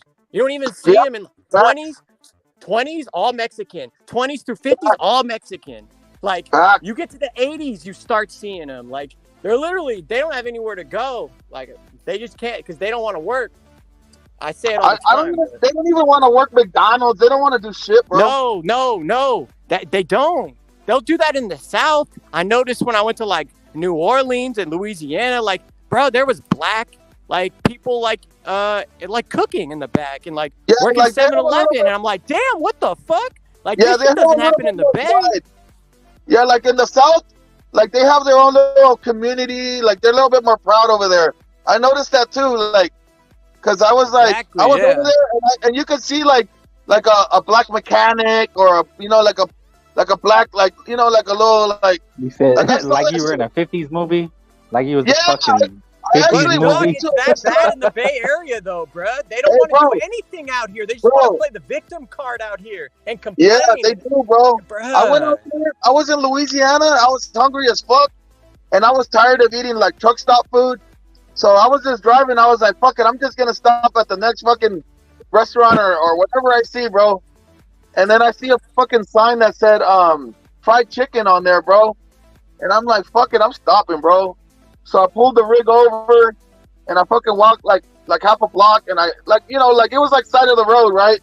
But like the distance like half a block, but I parked it on the dirt and then I walked a little ways back and I was like, you got this lady with like a fucking white dress. She looked like like that lady from the Auntie Jemima or whatever the fuck, the fucking syrup lady. Yeah, of course. She looked just like that, bro. She looked just like that, and she was like, "Hey, honey, howdy, yeah." Talk like hella nice and shit. And I'm like, "You got any fried chicken?" She's like, "Oh, we don't got no chicken, but we got some fucking gator." So I was like, fuck. I was hella hungry. I was like, I've never had no gator. I've never had gator. So I was like, fuck it, I'll try it, And then I fucking tried it. It was good, bro. Like, it was just like a little. Tastes like chicken. It tastes like chicken, a little salty. Kind of salty, though. But it was good. So I got me, like, little chicken, like, little fucking gator nuggets. Yeah, so I was out, bro. It was good. But, yeah, just, like, that kind of shit. You don't see that kind of shit out here. No, you don't.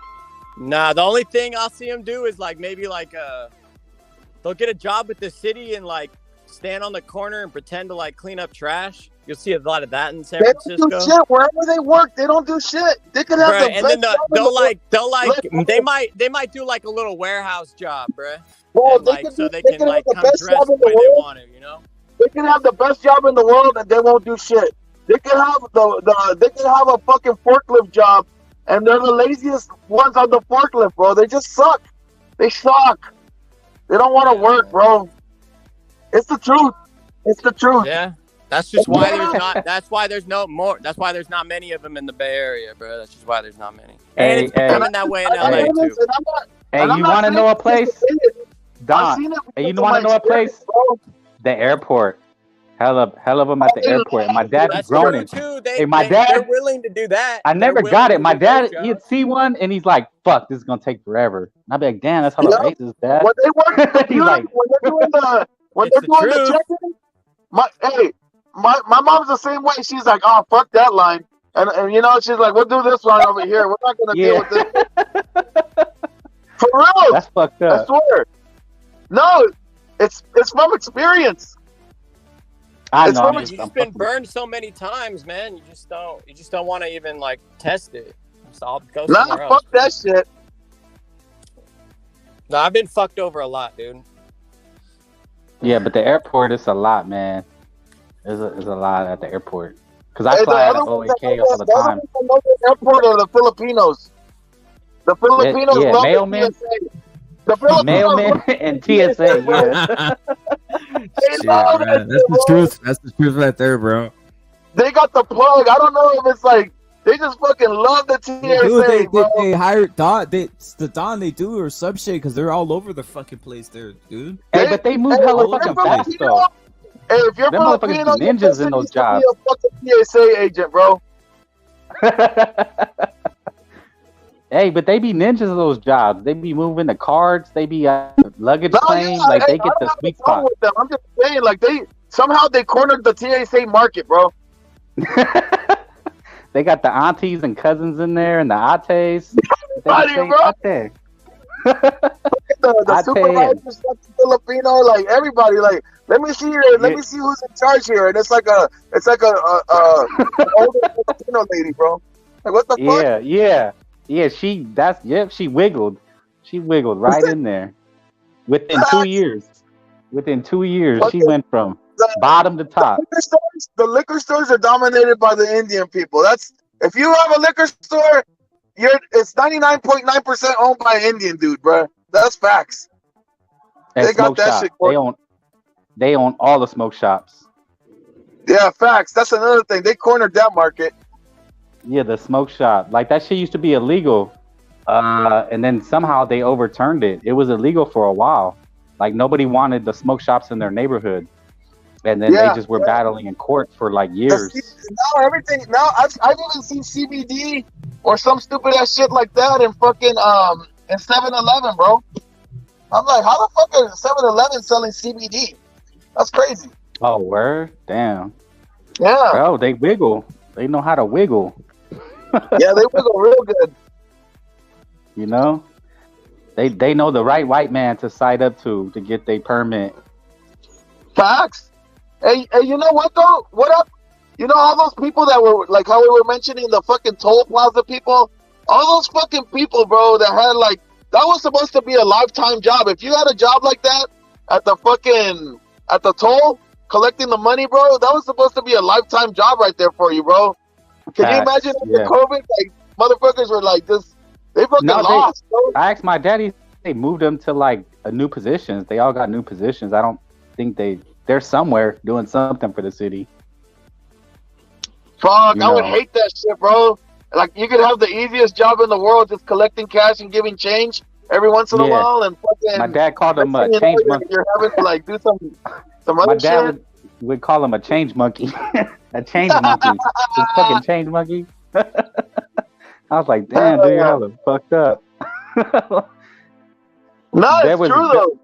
Yeah, there was this one vato, he used to dance all the time. Like everybody knew him because he was always dancing, you know? He'd be bumping his oldies, fucking bobbing, you know, dancing. Long hair. Fucking God. He was there like 15 years. Yeah, there was this one dude, because I used to fucking cross the bridge a lot and have to pay. Now I don't have to pay anymore, but there was this one dude that always had the correct change no matter what. Like, he was just on it, bro. He was just on it. Right. Fucking good. Yeah, man. I mean, but do you think they got fucked up from the fumes? My dad was like, they probably get fucked up from the fumes all day. You know? Yeah, that's true. All that carbon monoxide and shit, breathing that all day. Just in that booth. Huh? Hey, hold on, I'll be right back. Hey, I was gonna ask Frank, when's the last time you went to a fight in the LA area, bro? Shit, man. Damn, man. It's been a minute, man. I think the last one was like probably pre-pandemic, dude. Damn. I stopped fucking with boxing for a while, man, because it's just hella bullshit, you know. every time we watch, it's just bullshit. Like I'd rather go to amateur shows. Like I've been to plenty amateur like bouts, you know. Yeah. Watch some little kids beat the fuck out of each other. Cause my dad, that's what he likes. He likes to go to fights more than me, you know. He wants to go see the fights. He's the one always hit me up to go. But he even likes that. Which is the last fight he went to, bro? That was, like I said, that was back in the Bay. Maybe see Victor Ortiz. Oh shit! But we went to a lot of club shows. I went to like they're in San Rafael, Sacramento, going to club shows and some bigger events. You know, I mean, it's really hard to go to like the main fucking events. You know, like I went to Vegas. It's been a minute. I went and seen Chavez and Sergio. You know, so But what's there really to go for? You know? I mean, Are you gonna go to the Mungia fight? Rep it. Shit, bro. I think I'm backing. I'm backing out of that one, bro. I think I'm backing. I want to go. Where's that? I'm backing out of it, bro.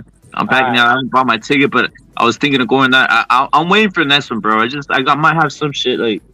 We'll see, bro. But we'll see, bro.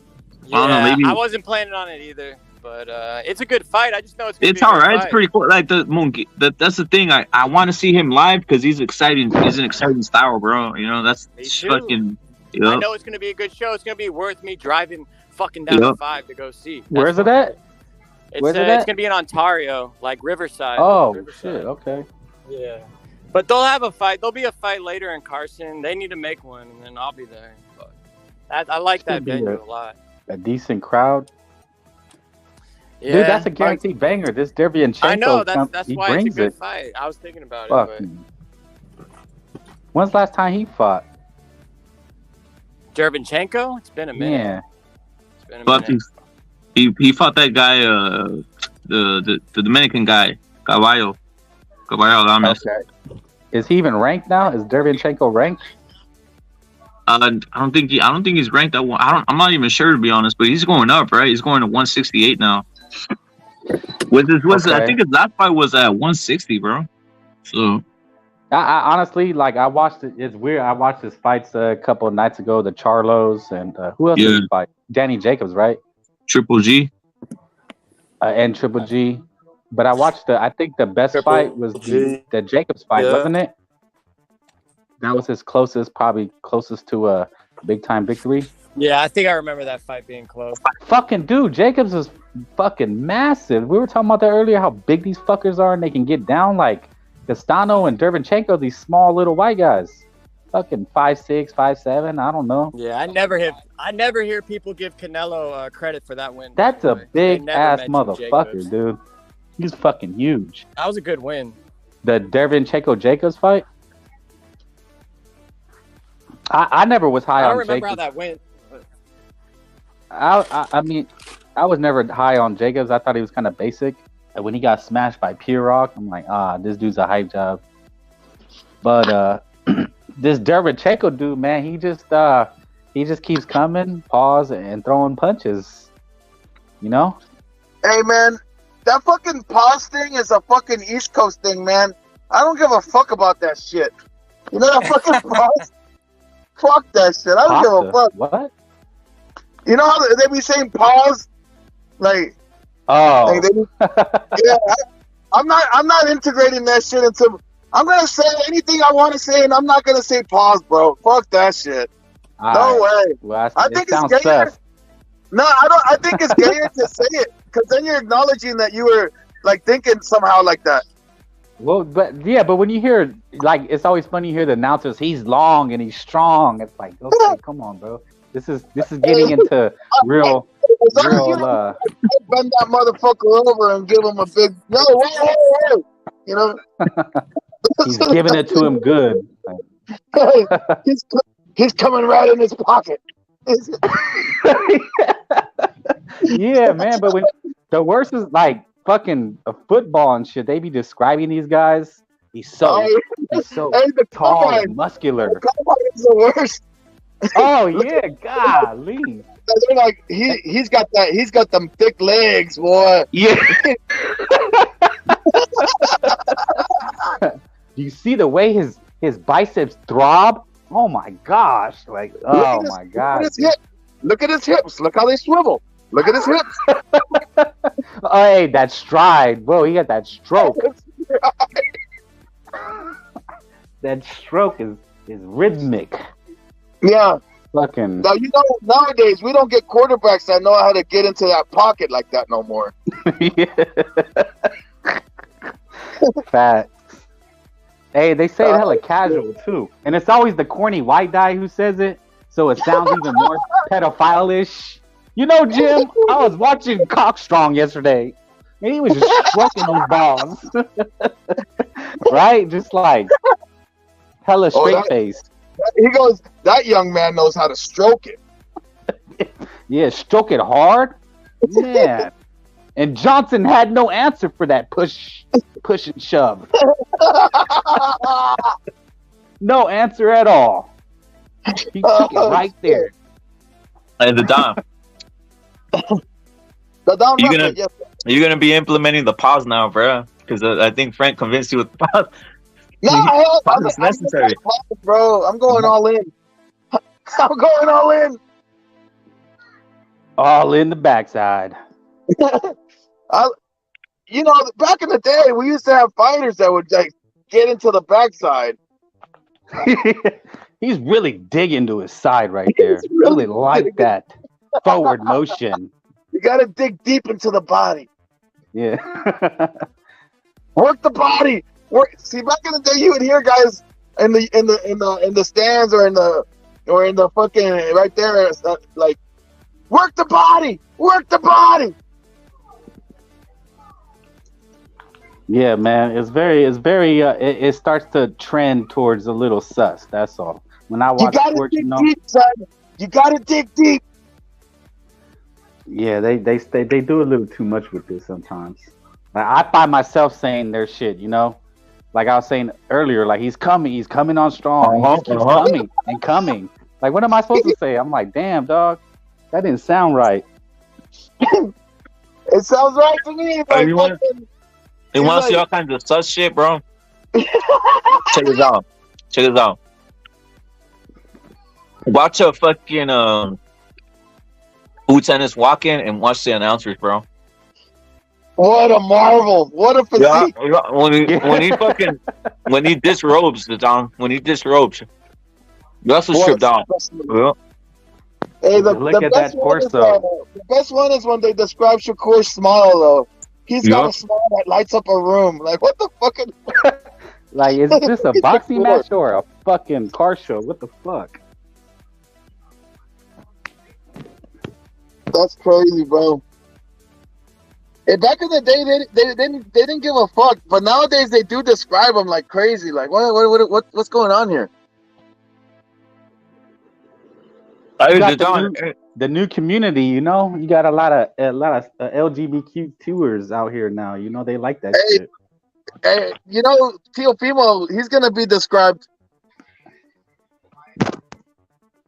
I think. Hey, what was today's topic? It was like, who's gonna win, fucking the Teofimo fight or something? Yeah, Taylor Teo, and obviously Mungia and Tony Weeks getting exposed. Tony Weeks admitting or saying that he stopped the fight for Rolly because he was scared of Barraso's age or some shit, which was a fucking lie, right? Yeah. Fucking. I got Mungia by knockout. I got Teofimo by decision. He's gonna be running all night. He's gonna get the points. Sounds logical to me. Yeah, that's what I think. And you guys convinced me yesterday when we were talking on the show. Yeah. You convinced me about the gay aspect and the whole Bud Light. You know, I was like, okay, that you convinced me. You made me lean. I wasn't sure because I was thinking, well, Taylor, and then Don Furioso said, well, he's been on a lot of wars. So then I don't know. So I guess you and Don Furioso made me lean fucking Teofimo. Yeah, you know, my biggest thing, the biggest alarm or flag for me is the odds. They're really close. Like, I thought Taylor should be like 3-1 at least. Like, they pulled 70 trainers and fighters today, I guess, on, I don't know if you guys are on Twitter, social media, and nobody gave Teo a chance. Nobody, bro? Nobody was on some 70 to 0. 70-0. That's bullshit, bro. Teo has a chance, and if it goes the distance, it's definitely Teo. Hey, but Don Rep, it's very, like, you could always tell right there when the way they put those odds. Like, just remember, like, right before the Lomachenko-Haney, like, they had Haney favored big time. Like, and I was thinking, like, how is that possible? You know, how the fuck is that? You know, but they know something we don't. Yeah. You know, Well, they know heavy money's gonna come in on Tio. They know heavy money late is coming on Tio.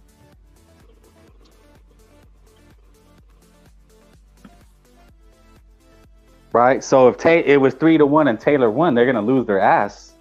If Tio pulls the upset. So they're setting it's an even money fight.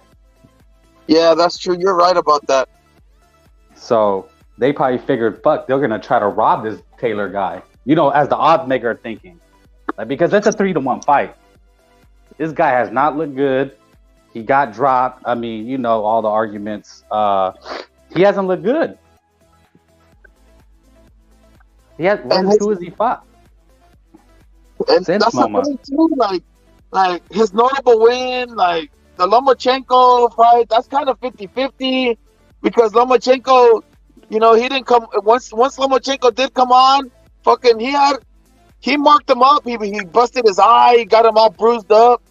You know what I mean? So it wasn't like an easy fight. Once Lomachenko decided to step on the gas, fucking, he gave him all he was worth, and then. Yeah, you know, the kid is like Nakatani's another like notable victory for him, and it's like now Nakatani's getting worked everywhere. Like, what are we talking about, right? Yeah, the kid is talented, but he just hasn't looked good. See, like, yeah, he's talented. You can tell me, but he hasn't looked good. Like, you have to show it. Yeah, that's Sandor Martin though. Like, I think Sandor Martin can make anybody look bad though, because he's just such a fucking back foot bitch. Yeah, but if you're this ultra talent, they're trying to tell me that you are. He hasn't shown it. That's true. But I know one thing for sure. He's gonna have to fight though, because fucking Taylor's gonna come to his ass. So I think the odd makers are betting that Taylor could get robbed. I think they're betting that something could happen. He's gonna come to his ass. Fuck it. Yeah. See, I'm not afraid to I'm telling you, man. It sounds better when you commit to that shit. Yeah. You know? Because when you're shy about it, and then you're like, and then you say like pause, it just sounds like it doesn't sound. You got to be like one of these fucking NFL combine announcers, bro. You got to just commit to the fucking shit, and it goes with it. Just blow past it. Flow. Yeah, act like it didn't happen. Exactly. You gotta make it sound hella normal. Gotta normalize that shit. Man, he hit that hole hard. He hit that hole amazingly. He ripped right into him. Yeah. He went in that hole with no mercy. Hell yeah. Denny Jim. And Jim's gotta be like, you're right. He took it with force. He took it with force. Oh, fuck. Yeah, man. Tio, man. Yeah, but Taylor hasn't looked good either. That's the crazy thing. I think he could be finished. Someone said it was his Achilles heel that was torn. Fuck, really? That's a bad injury, man. Dude, that's a fucking horrible injury, bro. That's what someone said, unless someone could fact check it. Bro, you can never recover from an Achilles, bro. I didn't know that shit, bro. Well, that's what's taking so long. So fucking Taylor's been Achilles injury? Even the slightest tear or surgery on an Achilles, you're fucked. Yeah. All right, then I'm definitely going Tio, bro. Tio all the way here, bro. Yeah, I'm going Tio now for sure. I could be wrong though. That's what somebody mentioned though, but it makes sense because it's never healed. He kept trying to come back, and he postponed that Catterall fight like 3 times. Like, people forget it was scheduled. It was scheduled 3 times already. The only one I know that could fight on an Achilles tear was fucking Gamboa when he fucking took fucking Tank Davis to 12 with a torn Achilles, bro. 1 foot. Yeah, shit like Loma torn rotator cuff, Achilles. Those type of things are tough. Wait, Canelo ingrown toenail versus Bivol. Hey, that toenail injury though, bro. That's a bitch, bro. Yeah, that toenail, fuck that shit. That toenail shit. It's not even that big of an injury, but you can't cut back and you can't. I knew a guy when I played soccer, bro. He had that problem with an intone, like one of those toenails that would grow in. He was so dedicated to the sport that he had the doctor remove his nail, bro. He's like, fuck it, it's affecting me, and he's like, just removed it. Had that bitch taken out. You don't out. need a toenail anyway. Yeah, but then he had like a little nub.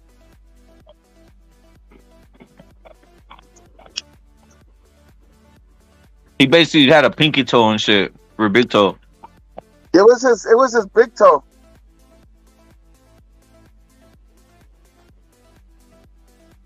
Hey, the Don. I want your thoughts on this. It's kind of off topic of boxing. But I gotta run it here because I seen this and I'm like, come on, guys. What you think of this motherfucker who says that aliens and they got a spaceship and all this other shit? Like now they're saying the government coming out and all this. That's the final solution, bro. Mm-hmm. It's already like we've already had the like 2, 3 resets. I think the last reset, that's when everything got mud flooded, and that's why you have like buildings with in San Francisco that are half buried and have like windows that are street level, and this whole thing is just like they're trying to legitimize outer space, and this is their last hurrah, you know. This is their last hurrah, the UFO thing. Yeah. Because obviously we've never been to space. There's no satellites, and we never went to the moon. So this is the last one, bro. But they got people who want to believe, right? So now they're like, they double fucked them. So there's people who don't believe in what they call the government anymore, right? We're like, hey, you tricked us with the shots and all this other shit. But those same people now are like on some, oh yeah, the government's gonna hide, but this guy already said it. The government, we believe the government. They had those files and all this shit. Like, it's a double fuck because guys want to believe in this shit so much more than they even want to believe in God now. Like, they believe in it. You believe in some fucking spaceship and green man coming out more than God. So it's like a double fuck out here. It's another scare tactic. Uh-huh. But, you know, the thing is though, like when you get I remember back in the day, I don't know, like there used to be like these shows on Fox where they would say like they would try to go into like Area 51 and they would try to like scare you by showing you some fake ass aliens and like make you believe in UFOs. Like was it outer space or like, you know, these kind of things. Yeah. So, like they've been trying to program people for a long time, bro. And then this whole thing where like it's gonna be like, oh, this fucking aliens are gonna come and destroy us, like you know, that'll just be another excuse for them to just kill people, bro. And eliminate some more of the population, bro. There's too many of us, bro.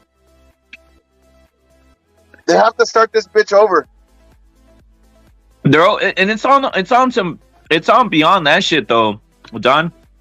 They're on something that these motherfuckers are gonna come teach us world peace or some shit. I doubt that. Because you get my drunk uncle, he'll want to punch him in his on his nose. You know what I'm saying? You get an alien around my drunk uncle, fuck that shit. He'll try to box him. He'll try to punch him in his face.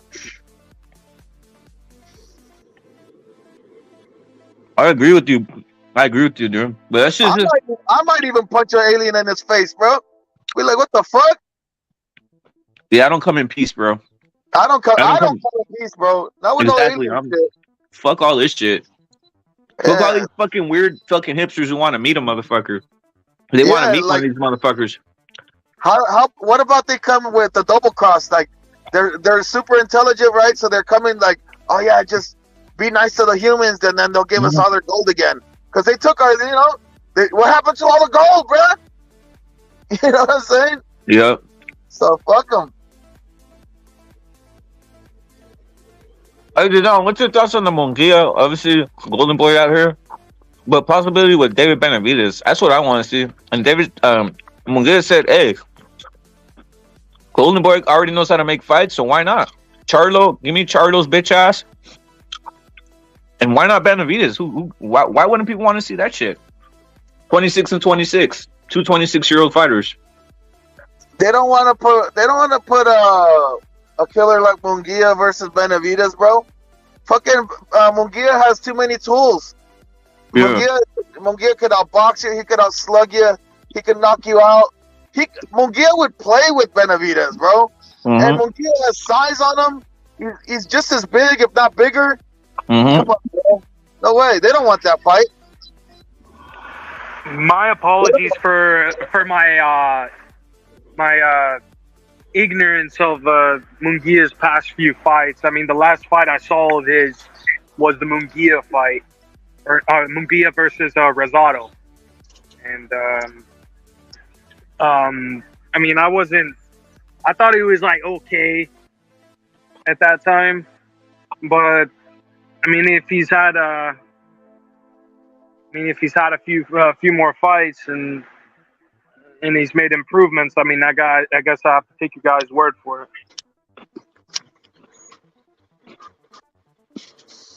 Yeah, Mungia has all the tools. I think, and the thing is though, like, see, the thing is with Oscar, he's willing to make the fight, but like, it's fucking the PBC, bro. The PBC, they're the fucking problem in the situation, bro. Because they've already extended they've already said, hey, let's make the fight. Let's fucking make it happen. And it's the PBC. They're the ones that always walk away from fights, bro. They don't look. They're trying to save Benavidez, bro, for Canelo, bro. That's what they're doing. Yeah, that's what they're doing, bro. They're not gonna. Dude, Mungia will fucking destroy their dreams, bro.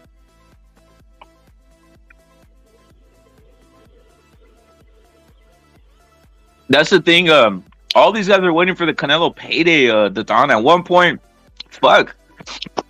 At what point does this whole money bank shit for Canelo end, bro? Like, meaning, do they have to give everybody their payday or take away all these O's, bro? What the fuck? It could just fucking, you know what? At this point, Canelo could just he could do whatever he wants. And he could even drop the belt to some shit. I mean, it is what it is. Because, I mean, it doesn't even matter. Like, at the end of the day, like, who the fuck is Benavidez, bro, to Canelo? Nobody, bro. And the fact that they won't even put him in there with Morel, they won't even put him in there with Jaime, it's like, the writing's on the wall. They're just protecting him. Like, so what are you going to do if the Canelo fight's not there? Or what are they going to say? Oh, Canelo ducked? How? Canelo ducked how? I mean, you don't even have any way. If the only way that he has any validity to the Canelo fight is if he fights Morel and gets that regular belt and gets a petition going.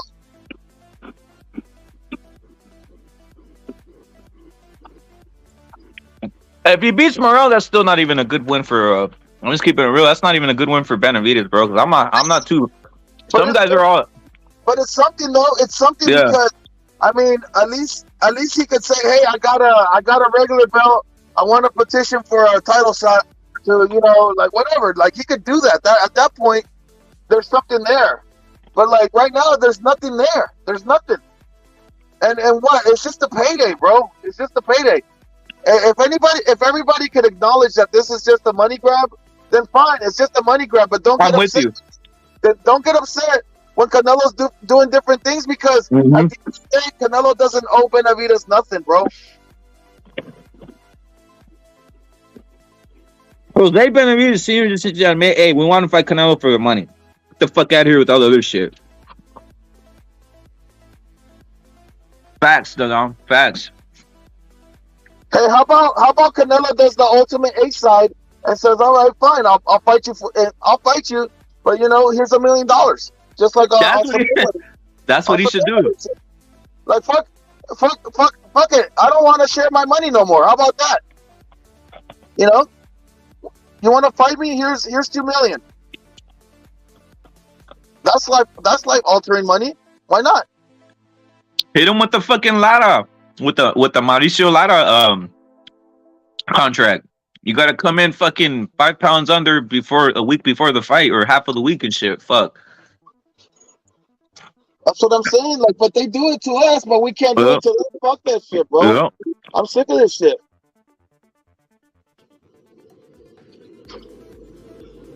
Look at what Canelo's gonna fight Bivol. We already seen that, but it also tells you that the whole fucking thing was a scam. I think this is what happened, Don. I'm gonna break it down.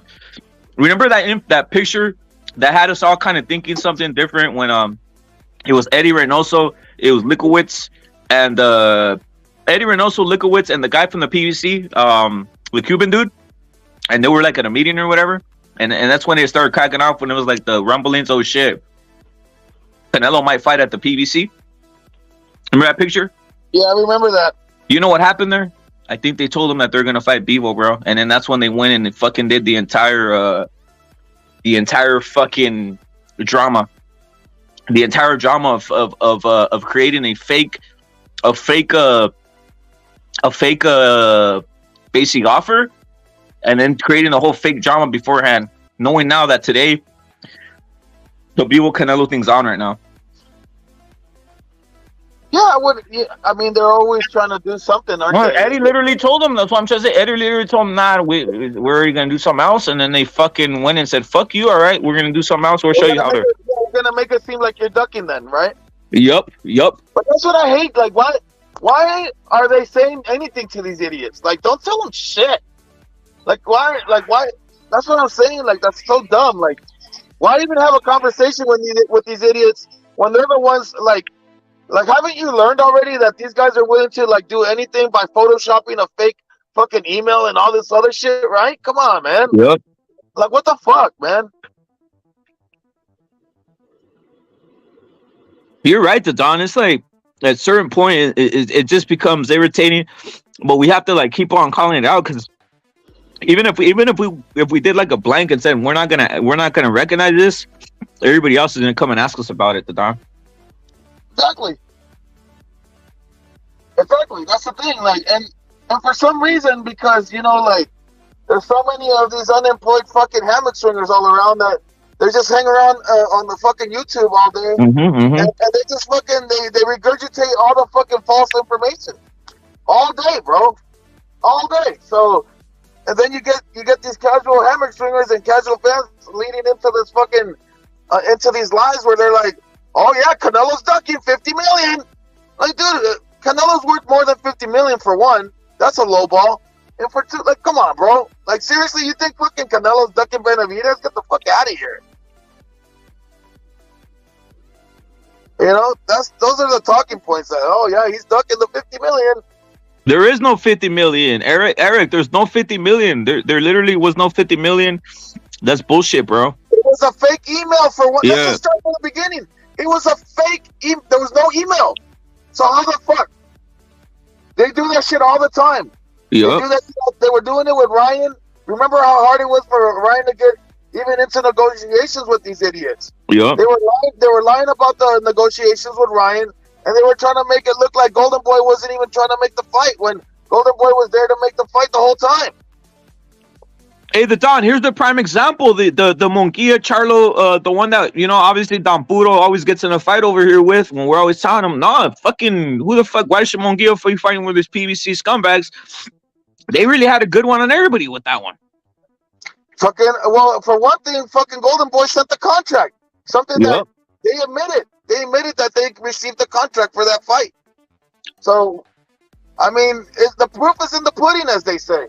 Yeah. But for some reason, these idiots always believe the other side, and they believe these false reports, and they regurgitate, so eventually they fucking brainwash these people, man. It's like the whole thing where, like, if you say Charlo won that fight, nobody's gonna believe that it was a robbery and Castaño won that shit clearly 8-4. Nobody's even thinking about that anymore. Facts. You know what it is, though? The Don.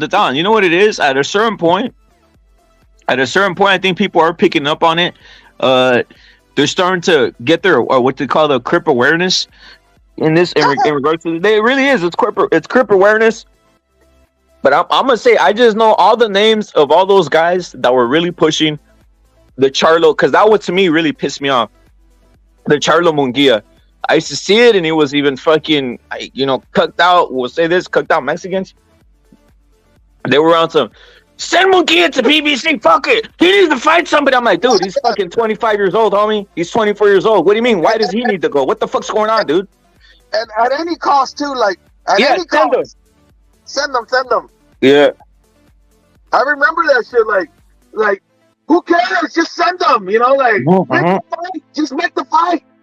Like, shut the fuck up. You don't even understand. And then when you're protecting the fighter from getting into a dangerous situation where they want to fucking rob them, then you're protecting them. And guess what?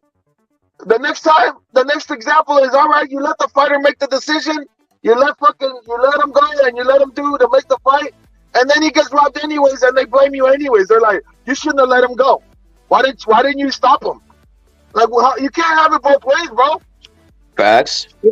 Because at the end of the day, the fighter, the promoter works for the fighter. So at the end of the day, the fighter can make the decision to make the fight.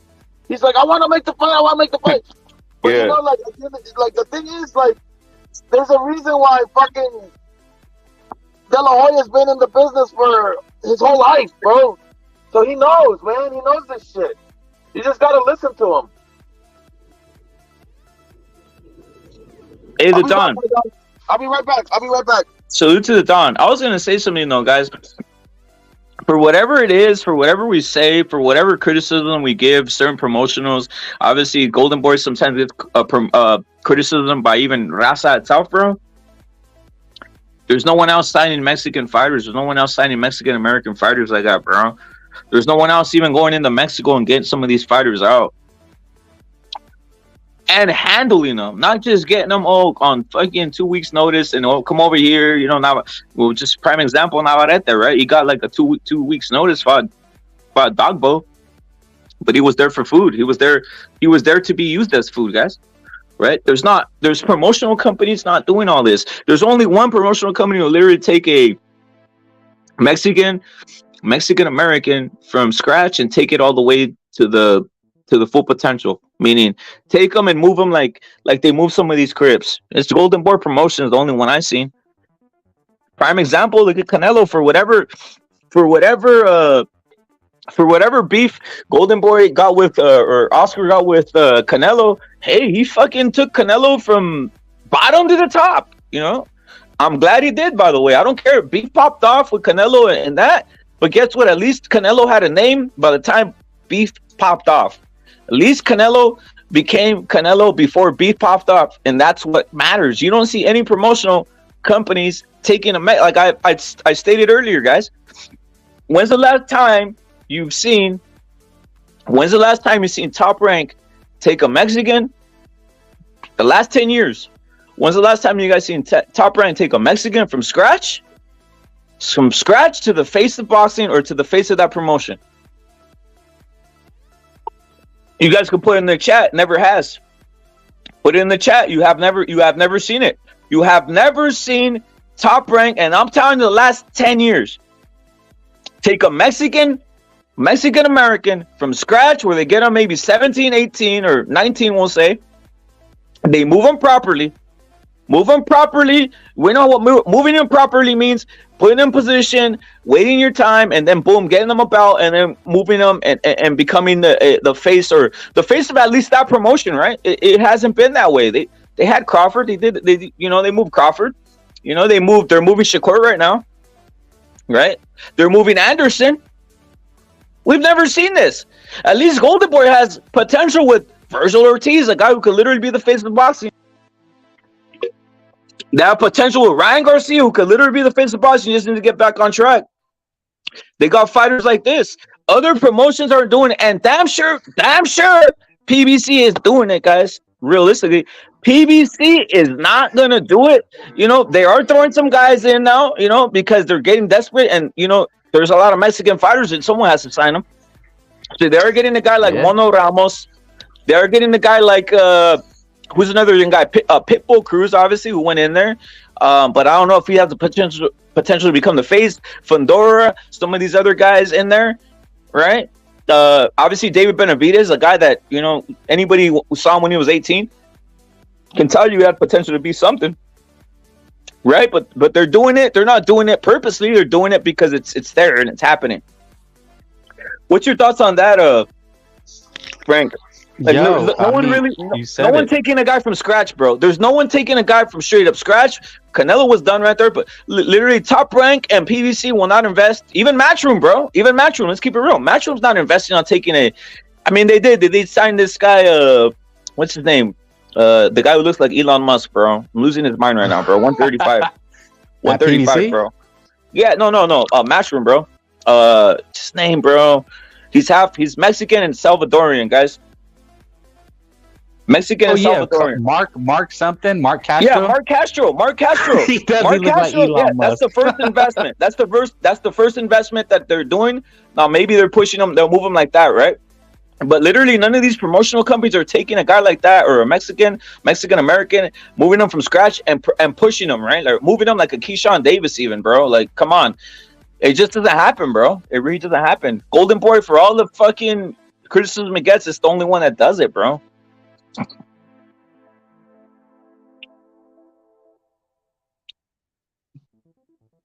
And yes, they need the better. And yes, it could be better, right? But I'm just saying, guys, you really can't. You got Virgil right there, and again, like I said, Ryan still can pop off. You know, still can pop off. He still has potential for the future.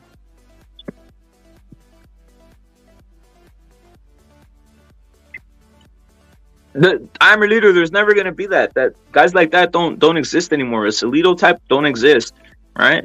Look what happened with Mikey. He was at top rank, but he wasn't being pushed as the face of potentially being top rank, right?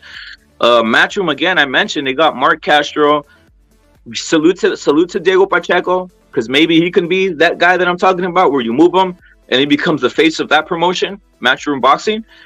But other than that, like, guys aren't. You know, promotional companies aren't investing as trying to make a guy in the biggest market, Mexican American community in boxing, pushing him as becoming the face or leading the promotion in a sense, right? We'll go to PBC. Their face of that promotion for the last 10 years was Earl Spence, bro. Wilder. They already had.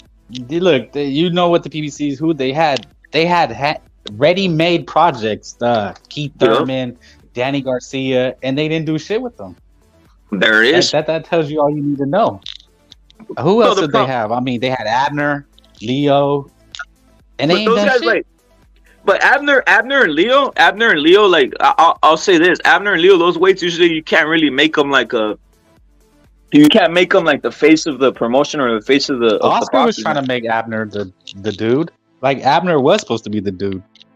Leo kind of came out of that, you know, because he shot people, you know. But PBC, man. And do you think Eddie Hearn really has the pulse on Mexican boxing? No, he has no pulse, bro. I think he has money and like I said, there's so many Mexicans that are out people there. Are confused because he just lucked out on this Lara guy. Like, oh, now all of a sudden he has. He did the top rank thing. He did the top rank thing, bro. That's what Top Rank did with Navarrete, right? They just luck out and boom, you got Navarrete now, right? Like that. He did that with Lara in a sense, but probably even more lucky when he just sent him over there to get beat by Warrington, bro.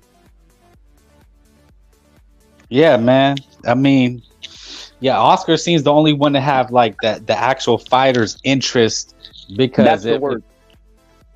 At heart, like I know you guys, people, even Mexicans hate Oscar, but I really feel like he understands on a like a genius level of how boxing really is. Like he sees things that nobody else sees, or how people are moving, you know, like being a chess player, you know, like a good chess player, like not just inside the ring but outside the ring. He knows how these guys look how he cleverly attached Virgil's name to Bud. Right? He didn't do it like the Crips, calling him out. He just said, look, man, we're gonna This is how we're gonna make this move and get you more clout, you know, without making it look ghetto, right? Because Ryan could have attached his name to Tank and just lived off that for maybe another year till he was finally ready. Easily, he wanted to be the boss. He said, "No, fuck that, Oscar. I'm the man now. You listen to me."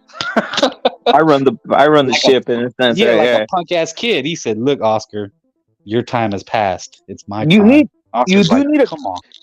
You do need a combination though, bro. You do need the combination of a fighter being like that and a promoter, you know, because like sometimes a fighter doesn't even. Sometimes you see like fighters like we mentioned earlier, like Lindolfo and these guys that just stay ready and they're not even saying anything. They're like, all right, I believe you, and next thing you know, you're fucking 6 years in and getting told stay ready, bro. Like, so you need the combination of the fighter being a little pushy too, right? A little pushy. And it's like a fine balance, bro. Well, you heard. I think there was some rumblings about Virgil's dad being kind of upset. I don't know what it was about. Maybe it's the way Oscar is moving Virgil, but I think it was his dad that was a little disgruntled, kind of leaking things about maybe leaving or something. Talking about Merrigan just went on a Twitter rant like, "Well, we'll see what happens." Didn't he? He just said some bullshit. Oh, but Meridian, do people trust Meridian, bro? I'm just gonna ask you, do you trust Meridian? No, I don't know. I mean, I'm not in the boxing game like that deep, but just from his words, he seems like a braggart. Like he's just one of these guys. Like, oh, I'm in the boxing game. I'm on top. I could talk shit. Like, who the fuck are you? It's like, bro. I'll tell you the sneak peek in the Meridian. He said he was kissing Devin Haney's ass, and he's almost like trying to serve Ramirez to fucking Devin Haney, bro. He was trying to what? I'm just keeping it real. It looked like he was on some trying to kiss ass to Devin Haney and trying to serve. Yeah, you know they do, bro. Like, I mean, bro, like he's almost on some like trying to serve up Ramirez to Devin Haney, bro. Hey, he's probably that's boxing, right? That's like you trade in the old guy for the new guy. There it is. That's what they said about Don King. Like he stepped over his fighters to go get the new guy. Yep. Merrigan said something on Twitter about like, well, it was somebody said something about the zone and Virgil, and then Merrigan had said something like, well, we'll see what happens on our next one. Like basically saying they're about to leave the zone. Well, there it is. I mean, Origin, who is he working with? For the most part, I thought he works with Top Rank. That's what he's doing, and why wouldn't you want to get a guy like? By the way, where was Virgil and where did Virgil meet this guy, Meridian? I have no idea, bro. Unless you know from the Robert Garcia gym, bro. So Robert Garcia just affiliated Top Rank like a motherfucker, right? So it's like, bro, where do you think they want to get Virgil, bro? Like, come on, bro. This is fucking nuts, though, dude. Like, there's a lot of like, you know, and then obviously you got Meridian trying to serve up Ramirez to fucking Haney. But he didn't fucking he didn't give sound advice to fucking Ramirez. Say, bro, you gotta fight fucking fight Chon Cepeda for the fucking WBC. You know, keep the belt here. Well, think about it. If your business is boxing, then you're always looking for the new guy. Like, think about it, right? Because when that fight is done, you're not gonna have a job. So it only makes sense that you're always looking for the new graduate, you know? Yeah. The new bimbo, fresh out of high school, you want to exploit, you know? You always want to work with this people, you know, right? That's why that guy Samson Lewikowicz was everybody says he's a scumbag, but you know he's a scumbag loyal to the PBC.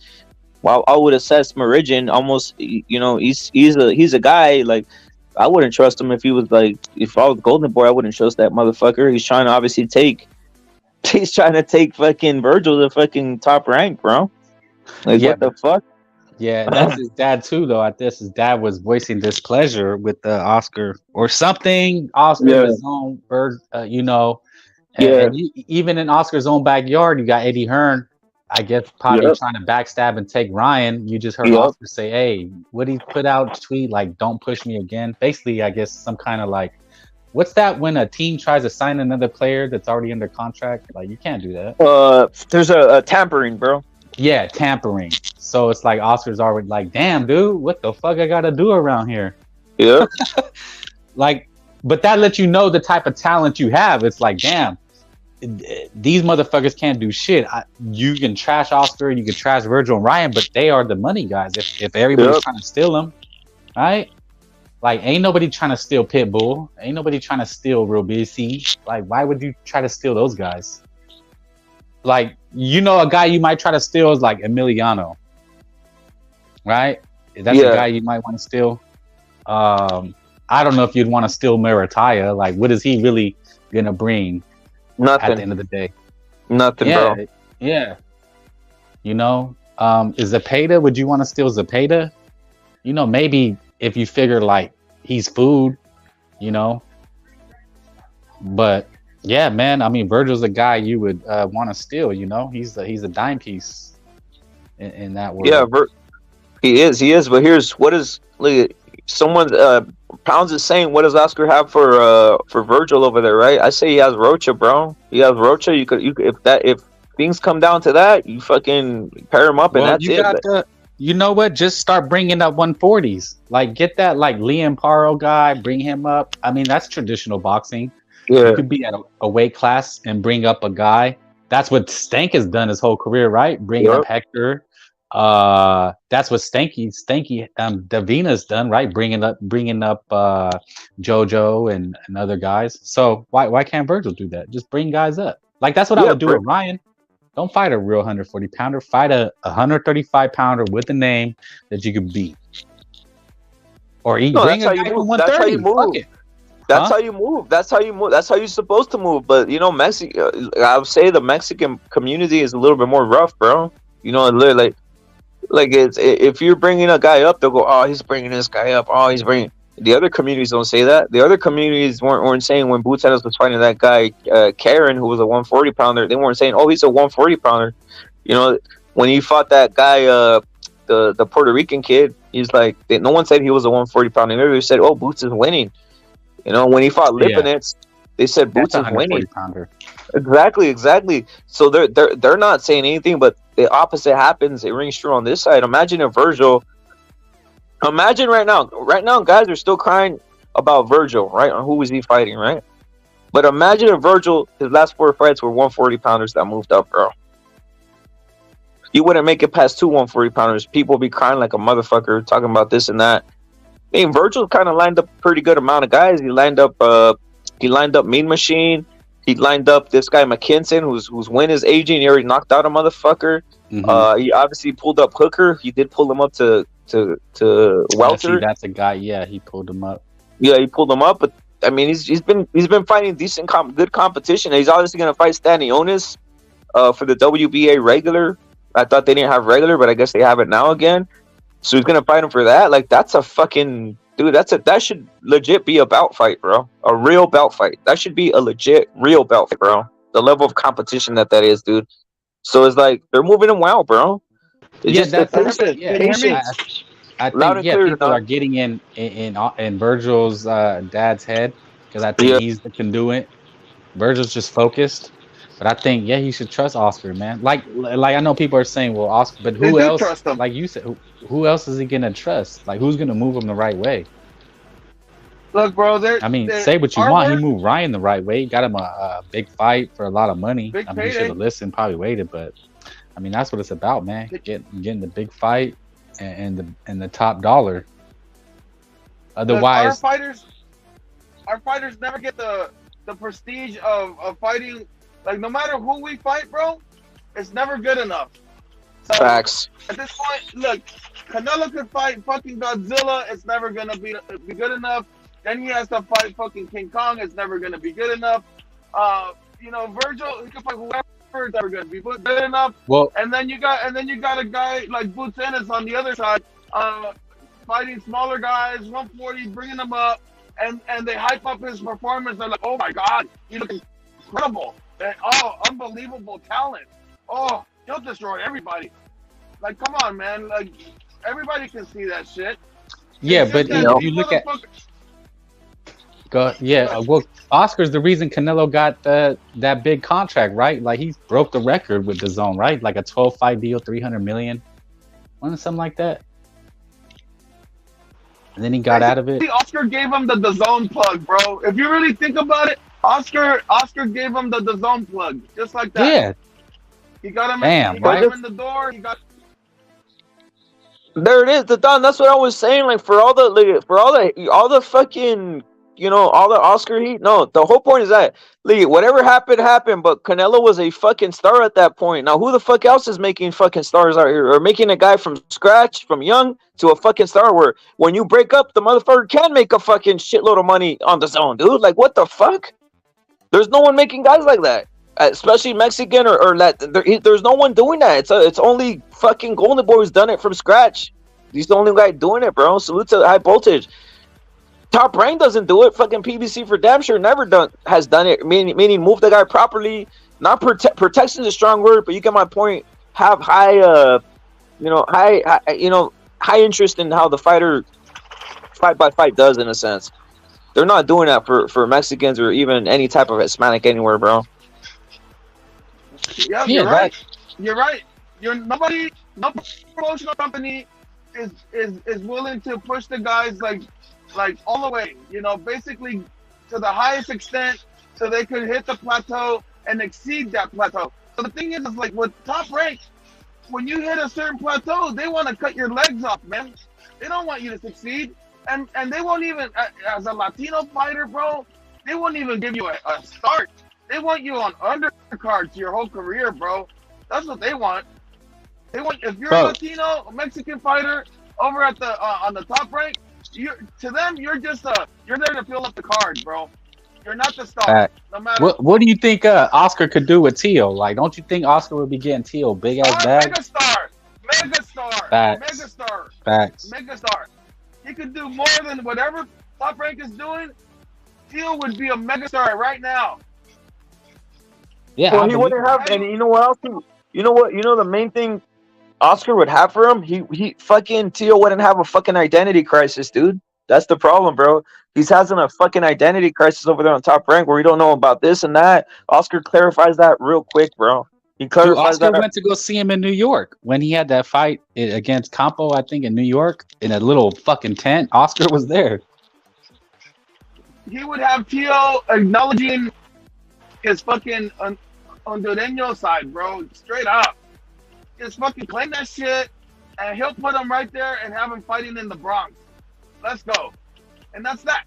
And that's all you need. That's the recipe fucking Tio needs. He doesn't need this like identity crisis of being Spanish one day, being black another day, and then being like fucking Japanese the next day. Like, he just needs to be fucking Hondureño and be proud of it, and that's it, bro. Facts, and ride with it. Yeah, like even Oscar, someone mentioned Oscar probably take a like Mario Barrios and get him a big bag. Look at what he's doing, fucking Rocha. Who the fuck is Rocha? He's headlining. If you're Latino or Mexican, why wouldn't you look at that and be like, damn, if that guy can headline? The fuck am I doing that Top Rank fighting on the third bout? The fuck under these Crips, under Shushu, fucking in Arizona, insane, when the under most baby crowd is Anderson. Latino. You're telling me Shushu's ahead of me? Get the fuck out of here. That's embarrassing. You're right, bro. That's embarrassing, dude. For reals. When the whole crowd, dude, was the here's another embarrassing moment where the fucking when it was who was it fuck, I think who was the main on the where Villa fought Speedy? Who was the main? It was the Stank Davis card, right? No. I think it was who was the main on that card, guys? When it was wasn't it which was the Brandon Figueroa Maxayo fight? Was that an undercard? Okay. Whiny kids, fuck all that. I was just getting lost into something else. My point is this: the fucking crowd, the crowds, all for the most part, dude, it's what you said, dude. Like, if those guys don't realize what's going on, they're fucking ignorant. Like, the guy who noticed it, obviously, when he fought like that was Jojo Diaz. When he noticed that the entire fucking crowd versus Haney was fucking pro him, dude, he's like, what the fuck's going on here in his own brain? Because he's out here believing this whole shit about like fucking Haney, and literally the entire crowd in Vegas was for fucking Jojo Diaz, the Don. Like, dude, like at a certain point, you're like, dude, how stupid am I taking less money or whatever the fuck's happening out here or whatever the fuck was happening before Like, bruh, you are the guy, dude. You know, believe in yourself at this point. You get my point? Like, it's insane, dude. Yeah, if you're JoJo Diaz, you're the one selling the fucking tickets. There it is, bro. This motherfucker's that's what it is headlining. right there. But if it was him and another crib, this stadium would be empty. Dude, look, this is the thing. If Haney was if you just flip the script, right? Meaning if you flip the script and it's Haney being what JoJo is, obviously, and JoJo's headlining, and Haney's walking in and he's seeing the whole crowds for him, dude, that dude would be fucking mouthing off and saying, "Hey, what the fuck, my money and all this shit, dude." I guarantee you'd be saying that. Oh, hell yeah. It's just an example. It's just an example of what happens at Top Rank. What I'm trying to say is the example at Top Rank, because you see a lot of Mexicans on there. Even the fucking the Oscar Valdez dude, Oscar Valdez, the fuck he's on undercard of a fucking Lomachenko and Haney. I know these guys aren't all stars, but fuck, like, come on, dude. Taking hella short though, probably. Yep. And then being thrown into the blender. Like, okay, Oscar, we'll give you an undercard bout. You work your way back, and we'll get you something. Just fight on this undercard for me. But that's a great impression. Fuck that. That is a great impression. But I bet you that's how he talks to him. Like, hey, Oscar, what's going on? Hey, Bob, I'm training hard, ready for an birthday. Well, Oscar, how about this? I throw you a little extra. Just fight on the undercard. Against who? The guy you already beat. You don't gotta worry about it. Well, he's fucking putting his hand up his shorts and shit, bro. It's fucking crazy. Rubbing them down, Yeah. Rubbing them. Hey, Oscar, come here. You already beat the guy. You beat him already. Nothing to worry about. And then what's next, Bob? What's next? He's like, hey, Frank's like, he calls him over. He calls him over to the office, and then he says, "Come here, Oscar. Come here. Come behind the desk." And then he grabs Oscar by the hips and shit. Yeah, it's like the fight's won in the shower, Oscar. He tells him that shit. The fight's won in the shower. That's when you win. Yeah, fuck. But yeah, dude. Oscar's like, my manager's coming. No, Oscar, just come by yourself. Just come alone. Yeah. Hey, yeah, you know how that's going. Hey, but that's how they do it. They single out. Look, that's what they do. They fucking. These guys are fucking predators, bro. They fucking single the fighter out and they get them by themselves, and then that's how they get those shady contracts when they're without their supervision and their fucking handlers, bro. That's how they do them. You know when Don, you know the secret to knowing these promoters, the secret to knowing if the prospect, as they say, is going to be submissive like that. This is the secret. So you get a guy maybe 17, 18 years old, 19 or whatever, and you say, "Oh shit, it's Top Rank going to sign you, right?" And what you do is this: you say, "Hey, you see your fucking, you're 18, 19. You say, you see your fucking team right there, those coaches." They go, "Yeah, those guys aren't cutting it. Get rid of them. This is Top Rank. We got some guys over here." Yeah. And once that fucking prospect once that prospect says, "You know what? You guys know better. You're right." Then they go, "I got him. This guy can take it in the shower too, bro." You know what I mean? They're like, if he's throwing away guys that coach them and all this type of shit for some fucking new motherfuckers out of nowhere, dude, who got dude, come on, bro. You got them all the way at that point, bro. You got them all the way, dude. Dude, if you're willing to throw away the guy that was doing it for free, that's the one. If you get, oh man, you're right about that, Don Rep. Facts, man. Is that think about a guy who basically get. Go ahead. I'm sorry. No, Don, you going, bro? I was gonna say just basically the guy who took you there, was coaching you in the amateurs, and then next thing you know, they say that you're in the big time now, and this guy that was coaching you doesn't know shit, and now they're gonna teach you and everything. Like, fuck, dude, you're really a scumbag then, bro. You're either a scumbag or very submissive, bro. Very submissive. Because look, for all the shit we talk, like Crips, they know how to hustle, right? So Bill, Bob can't get Hanky alone. Bill's coming up in there. Fuck that, Bob. No, fuck that. Nigga, call me later. Like he probably talks to Bob like that. Whereas Valdez is a good kid. These guys are good people, and they okay, Bob. You know best. You know. That's the point. There it is, bro. That's the point I'm trying to say, dude. Like literally on some believing the system, on some like very, very confident that this isn't a corrupt place, bro. You know, because Mexico's some places are corrupt. You know, that's the stigma it gets. So the thing that everybody gets when they come here is that we just assume that it's not corrupt, bro. You know that everything is on the up and up, and everything is about. You believe in the system, like you said, the system. There it is, bro. Tell me, it's the truth, bro. Yeah, Mexicans, once they come over here, they tend to believe, oh, the system's not corrupt, and listen to what your teacher says at school because they're not corrupt. Listen to these motherfuckers or whatever the fuck, right? But it's just as corrupt as anything, bro. Over here, it's just as corrupt as anything, bro. And as far as promoters, I mean, what the fuck we talking about, all right? Especially Bob Arum, a guy who's seen it all. I mean, come on, dude. He's straight gonna. Yeah, I mean, fucking look at who represents Shakira. Jay Prince. You think that motherfucker's taking shit from Bob? Well, he already has control of the entire Top Rank operations at this point, bro. Like, who isn't? I think Gabe Flores was with Jay Prince. Shakur Jay Prince. Yeah, he was. Baby Anderson, Jay Prince. Damn near all those guys are Jay Prince, bro. Think about that. Yeah, Crip City, folks. Yeah, but dude, they know how to hustle. He got straight up control of the entire Top Rank operation at this point, bro.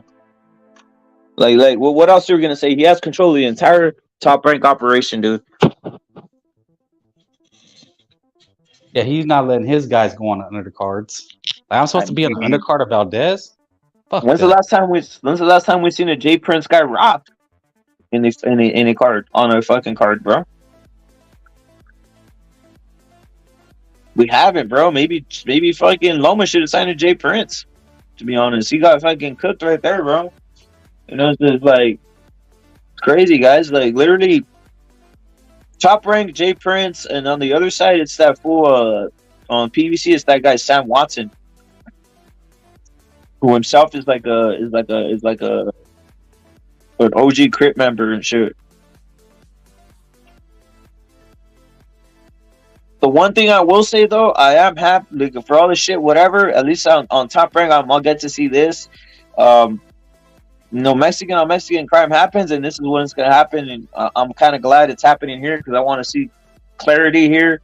And it's Navarrete versus Valdez on August 20th. We'll see who the fucking top guy is, bro. Salute to RM. We'll see who the top guy. We'll see who's the best. We'll see. Navarrete defending his belt again. I think he has 9-10. This is going to be a 10th or 11th title defense, bro. He's not on the pound-for-pound list, and he's a 3. Think about this. 3-division champ. 9-10 title defenses. And the man is not on 1 pound-for-pound list. And I'll just say this. Shakur, I believe, is a 2-division, maybe 3. I don't know at this point. There's so many weird belts that he gets. And he's on pound-for-pound list, but he's not currently a champion. What the fuck? This motherfucker has 10 title defenses, Navarrete, guys. I think it's unmatched. It's unmatched. And is he getting any pound for pound, love? Well, he better after he beats Valdez, from what I see. I assess that I think Navarrete might end up stopping Valdez, and if he does, that's going to be an embarrassment for Shakur Stevenson, who went 12. It's going to be a hell of an embarrassment for Shakur Stevenson, who went 12 with Valdez, guys. It really is. Yeah, that's a good point. That's a really good point. Yeah, man, these guys just fight tough fights, man, and they're getting probably paid half of what Shakira is getting paid. You think Navarrete's getting anything close?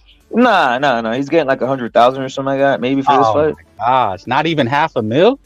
Fucking, I doubt it. Nah, bro, not $500,000. I think he got like for his first bout with his first title defense. I think he got like $5,000, a bag of oranges, and a cavity search over there by the border patrol when he's going back.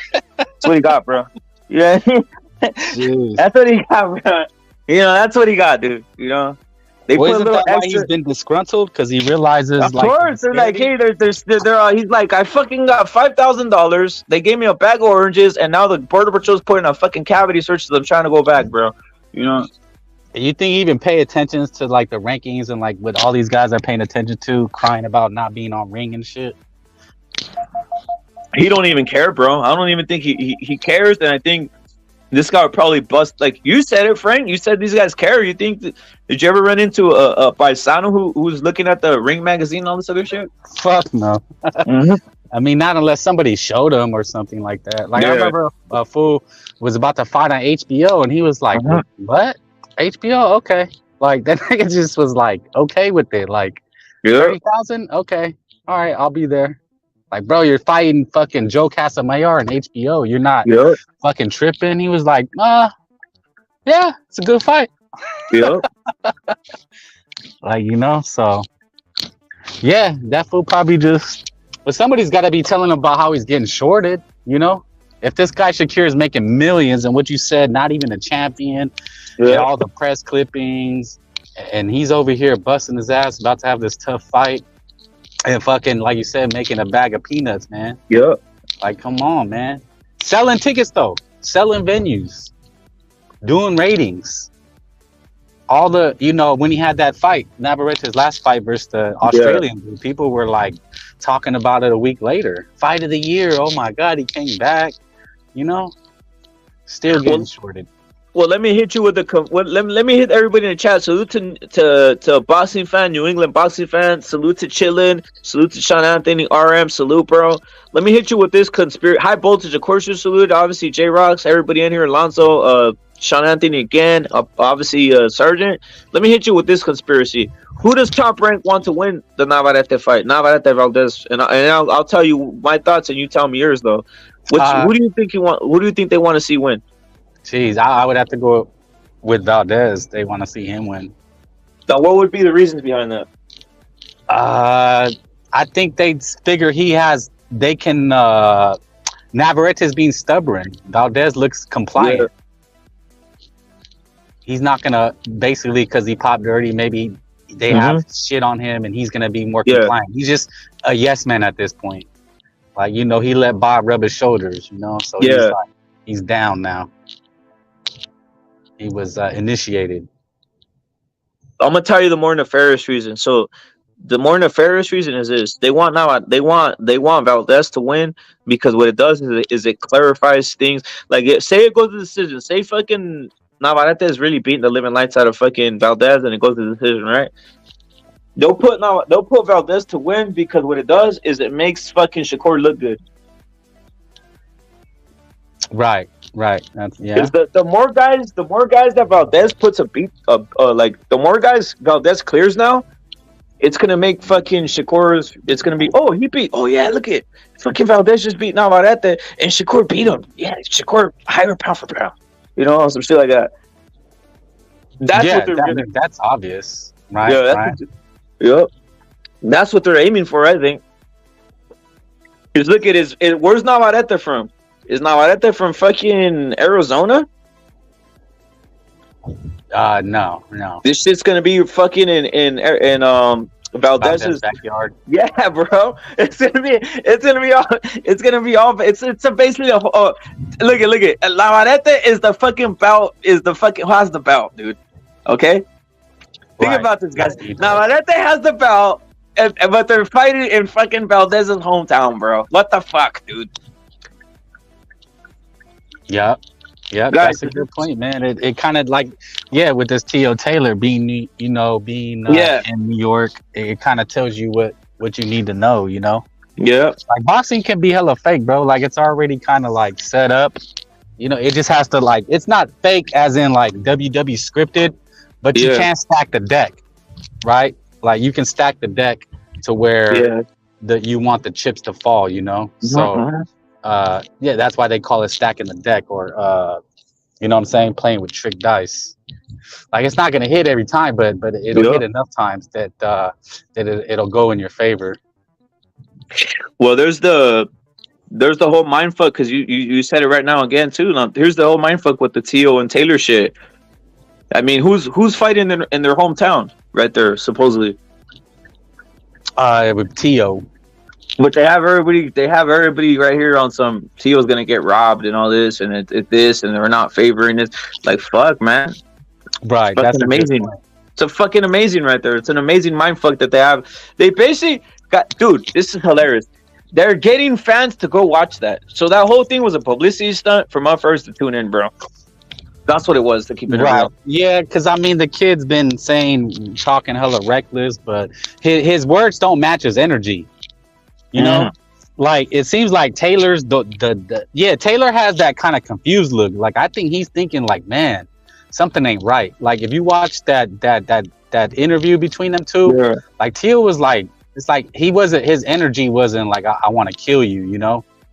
It was just like I'm a clown, you know, I'm talking shit. And Taylor was like, man, you could tell he was getting like, oh, I hate this kid. Yeah.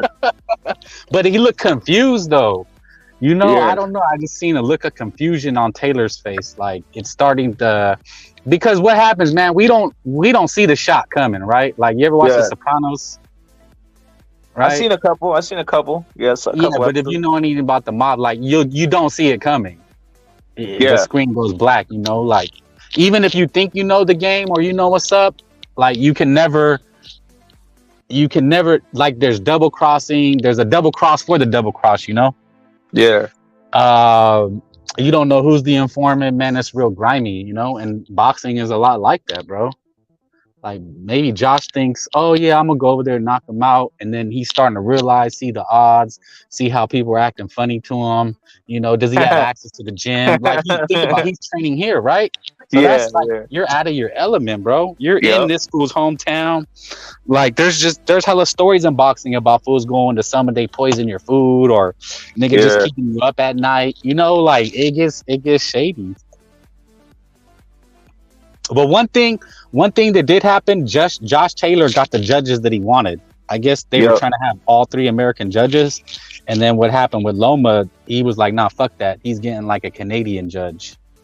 Yeah, he got the Canadian and he got a Canadian and I think maybe a UK guy from what I remember.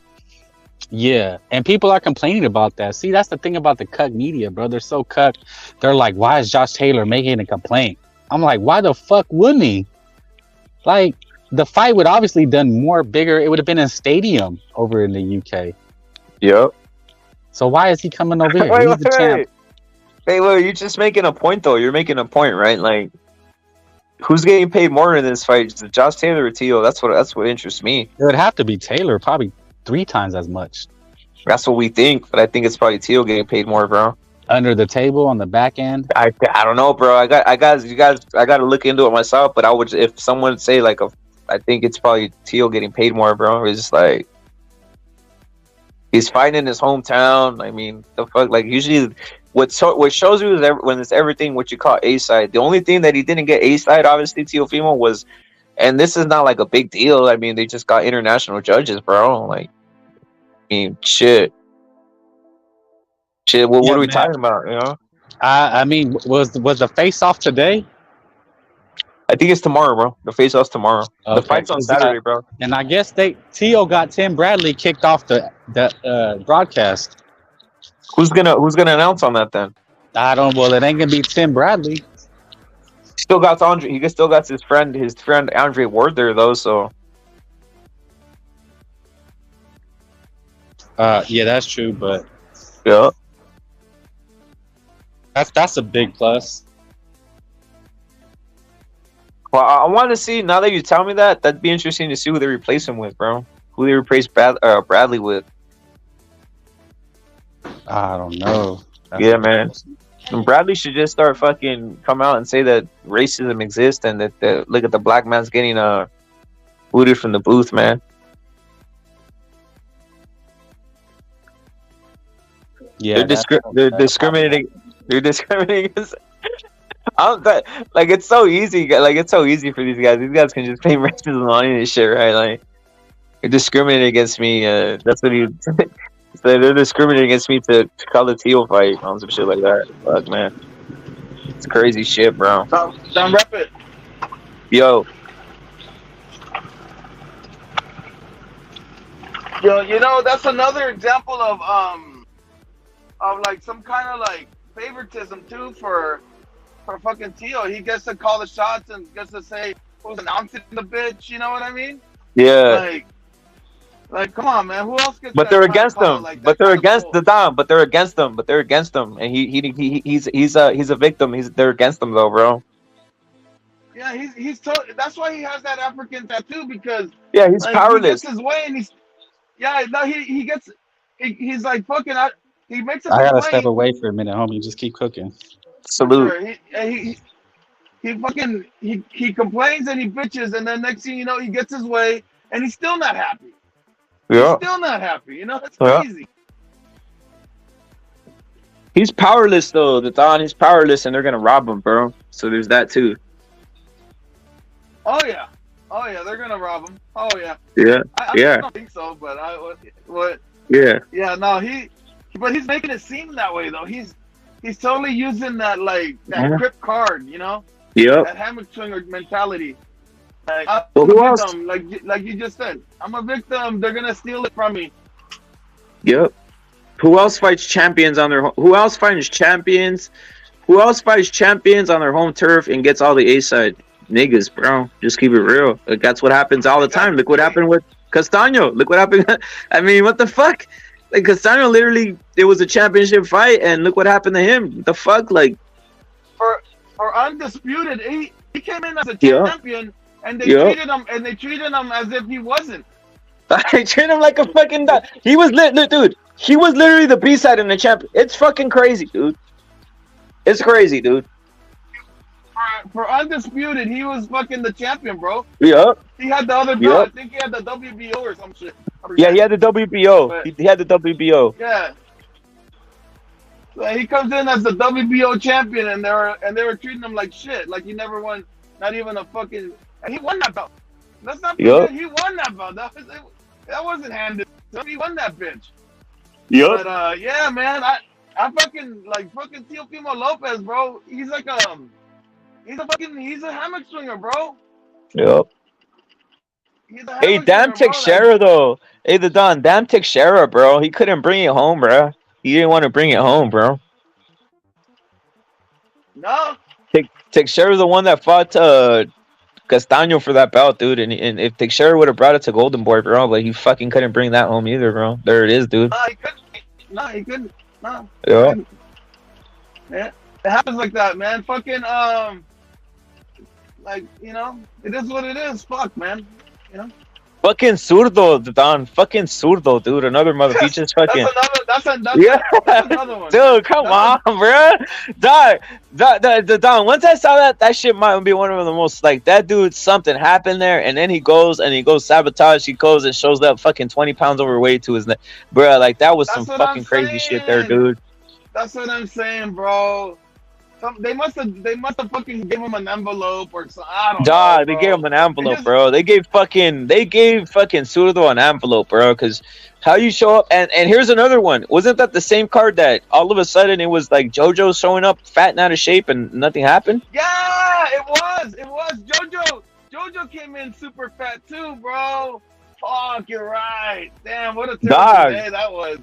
But that wasn't I said it that day. I said they're sabotaging this shit on purpose, bro. What the fuck, dude? They literally sabotage. Dude, that is fucking nuts, dude. Literally, fucking everybody should have known what. Everybody should have known what time it was when you saw Zurdo step on the scale with the fucking shirt on, homie. Like, what the fuck, dude?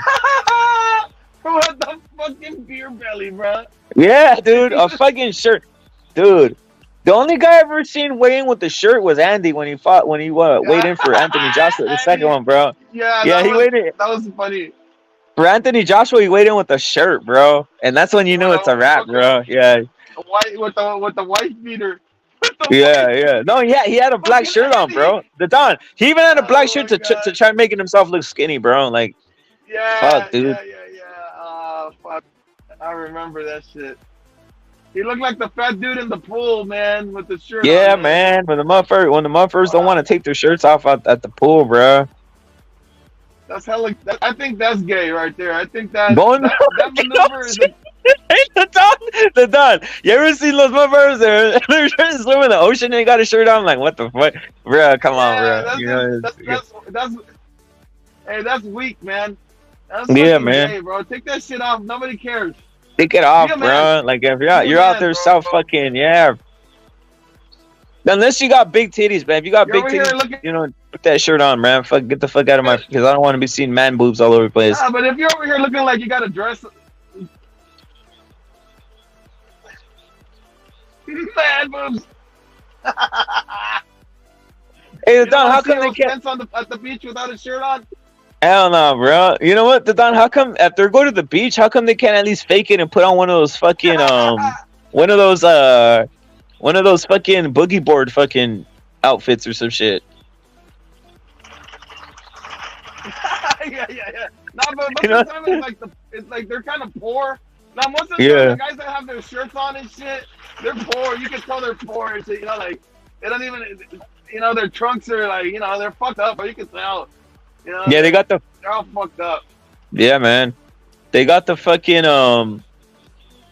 the worst thing is when you see a fucking, you know, one of these guys with the shirt on and then he got the fucking the wetsuit, high voltage, they got the cut off fucking jean shorts because they, you know, they you know, yeah. Yeah, they got the cut off jean shorts, bruh. Facts. Man, there was a story that I saw that these fucking guys, right? This family, poor as fuck, bro. They were in the Chevrolet pickup, bro, with a camper. Like the fucking thing was getting held on literally by shoelaces and gum, bro. You know what I'm saying? Like that. But their mission was to go to Acapulco and go to the beach, bro. It took them like fucking 2 weeks or some shit. Hella long, right? I wasn't supposed to take that long, but their piece of shit truck kept on breaking down, right? They've never been in the water. It was the whole thing, bro. You had the uncle, you had everybody, the whole family, bro. You know, and fucking they finally make it there, bro. And this was like a documentary, bro. They finally make it, bro. They were on the fucking news, bro. And they finally make it, bro. Not one person had a pair of shorts, my nigga. Like, oh my god, not one person had a pair of shorts to go in the water. They all rolled up their pants. It was so funny, bro. I was like, the whole way you knew you were going to the beach, bro. The whole time. You know, you got 2 weeks. You got 2 weeks to prepare to go to the beach, and you get there and you roll up your jeans, bro. I was like, that's fucking hilarious.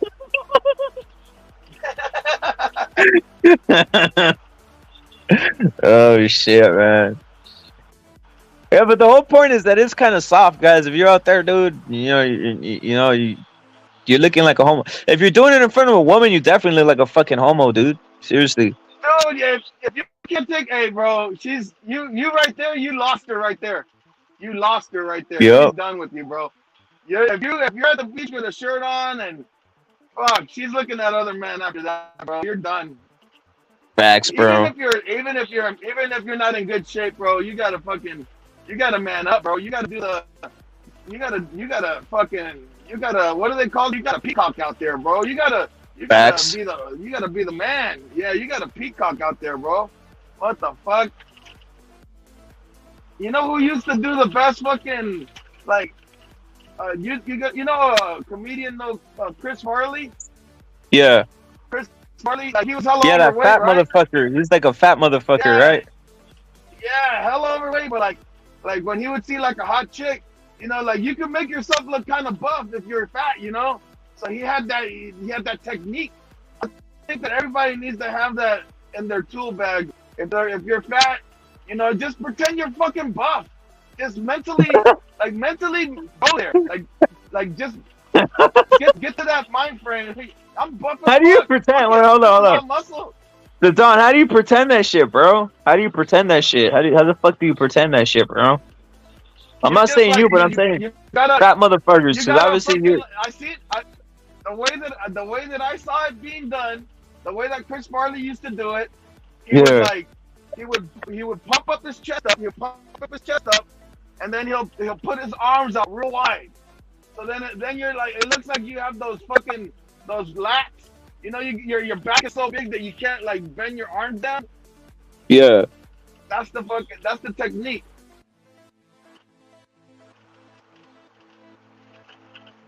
Because I mean, you got to do something about it. You gotta spread your wings, man. Yo, Gonzalo, what you got to say about this whole? It's true. Like the Iranian Hulk. That dude, yeah, I seen that he fat was butt. actually fat. He got like I seen him, Gonzalo. I seen him. He's like this wide motherfucker, huh? Well, the secret to that, there's no secret. What really happens is you have to have a little bit of muscle. And then let's say you fucking cut down and then you got a little bit of muscle or a lot of muscle, I don't know. But then you're thin and lean. When you kind of like blow up and start eating a lot and getting fat, you're going to look like way fucking buff. But really, it's just that muscle contouring. It's really that fat already contouring the muscle that you have around your body that's going to make you look super buff. It's like when I get skinny and then start putting weight on again, there's like, oh, have you been working out? No, really. It's just I'm a little cut. But when I start adding a little weight, it looks like I'm fucking like real muscular. Don't ever talk to me. Don't start trouble. Shut the fuck up, motherfucker. I just barely got the fuck on and you want to fucking like cut me off. Too much already, yeah. Get the fuck out of here, dude. Were you on here before or did you just get on? Because if you just got on, it's all right. But if you were just waiting for so I could get on so you can speak over me, well then fuck you. Man, I don't wait for nobody, bro. I roll my own. Okay, all right. So okay, go ahead. Whatever. So I heard some dumb shit being talked about. Don Ramon, man, are you on drugs? Are you off your fucking face completely? You were sucking off fucking Mungia's little fucking dick earlier, saying some crazy shit. How Benavidez is fucking ducking fucking and scared of Mungia. He can't take Mungia. Are you out of your mind? Mungia, Benavidez, you're still on fucking Benavidez is nuts. He's going to take out Benavidez. Now, Gonzalo, I know you're crazy, but you're not that crazy, right? I can rely on you, correct? Who's fucking who are you talking about? Talking to you. Don Ramon's not here. I'm not Don Ramon, bro. Like, I always get you guys confused. All you fucking talk, you sound the fucking same. Hey, you shut your mouth and respect me, man, when you talking to me. I'll say that right now. Who the fuck is Benavidez anyways, bro? And why do you have to come on here and try to defend them? I don't give a fuck. I'll tell you that right now. I don't give a fuck. Yeah, fuck it. Mungia's fucking gonna kick his ass. So what? You're gonna come over here like a Captain Save-A-Ho, you little bitch? Like a little Captain Save-A-Ho, you little bitch? You're gonna come over here and try to talk trash over some he struggled to kick like Rosado's ass. Fucking faggot. Go shut your fucking mouth and sit in Australia and count the kangaroos. That's what I feel. I don't really give a fuck. Go ahead and talk. Yeah, that is the Don, right? Are you fucking trying to make me sound crazy? You are the Don. I'm the Don of Dons. Yo, Mirage, I got Mungia beating up Benavidez pretty damn easy. Especially now that it's seen that Dave Benavidez is having problems making weight, and he's obviously having problems making a fight. Like, do you have him beating him Morale or what? Easy or what? Because I know you're a Morale fan too, right? Yeah, but Rapper, why are you on Mungia's dick? The guy's fought nobody. That guy's a fucking clown. I mean, he's almost 50-0. I mean, who has Benavidez fought? Who is Mungia for? Who's his best win? They're both 26. And Mungia is a champion. He's a champion, I think, at age 20. So it's about the same. It's the same. They're on the same path in a sense. But Mungia's actually fought more. And so who's the best win? Who's the best win Dave Benavidez? Who's the best win Dave Benavidez has beaten? Lance and Morel. Now Mungia's? No, he hasn't beaten Morel, right? No, sorry. Anthony Durrell. Anthony Durrell's not all that. Come on, bro. Anthony Durrell was that 4 losses. Champion. Okay, I've said mine. Now your turn. Who's all right? I got Smith. I got the fuck is this guy's name? The fuck's this guy's name, guys? This fucking Islamic guy, the guy who beat Cotto. Oh yeah, the world kid. Saddam Ali. Yeah, Saddam Ali, who was a champion, by the way, was a champion. You got him. You got obviously who else did he beat? Turiano Johnson. He split his nose open. Turiano Johnson. Wait, hold up. Turiano Johnson. That was a decent win. Gonzalo. The stoppage was good. The only other guy. Hold on. The only other guy who stopped Turiano Johnson was the guy who Mungia is gonna fight this Saturday is Deverchenko, right? So that's another one. That's a pretty good win there, to be honest. Hyman beat his ass, and more than anything, he's beating a couple back foot guys that people don't know about. Kelly, a guy from the UK, right? Not too known, right? But if you watch boxing, you'll know what it is. Recently, because right now he's in a campaign. Right now, Mirage is why I'm bringing him up at 168. He's not at 160 no more. He obviously couldn't get Triple G. Domestic UK fighter, Saddam Ali is fucking nothing. Okay. I mean, let me finish. The reason I'm bringing up Mungia with Dave Benavidez now, because now Mungia is campaigning at 168. All right, so like we can say all this at 168 right now is when he's starting the campaign right now, right?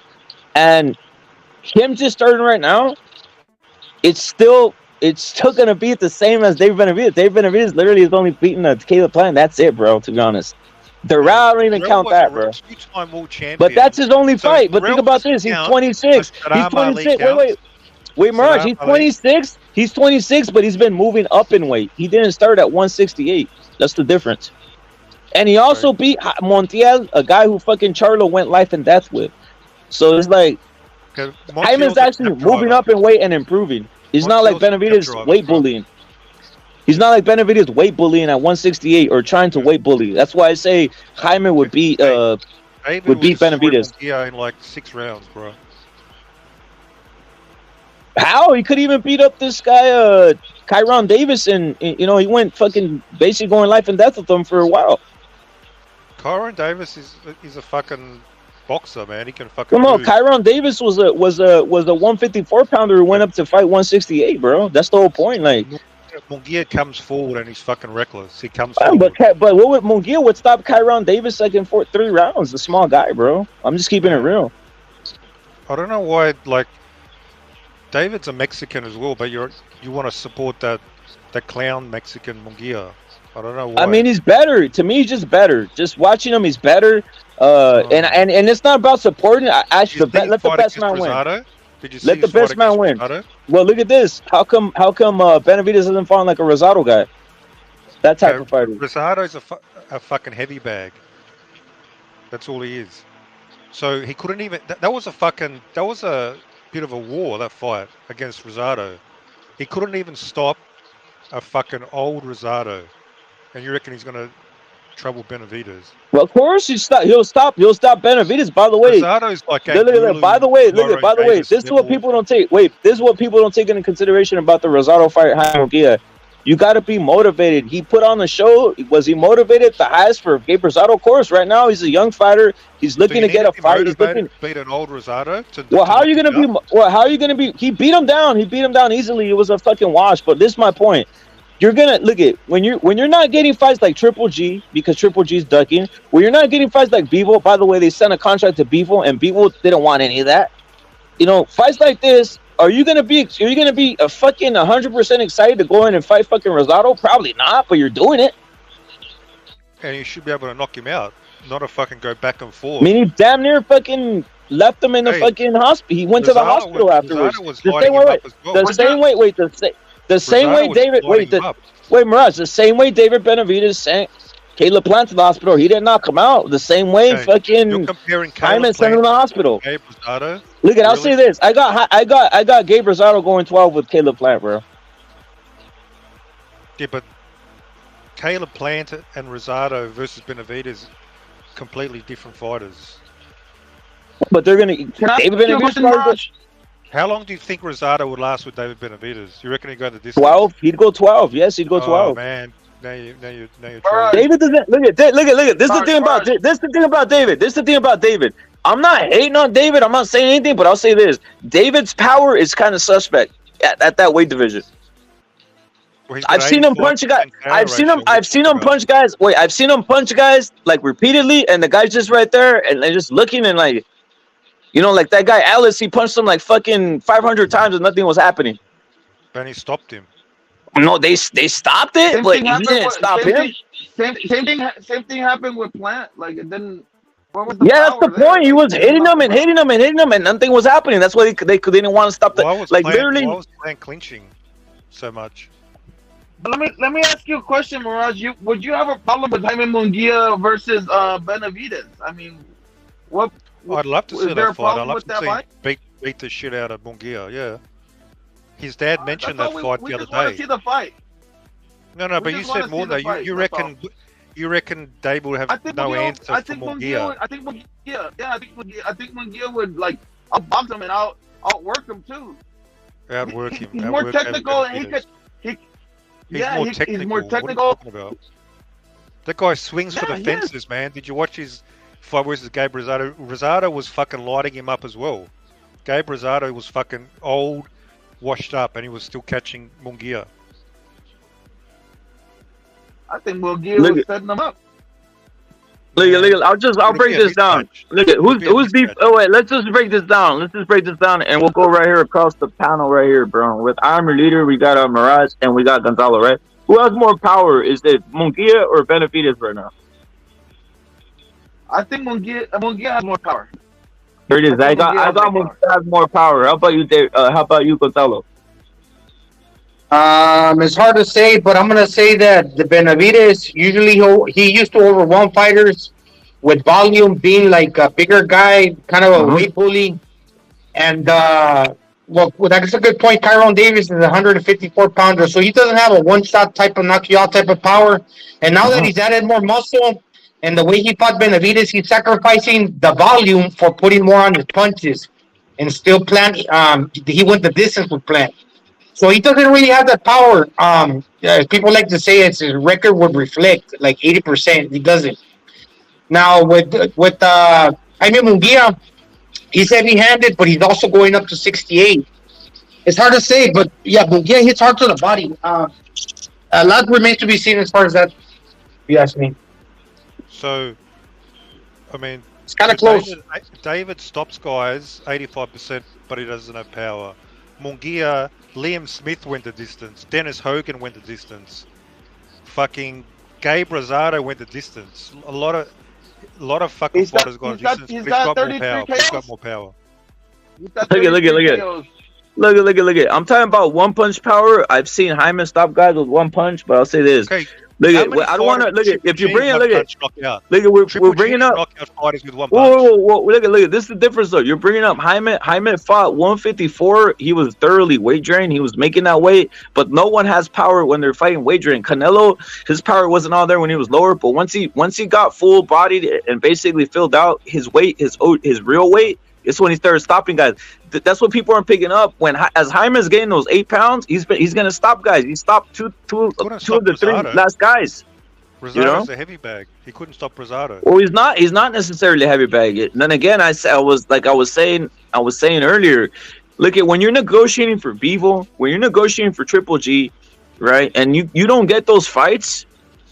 Guarantee you're not gonna feel some type of way when you have to fight Gabe Rosado. You're just not gonna beat. Excuses now. That's not an excuse. That's the fact. That's humanity. That's the way humans work. That's the way humanity is. Can we use that same excuse for Benavidez versus Plant? His biggest fight, his biggest stage, that he was cautious. No, that was his biggest fight. That was Benavidez's biggest fight. That was everything leading up. That was Canelo possibly. If he beats up, if he would have knocked, I guarantee, if he would have knocked out Caleb Plant early, he would have gotten on that mic and really been real aggressive. Instead, he had to defend. Instead, when he got on that mic after and by the way, I don't even rate that as a bad win. I think that was a good win. But I'm saying he got on the mic afterwards and he was passive and he was talking about the referee holding. It turned into something else that wasn't that definitive knockout calling out Plant. He needed that exclamation point. Mungia is just a lot more experienced than David Benavidez as well. I mean, What was Mungia's been Mungia's fighting on explanation boxing against matches for Rosado? like 6-7 years. Jaime Mungia fought 3 times last year, and he fights like 3 times a year all the time. He's one of the only fighters that's actually He active. fights D-level fighters every fucking. Who the fuck is Liam Smith Gaston isn't Correa D-level. Gonzalo? When he took the Let me look at title, his Saddam Dom Ali record. just beat Cotto. At the time, these are legit wins. He's fought in a lot more styles than Benavidez. You can't just write off. So his Mungia. last fight was against somebody who was 21-5. I don't care. Benavidez's record, you go through his resume, it's not that. It Most might of them be have worse. lost. Most of his It might be opponents worse. one loss. David That's it. Lemieux was a David shell of Lemieux himself. put Gabe Rosado to sleep. David Lemieux. Put Gabe He would Rosado he to would sleep knock out Mungia. He would put him in to a sleep previous lifetime of his. He was a shot fighter when he fought David Benavidez. as well. Why was he shot? Give me the argument. I mean, he looked worn. He looked shot worn. He's do you been mean? he's I been saw through him plenty of during wars. Paris. What was He his, showed what more was, heart what, than any fighter what I've was his seen like previous for a fight? long time. What was Yeah. Lemieux's previous fight to David Benavidez? I don't know. I don't think he was even fighting. Was he worse than Gaston I don't even Correa, think he was Mungia's fighting. last opponent? Was his opponent worse than that? Hey, Mirage, let me put it into perspective real quick. I'm cooking some eggs. If Benavidez is like a cruiserweight, man, but let's say really he's like a light heavyweight. At light heavyweight, his power would disappear. He would drop under 60%. He would be like a 50% KO ratio. It would go from 85 Wouldn't he be to stronger? 50. Wouldn't he be stronger and draining himself less? How could he be stronger? He's a young kid that blows up. How could he be stronger? He would be the same. He would be fighting stronger fighters. If he got a little stronger, okay, I'll give that to you. If he got a little, he would also be facing stronger fighters, bigger fighters. Hang on. Didn't you say he's a weight bully? So he's a weight bully, but he's not draining himself. How does that make sense? Well, I mean, when you're a young dude, you can get away with that. But when you get older, it's hard to like dehydrate yourself, make the weight, and that's where it's really gonna like write a check that your ass can't catch. When you're young, it's like partying. You can fucking cut the weight down and cut corners and blow up the next day, and everything's fine. Your body's still strong, and you can get away with that shit. But when you get older, I mean, what is he, 24? He's been doing that, and he's gone away with it so far. And Benavidez fights one way, man. He's pretty Gonzalo, complacent. so you're saying David Benavidez is draining himself, but it's not affecting his performance. He's immune. He's the only fighter in history that's immune to draining themselves. It doesn't affect him negatively? I don't know if it's affecting him or not, but right now it doesn't look like it. Well, wait, I'll say this. This Gonzalo, this is why I always say it. Mirage, this is what I've been telling. I think I've told you this before, bro. Like, check this out.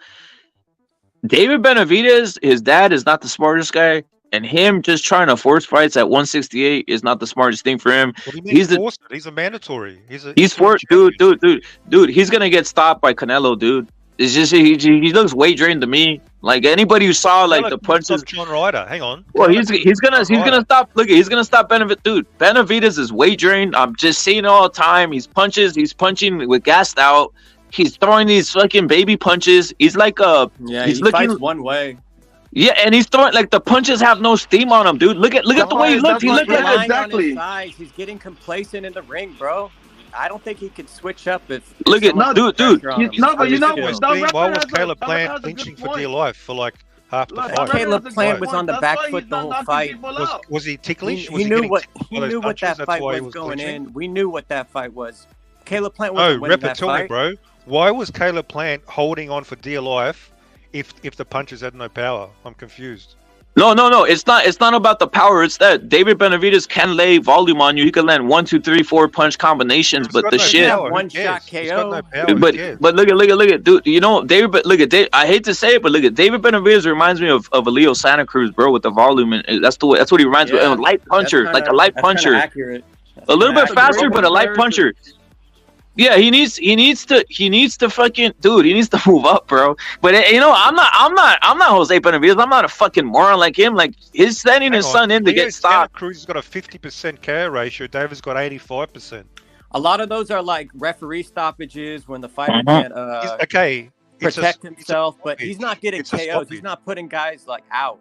He's really not. Hey, not especially how not many with one fighters did shot. Triple G put out? Huh? Triple G didn't put fighters out either. Yeah, he did, bro. He put a lot of fighters out. He had power though. You could just see it though. You could just see the power. Mirage. Look at dude. If you don't realize that fucking David Benavidez, Murata. He knocked out Murata, bro. Murata's a Japanese can, bro. Are you fucking serious, Murata? A Japanese can. I'm pretty sure he was undefeated. He was an Olympian. He was pretty damn good in that fight too. Yeah, I wouldn't call him a can. 38, 37 years old. He was 35, so was Triple G. Japanese but that doesn't mean anything. That probably was his last hurrah, and trained really hard for that fight. Bro, these guys are easy to knock out. These Japanese cans. He looked good in that fight. Did you even watch that fight, Mirage? I watched the fight, and guess what? I'm pretty sure the referee just stepped in. I'm pretty sure the referee just stepped in while he was standing. No, he was out, bro. You need to rewatch that knockout. He hit an equilibrium, was all off. Didn't he get up and he was ready to go and he was fighting still? No, he fell. He fell right back onto the ropes. Did he get up? Watch it. Yeah, but he couldn't. He didn't even have his hands up. He was out. It was impressive because of the power. Something you don't see when David Benavidez hits people. You don't see equilibriums go. You just see people who can't really defend punches. Like but the Andre referee Durrell. doesn't stop you. Why couldn't Benavidez knock out Durrell? We've seen Durrell get knocked out.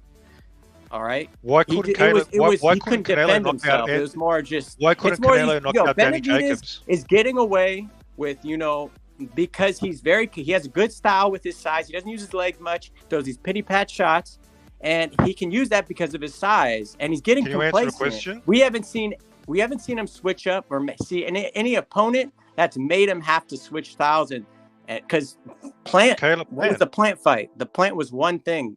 We knew Plant was going to be on the back foot the whole fight, and Benavidez was eventually going to get David showed patience. He showed patience. But Canelo's going to walk to him, and he has good size, and he has counter punching.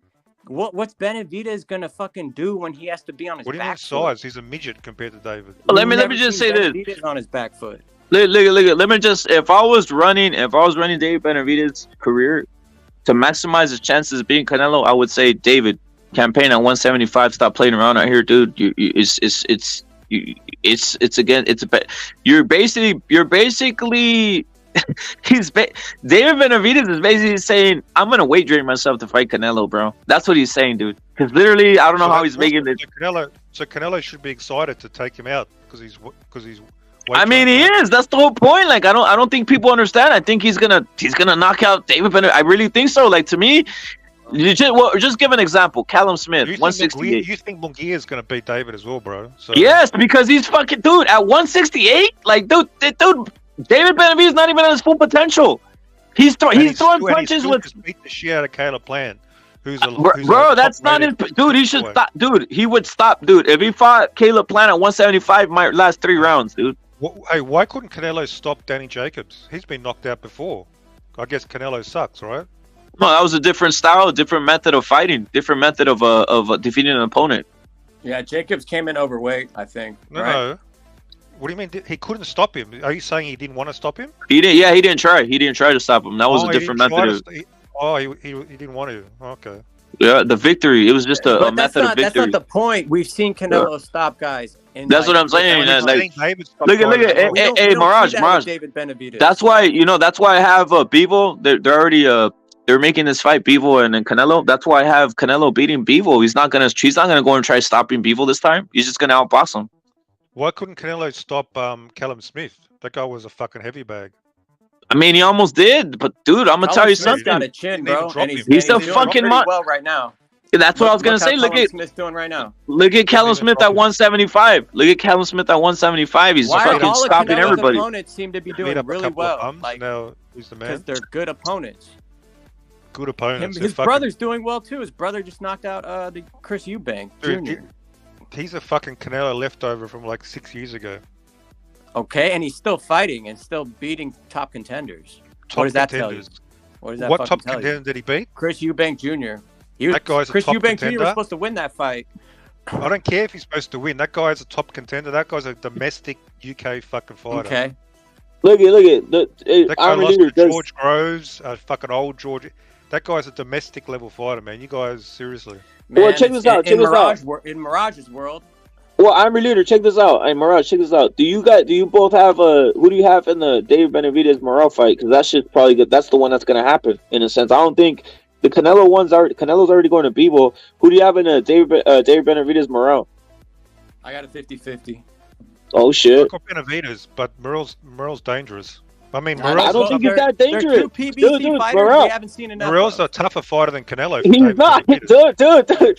You're on drugs, dude. Mirage, bro. Like, if you think Morale's gonna be tough, he's not, bro. I'm one of the I know a lot of guys are thinking that. Obviously, I'm your leader is 50-50, and a lot of guys are, bro. He doesn't just come forward like Canelo, throw one right hand. Benavidez,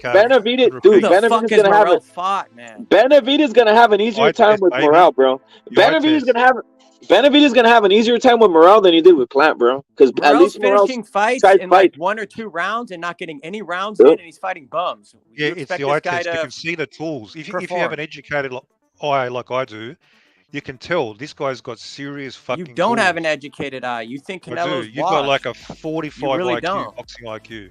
You're literally retarded. If you had an educated eye, you wouldn't be hating on Canelo that much. No, that's Hey, John, he couldn't even stop John Bum Ryder, man. John Bum Ryder earned that spot because they made the smallest ring. Zach Parker and beat they made the smallest ring in boxing history. That was a 16-foot ring. What's wrong They dragged with that? him in. He couldn't even stop that fucking UK bum. And you're talking about him. It was a pretty good performance. He knocked him down. He knocked him down and whooped his He knocked ass. down a bum.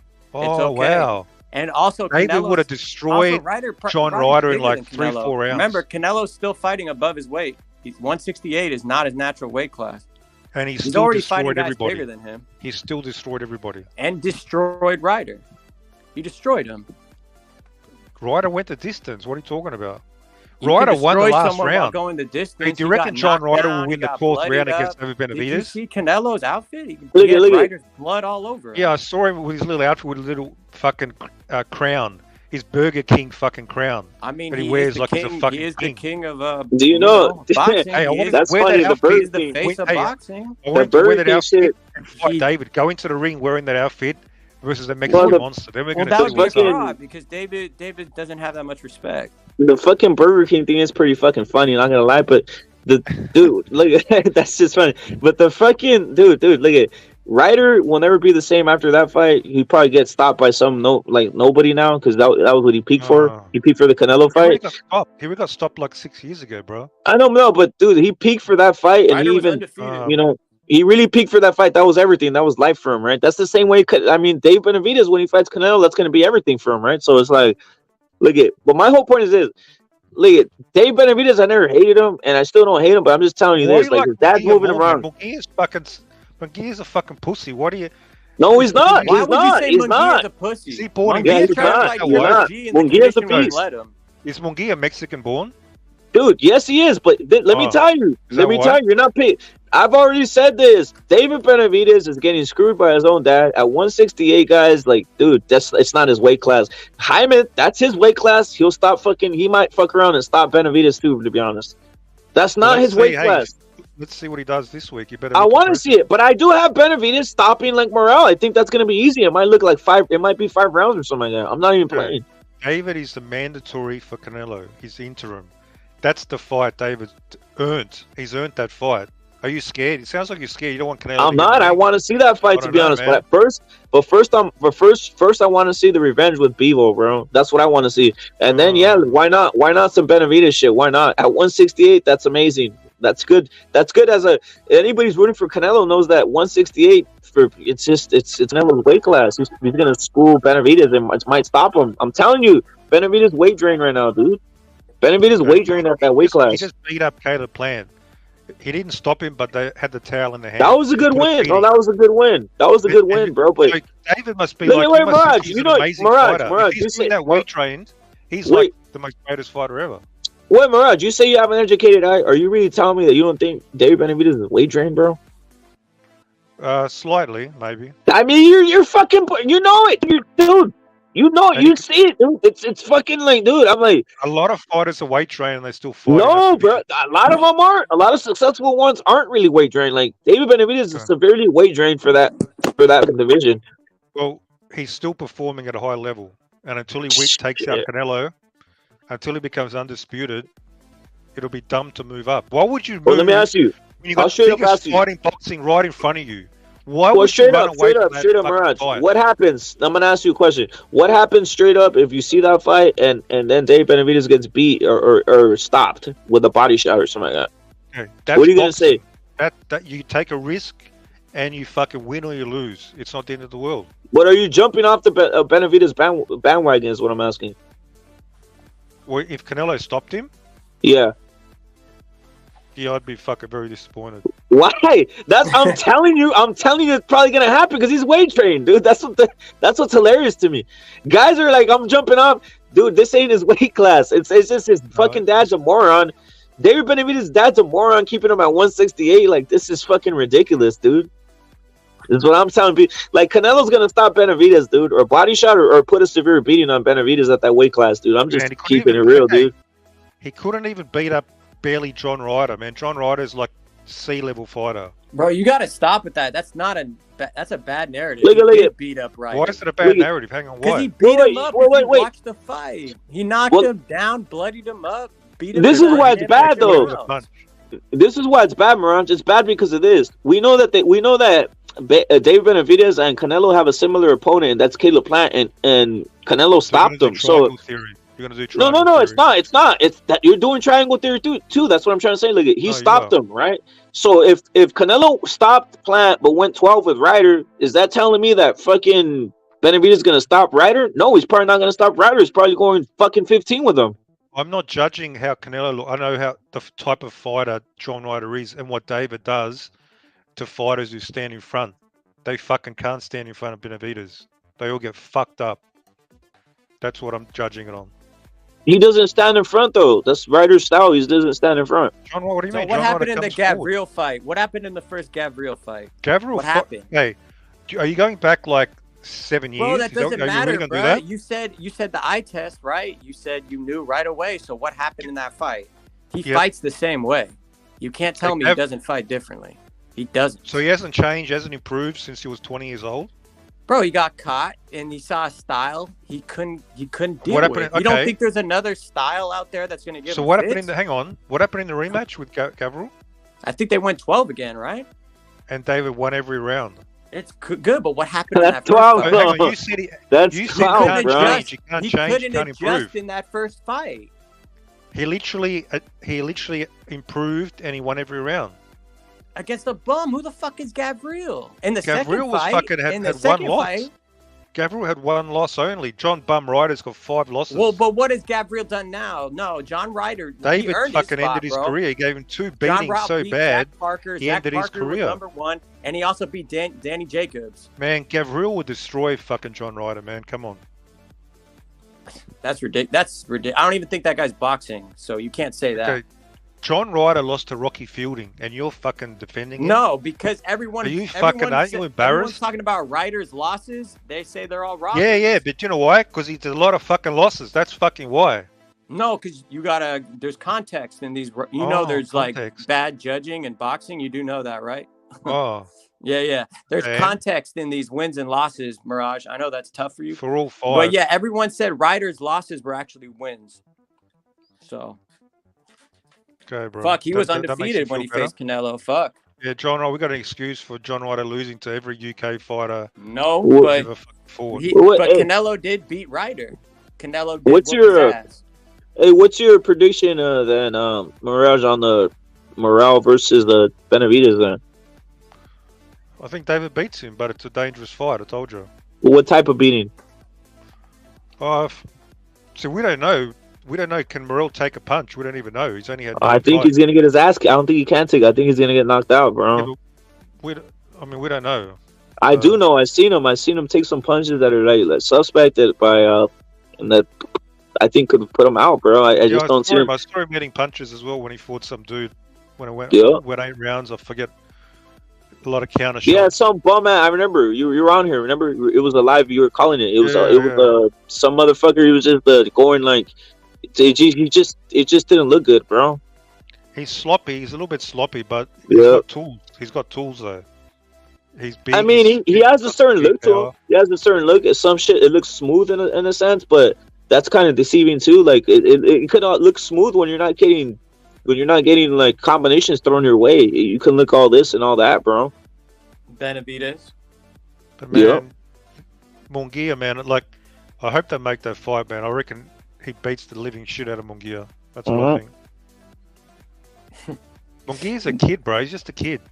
Nah, Mungia's been fighting longer and more opposition than Benavidez, dude. Mungia headlined the HBO World Championship boxing. But David's bro.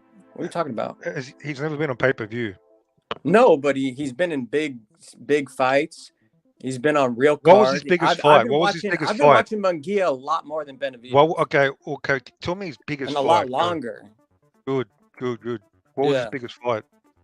When he won the title versus Saddam Ali after Saddam Ali beat Cotto. His biggest fight was against the great Saddam Ali. At the time, Saddam Ali was a good amateur coming up in New York, and then he was undefeated. We don't give a fuck about amateurs. We're talking about pros. He whooped the shit out of Cotto.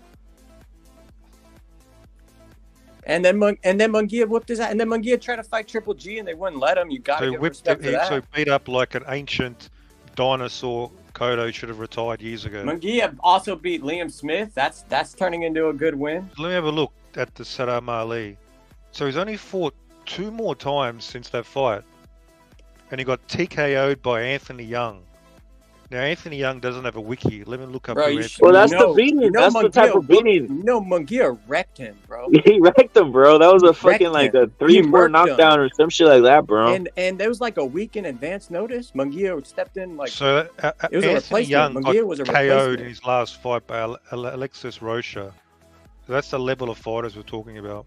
I'm just saying that was how long. Look at how long ago that was. So that was a good his biggest 6 fight years was ago. Like 5 years ago. Yeah. 5 years ago. 5 years ago, bro. That's when HBO boxing. That then show he's was on basically HBO done boxing. fuck all. He beat up Dennis Hogan. Uh-huh. Well, majority decision, Dennis Hogan. A good slick boxer. Another style Kamil Benavidez hasn't faced. Shizmata. Has Benavidez faced a slick dude like Hogan? Did you watch his last fight? Who? Hogan? Yeah, he lost. He No, looked no. terrible. He didn't. Caleb That's Plant. the worst Caleb I've seen Plant's him look. not a slicker boxer than fucking Dennis Hogan. Yeah, as Benavidez. Oh, Dennis Plant? fucking Hogan, bro. Plant was just on the back foot the whole fucking fight. I don't even. Plant's just Who the boring fuck to is me in Dennis general. Hogan? Another domestic I fighter. like Hogan more than Plant. Tim Tszyu destroyed and slept fucking Hogan. Man, Plant's terrible, bro. I mean, So he had a majority decision against Dennis Plant's Hogan. awful. Tim Tszyu knocked him out. Charlo knocked him out. And he had a majority decision versus this fucking domestic UK bum. I mean, Tim Tszyu, look at Tim Tszyu, that's his natural weight class. Man, get the fuck out of here. Yeah, that's Tim Tszyu's natural weight class. Now, if you put David Benavidez to go cut down to that weight, he'd go. I did my research, chump. I'm fucking ready to go. So you better not bullshit because I'm going to look it up. Well, look up how many stoppages David Benavidez have in his last 6 fights. 6 out of 7. There it is. And how many stoppages does Mungia have in his last 6 fights? With bigger guys and almost 2 undefeated guys. 1 undefeated guy. I don't know. Let's have a look. I mean, Mungia has a lot more tools, man. It's the same ratio. Is just relying on his tools size. does he have, bro? He's a little kid. Mungia has way more tools, and you have to admit that. Yeah, he's better His opponents defense. have retired. Well, he has better defense. He has faster feet. He has way faster feet. Power, a little bit more power. More power, not way more power, I would say. What do you mean better defense? I saw And him he's not relying on one thing eating like big Benavidez, punches from bro. Rosado. Benavidez is relying on his hands and his size. Rosado was and fucking he's getting complacent, bro. He's gonna lighting get up caught. fucking Mungia, man. Mungia is the type of guy that would catch Benavidez because Benavidez is training himself to 168 and Mungia is fast as fuck. Fast? Yeah, Mungia is fast and has power. He has so much power he couldn't even stop an old Rosado. Look at his KO percentage, bro. 80%. Yeah, it's lower than David's. Yeah, okay. Let me look at his. It's lower than David's. So do you understand but math? look at his one punch power compared to David's. David doesn't really have one punch power. So I told you it's accumulation of shots. It's guys who just kind of stoppage. It's guys who don't get hurt. It's guys who don't get hurt and just defend themselves. Okay, so you want to just so That's Triple what it G is. only one punch KO'd a couple of people. We can ignore all the rest. We're just going to focus on a couple. I mean, I don't see David Benavidez really like, man, like even the Durrell stoppage. Durrell was just, turtle shell. He didn't get hurt, really. Durrell was a world champion caliber fighter. I know, but we're just talking about David Benavidez' Dennis power. Hogan's. We're talking about Gabe David Benavidez' Rosado's. power compared to Mungia's power. Man, it's just not on the same level. I can't believe you guys are pumping up pound. Mungia, man. Why not? He's undefeated. He's the same age as David Benavidez. We haven't seen David Benavidez fight anyone else, really. And they're in the same generation too, bro. They're in the same generation. Both 26 years old. They're both 26. Let's run it out and see what's going on. The real question is, why aren't more people talking about Mungia? That's the real question. He's not fighting anybody. He's a joke. He's not given the opportunity. If he gets the opportunity this year, I bet he'd take it. So he had no opportunities at 160? Honestly, it's kind of good that he didn't, there's good opportunities upcoming. It's good that he kind of laid low and has this undefeated record, and he's still young. He hasn't taken any beatings. He's gonna upset an apple cart, bro. Even though I know how good he is. Okay, people are sleeping on Mungia. Hey, if they ever make that fight, instead they're looking at David Benavidez. Let's make a bet. I'll bet the farm. You'll bet the farm in Australia on Benavidez. I'll bet you something if that fight happens. Who's this idiot in chat? Mungia is about to be a 2-division champ. How is he going to be a 2-division champ when Canelo's got all the belts at 168? You idiot. They're fighting at 168. There's no belts. Ignore the chat. Don't let him get to you. This guy's a fucking dinosaur. He's not even relevant. Is that the type of fucking the step up that this guy's doing? What fight? Why is he fighting a middleweight? Why is he fighting a middleweight? Hang on. David Benavidez. Devchenko's a middleweight, and he's fighting a middleweight as super middleweight, and this guy's been inactive for like 2 years. Is that the kind of fucking display that this alleged top fighter is going to show everybody? That's a lot better opponent than fucking David Lemieux. Salute to No Fear Bossy for actually having nuts out there and fucking putting shit straight, bro. Salute to No Fear Bossy. You are saluted for being super ranched and for fucking using your ranch properly. Salute to No Fear Boxing. But go on, guys. I'll say this much about Jaime Mungia. Although he doesn't have the greatest defense, he's pretty good on his feet. He just places himself well in the ring, back and forth, in and out, side to side. Like he did against, hear me out, against the 1-2 kids, Saddam Ali. He showed good legs. But what I'm basically going to say here is he's got a good chin, and he's got good legs. And Benavidez, they say he's kind of like flat-footed. When he throws his combos, the pity pats, he likes to plant his feet. In order to get the most out of his, because he's got body size. So along with that body size, he can't put a stamp on his punches. All right, let's not get that twisted. He got some pop. He doesn't have the 1 KO punch of power, but against Mungia, Mungia's gonna move on him. He don't got the greatest defense, but he's gonna keep it moving. So he's not always gonna be there to get hit against Benavidez. And like I said, also Mungia got a good chin. He'll take whatever Benavidez is gonna dish out, and I don't think Ronald Gavrill's that much better than. That much worse. I think Mungia is better than Ronald Gabriel. In other words, I want your prediction. If they fight, give me your prediction. I want your breakdown. It's hard to say. I want to see how Mungia looks at 68 on the scale. That's why the fight's okay, Mirage. It's his first fight at 68, so we're gonna see how he looks on the scale. Yeah, but you should be able to answer this already. To me, it doesn't matter how he looks, man. To me, there's a lot of open questions with Mungia.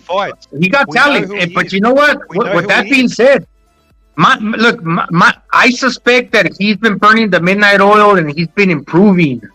All the while, he hasn't been fighting a lot. He's been training with Eric Morales down in La Zona Norte, in the second floor gym. A few blocks where I grew up at, and I know what he's doing right now. So therefore, he's improving. That's for sure. In my opinion, that's just my opinion. He's getting a lot better. And he's going to show different wrinkles to his game. He's still a young dude. He got the chin. He's got the good legs. He's got the body punching. He turns his shots over, especially that uppercut that he's been working with Eric Morales, the one that sliced Toriano Johnson's nose open. So he's got qualities. But it remains to be seen, in my opinion, what he's going to do.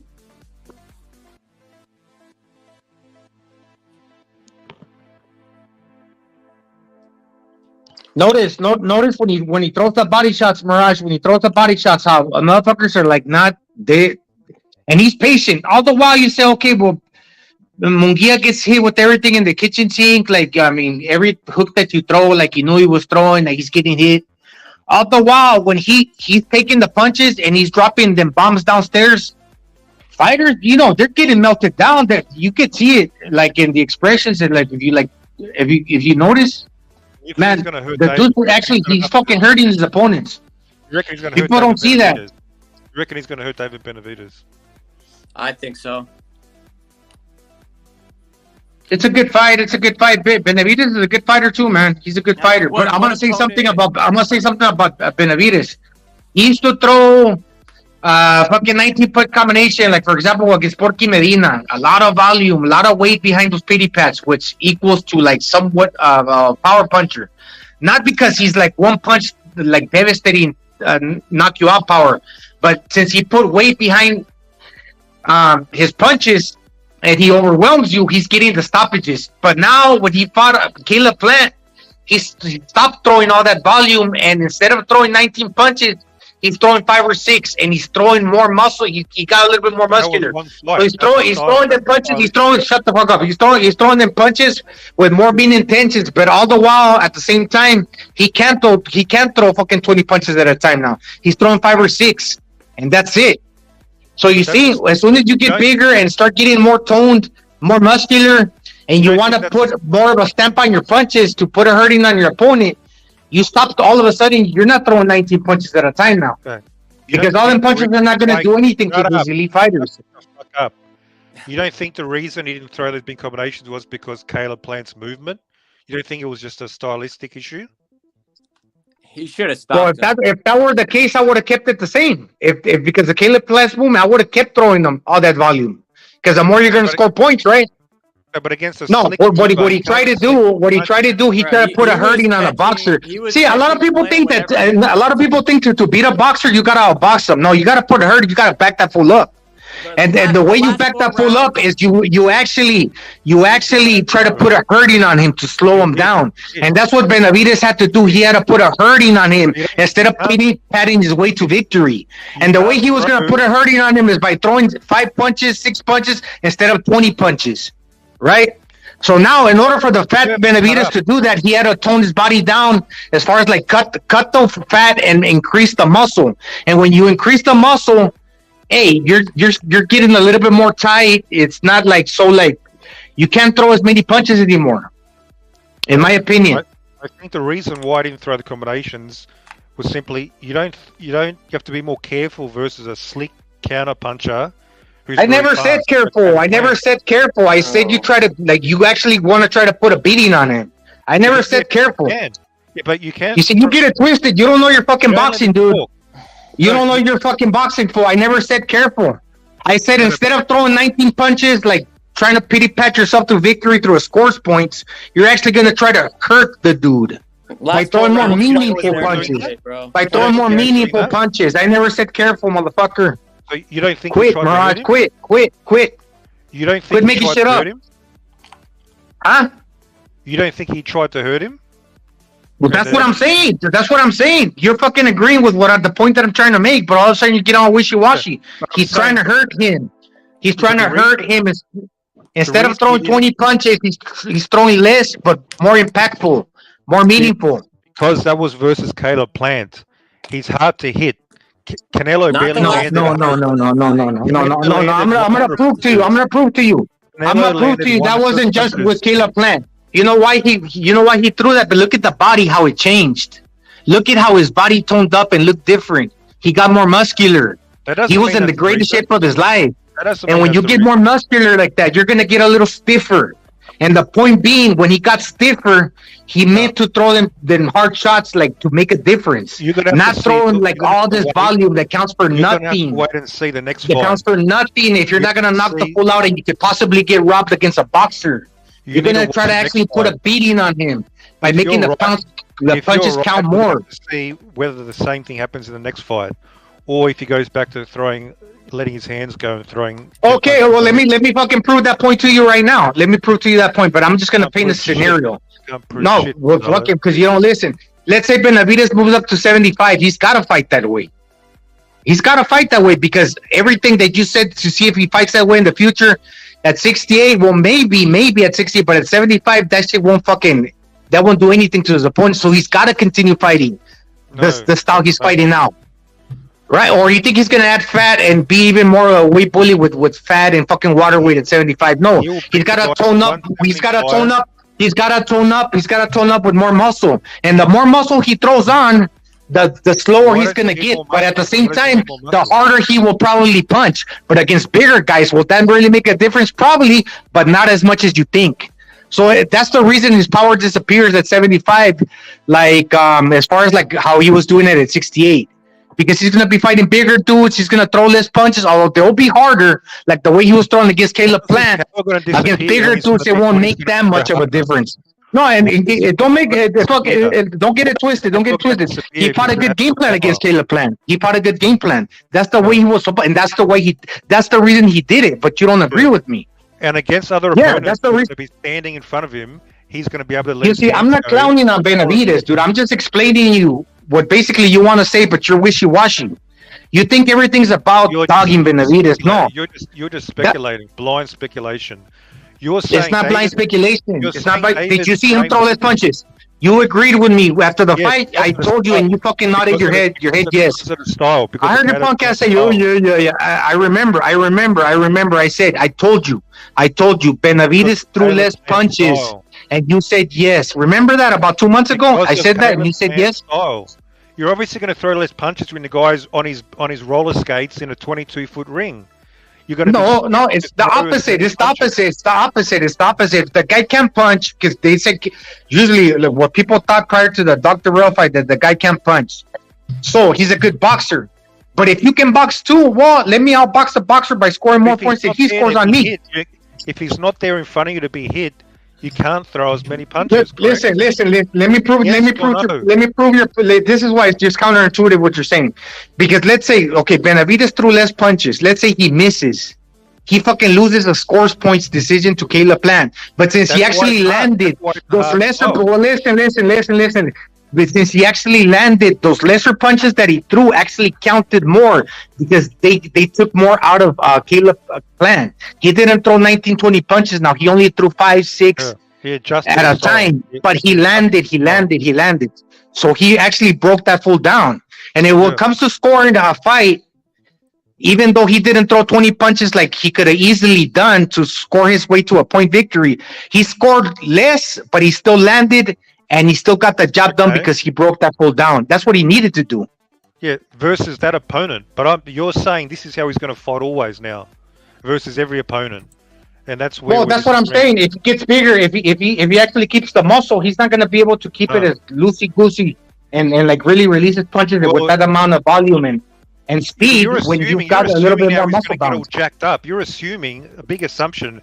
He's going to get all bulked up and bigger and heavier. Well, if you want to get the respect out of Canelo and these bigger dudes, you gotta get jacked up because those 19 punch fucking powder puff fucking pity pats. They're not gonna count them. They're not even gonna count them at the world level when you're scoring and you're landing. The judges are not gonna take notice. They're gonna say fuck you. Like, okay, where are you actually putting the beating? You're trying to act like he's powder puff punches. 85% KO ratio. Do you understand that? The referees are not. But let's say he puts up a performance like Kyron Davis. Let's say for example Canelo rolls with those shots. He puts his guard up and he blocks those shots, and he's actually not hurting Canelo. But when Canelo's landing, he's actually throwing a little harder than Benavidez. Who do you think is going to get the points? Canelo. He's going to be landing. He's going to be landing and lighting up Canelo because Canelo's going to be a heavy bag. He's going to be gassed out against the ropes. And he can't move. You think he's going to have some magic? Oh, he's going to move his head like the Matrix. That's fantasy. You're living in fantasy. No, well, you got good defense. Well, as far as the Mungia fight, I don't know who wins, but with Canelo, when Canelo throws, he's going to throw to the body hard. He's going to try to fold them in half. And when Benavidez throws upstairs, this is what Canelo's going to do. He's going to put up his guard. He's gonna block some of the punches. He's gonna roll some of the punches.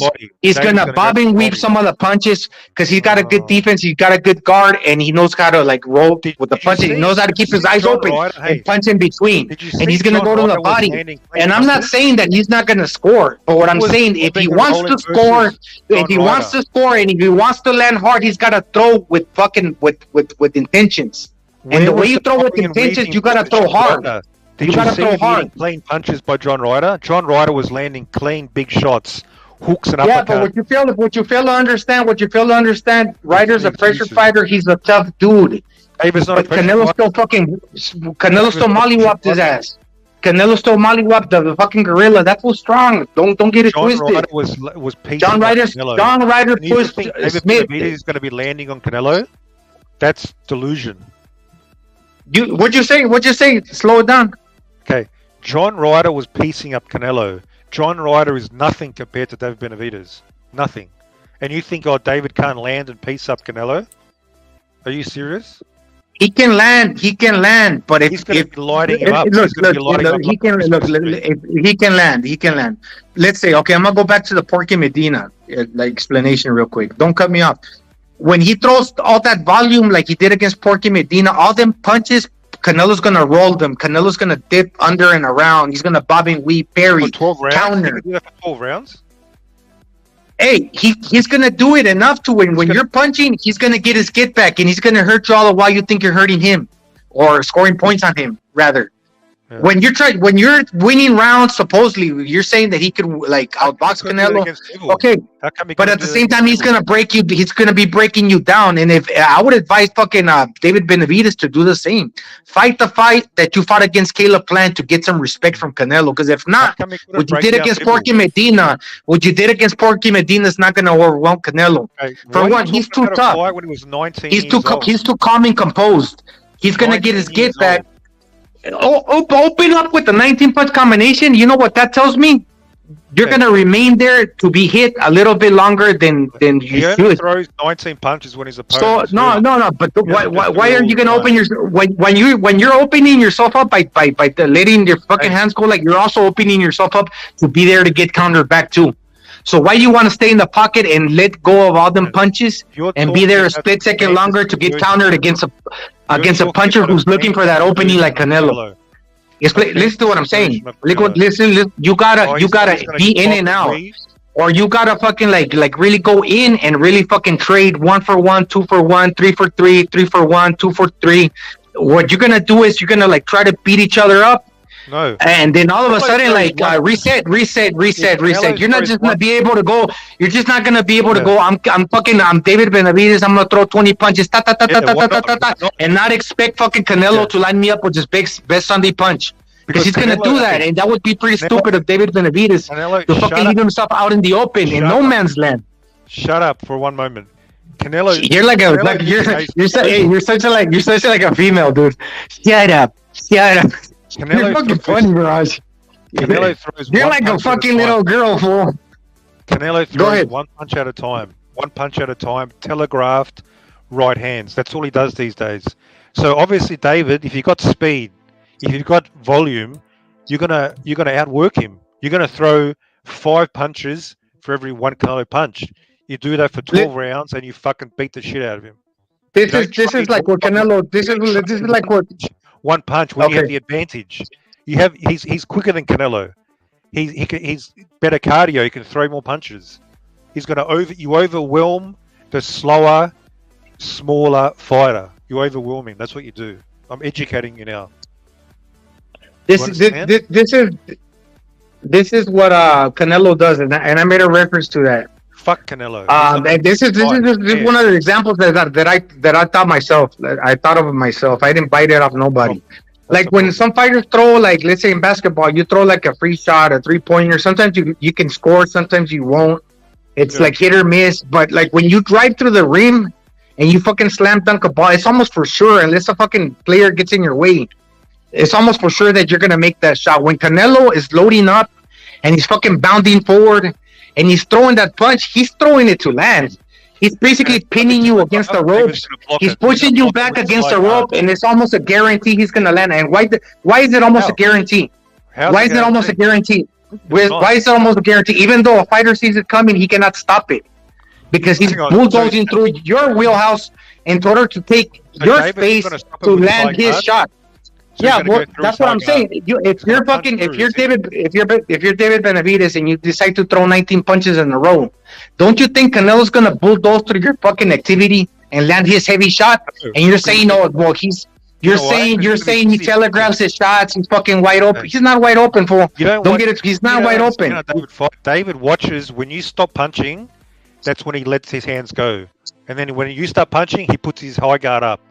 He's very and Canelo does the same. The same. Yeah, but Canelo, David's going to be throwing a whole bunch of combinations. Well, this is my problem. Why can't you have it to where when I say why can't you have it? Wait, this is my problem with you. This is why I know you don't know shit about boxing. Why can't you have it when I say something like Canelo does the same? You deny it because he does the same. He does it even better than David Benavidez. Although he don't throw the same amount of punches as Benavidez throws, he does that shit too. He covers up well. That's why fighters are afraid to let their hands go against Canelo, because they're afraid that when they open up, Canelo's going to counter. And when Canelo blocks, they don't want to let their hands go because they're going to open themselves up for Canelo's counters, right?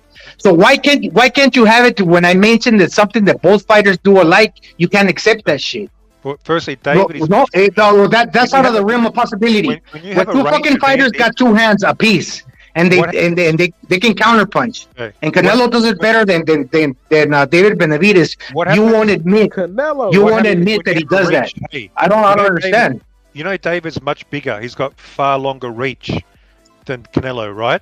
So that means it's much harder for Canelo to counter David than it is for David to counter Canelo, correct? No, because Canelo he'll walk inside of your wheelhouse. He'll walk inside of your wheelhouse and he'll take like I said, the whole slam dunk that I was referencing to. He's gonna fucking walk through your shit and land his for sure. How's he gonna walk? He's not throwing to miss. He's not throwing to see it maybe. It's like with Venado Lopez, and I made that reference to Venado Lopez. He's not going to see if maybe I land. He's gonna take his fucking he's gonna take your space and land his shot. That's just the way, because they're not afraid to put their chin to the test. And mind you, Canelo got a good defense, so he's not just gonna barge in with his chin up in the air either. So you reckon he's gonna walk through David's punches? Is that what you think? Hey, at some point you gotta draw your arm back, so you might be long, but as soon as you bring that long lever back, you can close that space and take that space and land your shot. He's gonna do it sometimes. He's gonna do it sometimes, and David's of course sometimes, not always. David's gonna see it coming a mile away because Canelo's predictable.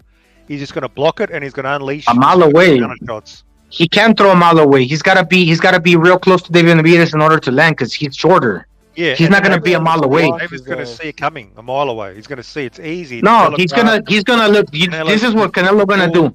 He's gonna collapse the pocket with the feet. He's gonna collapse the pocket with the feet. He's gonna skip. He's gonna. Gonzalo. He's gonna. How can I say? I want to see the. I don't want to talk about. I want to see the fight. Is Canelo gonna sign or is he gonna duck? This is what Canelo you know this is what Canelo does. He daisy chains with the feet. He basically like he walks forward 2 times. He skips like in his fucking boxing stance and closes the distance with the feet. And then once he closes the distance with the feet, he throws the hands. So he's already covering the ground with the feet and putting his body in position to land with the hands. He throws 2 punches. He throws 2 punches and then he resets. You reckon that's gonna be trouble for David? That's easy work. Canelo doesn't throw. Well, you know what? Actually, I don't have a crystal ball, and I'm not saying that Canelo's 100% gonna win, but I favor him to win. Well, that's why. And they got one common opponent. They got one common opponent in Caleb Plant, and you saw how that fight turned out. I thought Benavidez fought a great fight. I thought Benavidez fought a great fight. He fought the best game. He fought the best game plan. David put a. And we saw what Canelo did to Benavidez. To Caleb Plant as well. He couldn't do anything until he caught him. Until he caught him, that fight was fucking close. David beat the shit out of Caleb from around round 8. He put a longer, sustained beating that Canelo could never do because he didn't have the volume. He was just one shot at a time. Sometimes he caught him with a body shot. Okay. I'll give you that. He put a longer sustained beating. You know why? Yes. Because he had to go 12 rounds.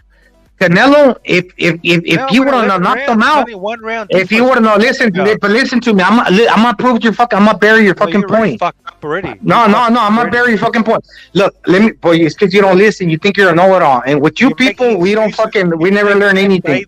At least I'm willing to learn, but I'm gonna teach you something. I'm gonna teach you something. I'm gonna teach you. That's why you don't let me talk, because you don't want me to expose you. You don't want me to expose you. That's why you don't let me talk. Talk your shit. Okay. Yes, David Benavidez, he put more of a beating because that fight went 4 more rounds or 3 more rounds. With Canelo. Can you count? No, but let me fucking finish. You see, you don't fucking let me finish. You don't let me finish. You're too scared. You're too scared. No, you're too scared. You're too scared to let me fucking finish. What round did Canelo? You're too scared to let me finish. At the 10th, 2 more rounds or 3. It was 3. 11. Because you got to count 10, 11, and 12. Okay, don't get into the minutia. But listen to my fucking point. No, you're a clown, dude, and you don't let me finish because you're scared. No, you're scared to let. Okay, let me explain to you, but you don't let me. There's a significant difference between 4 rounds. Okay, you talk until you get sick and fucking tired of talking. I'll talk. Okay. But when I talk, let me finish. So let me finish. So first, you got the facts wrong. So I don't want you to talk for 10 minutes when you got the basic facts wrong. You said 10 minutes, motherfucker. Just finish your fucking point, so I can tell you. You can go explain the facts then. Let me pick it back off what you're saying. Shut up. You're a female, fool. Shut up.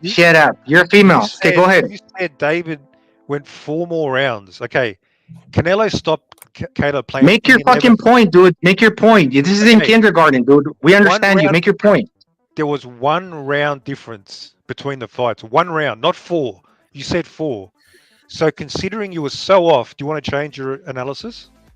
No. Okay, so what round? That's 2 rounds. The 11th and the 12th. You're wrong too because you can't count the round that he got knocked. The round that he got 1.5. No, fuck you. 2 rounds. You can't do that. Okay, 1 round and a half. You've gone. Okay. Let me explain to you.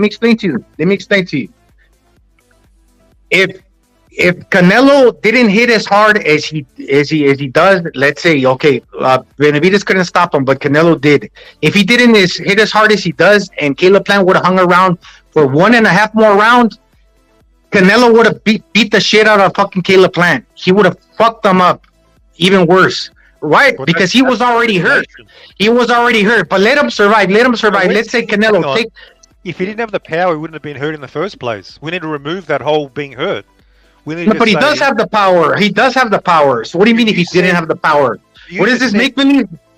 No, what do you mean? Now you're gonna take away Canelo's power because you fucking feel like it. Now in a make believe world, you're gonna take away his power if he didn't have the power.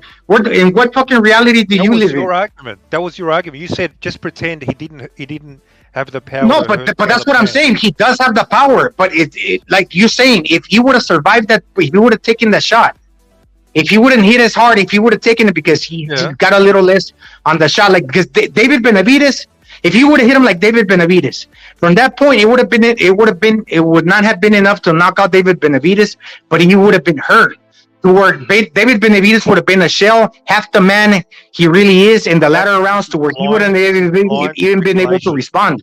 This is blind speculation. I'm not interested in speculation. What speculation? That he did? The power. Look, we watched the fights. David started beating the shit out of Caleb Plant round 8. Canelo didn't do anything until he caught him round 11. That's a fact. That's happened. Okay. No, well, the difference when Canelo is trying to catch you, he's not just trying to catch you all of a sudden.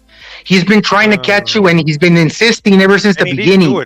So when he's insisting on catching you, for one, that's a lot of pressure, and eventually he's gonna get you because he keeps insisting. Not too many fighters will keep insisting like the way Canelo does, because they ultimately believe in their power if they keep insisting. So don't take anything away because he keeps insisting. That's his game plan. His game plan is to keep pressuring and insisting. And when you fucking break down and you're a fucking shell of yourself and you can't take that pressure any longer, you will with the last fucking punch that you can fucking possibly take, because you can't take no more. That's when he gets you, because Canelo broke you down and he's fucking getting ready to knock you out at any given moment. He's trying until you give up. And when you give up and you can't hold that, you can't take that pressure no more, he gets you. The problem with that is, until you get that knockout, you're not doing much at all. until you get that knockout, and maybe you won't get it. David, he just beats the shit out of you regardless. He may not even get the knockout, but you're going to get the shit bit out of you. So to me, that's more impressive. Okay. Also, if you're on the back foot and you're not getting the knockout, but he's making you fucking run and you're being like little bitch on the back foot, and he's the one trying, but you're not, that doesn't count. Beating him up. No, David was beating him up. He was beating him up. No, I'm talking about Canelo against Caleb Plant. Yeah. If you're not landing and beating the guy up, that's less effective. That's less impressive than what David was doing. David was beating the shit out of him that he was holding on for dear life. Was Caleb Plant clinching Canelo? No, because he wasn't scared. Canelo's just doing his little thing. He's sitting there. Okay, you're gonna. But you see, that's what you're undermining Canelo's power by doing his little thing. But don't you understand that little thing that you're undermining is a lot of pressure, and he's actually landing hard to the body. That doesn't score as much as what David was. David was more impressive. Well, the pressure, and you're even discounting the whole fact that if he fucking knocks you out, there's no fucking judges to be had. The judges don't count anymore. You got the knockout. I don't care if you're losing the fucking fight by your narrative. I don't care if you're giving away rounds. If you get the knockout and your pressure ultimately makes that other fucking full fucking like cave in and he gives up or gets knocked out, hey, you won because of what you did. You fucking got the knockout. The judges are not in the equation. Okay. For one, you're already speculating that Benavidez is going to survive against Canelo, that he's going to go the 12 rounds. Yeah, I'm speculating he's going to survive like John Ryder, like Callum Smith. Yeah, and I'm not even saying he's probably that he is. How do you know he will? I can go on and on. All these C-class fighters survived, but he's going to stop David Benavidez. Oh yeah. So now you're saying that you're saying that how do you say it in how do you say it in the concept body constitution? You're saying that in body constitution, David Benavidez is a tougher man than John Ryder. That he's just as strong as John Ryder. That he's got the same type of chin as John Ryder. Because mind you, John Ryder had never been knocked out to the chin. Why would you think otherwise? Why would you? Why would you say right off the bat that he is? Because look, from what I'm noticing, what counts in Benavidez' favor that he's the weight boy. No, well, let me give Benavidez some credit. But let me give Benavidez some credit. But let me also just mention why Ryder is probably stronger. Because John Ryder, they call him the gorilla because he can lift with an Olympian does. So body constitution wise, he can fucking deadlift, he can fucking clean and jerk probably as much as a fucking Olympian. If not as much, a little less, like 1.5 times his body weight. I don't think that David Benavidez can do that. Look at the way his head is built. Look at his jaw. Look at the amount of punishment he took from Canelo and still got dropped and beat up. Had he ever been? Look how he pushed back Smith Jr. like similar to how Canelo pushed Smith Jr. back. Hey, look at this photo now. Compare David's jaw to fucking Mungia's and head. Oh boy, it looks cut up because he's drawn out. He's gone. The size of the jaw. He's got a big cranium, but he's got a big head, but he looks drawn out. That's why. That's why you can see the definition. Because he has to dehydrate himself on the scales, and that's why you see the definition. That's a on man the jawline versus a boy. Well, let's say he's tough, but he's been dropped before. Like you're saying that fucking David Benavidez. You know what I asked you when I asked you Benavidez versus Mungia? The answer, the obvious answer was David beats the shit out of Mungia. The fact you couldn't give me that answer, you fucking failed. That's a the answer that I give you is that I don't know everything. And that David Benavidez is a good fighter. That he's a good fighter, and Jaime Mungia is a good fighter too, but he's barely moving up to 68, and a lot remains to be seen. That's exactly what I told you. Everything else you're making up. And let's not pretend that I don't have a fucking crystal ball. Look, even if you were to ask Teddy Atlas, Shane Mosley, somebody that's boxed before at the world level, like a world-class trainer, they wouldn't even know what the fuck to tell you. But supposedly I'm the one that's supposed to give you all the answers, and if I don't, that means I don't know what the fuck I'm talking about. And you do. You got all the answers. Obviously you're fucking Walter Mercado. You fucking know everything. They would all say David. See, I don't take you seriously now. Because obviously you got all the answers, and that's not true. That's your problem. Nobody You need to does. take me seriously. That's the Seriously, problem. come on. You're fucking clown, fool. Don't get too high on yourself because you fucking talk boxing on the YouTube. Well, I can say the same about you as well. You think you're a fucking expert. You're a fucking trainer. I know what I know. I know what I know. I know what I know, and I'm always gonna be glad to say my fucking opinion. I'm gonna say my fucking opinion, but it goes both ways. I'm not gonna entirely fucking 100% fanboy for a motherfucker without fucking without like solid. If I can prove it, I will say it. If I have like solid grounds to make a point, I will mention it. It might not always come out understandably to people. But what you're basically saying that your guy beats everybody else, and that everybody else sucks, but David Benavidez. In other words, I'm saying David's much better than anybody in these division in 168 at least. And Mungia is a 160 pounder. He's not even a fuck super middleweight, and you're not sure what would happen. That guy's sloppy as fuck. Hey, you know David. You know David's the most accurate puncher on CompuBox in the whole sport. The most accurate. So what do you think he's going to do to a guy who's got garbage defense? Do you need to be a rocket scientist to work out he's going to be lighting the fuck out of him? And you reckon Mungia is going to just brush off David's punches? Look, he was the most accurate puncher. He was the most accurate puncher when he was throwing, like I said, the 19 punches and landing against slower, smaller dudes. Now I'm going to fuck you up. He landed at the same percentage versus Caleb Plant, 38%. Okay. No, yeah, he landed at the same. He landed at the same percentage. No. Well, let me respond because you're fucking. He might have landed at the same percent, but he threw less punches. If a fighter slips one or two of them punches compared to the less amount of punches he threw in the future, that fucking percentage is going to go way down. Because not only is he not throwing 800 punches, maybe he's throwing 500 now. And when he misses 100, that should fucking automatically, drastically change. But he's not going to be fighting a slick defensive fighter. He's going to be fighting Mungia, who blocks punches with his face. Okay. Well, I was talking about Canelo, but you're mentioning Mungia. You're mentioning Mungia. That fight's probably not even going to happen now. It's like in the future. So that means he would. I'm talking about Canelo. Canelo's got no cardio. Canelo stands right in front. He'll light the fuck out of Canelo. He'll beat him up. All these Look, I get your point. I get your point against Mungia. I get your point against Mungia, but you're talking about Canelo at 154, at 160, when he was 27 years old. That's gone. Don't talk about that. Against Bivol, he was up against the ropes, and Bivol was just launching punches. Canelo was just eating punches. Okay. No, not necessarily. Not necessarily. There's a clip. We're talking there's about a clip where Bivol throws a whole bunch of punches and he misses almost all of them. Oh, yeah, so Canelo was leaning back on the ropes. I'm not saying that Bivol wasn't pressing the fight, and that's good for Bivol. That's why he won. Obviously, you can't give too much credit to the guy that lost and not fucking put the guy that won on top of him. He fucking won. I get it, but that was against a 75-pounder. Okay. Now, okay. Benavidez is a big motherfucker too. Why isn't he signed the fight? He got offered $50 million. What's the holdup?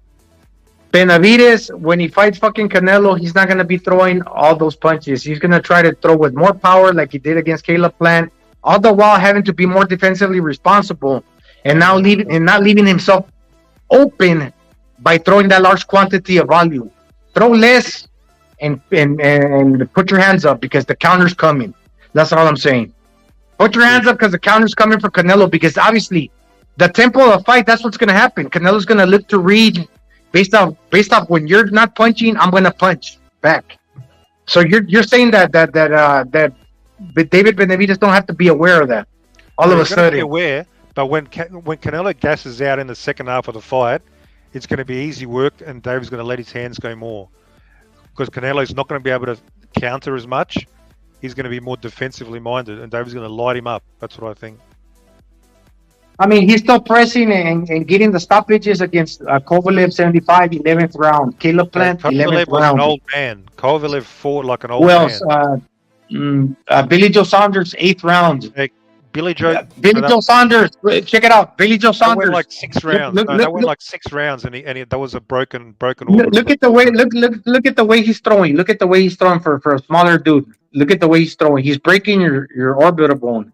He's fucking breaking your arm. I know I'm exaggerating. He's done that once in his whole career, and that's going to be he's going to break. Okay, orbital bone broken. Billy Joe Saunders, John Ryder, nose broken. Joe Smith, Callum Smith, arm broken. I know I'm exaggerating with that one, but he fucked up his arm. Arm broken. Who else? Those are 3 fucking 3 body parts that he's fucking broken or like how do you say it? Disabled. He disabled Callum Smith. The other 2 guys knocked out.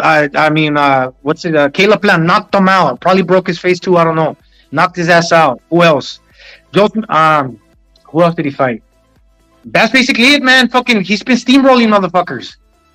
Is that not a steamroll when you're breaking fools' fucking bones and knocking out undefeated fighters? That's not steamrolling. And all of a sudden, let's not count the power. The power shots don't count. Oh, well, he wasn't doing anything until he got the knockout. So, I mean, how does that work? In your mind, the judges are not even like, he's leaving the judges out of there. These dudes are going fucking home and they're getting beat up like how fucking Ernie Shavers used to beat motherfuckers up. They say when Tyson used to hit, motherfuckers can like get up and like dust themselves off and like drive home, like no problem. But when Ernie Shavers hit you, supposedly, like he was sent you to a hospital, then like you would be like in bed for 2 weeks. When Canelo's hitting you, I bet John Ryder's not feeling too good the next day. Callum Smith not feeling good the next day. Billy Joe Saunders, they're fucking retiring. Look at what's his name? Billy Joe Saunders. They're retiring because their faces are getting broken. John Ryder got his nose busted. Callum Smith his arm busted. He's disabling motherfuckers. That's true, bro. Injuries, bro. Injuries and disabling and leaving injuries that probably they will never recover, like the broken nose. I mean, Gonzalo, you ever had a broken nose? Hold on. No, I never had a broken nose. Thank God, right? Because once you get a broken nose, you just, from what I heard, my brother had a broken nose, right? He told me that it's different, bro. One after the broken nose is different. You just think differently, even, you know. And crazy shit is, Gonzalo, my brother doesn't even have his he didn't get it realigned, bro. He didn't get his nose realigned, so it's to the side, bro. So salute to my brother out there, right? But he has his nose to the side. Once you get an injury like that, either a broken nose, shattered orbital bone, what else is out there? The bicep tear, or whatever happened to the Callum Smith's bicep. That shit's not the same. I'm just telling you that right now. You can fix certain things. They always bullshit guys about, oh my god, you know, when they do someone's knee, a reconstruction, and say it's gonna be better. No, it's not better. When something goes to hell, they can never repiece it the way God made it. It just doesn't come back, bro, the way it used to be. That's true. With the bicep injury, that must have been like a deep bone bruise. Deep bone. When you get a deep bone bruise like that, you're always gonna be doing something in the future. When all of a sudden, rep it. This has happened to me before. Like one time I fell off a fucking bicycle, like really hard, like I slammed my shoulder to the floor. When you get a deep fucking bruise, that shit's always gonna come back. It's gonna appear. So Gonzalo, so you watched Mungia versus Rosado. You watched that fight, didn't you? Yeah, I did. I did watch it. What was the performance of an elite performance by Mungia? Because that was fight. Wasn't that a back and forth fight? They were going back and forth. No, it wasn't back and forth. Usually Mungia, usually Rosado, he goes back and forth with everybody else, and he gets robbed a lot of times. He's like, out of 12 fucking losses, he got 12 or 13 losses. Most of those fights were competitive, and that's why they always want to bring him back again to another show. That looked like because he always leaves it on the line. But with Mungia, he wasn't in the fight. And look, this is where I give credit Mungia where you don't. he's not getting like over greedy and wants to knock you out. I actually think you can see the gears turning in his head where he's actually learning how to box on the job. I remember Rosado landing a lot of punches on Mungia. No, he wasn't in the fight. That was a clear loss. That was like, if you go to the scorecards, he lost like 10 rounds. That's not what I said. You can lose 10 rounds and still land a lot of punches and have moments. Is that correct? I don't see how that matters. If you're fucking losing all the rounds, it doesn't matter. Look, fucking Lomachenko, Campbell was in the fight, but he still lost like 10, 11 rounds against Lomachenko. It was a competitive fight, but it wasn't close. Because it shows deficiencies. No, it shows that you're game and that you're not almost like, okay, you want to trade with me, I'll trade with you. We're gonna show the fans a fucking fight, but at the same time, I'm gonna get the best of you. And when you're trying to piece me up, I'm gonna piece you up better. But David does it all the time. It just allows me to have you where I want. That's what that all basically tells me. I'm not too concerned with what you're doing, but it allows me to have you where I want, and I'm still outworking you. That I'm winning every fucking round, so I don't see how you can even give credit to the guy that's losing. Fighter can trade, but he doesn't eat a lot of punches from like C-level fighters. So Mungia was eating punches from a C-level fighter who's even past his prime. He's like 37 years old. See, like you're breaking it up differently because usually you score around. This guy is not an elite fighter. This guy is just a fucking sloppy fucking brawler. He's not elite. Okay, so if he's sloppy, then that means that his opponent is more sloppy, and if his opponent is more sloppy, and I don't see how you can say, well, I'm gonna take away from the fighter that's winning the round, because in boxing you score 10-9, right? 10-9. The winner gets 10. The loser of the round gets 9. The guy that lost the round, nobody will remember him for like fucking like ever. That round that he lost for the most part. Can you dominate? Well, actually, I take that back. When it's a good fight, like Morales and Barrera, yeah, those are close rounds. Someone could have gone either way. Can you dominate a fight and still look mediocre? Well, let's say you're saying that yes, Rosado was landing. You're saying that Rosado. You're saying that You're saying that Rosado was landing and he was snapping fucking Jaime Munguia's head back. Yeah. I'm just gonna say Jaime Munguia's got a tough ass chin. And he's not too concerned with what you're landing, but he's gonna have you like where. Do you think you throw late power punches like David Benavidez? Do you reckon that's strategy? Well, let's say if he does the same thing. Let's say if he does the same thing to Benavidez. He's landing and he's not too concerned with what you're landing. But that means that what you're throwing, you're opening yourself up so I can land. All the while, I'm gonna let you do what you do, but I'm still gonna get the best of you. And if somehow Mungia can get the best of Benavidez. Nobody's going to remember that 19-punch pat combination that you're mentioning. He's going to really have to dig down and throw with power. Similar like the way he did against Caleb Plant to get the respect out of these better fighters. These better fighters. I do believe that Mungia is better. He's better than a lot of the fighters that David Benavidez has fought. Certainly better than Kyron Davis. Okay, so he's going to get into a gunfight with David Benavidez. He's going to outslug him. Is that what you just said? Why not? Why not? Why not? So the fact you're even. So let's say he gets into a gunfight. You think Jaime Munguia? You think Jaime Munguia's body punches is something to scoff at? Like no problem. I'm just gonna take the body punches and it's okay. I'm just gonna take these uppercuts that he's turning up. He's turning. He's like Hikaturiano John, where they're slicing you open. That's nothing. I'm just gonna throw. And even though I'm getting the best of you, you can go ahead and throw too. But Gabe Rosado took him. Why can't David? Gabe Rosado took him.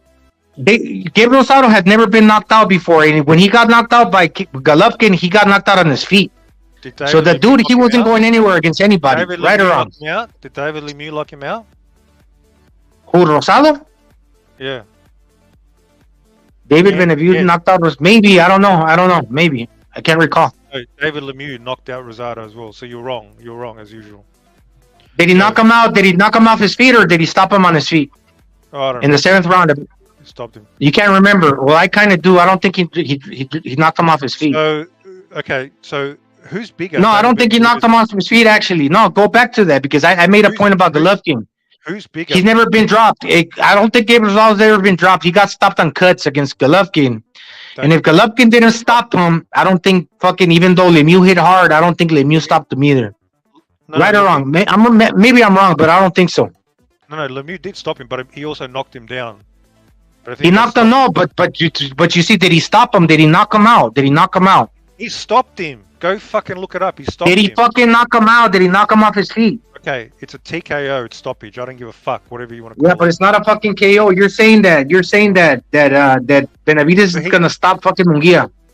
Mungia got a tough chin. He comes from his family. David stopped a lot of opponents that have never been stopped before. That's easy work. So who's bigger? Based off of volume.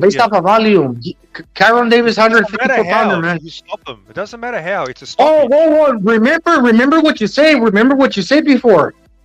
Okay, now punching power doesn't fucking matter now when it comes to one shot type of power that Canelo got. He's getting the job done. Now all of a sudden volume is like the thing to be when it comes to KO percentage, to KO power. It doesn't matter how. You need it doesn't matter how. Okay. Now let's go back to Canelo. Obviously, Canelo got a glass jaw. That it doesn't matter how Benavidez get the knockout. That it doesn't matter when he faces Canelo. Obviously, Mungia got a glass jaw. From what you're saying, that it doesn't matter how you land the shots. It's all based off of volume. That's the way you're gonna get the type of stoppage against Canelo or Mungia. Now all of a sudden it matters. You see how wishy-washy you are, Transformers. Nobody gets more than meat. Yeah. You need pity. No, against those guys, the volume's not going to count. The volume's not going to. You're right. It's not going to matter. David's hurt a lot of opponents. That's why I told you. That's why I told you a while ago. When he fought Caleb Plant, he fought the right fight, and that's against a non-puncher, really. Okay, some power. Talking half an hour again. Yeah, but against a power puncher that comes forward or actually puts the pressure, like Canelo. And the guy that puts the pressure like Mungia, who also got power, you're gonna try to put some respect on your. You're gonna try to throw some punches with hurt to get the respect from those type of fighters. Because if you're throwing pity pats, they're just those guys are just gonna shake those punches off. They're not fucking. They're not Porky Medina, fool. They're not Porky Medina. That's what I'm telling you. What's wrong with and the judges know that. The judges know that they're not gonna count that shit. Hey, Porky Medina was tough as fuck. What are you talking about? Who? That guy was tough as fuck. That guy took so much punishment. It was fucking amazing. Oh yeah, he's tough as fuck. Didn't Caleb Plant stop him? No, I'm actually making points that the fighters have actually been stopped. He didn't stop him? Stop him. No. Let me. No, I don't think so. I'm pretty sure he did. The points. No, trust me. It was a unanimous decision. Okay, yeah. Sorry, I'll give you that one. Since you're such a David Benavidez fanboy, you probably know everything. Let me ask you a question. Who's bigger, Mungia or Benavidez? Physically, who's bigger? Physically, Benavidez is taller. Answer. He's bigger. He's bigger. It's an easy. Okay. He's got more reach. He's taller. So he's bigger, and it's probably 3 to 4 inches. Yeah, I told you he's a fucking cruiserweight, dude. He's a cruiserweight. Yeah, he's bigger. There's no two ways about that. Who's got faster hands? Benavidez. Okay. Who's got more power? Okay, if you're gonna mix in the faster hands with the power, when it comes to throwing meaningful shots, he's gonna have to do what he did against Caleb Plant, throw less but with more mean intentions, and that means he's gonna come in the greatest. He's gonna come in the greatest condition that he ever did. Like this is the way he showed up last fight. So by doing that, he's in a hard division. You're stripping away the fat and you're putting. He's in a you're hard stripping away division. Let me explain to you. You're stripping away the fat. You're stripping away the fat. You're stripping away the fat, but you're putting more muscle. That means you look denser, all the while you look smaller. You're heavier. When a fighter looks smaller and he's got more muscle as opposed to like fucking water weight, he's gonna look smaller. But when he got the more muscle, he's actually heavier. So like Benavidez, he looked more fit, but he looked heavier. He was heavy. He was just as heavy as before. Who hits harder? Who hits harder than who? Mungia versus Benavidez. Bigger puncher. Yeah. Who's a heavier puncher? I said they're about the same.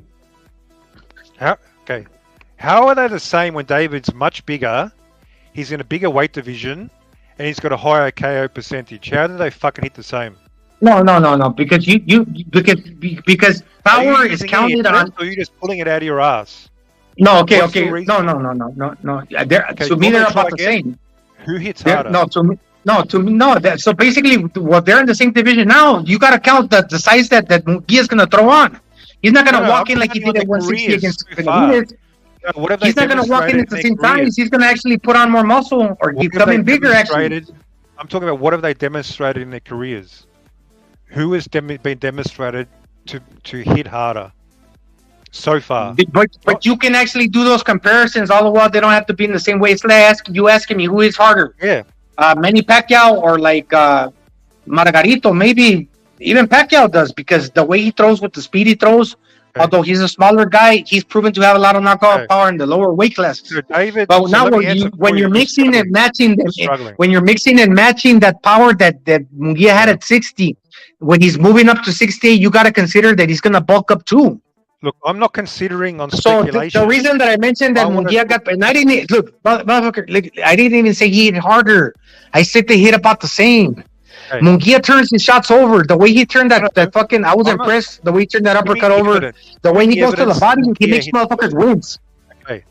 How can you say Mungia hits just as hard when he's much smaller?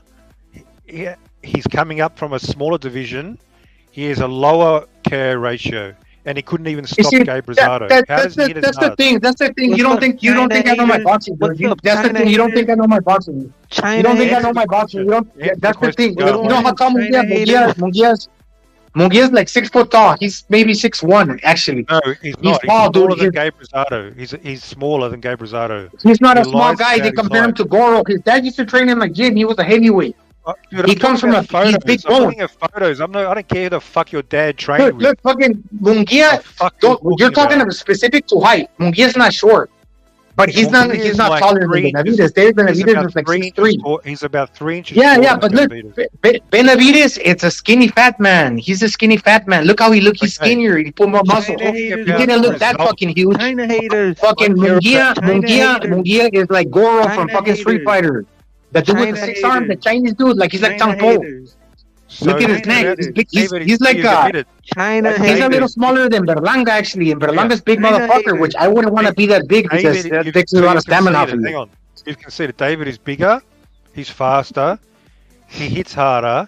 Who's more accurate? He's definitely not. China haters. Look, who's more accurate? Who's the more accurate puncher? Crackers. You cracker ass crackers. Who's this fuckwit? Mungia, he got a white back. He's got thick legs. He's got a gallon neck. He's not small, dude. And he's about 6 foot tall. Who's the more accurate puncher? He's not a small dude. And when he throws on that muscle, because he's not gonna, he's certainly not gonna do it with fat like Benavidez. I will have to say that fat kind of benefits him because he doesn't. He's not as stiff. Who's a more accurate puncher? But he's a skinny fat man. When he shed all that fucking fat and put muscle, he wasn't actually looking that much bigger. Although he was still just as heavy because it was muscle and he was denser. He's not like. Who's a more accurate? Gonzalo, don't run. Don't be scared. Who's a more accurate puncher? Benavidez or Mungia? Benavidez or Mungia, I would have to say Benavidez for sure because he's got, like you said, but I can't think of the top of my head what Mungia lands. I know he gets hit, so that goes down. That goes down. Let me go over the list. So Benavidez is bigger, faster, hits harder, he's more accurate. Yet I didn't say he hit harder. You said he hit harder. You said he hit harder. He does hit harder. All the evidence. No, and when I try to say that he hit about the same, you said no. Like you're crazy. There's no evidence for that. There's no evidence. Zero. He got a high KO ratio too. He gets a lot of knockouts too. He's got a weaker resume, and he has a less KO ratio. He couldn't even KO an old Gabe Rosado. I'm gonna mention you finished naming your list of categories that Benavidez is better, and I'm gonna mention the categories that Mungia is better than Benavidez. I'm gonna mention the categories that Mungia is better than Benavidez. Let me seal the deal. Go ahead. In every single major category that counts, size, speed, power, accuracy, David is better.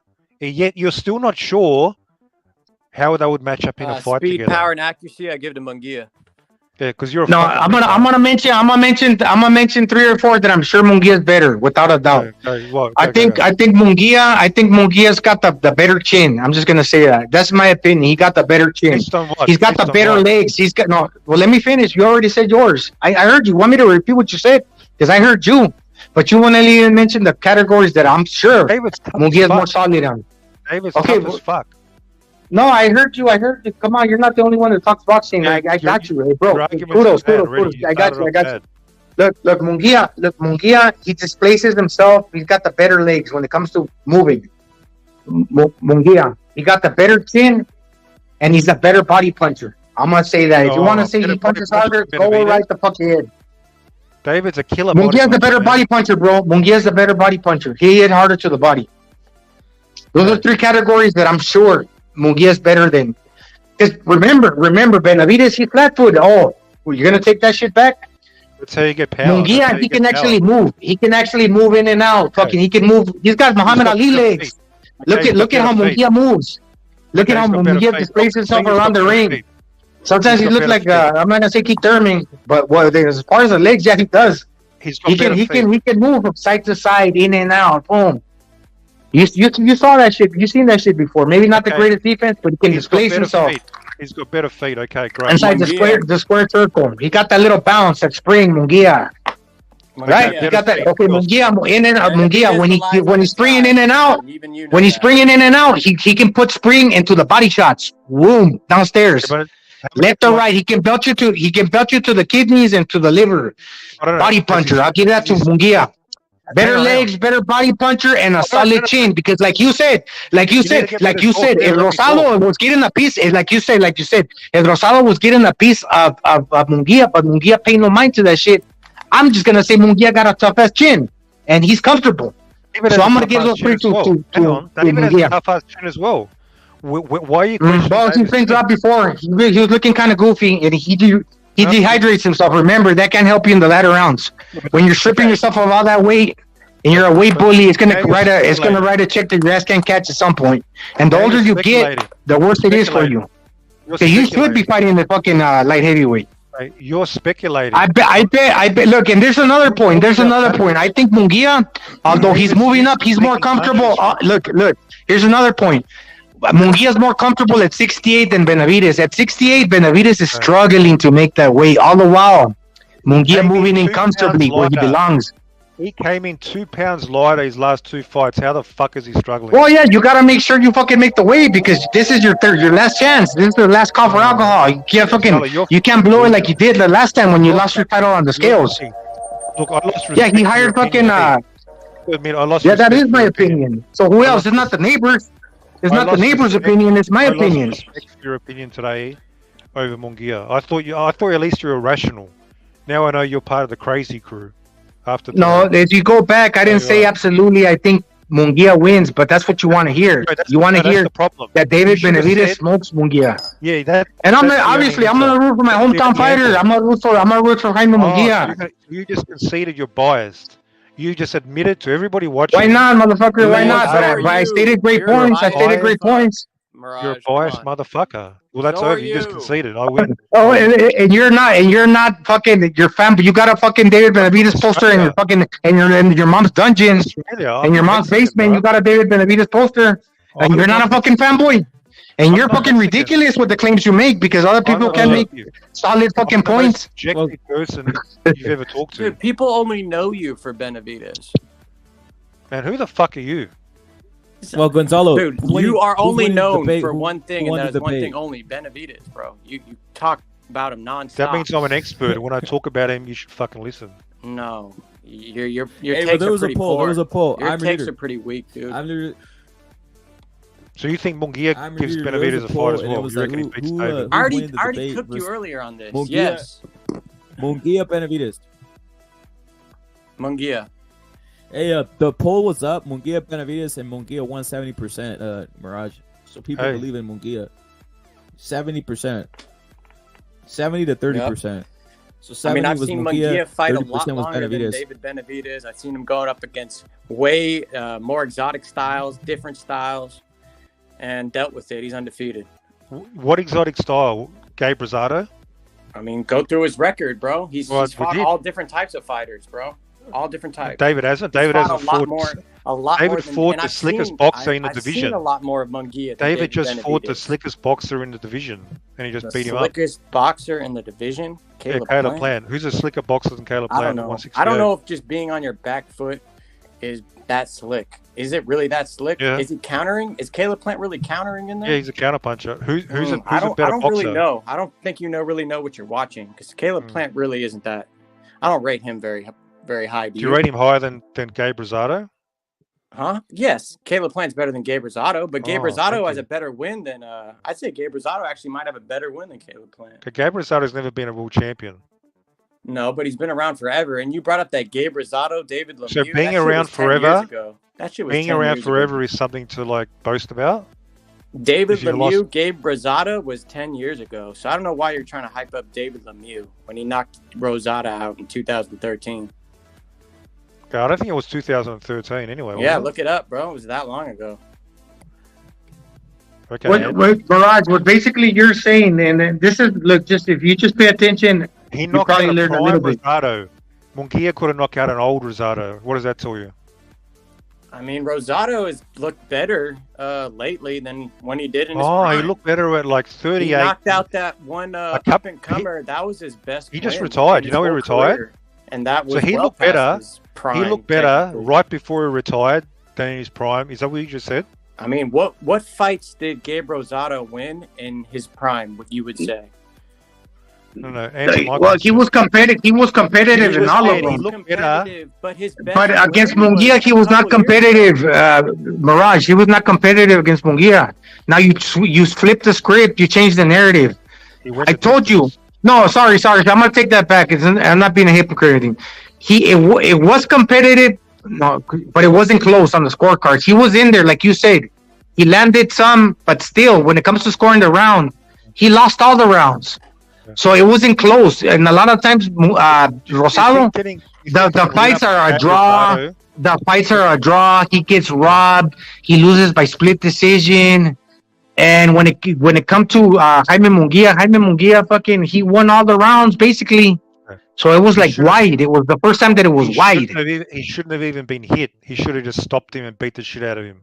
That's what he should have done. But dude, Rosado, Danny Jacobs.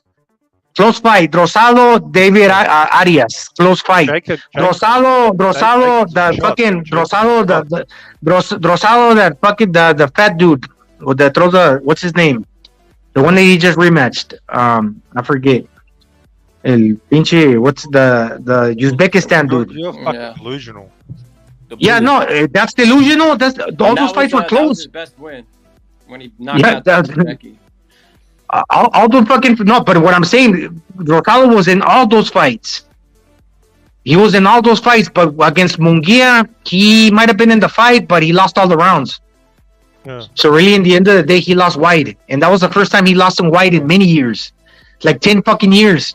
Because although he had accrued 13 losses, half of those are questionable. Okay, bro. Well, yeah, bro, it's rude, bro. It's good, bro. An elite fighter should have just stopped Rosado at this stage of his career. So, name the elite fighters that have stopped him. Name them. Should have. Who? David Lemieux. David Lemieux. I don't think he stopped him. I told you. Check your fucking box rec. Okay. He TKO'd him. It was a TKO 10 years ago. He's a TKO a fucking stoppage. Are we in crazy land now? He's a TKO. Okay. But it's not a knockout. Golovkin stopped him too. TKO. Okay, got you. Okay. Okay, I'll get you that much. But then again, you're gonna give it to me. But then again, Mungia won all the rounds. Mungia won all the rounds. Masterclass. Since fucking Okay. looks like versus a 2017. Rosado that retired 2 fights later. So Rosado was like at the end of his career. Was Well, now you said that an elite fighter should have stopped him. Aside from David Lemieux, who is hard as fuck, couldn't drop him. Golovkin, who is hard as fuck, couldn't drop him. Which other elite fighter has stopped Rosado? Nobody. Peter Quinlan stopped him. No, he didn't. Fucking Rosado almost stopped Peter Quinlan in the second round, and something happened in the fight where he got robbed. It's a TKO, but it's not a TKO. I can't remember, but that fucking fight was like weird. Of a cut. It was a cut, yeah, and fucking Rosado had him hurt where the referee gave him more time. I actually think it was Tony Weeks. I'm not sure though. Stopped the that fight was suspect. the fight in the 10th round because of a cut. I'm reading. Yeah, in a fight. Oh, there you go. I'm your leader. And then a fight that Rosado was winning. That's why he kept getting all those opportunities. You think he kept getting all those opportunities because of his tattoos, or because he came out in the movie Rocky? No, because he got robbed against Peter Quinlan.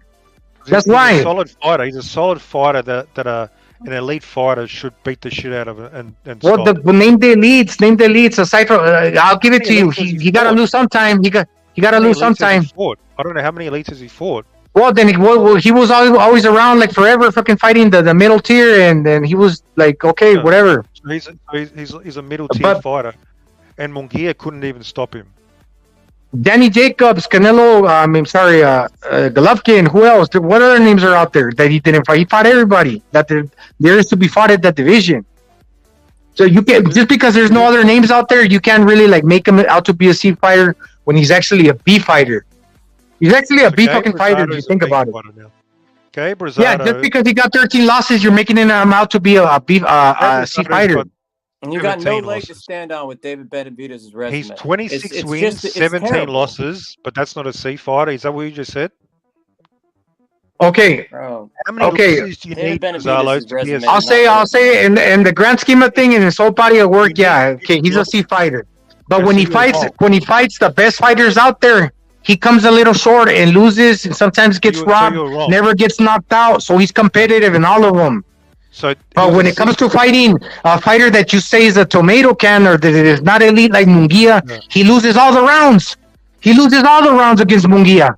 And Mungia's not that guy. Okay, I'm not saying that he is that guy, but at least you can see clearly that in the last 10 years, Mungia had done nothing aside from the 2 stoppages that he got via TKO, not KO. He hadn't done that to anybody. It was back and forth. He was hitting Mungia with big, clean shots. Back and forth.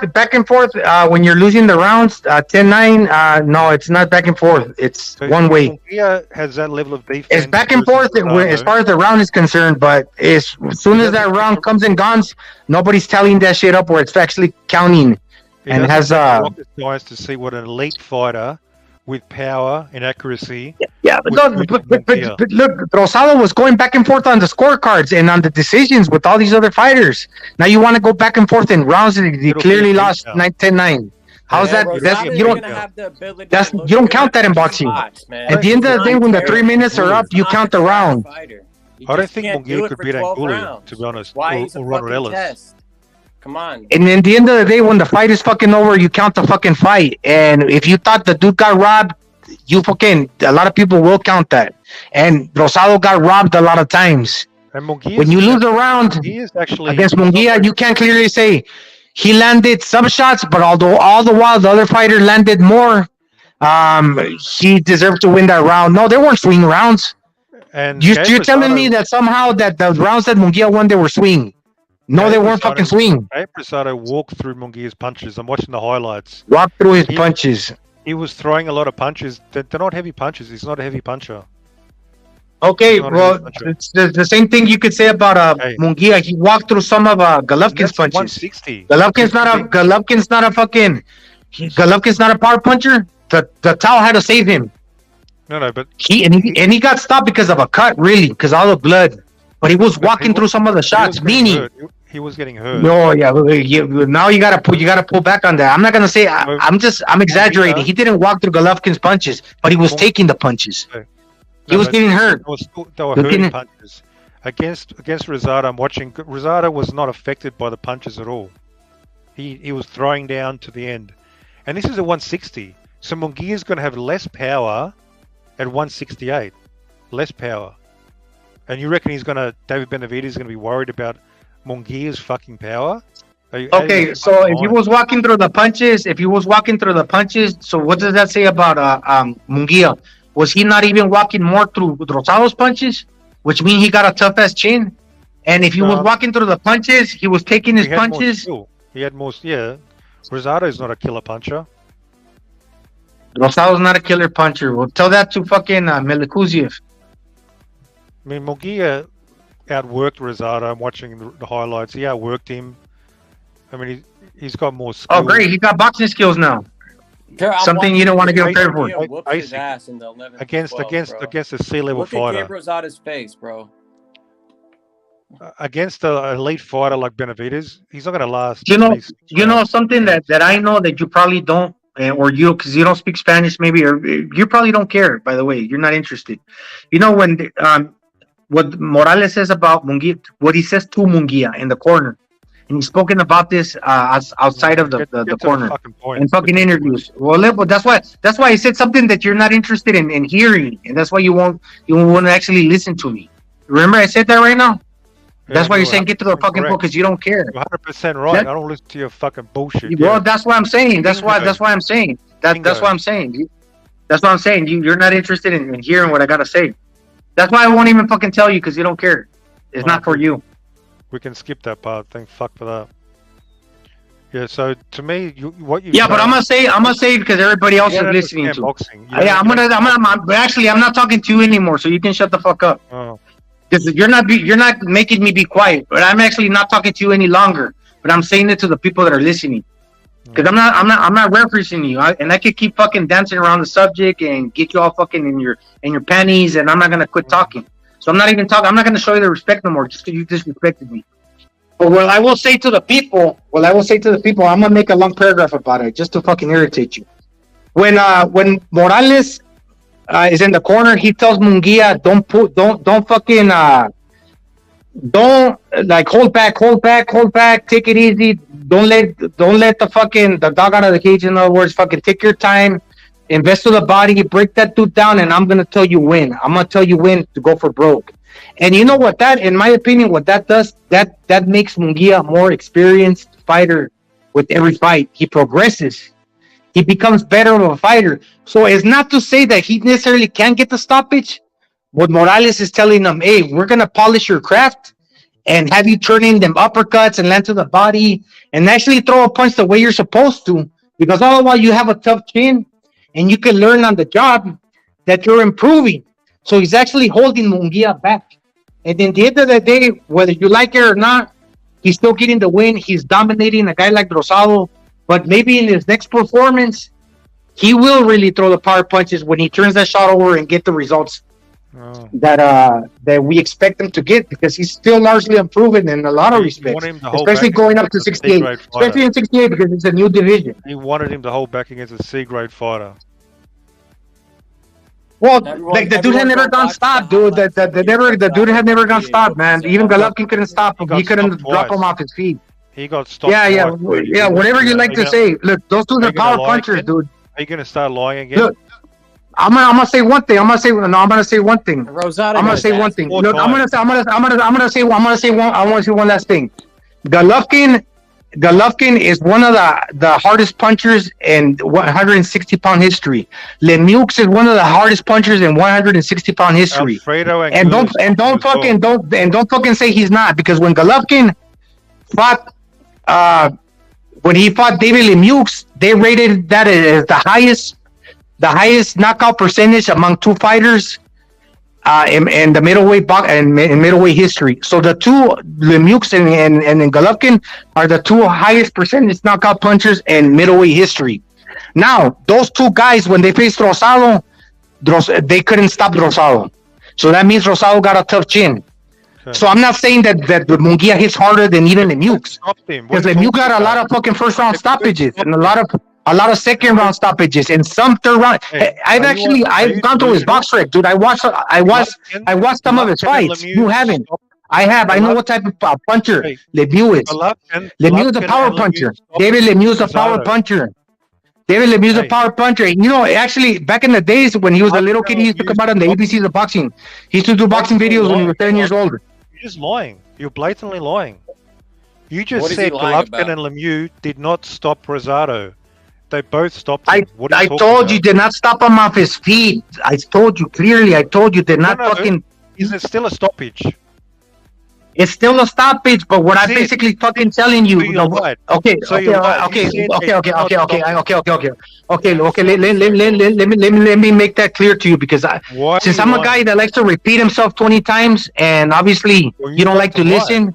That you don't like to listen, and since I know I repeat myself a lot, I know that I mentioned that he hadn't been stopped off his feet, and somehow you didn't listen to me, because you don't care. That's fine. Which means you have selective hearing. You have selective hearing. Doesn't count. You have selective hearing.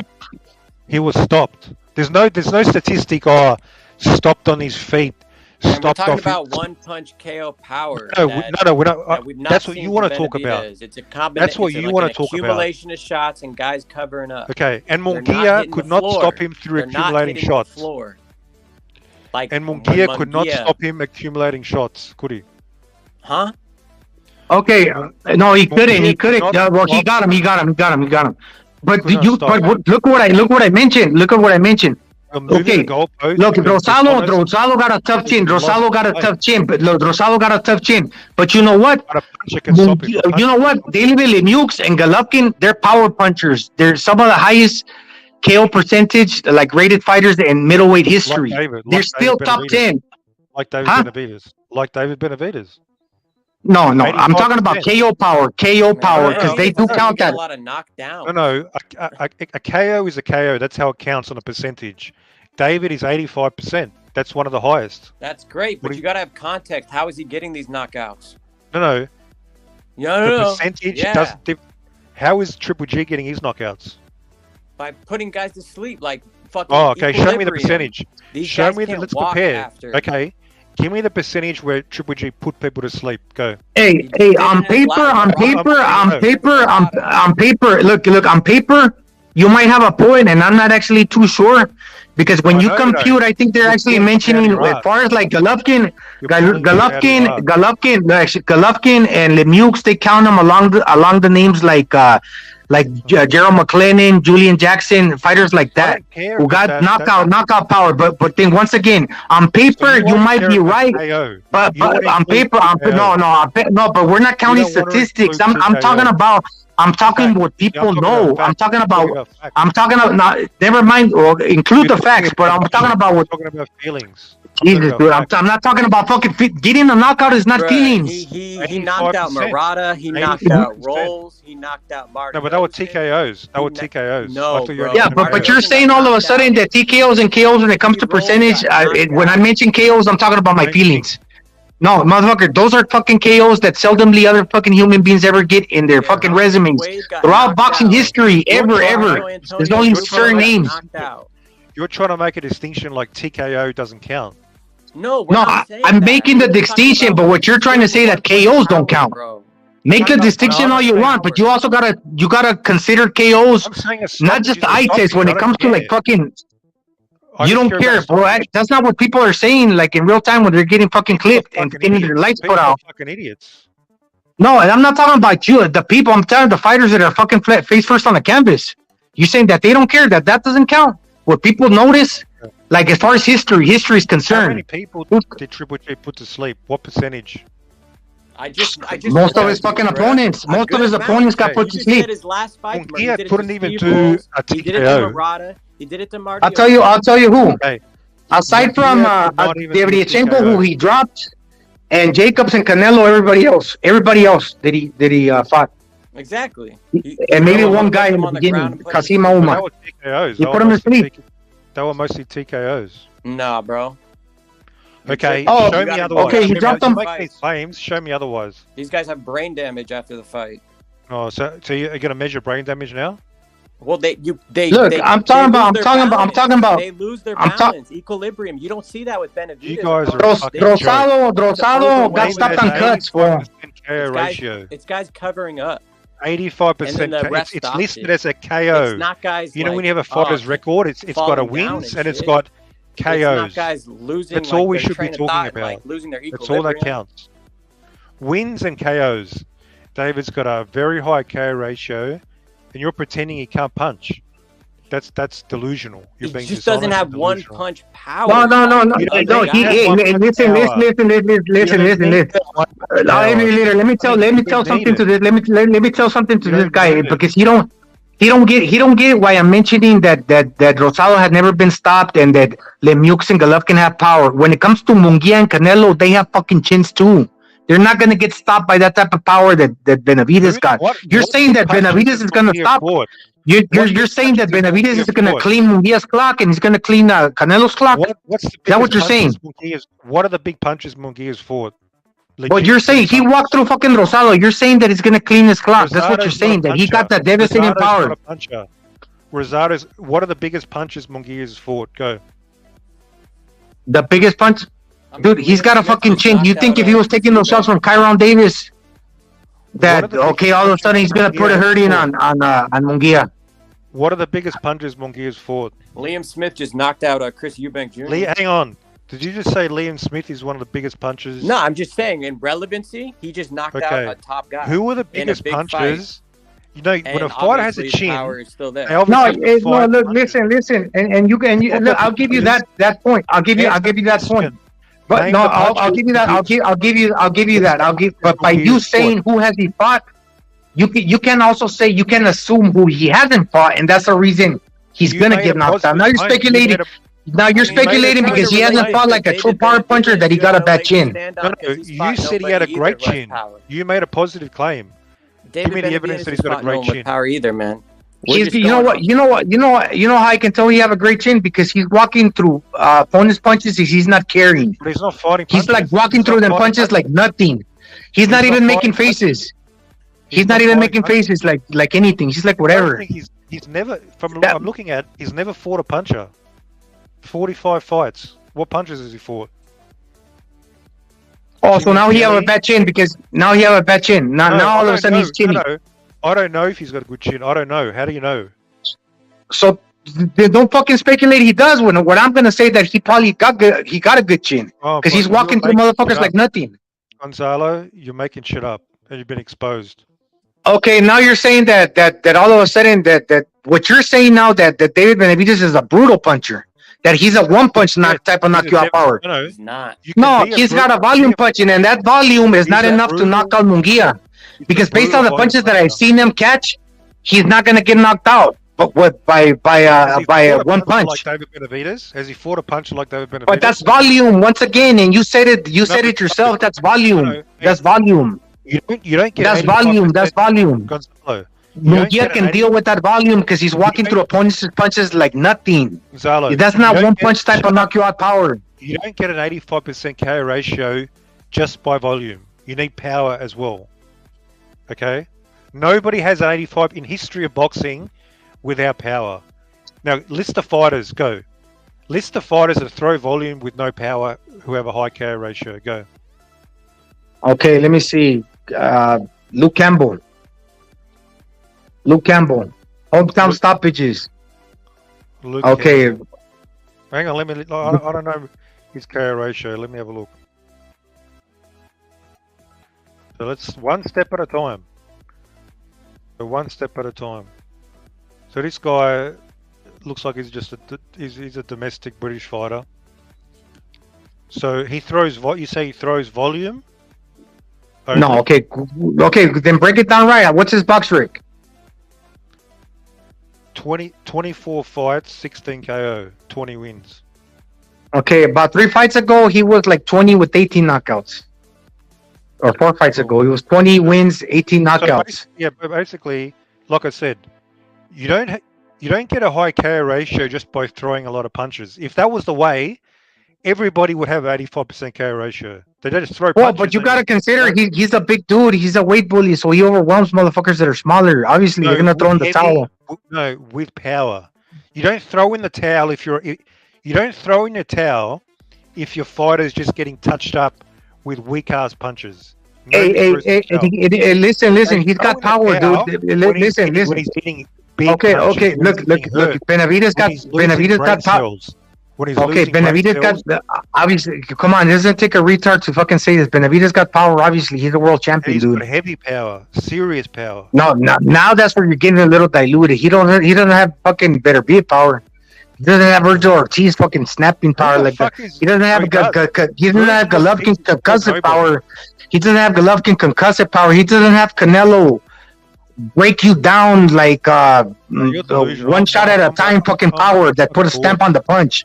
He got volume. He got volume type of power, right? Okay, you're delusional. You're fucking delusional. Okay, you show me where he's iced the motherfucker with one punch. I'm gonna waste my time. Show me. You show me.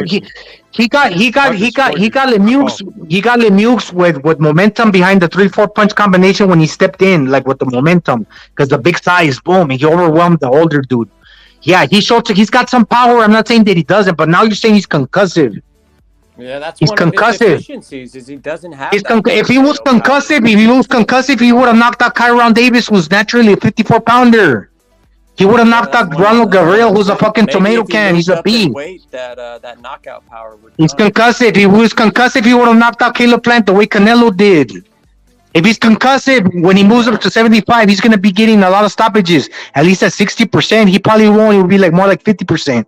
Motherfuckers ain't going nowhere at 75. Whole fight with one punch, something David Benavidez can't do. If he was fighting fighters his own size, sorry, I'm your leader. Punches. You can't change a fight with one punch. If he was concussive, if he was fighting like cruiserweights or the actual weight class that he probably belongs, he would be going like tit for tat with those guys. But he will never fight there because I don't think he can compete. You don't think? Because he's not a concussive puncher. He doesn't have the type of power to get your respect. Against a cruiserweight, do you think he can get the respect of a cruiserweight? No. I don't think so. No, bro. He might have a little bit of power because he's a weight bully. Go ahead. I was gonna say, Gonzalo. So you think it's not gonna? You know, Canelo when he moved up, he had more power. So he's not on some Canelo shit like that, where some guys move up and it seems like they get more power. He's not. You don't see Benavidez like that. Yeah, he will. But look, I said it already. But I don't think Mirage. He fails to realize when Benavidez fought Caleb Plant, he threw on more muscle. Therefore, he wasn't like as loose and relaxed by like not being so tight because he was like fat. Basically, he brought water weight behind his shots. He put like the way they say Andy Ruiz is a dangerous puncher because he's heavy with that water weight. People cry and complain. He hit very hard because he got a lot of mass. When he actually cut down and got into shape, he actually became more leaner and denser. But what happened with that? He actually stopped throwing like all that volume because he's actually throwing stiffer shots, but throwing less because he's not as loose and relaxed any longer. So the power will probably carry, but one thing that will happen, he'll sacrifice the speed for power. So he will throw more powerfully, but he won't throw as many. And that's where he loses some. But Mirage thinks that he's gonna gain power and retain the speed at the same time, all the while at equal amounts. That's just not true.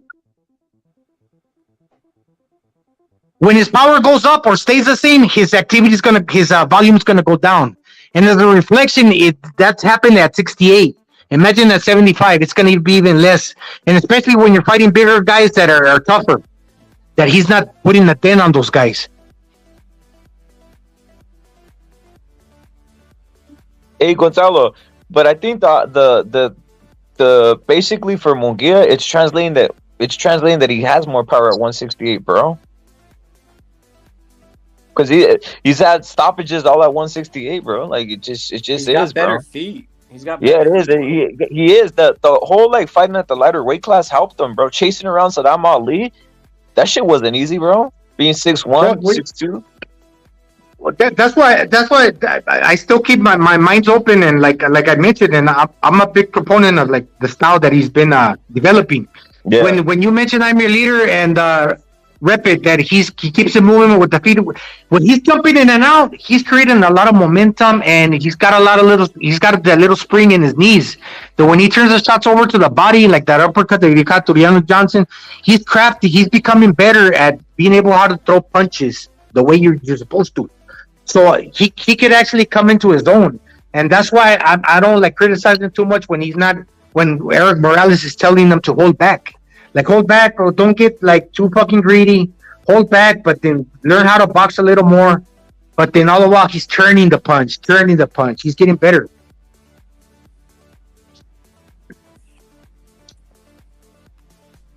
Hey Gonzalo, so what do you think about the Benavidez Deverenchenko then? Because no one stopped Deverenchenko, bro.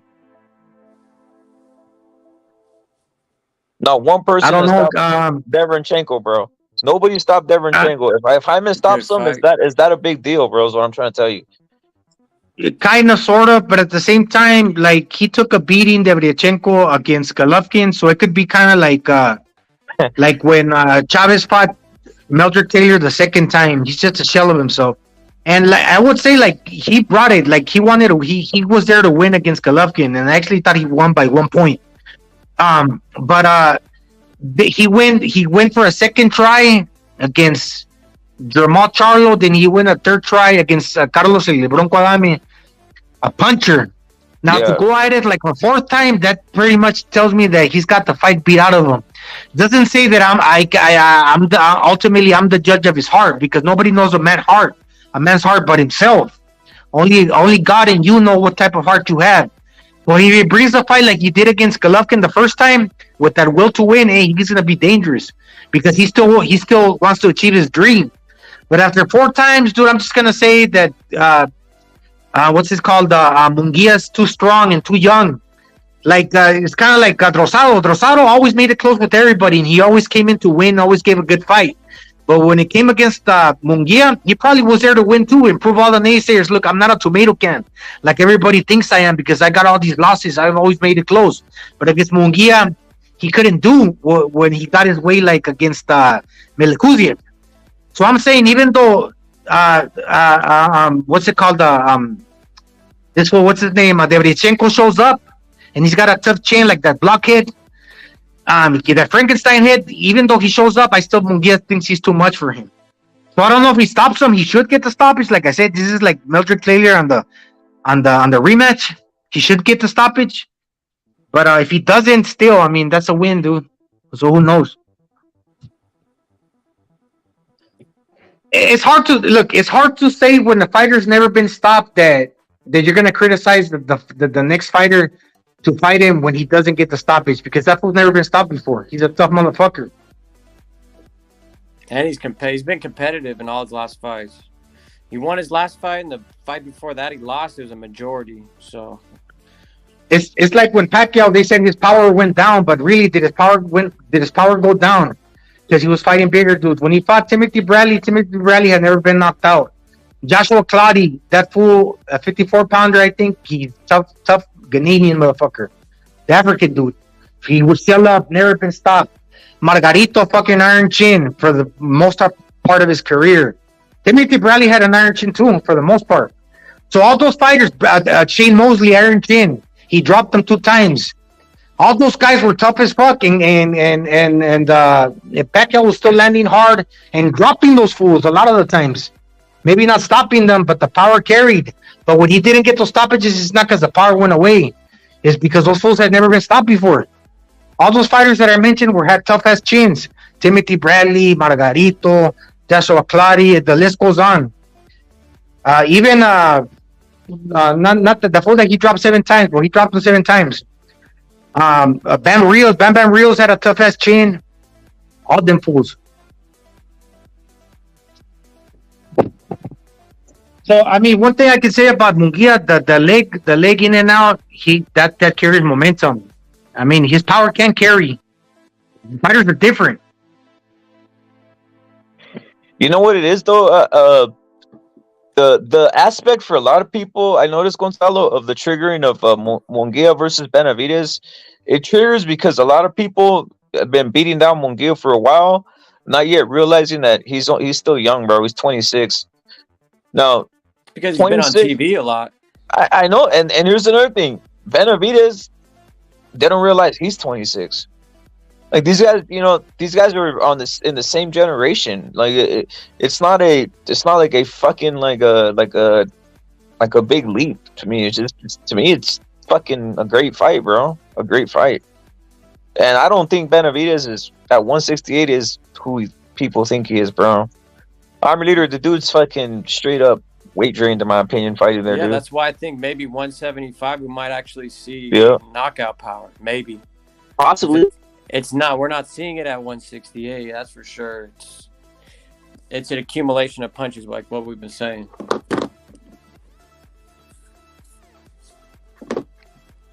I tried hopping on last night, but not the Discord, the stream was fucking up on my part. I think it was my phone. Oh yeah, it was cutting in and out. Hey, Gonzalo, I was watching. Yeah. Did you get through the whole like Singapore thing already, or what? I went to Manila and they told me I have to go to Singapore, but I went to Manila and they're evaluating what I went up there and told them about how I applied for my visa, and I've been late to update my stay as a tourist because I was waiting on my visa, whatever. So in 21 days I get a response for that. Once they tell me and they compute how much I have to pay them, they're gonna tell me, okay, now you gotta fly out. But what I'm thinking, instead of flying to Singapore, when they give me that response within the next 21 days, I'm gonna fly out home. I'm gonna go back home better. I'm gonna go see my parents. Because what's the point of flying to Singapore and paying $1,000 just to step in and out of the country?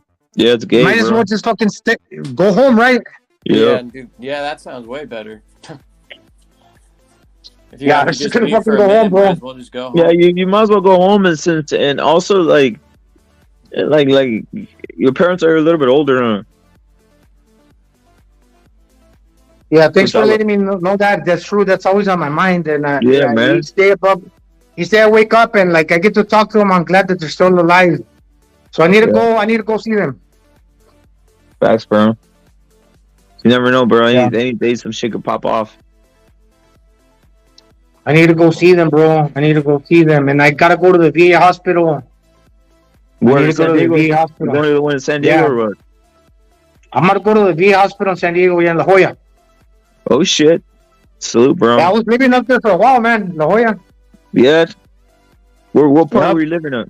What part were you living it up over there? I was staying in the La Jolla hospital. in the two south ward, in the fucking crazy ward. No, but every time I got out of there, I was actually I went to the Veterans Village in San Diego, which is on Pacific Highway. Then I was at the Aspire Center on San Diego Avenue. Actually, San Diego Avenue is in Old Town, and then 3 times a week I would go to the hospital in La Jolla, and do peer counseling over there, and go to all my appointments and stuff. So I was always hanging out in the hospital in La Jolla. Hey, what's peer counseling, Gonzalo? What is that? What's the peer counseling thing, bro?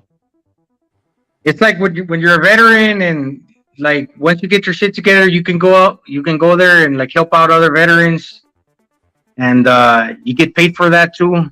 You could do that. Hey, and also Gonzalo, how long were you in the Middle East?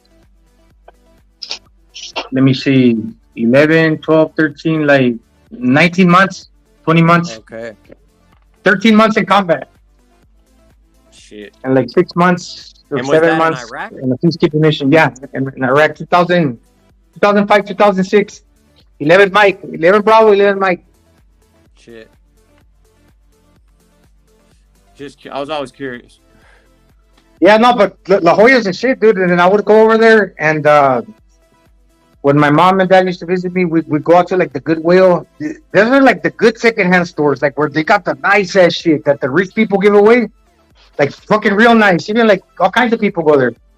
You find the nice ties for the church, and you could find brand new shit that people just. I found some. Dude, I found so much cool shit over there, for free, and fucking stuff that I would buy. And what'd you buy, bro? Is that where you bought the dyno? Where'd you buy the dyno at, bro? That's man, funny you shit. keep this stuff at the dyno Goodwill. shit. Yeah, the dyno shit's funny when the guy's like, "Hey, let me get the dyno." No, that was the Haro. I got the Haro at the Goodwill, but I got that at the Goodwill in San Isidro. Yeah. Yeah, it was the Haro, the one that I got in San Isidro. But I've had many dynos too. You talking about bicycle, BMX bikes? Yeah, that's dynos, mongoose, Diamondback. I've had 2 Haros. The one that I got at the Goodwill, and another one that my mom bought me. I used to have back in 1992. A really cool mongoose back in the day. Hey, Any of you guys know the opponent Sonny Edwards is fighting? Andres Campos? I just thought I was actually looking him up, bro. I got to study more in the Campos, dude. I don't think I've seen him fight, bro. But I saw that Sonny Edwards that's another fight on Saturday, bro. Yeah, that should be a pretty good one. I'm guessing he's got 15 wins, 4 KOs, so I'm going to guess he's a pure boxer. But I don't know. I'm not familiar with him. Sonny Edwards straight up back foot. He's going to go straight back foot all the way here on that fight, bro. Yeah, I mean, I really don't like Sonny Edwards. Like, I don't like the flaunting shit that he does, but, like, he's really effective, and he really is, like, an underrated switch hitter. Like, if you pay attention to his feet, he can throw no matter where his lead foot is.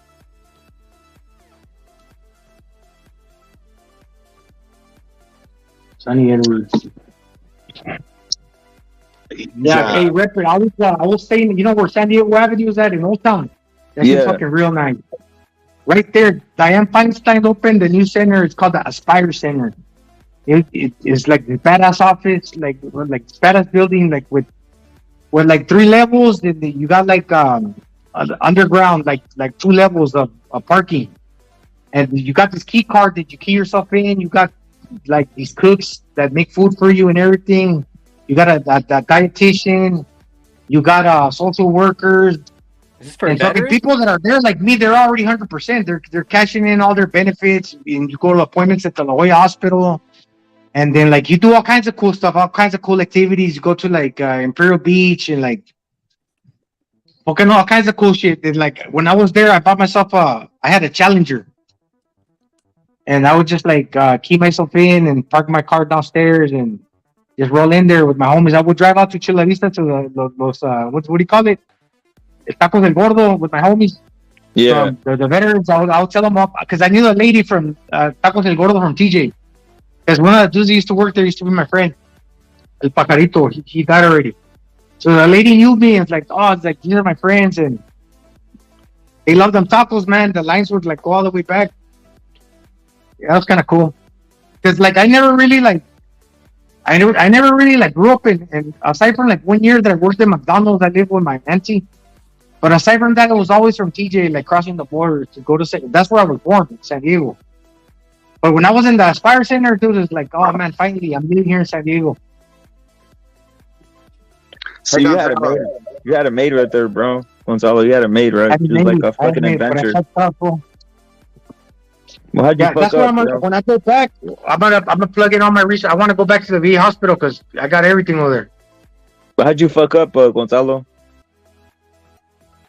Well, when I got the Challenger, I went back to the streets, and that's when the cops planted all them fucking globitos in my fucking gas tank. And oh shit, man! And Jesus. They busted me in the fucking hotel room, and I went to the jail for like 11 months, like 10 months in TJ. I got sentenced to 3 years. Shit, and I was supposed to go sign for 4 years. I only went and signed for 2. They're like, fuck it, I left. That's why I came over here. Hey Gonzalo, I haven't watched a BDA video the last few days, but how do you think Taylor Lopez is going to go down? I was talking about it this morning. I'm thinking that Taylor wins because he's longer and he's got power. So I mean, if Teofimo throws from the outside because he wants to stay outside, what's it called? He wants to stay outside Josh Taylor's range, but then he wants to leap from the outside. By leaping in and out with too long of a punch, he's going to lose power because you got to throw short leaping shots to get your whole body weight behind it. So basically, you just got to stay close to Taylor and leaping with short shots to throw with power, especially since going up from 35 to 40. Because leaping from the outside, because remember, he don't like to face taller dudes. So leaping from the outside, it's like a fucking tiger when he pounces on you. He wants to catch you within the right distance to trap you. Teofimo's athletic, but by leaping in from too far away, not only is your opponent going to see you coming, you gotta keep your elbow pinned to your body in order to throw like the short compact, the 6-inch punch. When Teofimo throws that type of punch, he puts a lot of mass behind that. But if he try to play it safe, If he tries to play it safe and throw power by leaping in from too far away, he's gonna lose power because his arm becomes too separated from his body, and then he loses the compactness. And if he tries to stay in range, he tries to one more thing. If he tries to stay in range of Josh Taylor to actually kind of catch him with them short punches, I think Taylor's going to catch him in return and is going to knock him out. One thing he keeps his stance kind of low. One thing he does when he does that leap, a lot of times, dude, he'll bring his back foot forward, and he'll be, kind of out of position, off balance, and he's wide open for a counter when he does a lot of those leaping punches. That's what I'm saying, man. From too far away, he's got the shorter the leap, the greater chance of him keeping his body together when he does that, and the more power that'll carry. The longer the leap, the more his body gets spread out all over the place. He can become more disheveled, and the less power he carries because he's less compact. I know Lopez is going through a divorce, and man, a divorce is rough on anybody. And so I don't know, man. I just feel like his head is, like I've always said, man, he's just been, his head's been fucked up ever since Camboso's fight. But a divorce, man, that shit is so stressful. So I wonder how focused he's been in camp. I think that's one thing you got to count for. And a lot of people they make too much of that, but it could benefit you. Like when he fought Lomachenko, kind of being not knowing and being kind of innocent in a sense, undefeated, brash, brazen. I'm just gonna go for it. That helped him against Lomachenko because he didn't know any better. So not knowing any better sometimes is good for you. But when he actually tried to do the same against Cambosos, hey, sometimes it will work, sometimes it won't. Teofimo's all or nothing. He gives it his all. And it could go against him or it could go for him. Depends how the styles line up. I'd like to see Lopez get back to his winning ways because, 135, man, he was an exciting, explosive fighter. And I'd like to see him win, but I kind of siding with Taylor. But you see, a lot of people, Justin, they're I know he was undisputed because he beat Lomachenko, but they're they're assuming, or in their mind they're playing this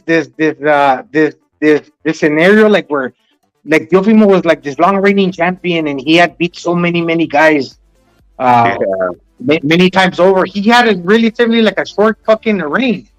He only defended his title one time, so he's largely improving. When you say, I hope he goes back to his winning ways, he wasn't actually that, there's not too much history on Teofimo Lopez that we can say he was established. He won some, but then he lost some too. He's still largely improving. He got fast-tracked, but when he was, in the prospect stage, he was knocking motherfuckers out looking explosive. And I think a lot of fighters have always done that. But they don't get the hype that Teofimo does. I'm just saying, they don't mention the hype because he got two big wins back to back. Comey then Loma, and But what I'm saying, basically, saying people romanticize too much, the Teofimo fucking the novel. Go back to his winning ways. Not you, but I'm just saying. People you go back to his winning ways, this and that. He didn't have a long. He's not a fucking Alexander the Great where he had this long reign. He got 20 fights, right? 20 fights. I mean, he beat a few names, a few fucking prospects, knocked them out with power, and people made a big fuss about it. Deservingly, because he was he was big at 145. He got the shine. He's not the big guy at 140. Actually, Taylor's more proven. That's why, even though he probably deserved to lose the fight against Jack Catterall, he's more proven than Teofimo. Taylor's one of the few undisputed guys that had to beat 3 champs. Was it? Yeah, he actually he got all his belts by defeating all these fighters along the way. A lot of these Haney fans are blowing him up. Oh, he's the next great. Dude, he beat one one punch wonder. You know what I mean? to get all them belts. Right now, with Teofimo, with Teofimo, in my eyes, he's hit or miss. He's hit or miss, and if it's this time, it's his turn to bat. And last time he missed, so I'm gonna say he hits this time. He does good, but at the same time, he's fighting a different fighter, and Josh Taylor, bigger dude, good fighter. Taylor's got a lot of good pressure too. I think he shows up, but he still gets knocked out, in my opinion. Yeah, Tio doesn't like pressure. I mean, we've seen it with Loma when he brought the heat up in the second half. He was getting tagged with those hits, and just the look on his face was like, "What you doing, dude? You ain't supposed to hit me." Like he doesn't like pressure. So if you're Tio, and like we're gonna see early, if his punch actually causes damage and he gets Taylor respect, you're gonna be able to notice early. And since he leaps in, it's only like one punch at a time or two, mostly like one. By the time he leaps in and lands, if that punch is not being impactful where it doesn't hurt Taylor, by the time he touches down on the canvas and resets the punch again, Taylor's gonna be walking forward and throwing the two hands like at a steady rate. And if he's throwing at a steady rate and he's walking forward and throwing the two hands, he's gonna catch fucking in between Teofimo's one punch at a time while he's throwing and resetting all the while. So I think that actually fucking Josh Taylor walks him down and fucking knocks him out. And Taylor has pretty good punch selection. If he can take his punch. Taylor has pretty good punch selection. He's not just a headhunter, right? No, he's got good punch selection. Yeah, he does with two hands. Like if you go back in history, like and you watch like the way he's gotten the knockouts against Títere Vázquez, O'Hara Davis, all these other guys. Sometimes it was a right hook, sometimes it was a straight left, sometimes it was a body shot, sometimes it was an uppercut. All his fights have come by different type of knockouts, knockdowns, and knockouts. So he can pretty much knock you out with either hand with different type of punches. So he's more he's got that going for him. All the while, Teofimo is like one way only, like leaping in with the overhand right or like a short little like left hook. Yeah, Tio hasn't shown that he can like switch styles. He's pretty much a boxer puncher who relies on counter punching. Would you agree with that? Yeah. Catch and shoot. And I'm saying that will work for you. Don't try to do too much. Like still continue to catch and shoot. But because if you try to get too dynamic, you're gonna get picked off because like I said, and you mentioned it too, Josh Taylor punches with both hands and he could catch you with a different type of punch. So the more you try to do, the more you're gonna expose yourself. So you might say, "Oh, Gonzo, why are you saying that? Why are you saying come in only in one way or two?"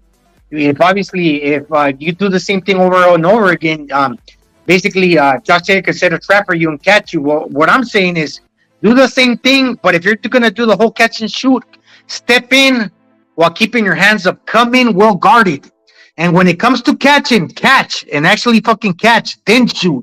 So basically be willing to walk through some punches, all the while catching and fucking countering be prepared to catch some shots by Taylor. Don't try to do too much. Well, I'm basically saying when you're prepared to do something, you're going to be, since you're expecting it, you're like when he got dropped by Sandra Martin and by Cambosos and even his debut, he didn't expect it. He got a little too overconfident. He didn't even see the punch. He's like, oh man, like whatever. He got caught cold.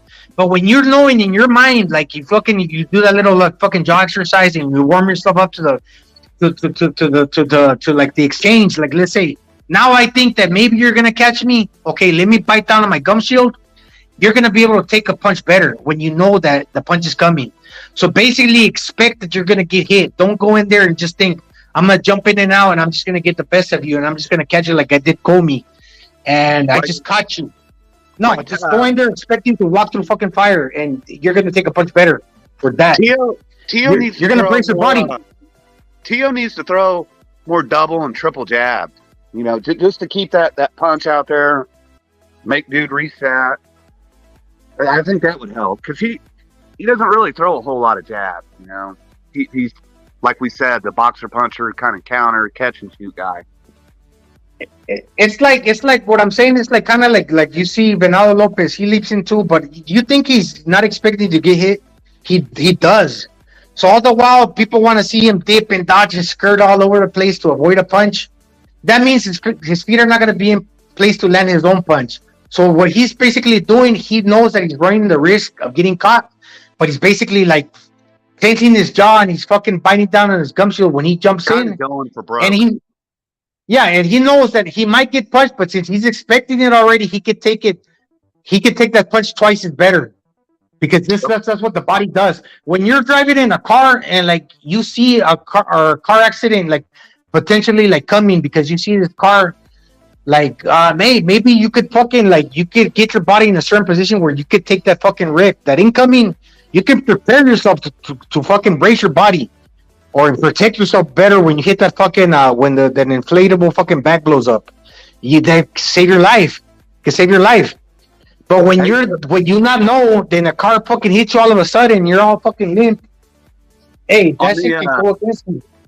Sometimes it can help you. On the undercard, we got Jermaine Ortiz versus Humberto Galindo. Never heard of that dude. Anybody know what he's about? Is this a gimme fight or is this going to be competitive?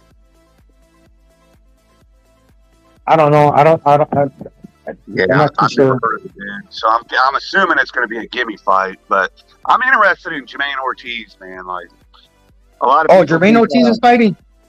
Yeah. Yep. What I'm basically saying, look, Justin, what I'm saying to Teofimo Lopez, take a page out of Venado Lopez. If you're gonna be athletic, don't go in there just trying to like land and not expect to get hit back. Yeah, land, but hey, knowing that you gotta walk through some shit in order to land your shots, and then you might have a chance of beating Josh Taylor. Yeah, I think he's got to box a little more if he wants to beat Taylor. Still keep his same style, but if he tries to outbox, he's gonna get outboxed, bro. He's got to throw with power. He's got to get respect out of Taylor because he's the shorter dude.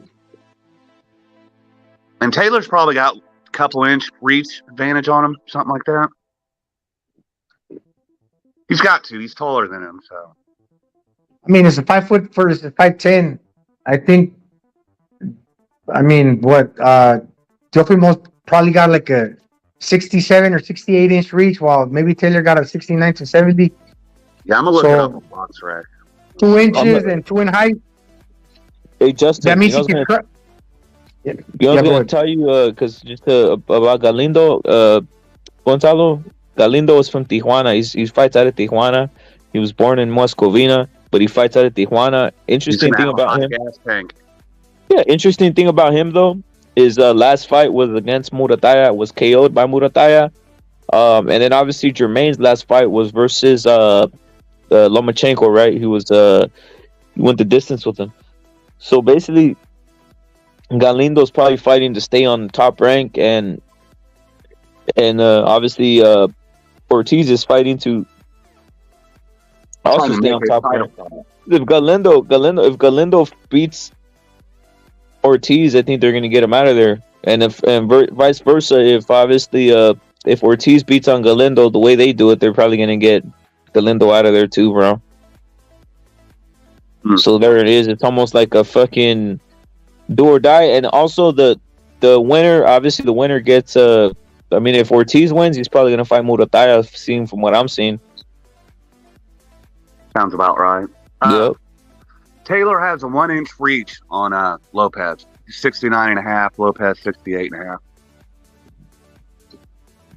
Yeah, 1 inch, then maybe 2 in height. That means I didn't know that. It's like I'm from TJ, but I've been here for fucking 5 years, man. Yeah. That's a fight. That's a fighter's career, essentially. I think they've been shit. I don't know who you guys are anymore.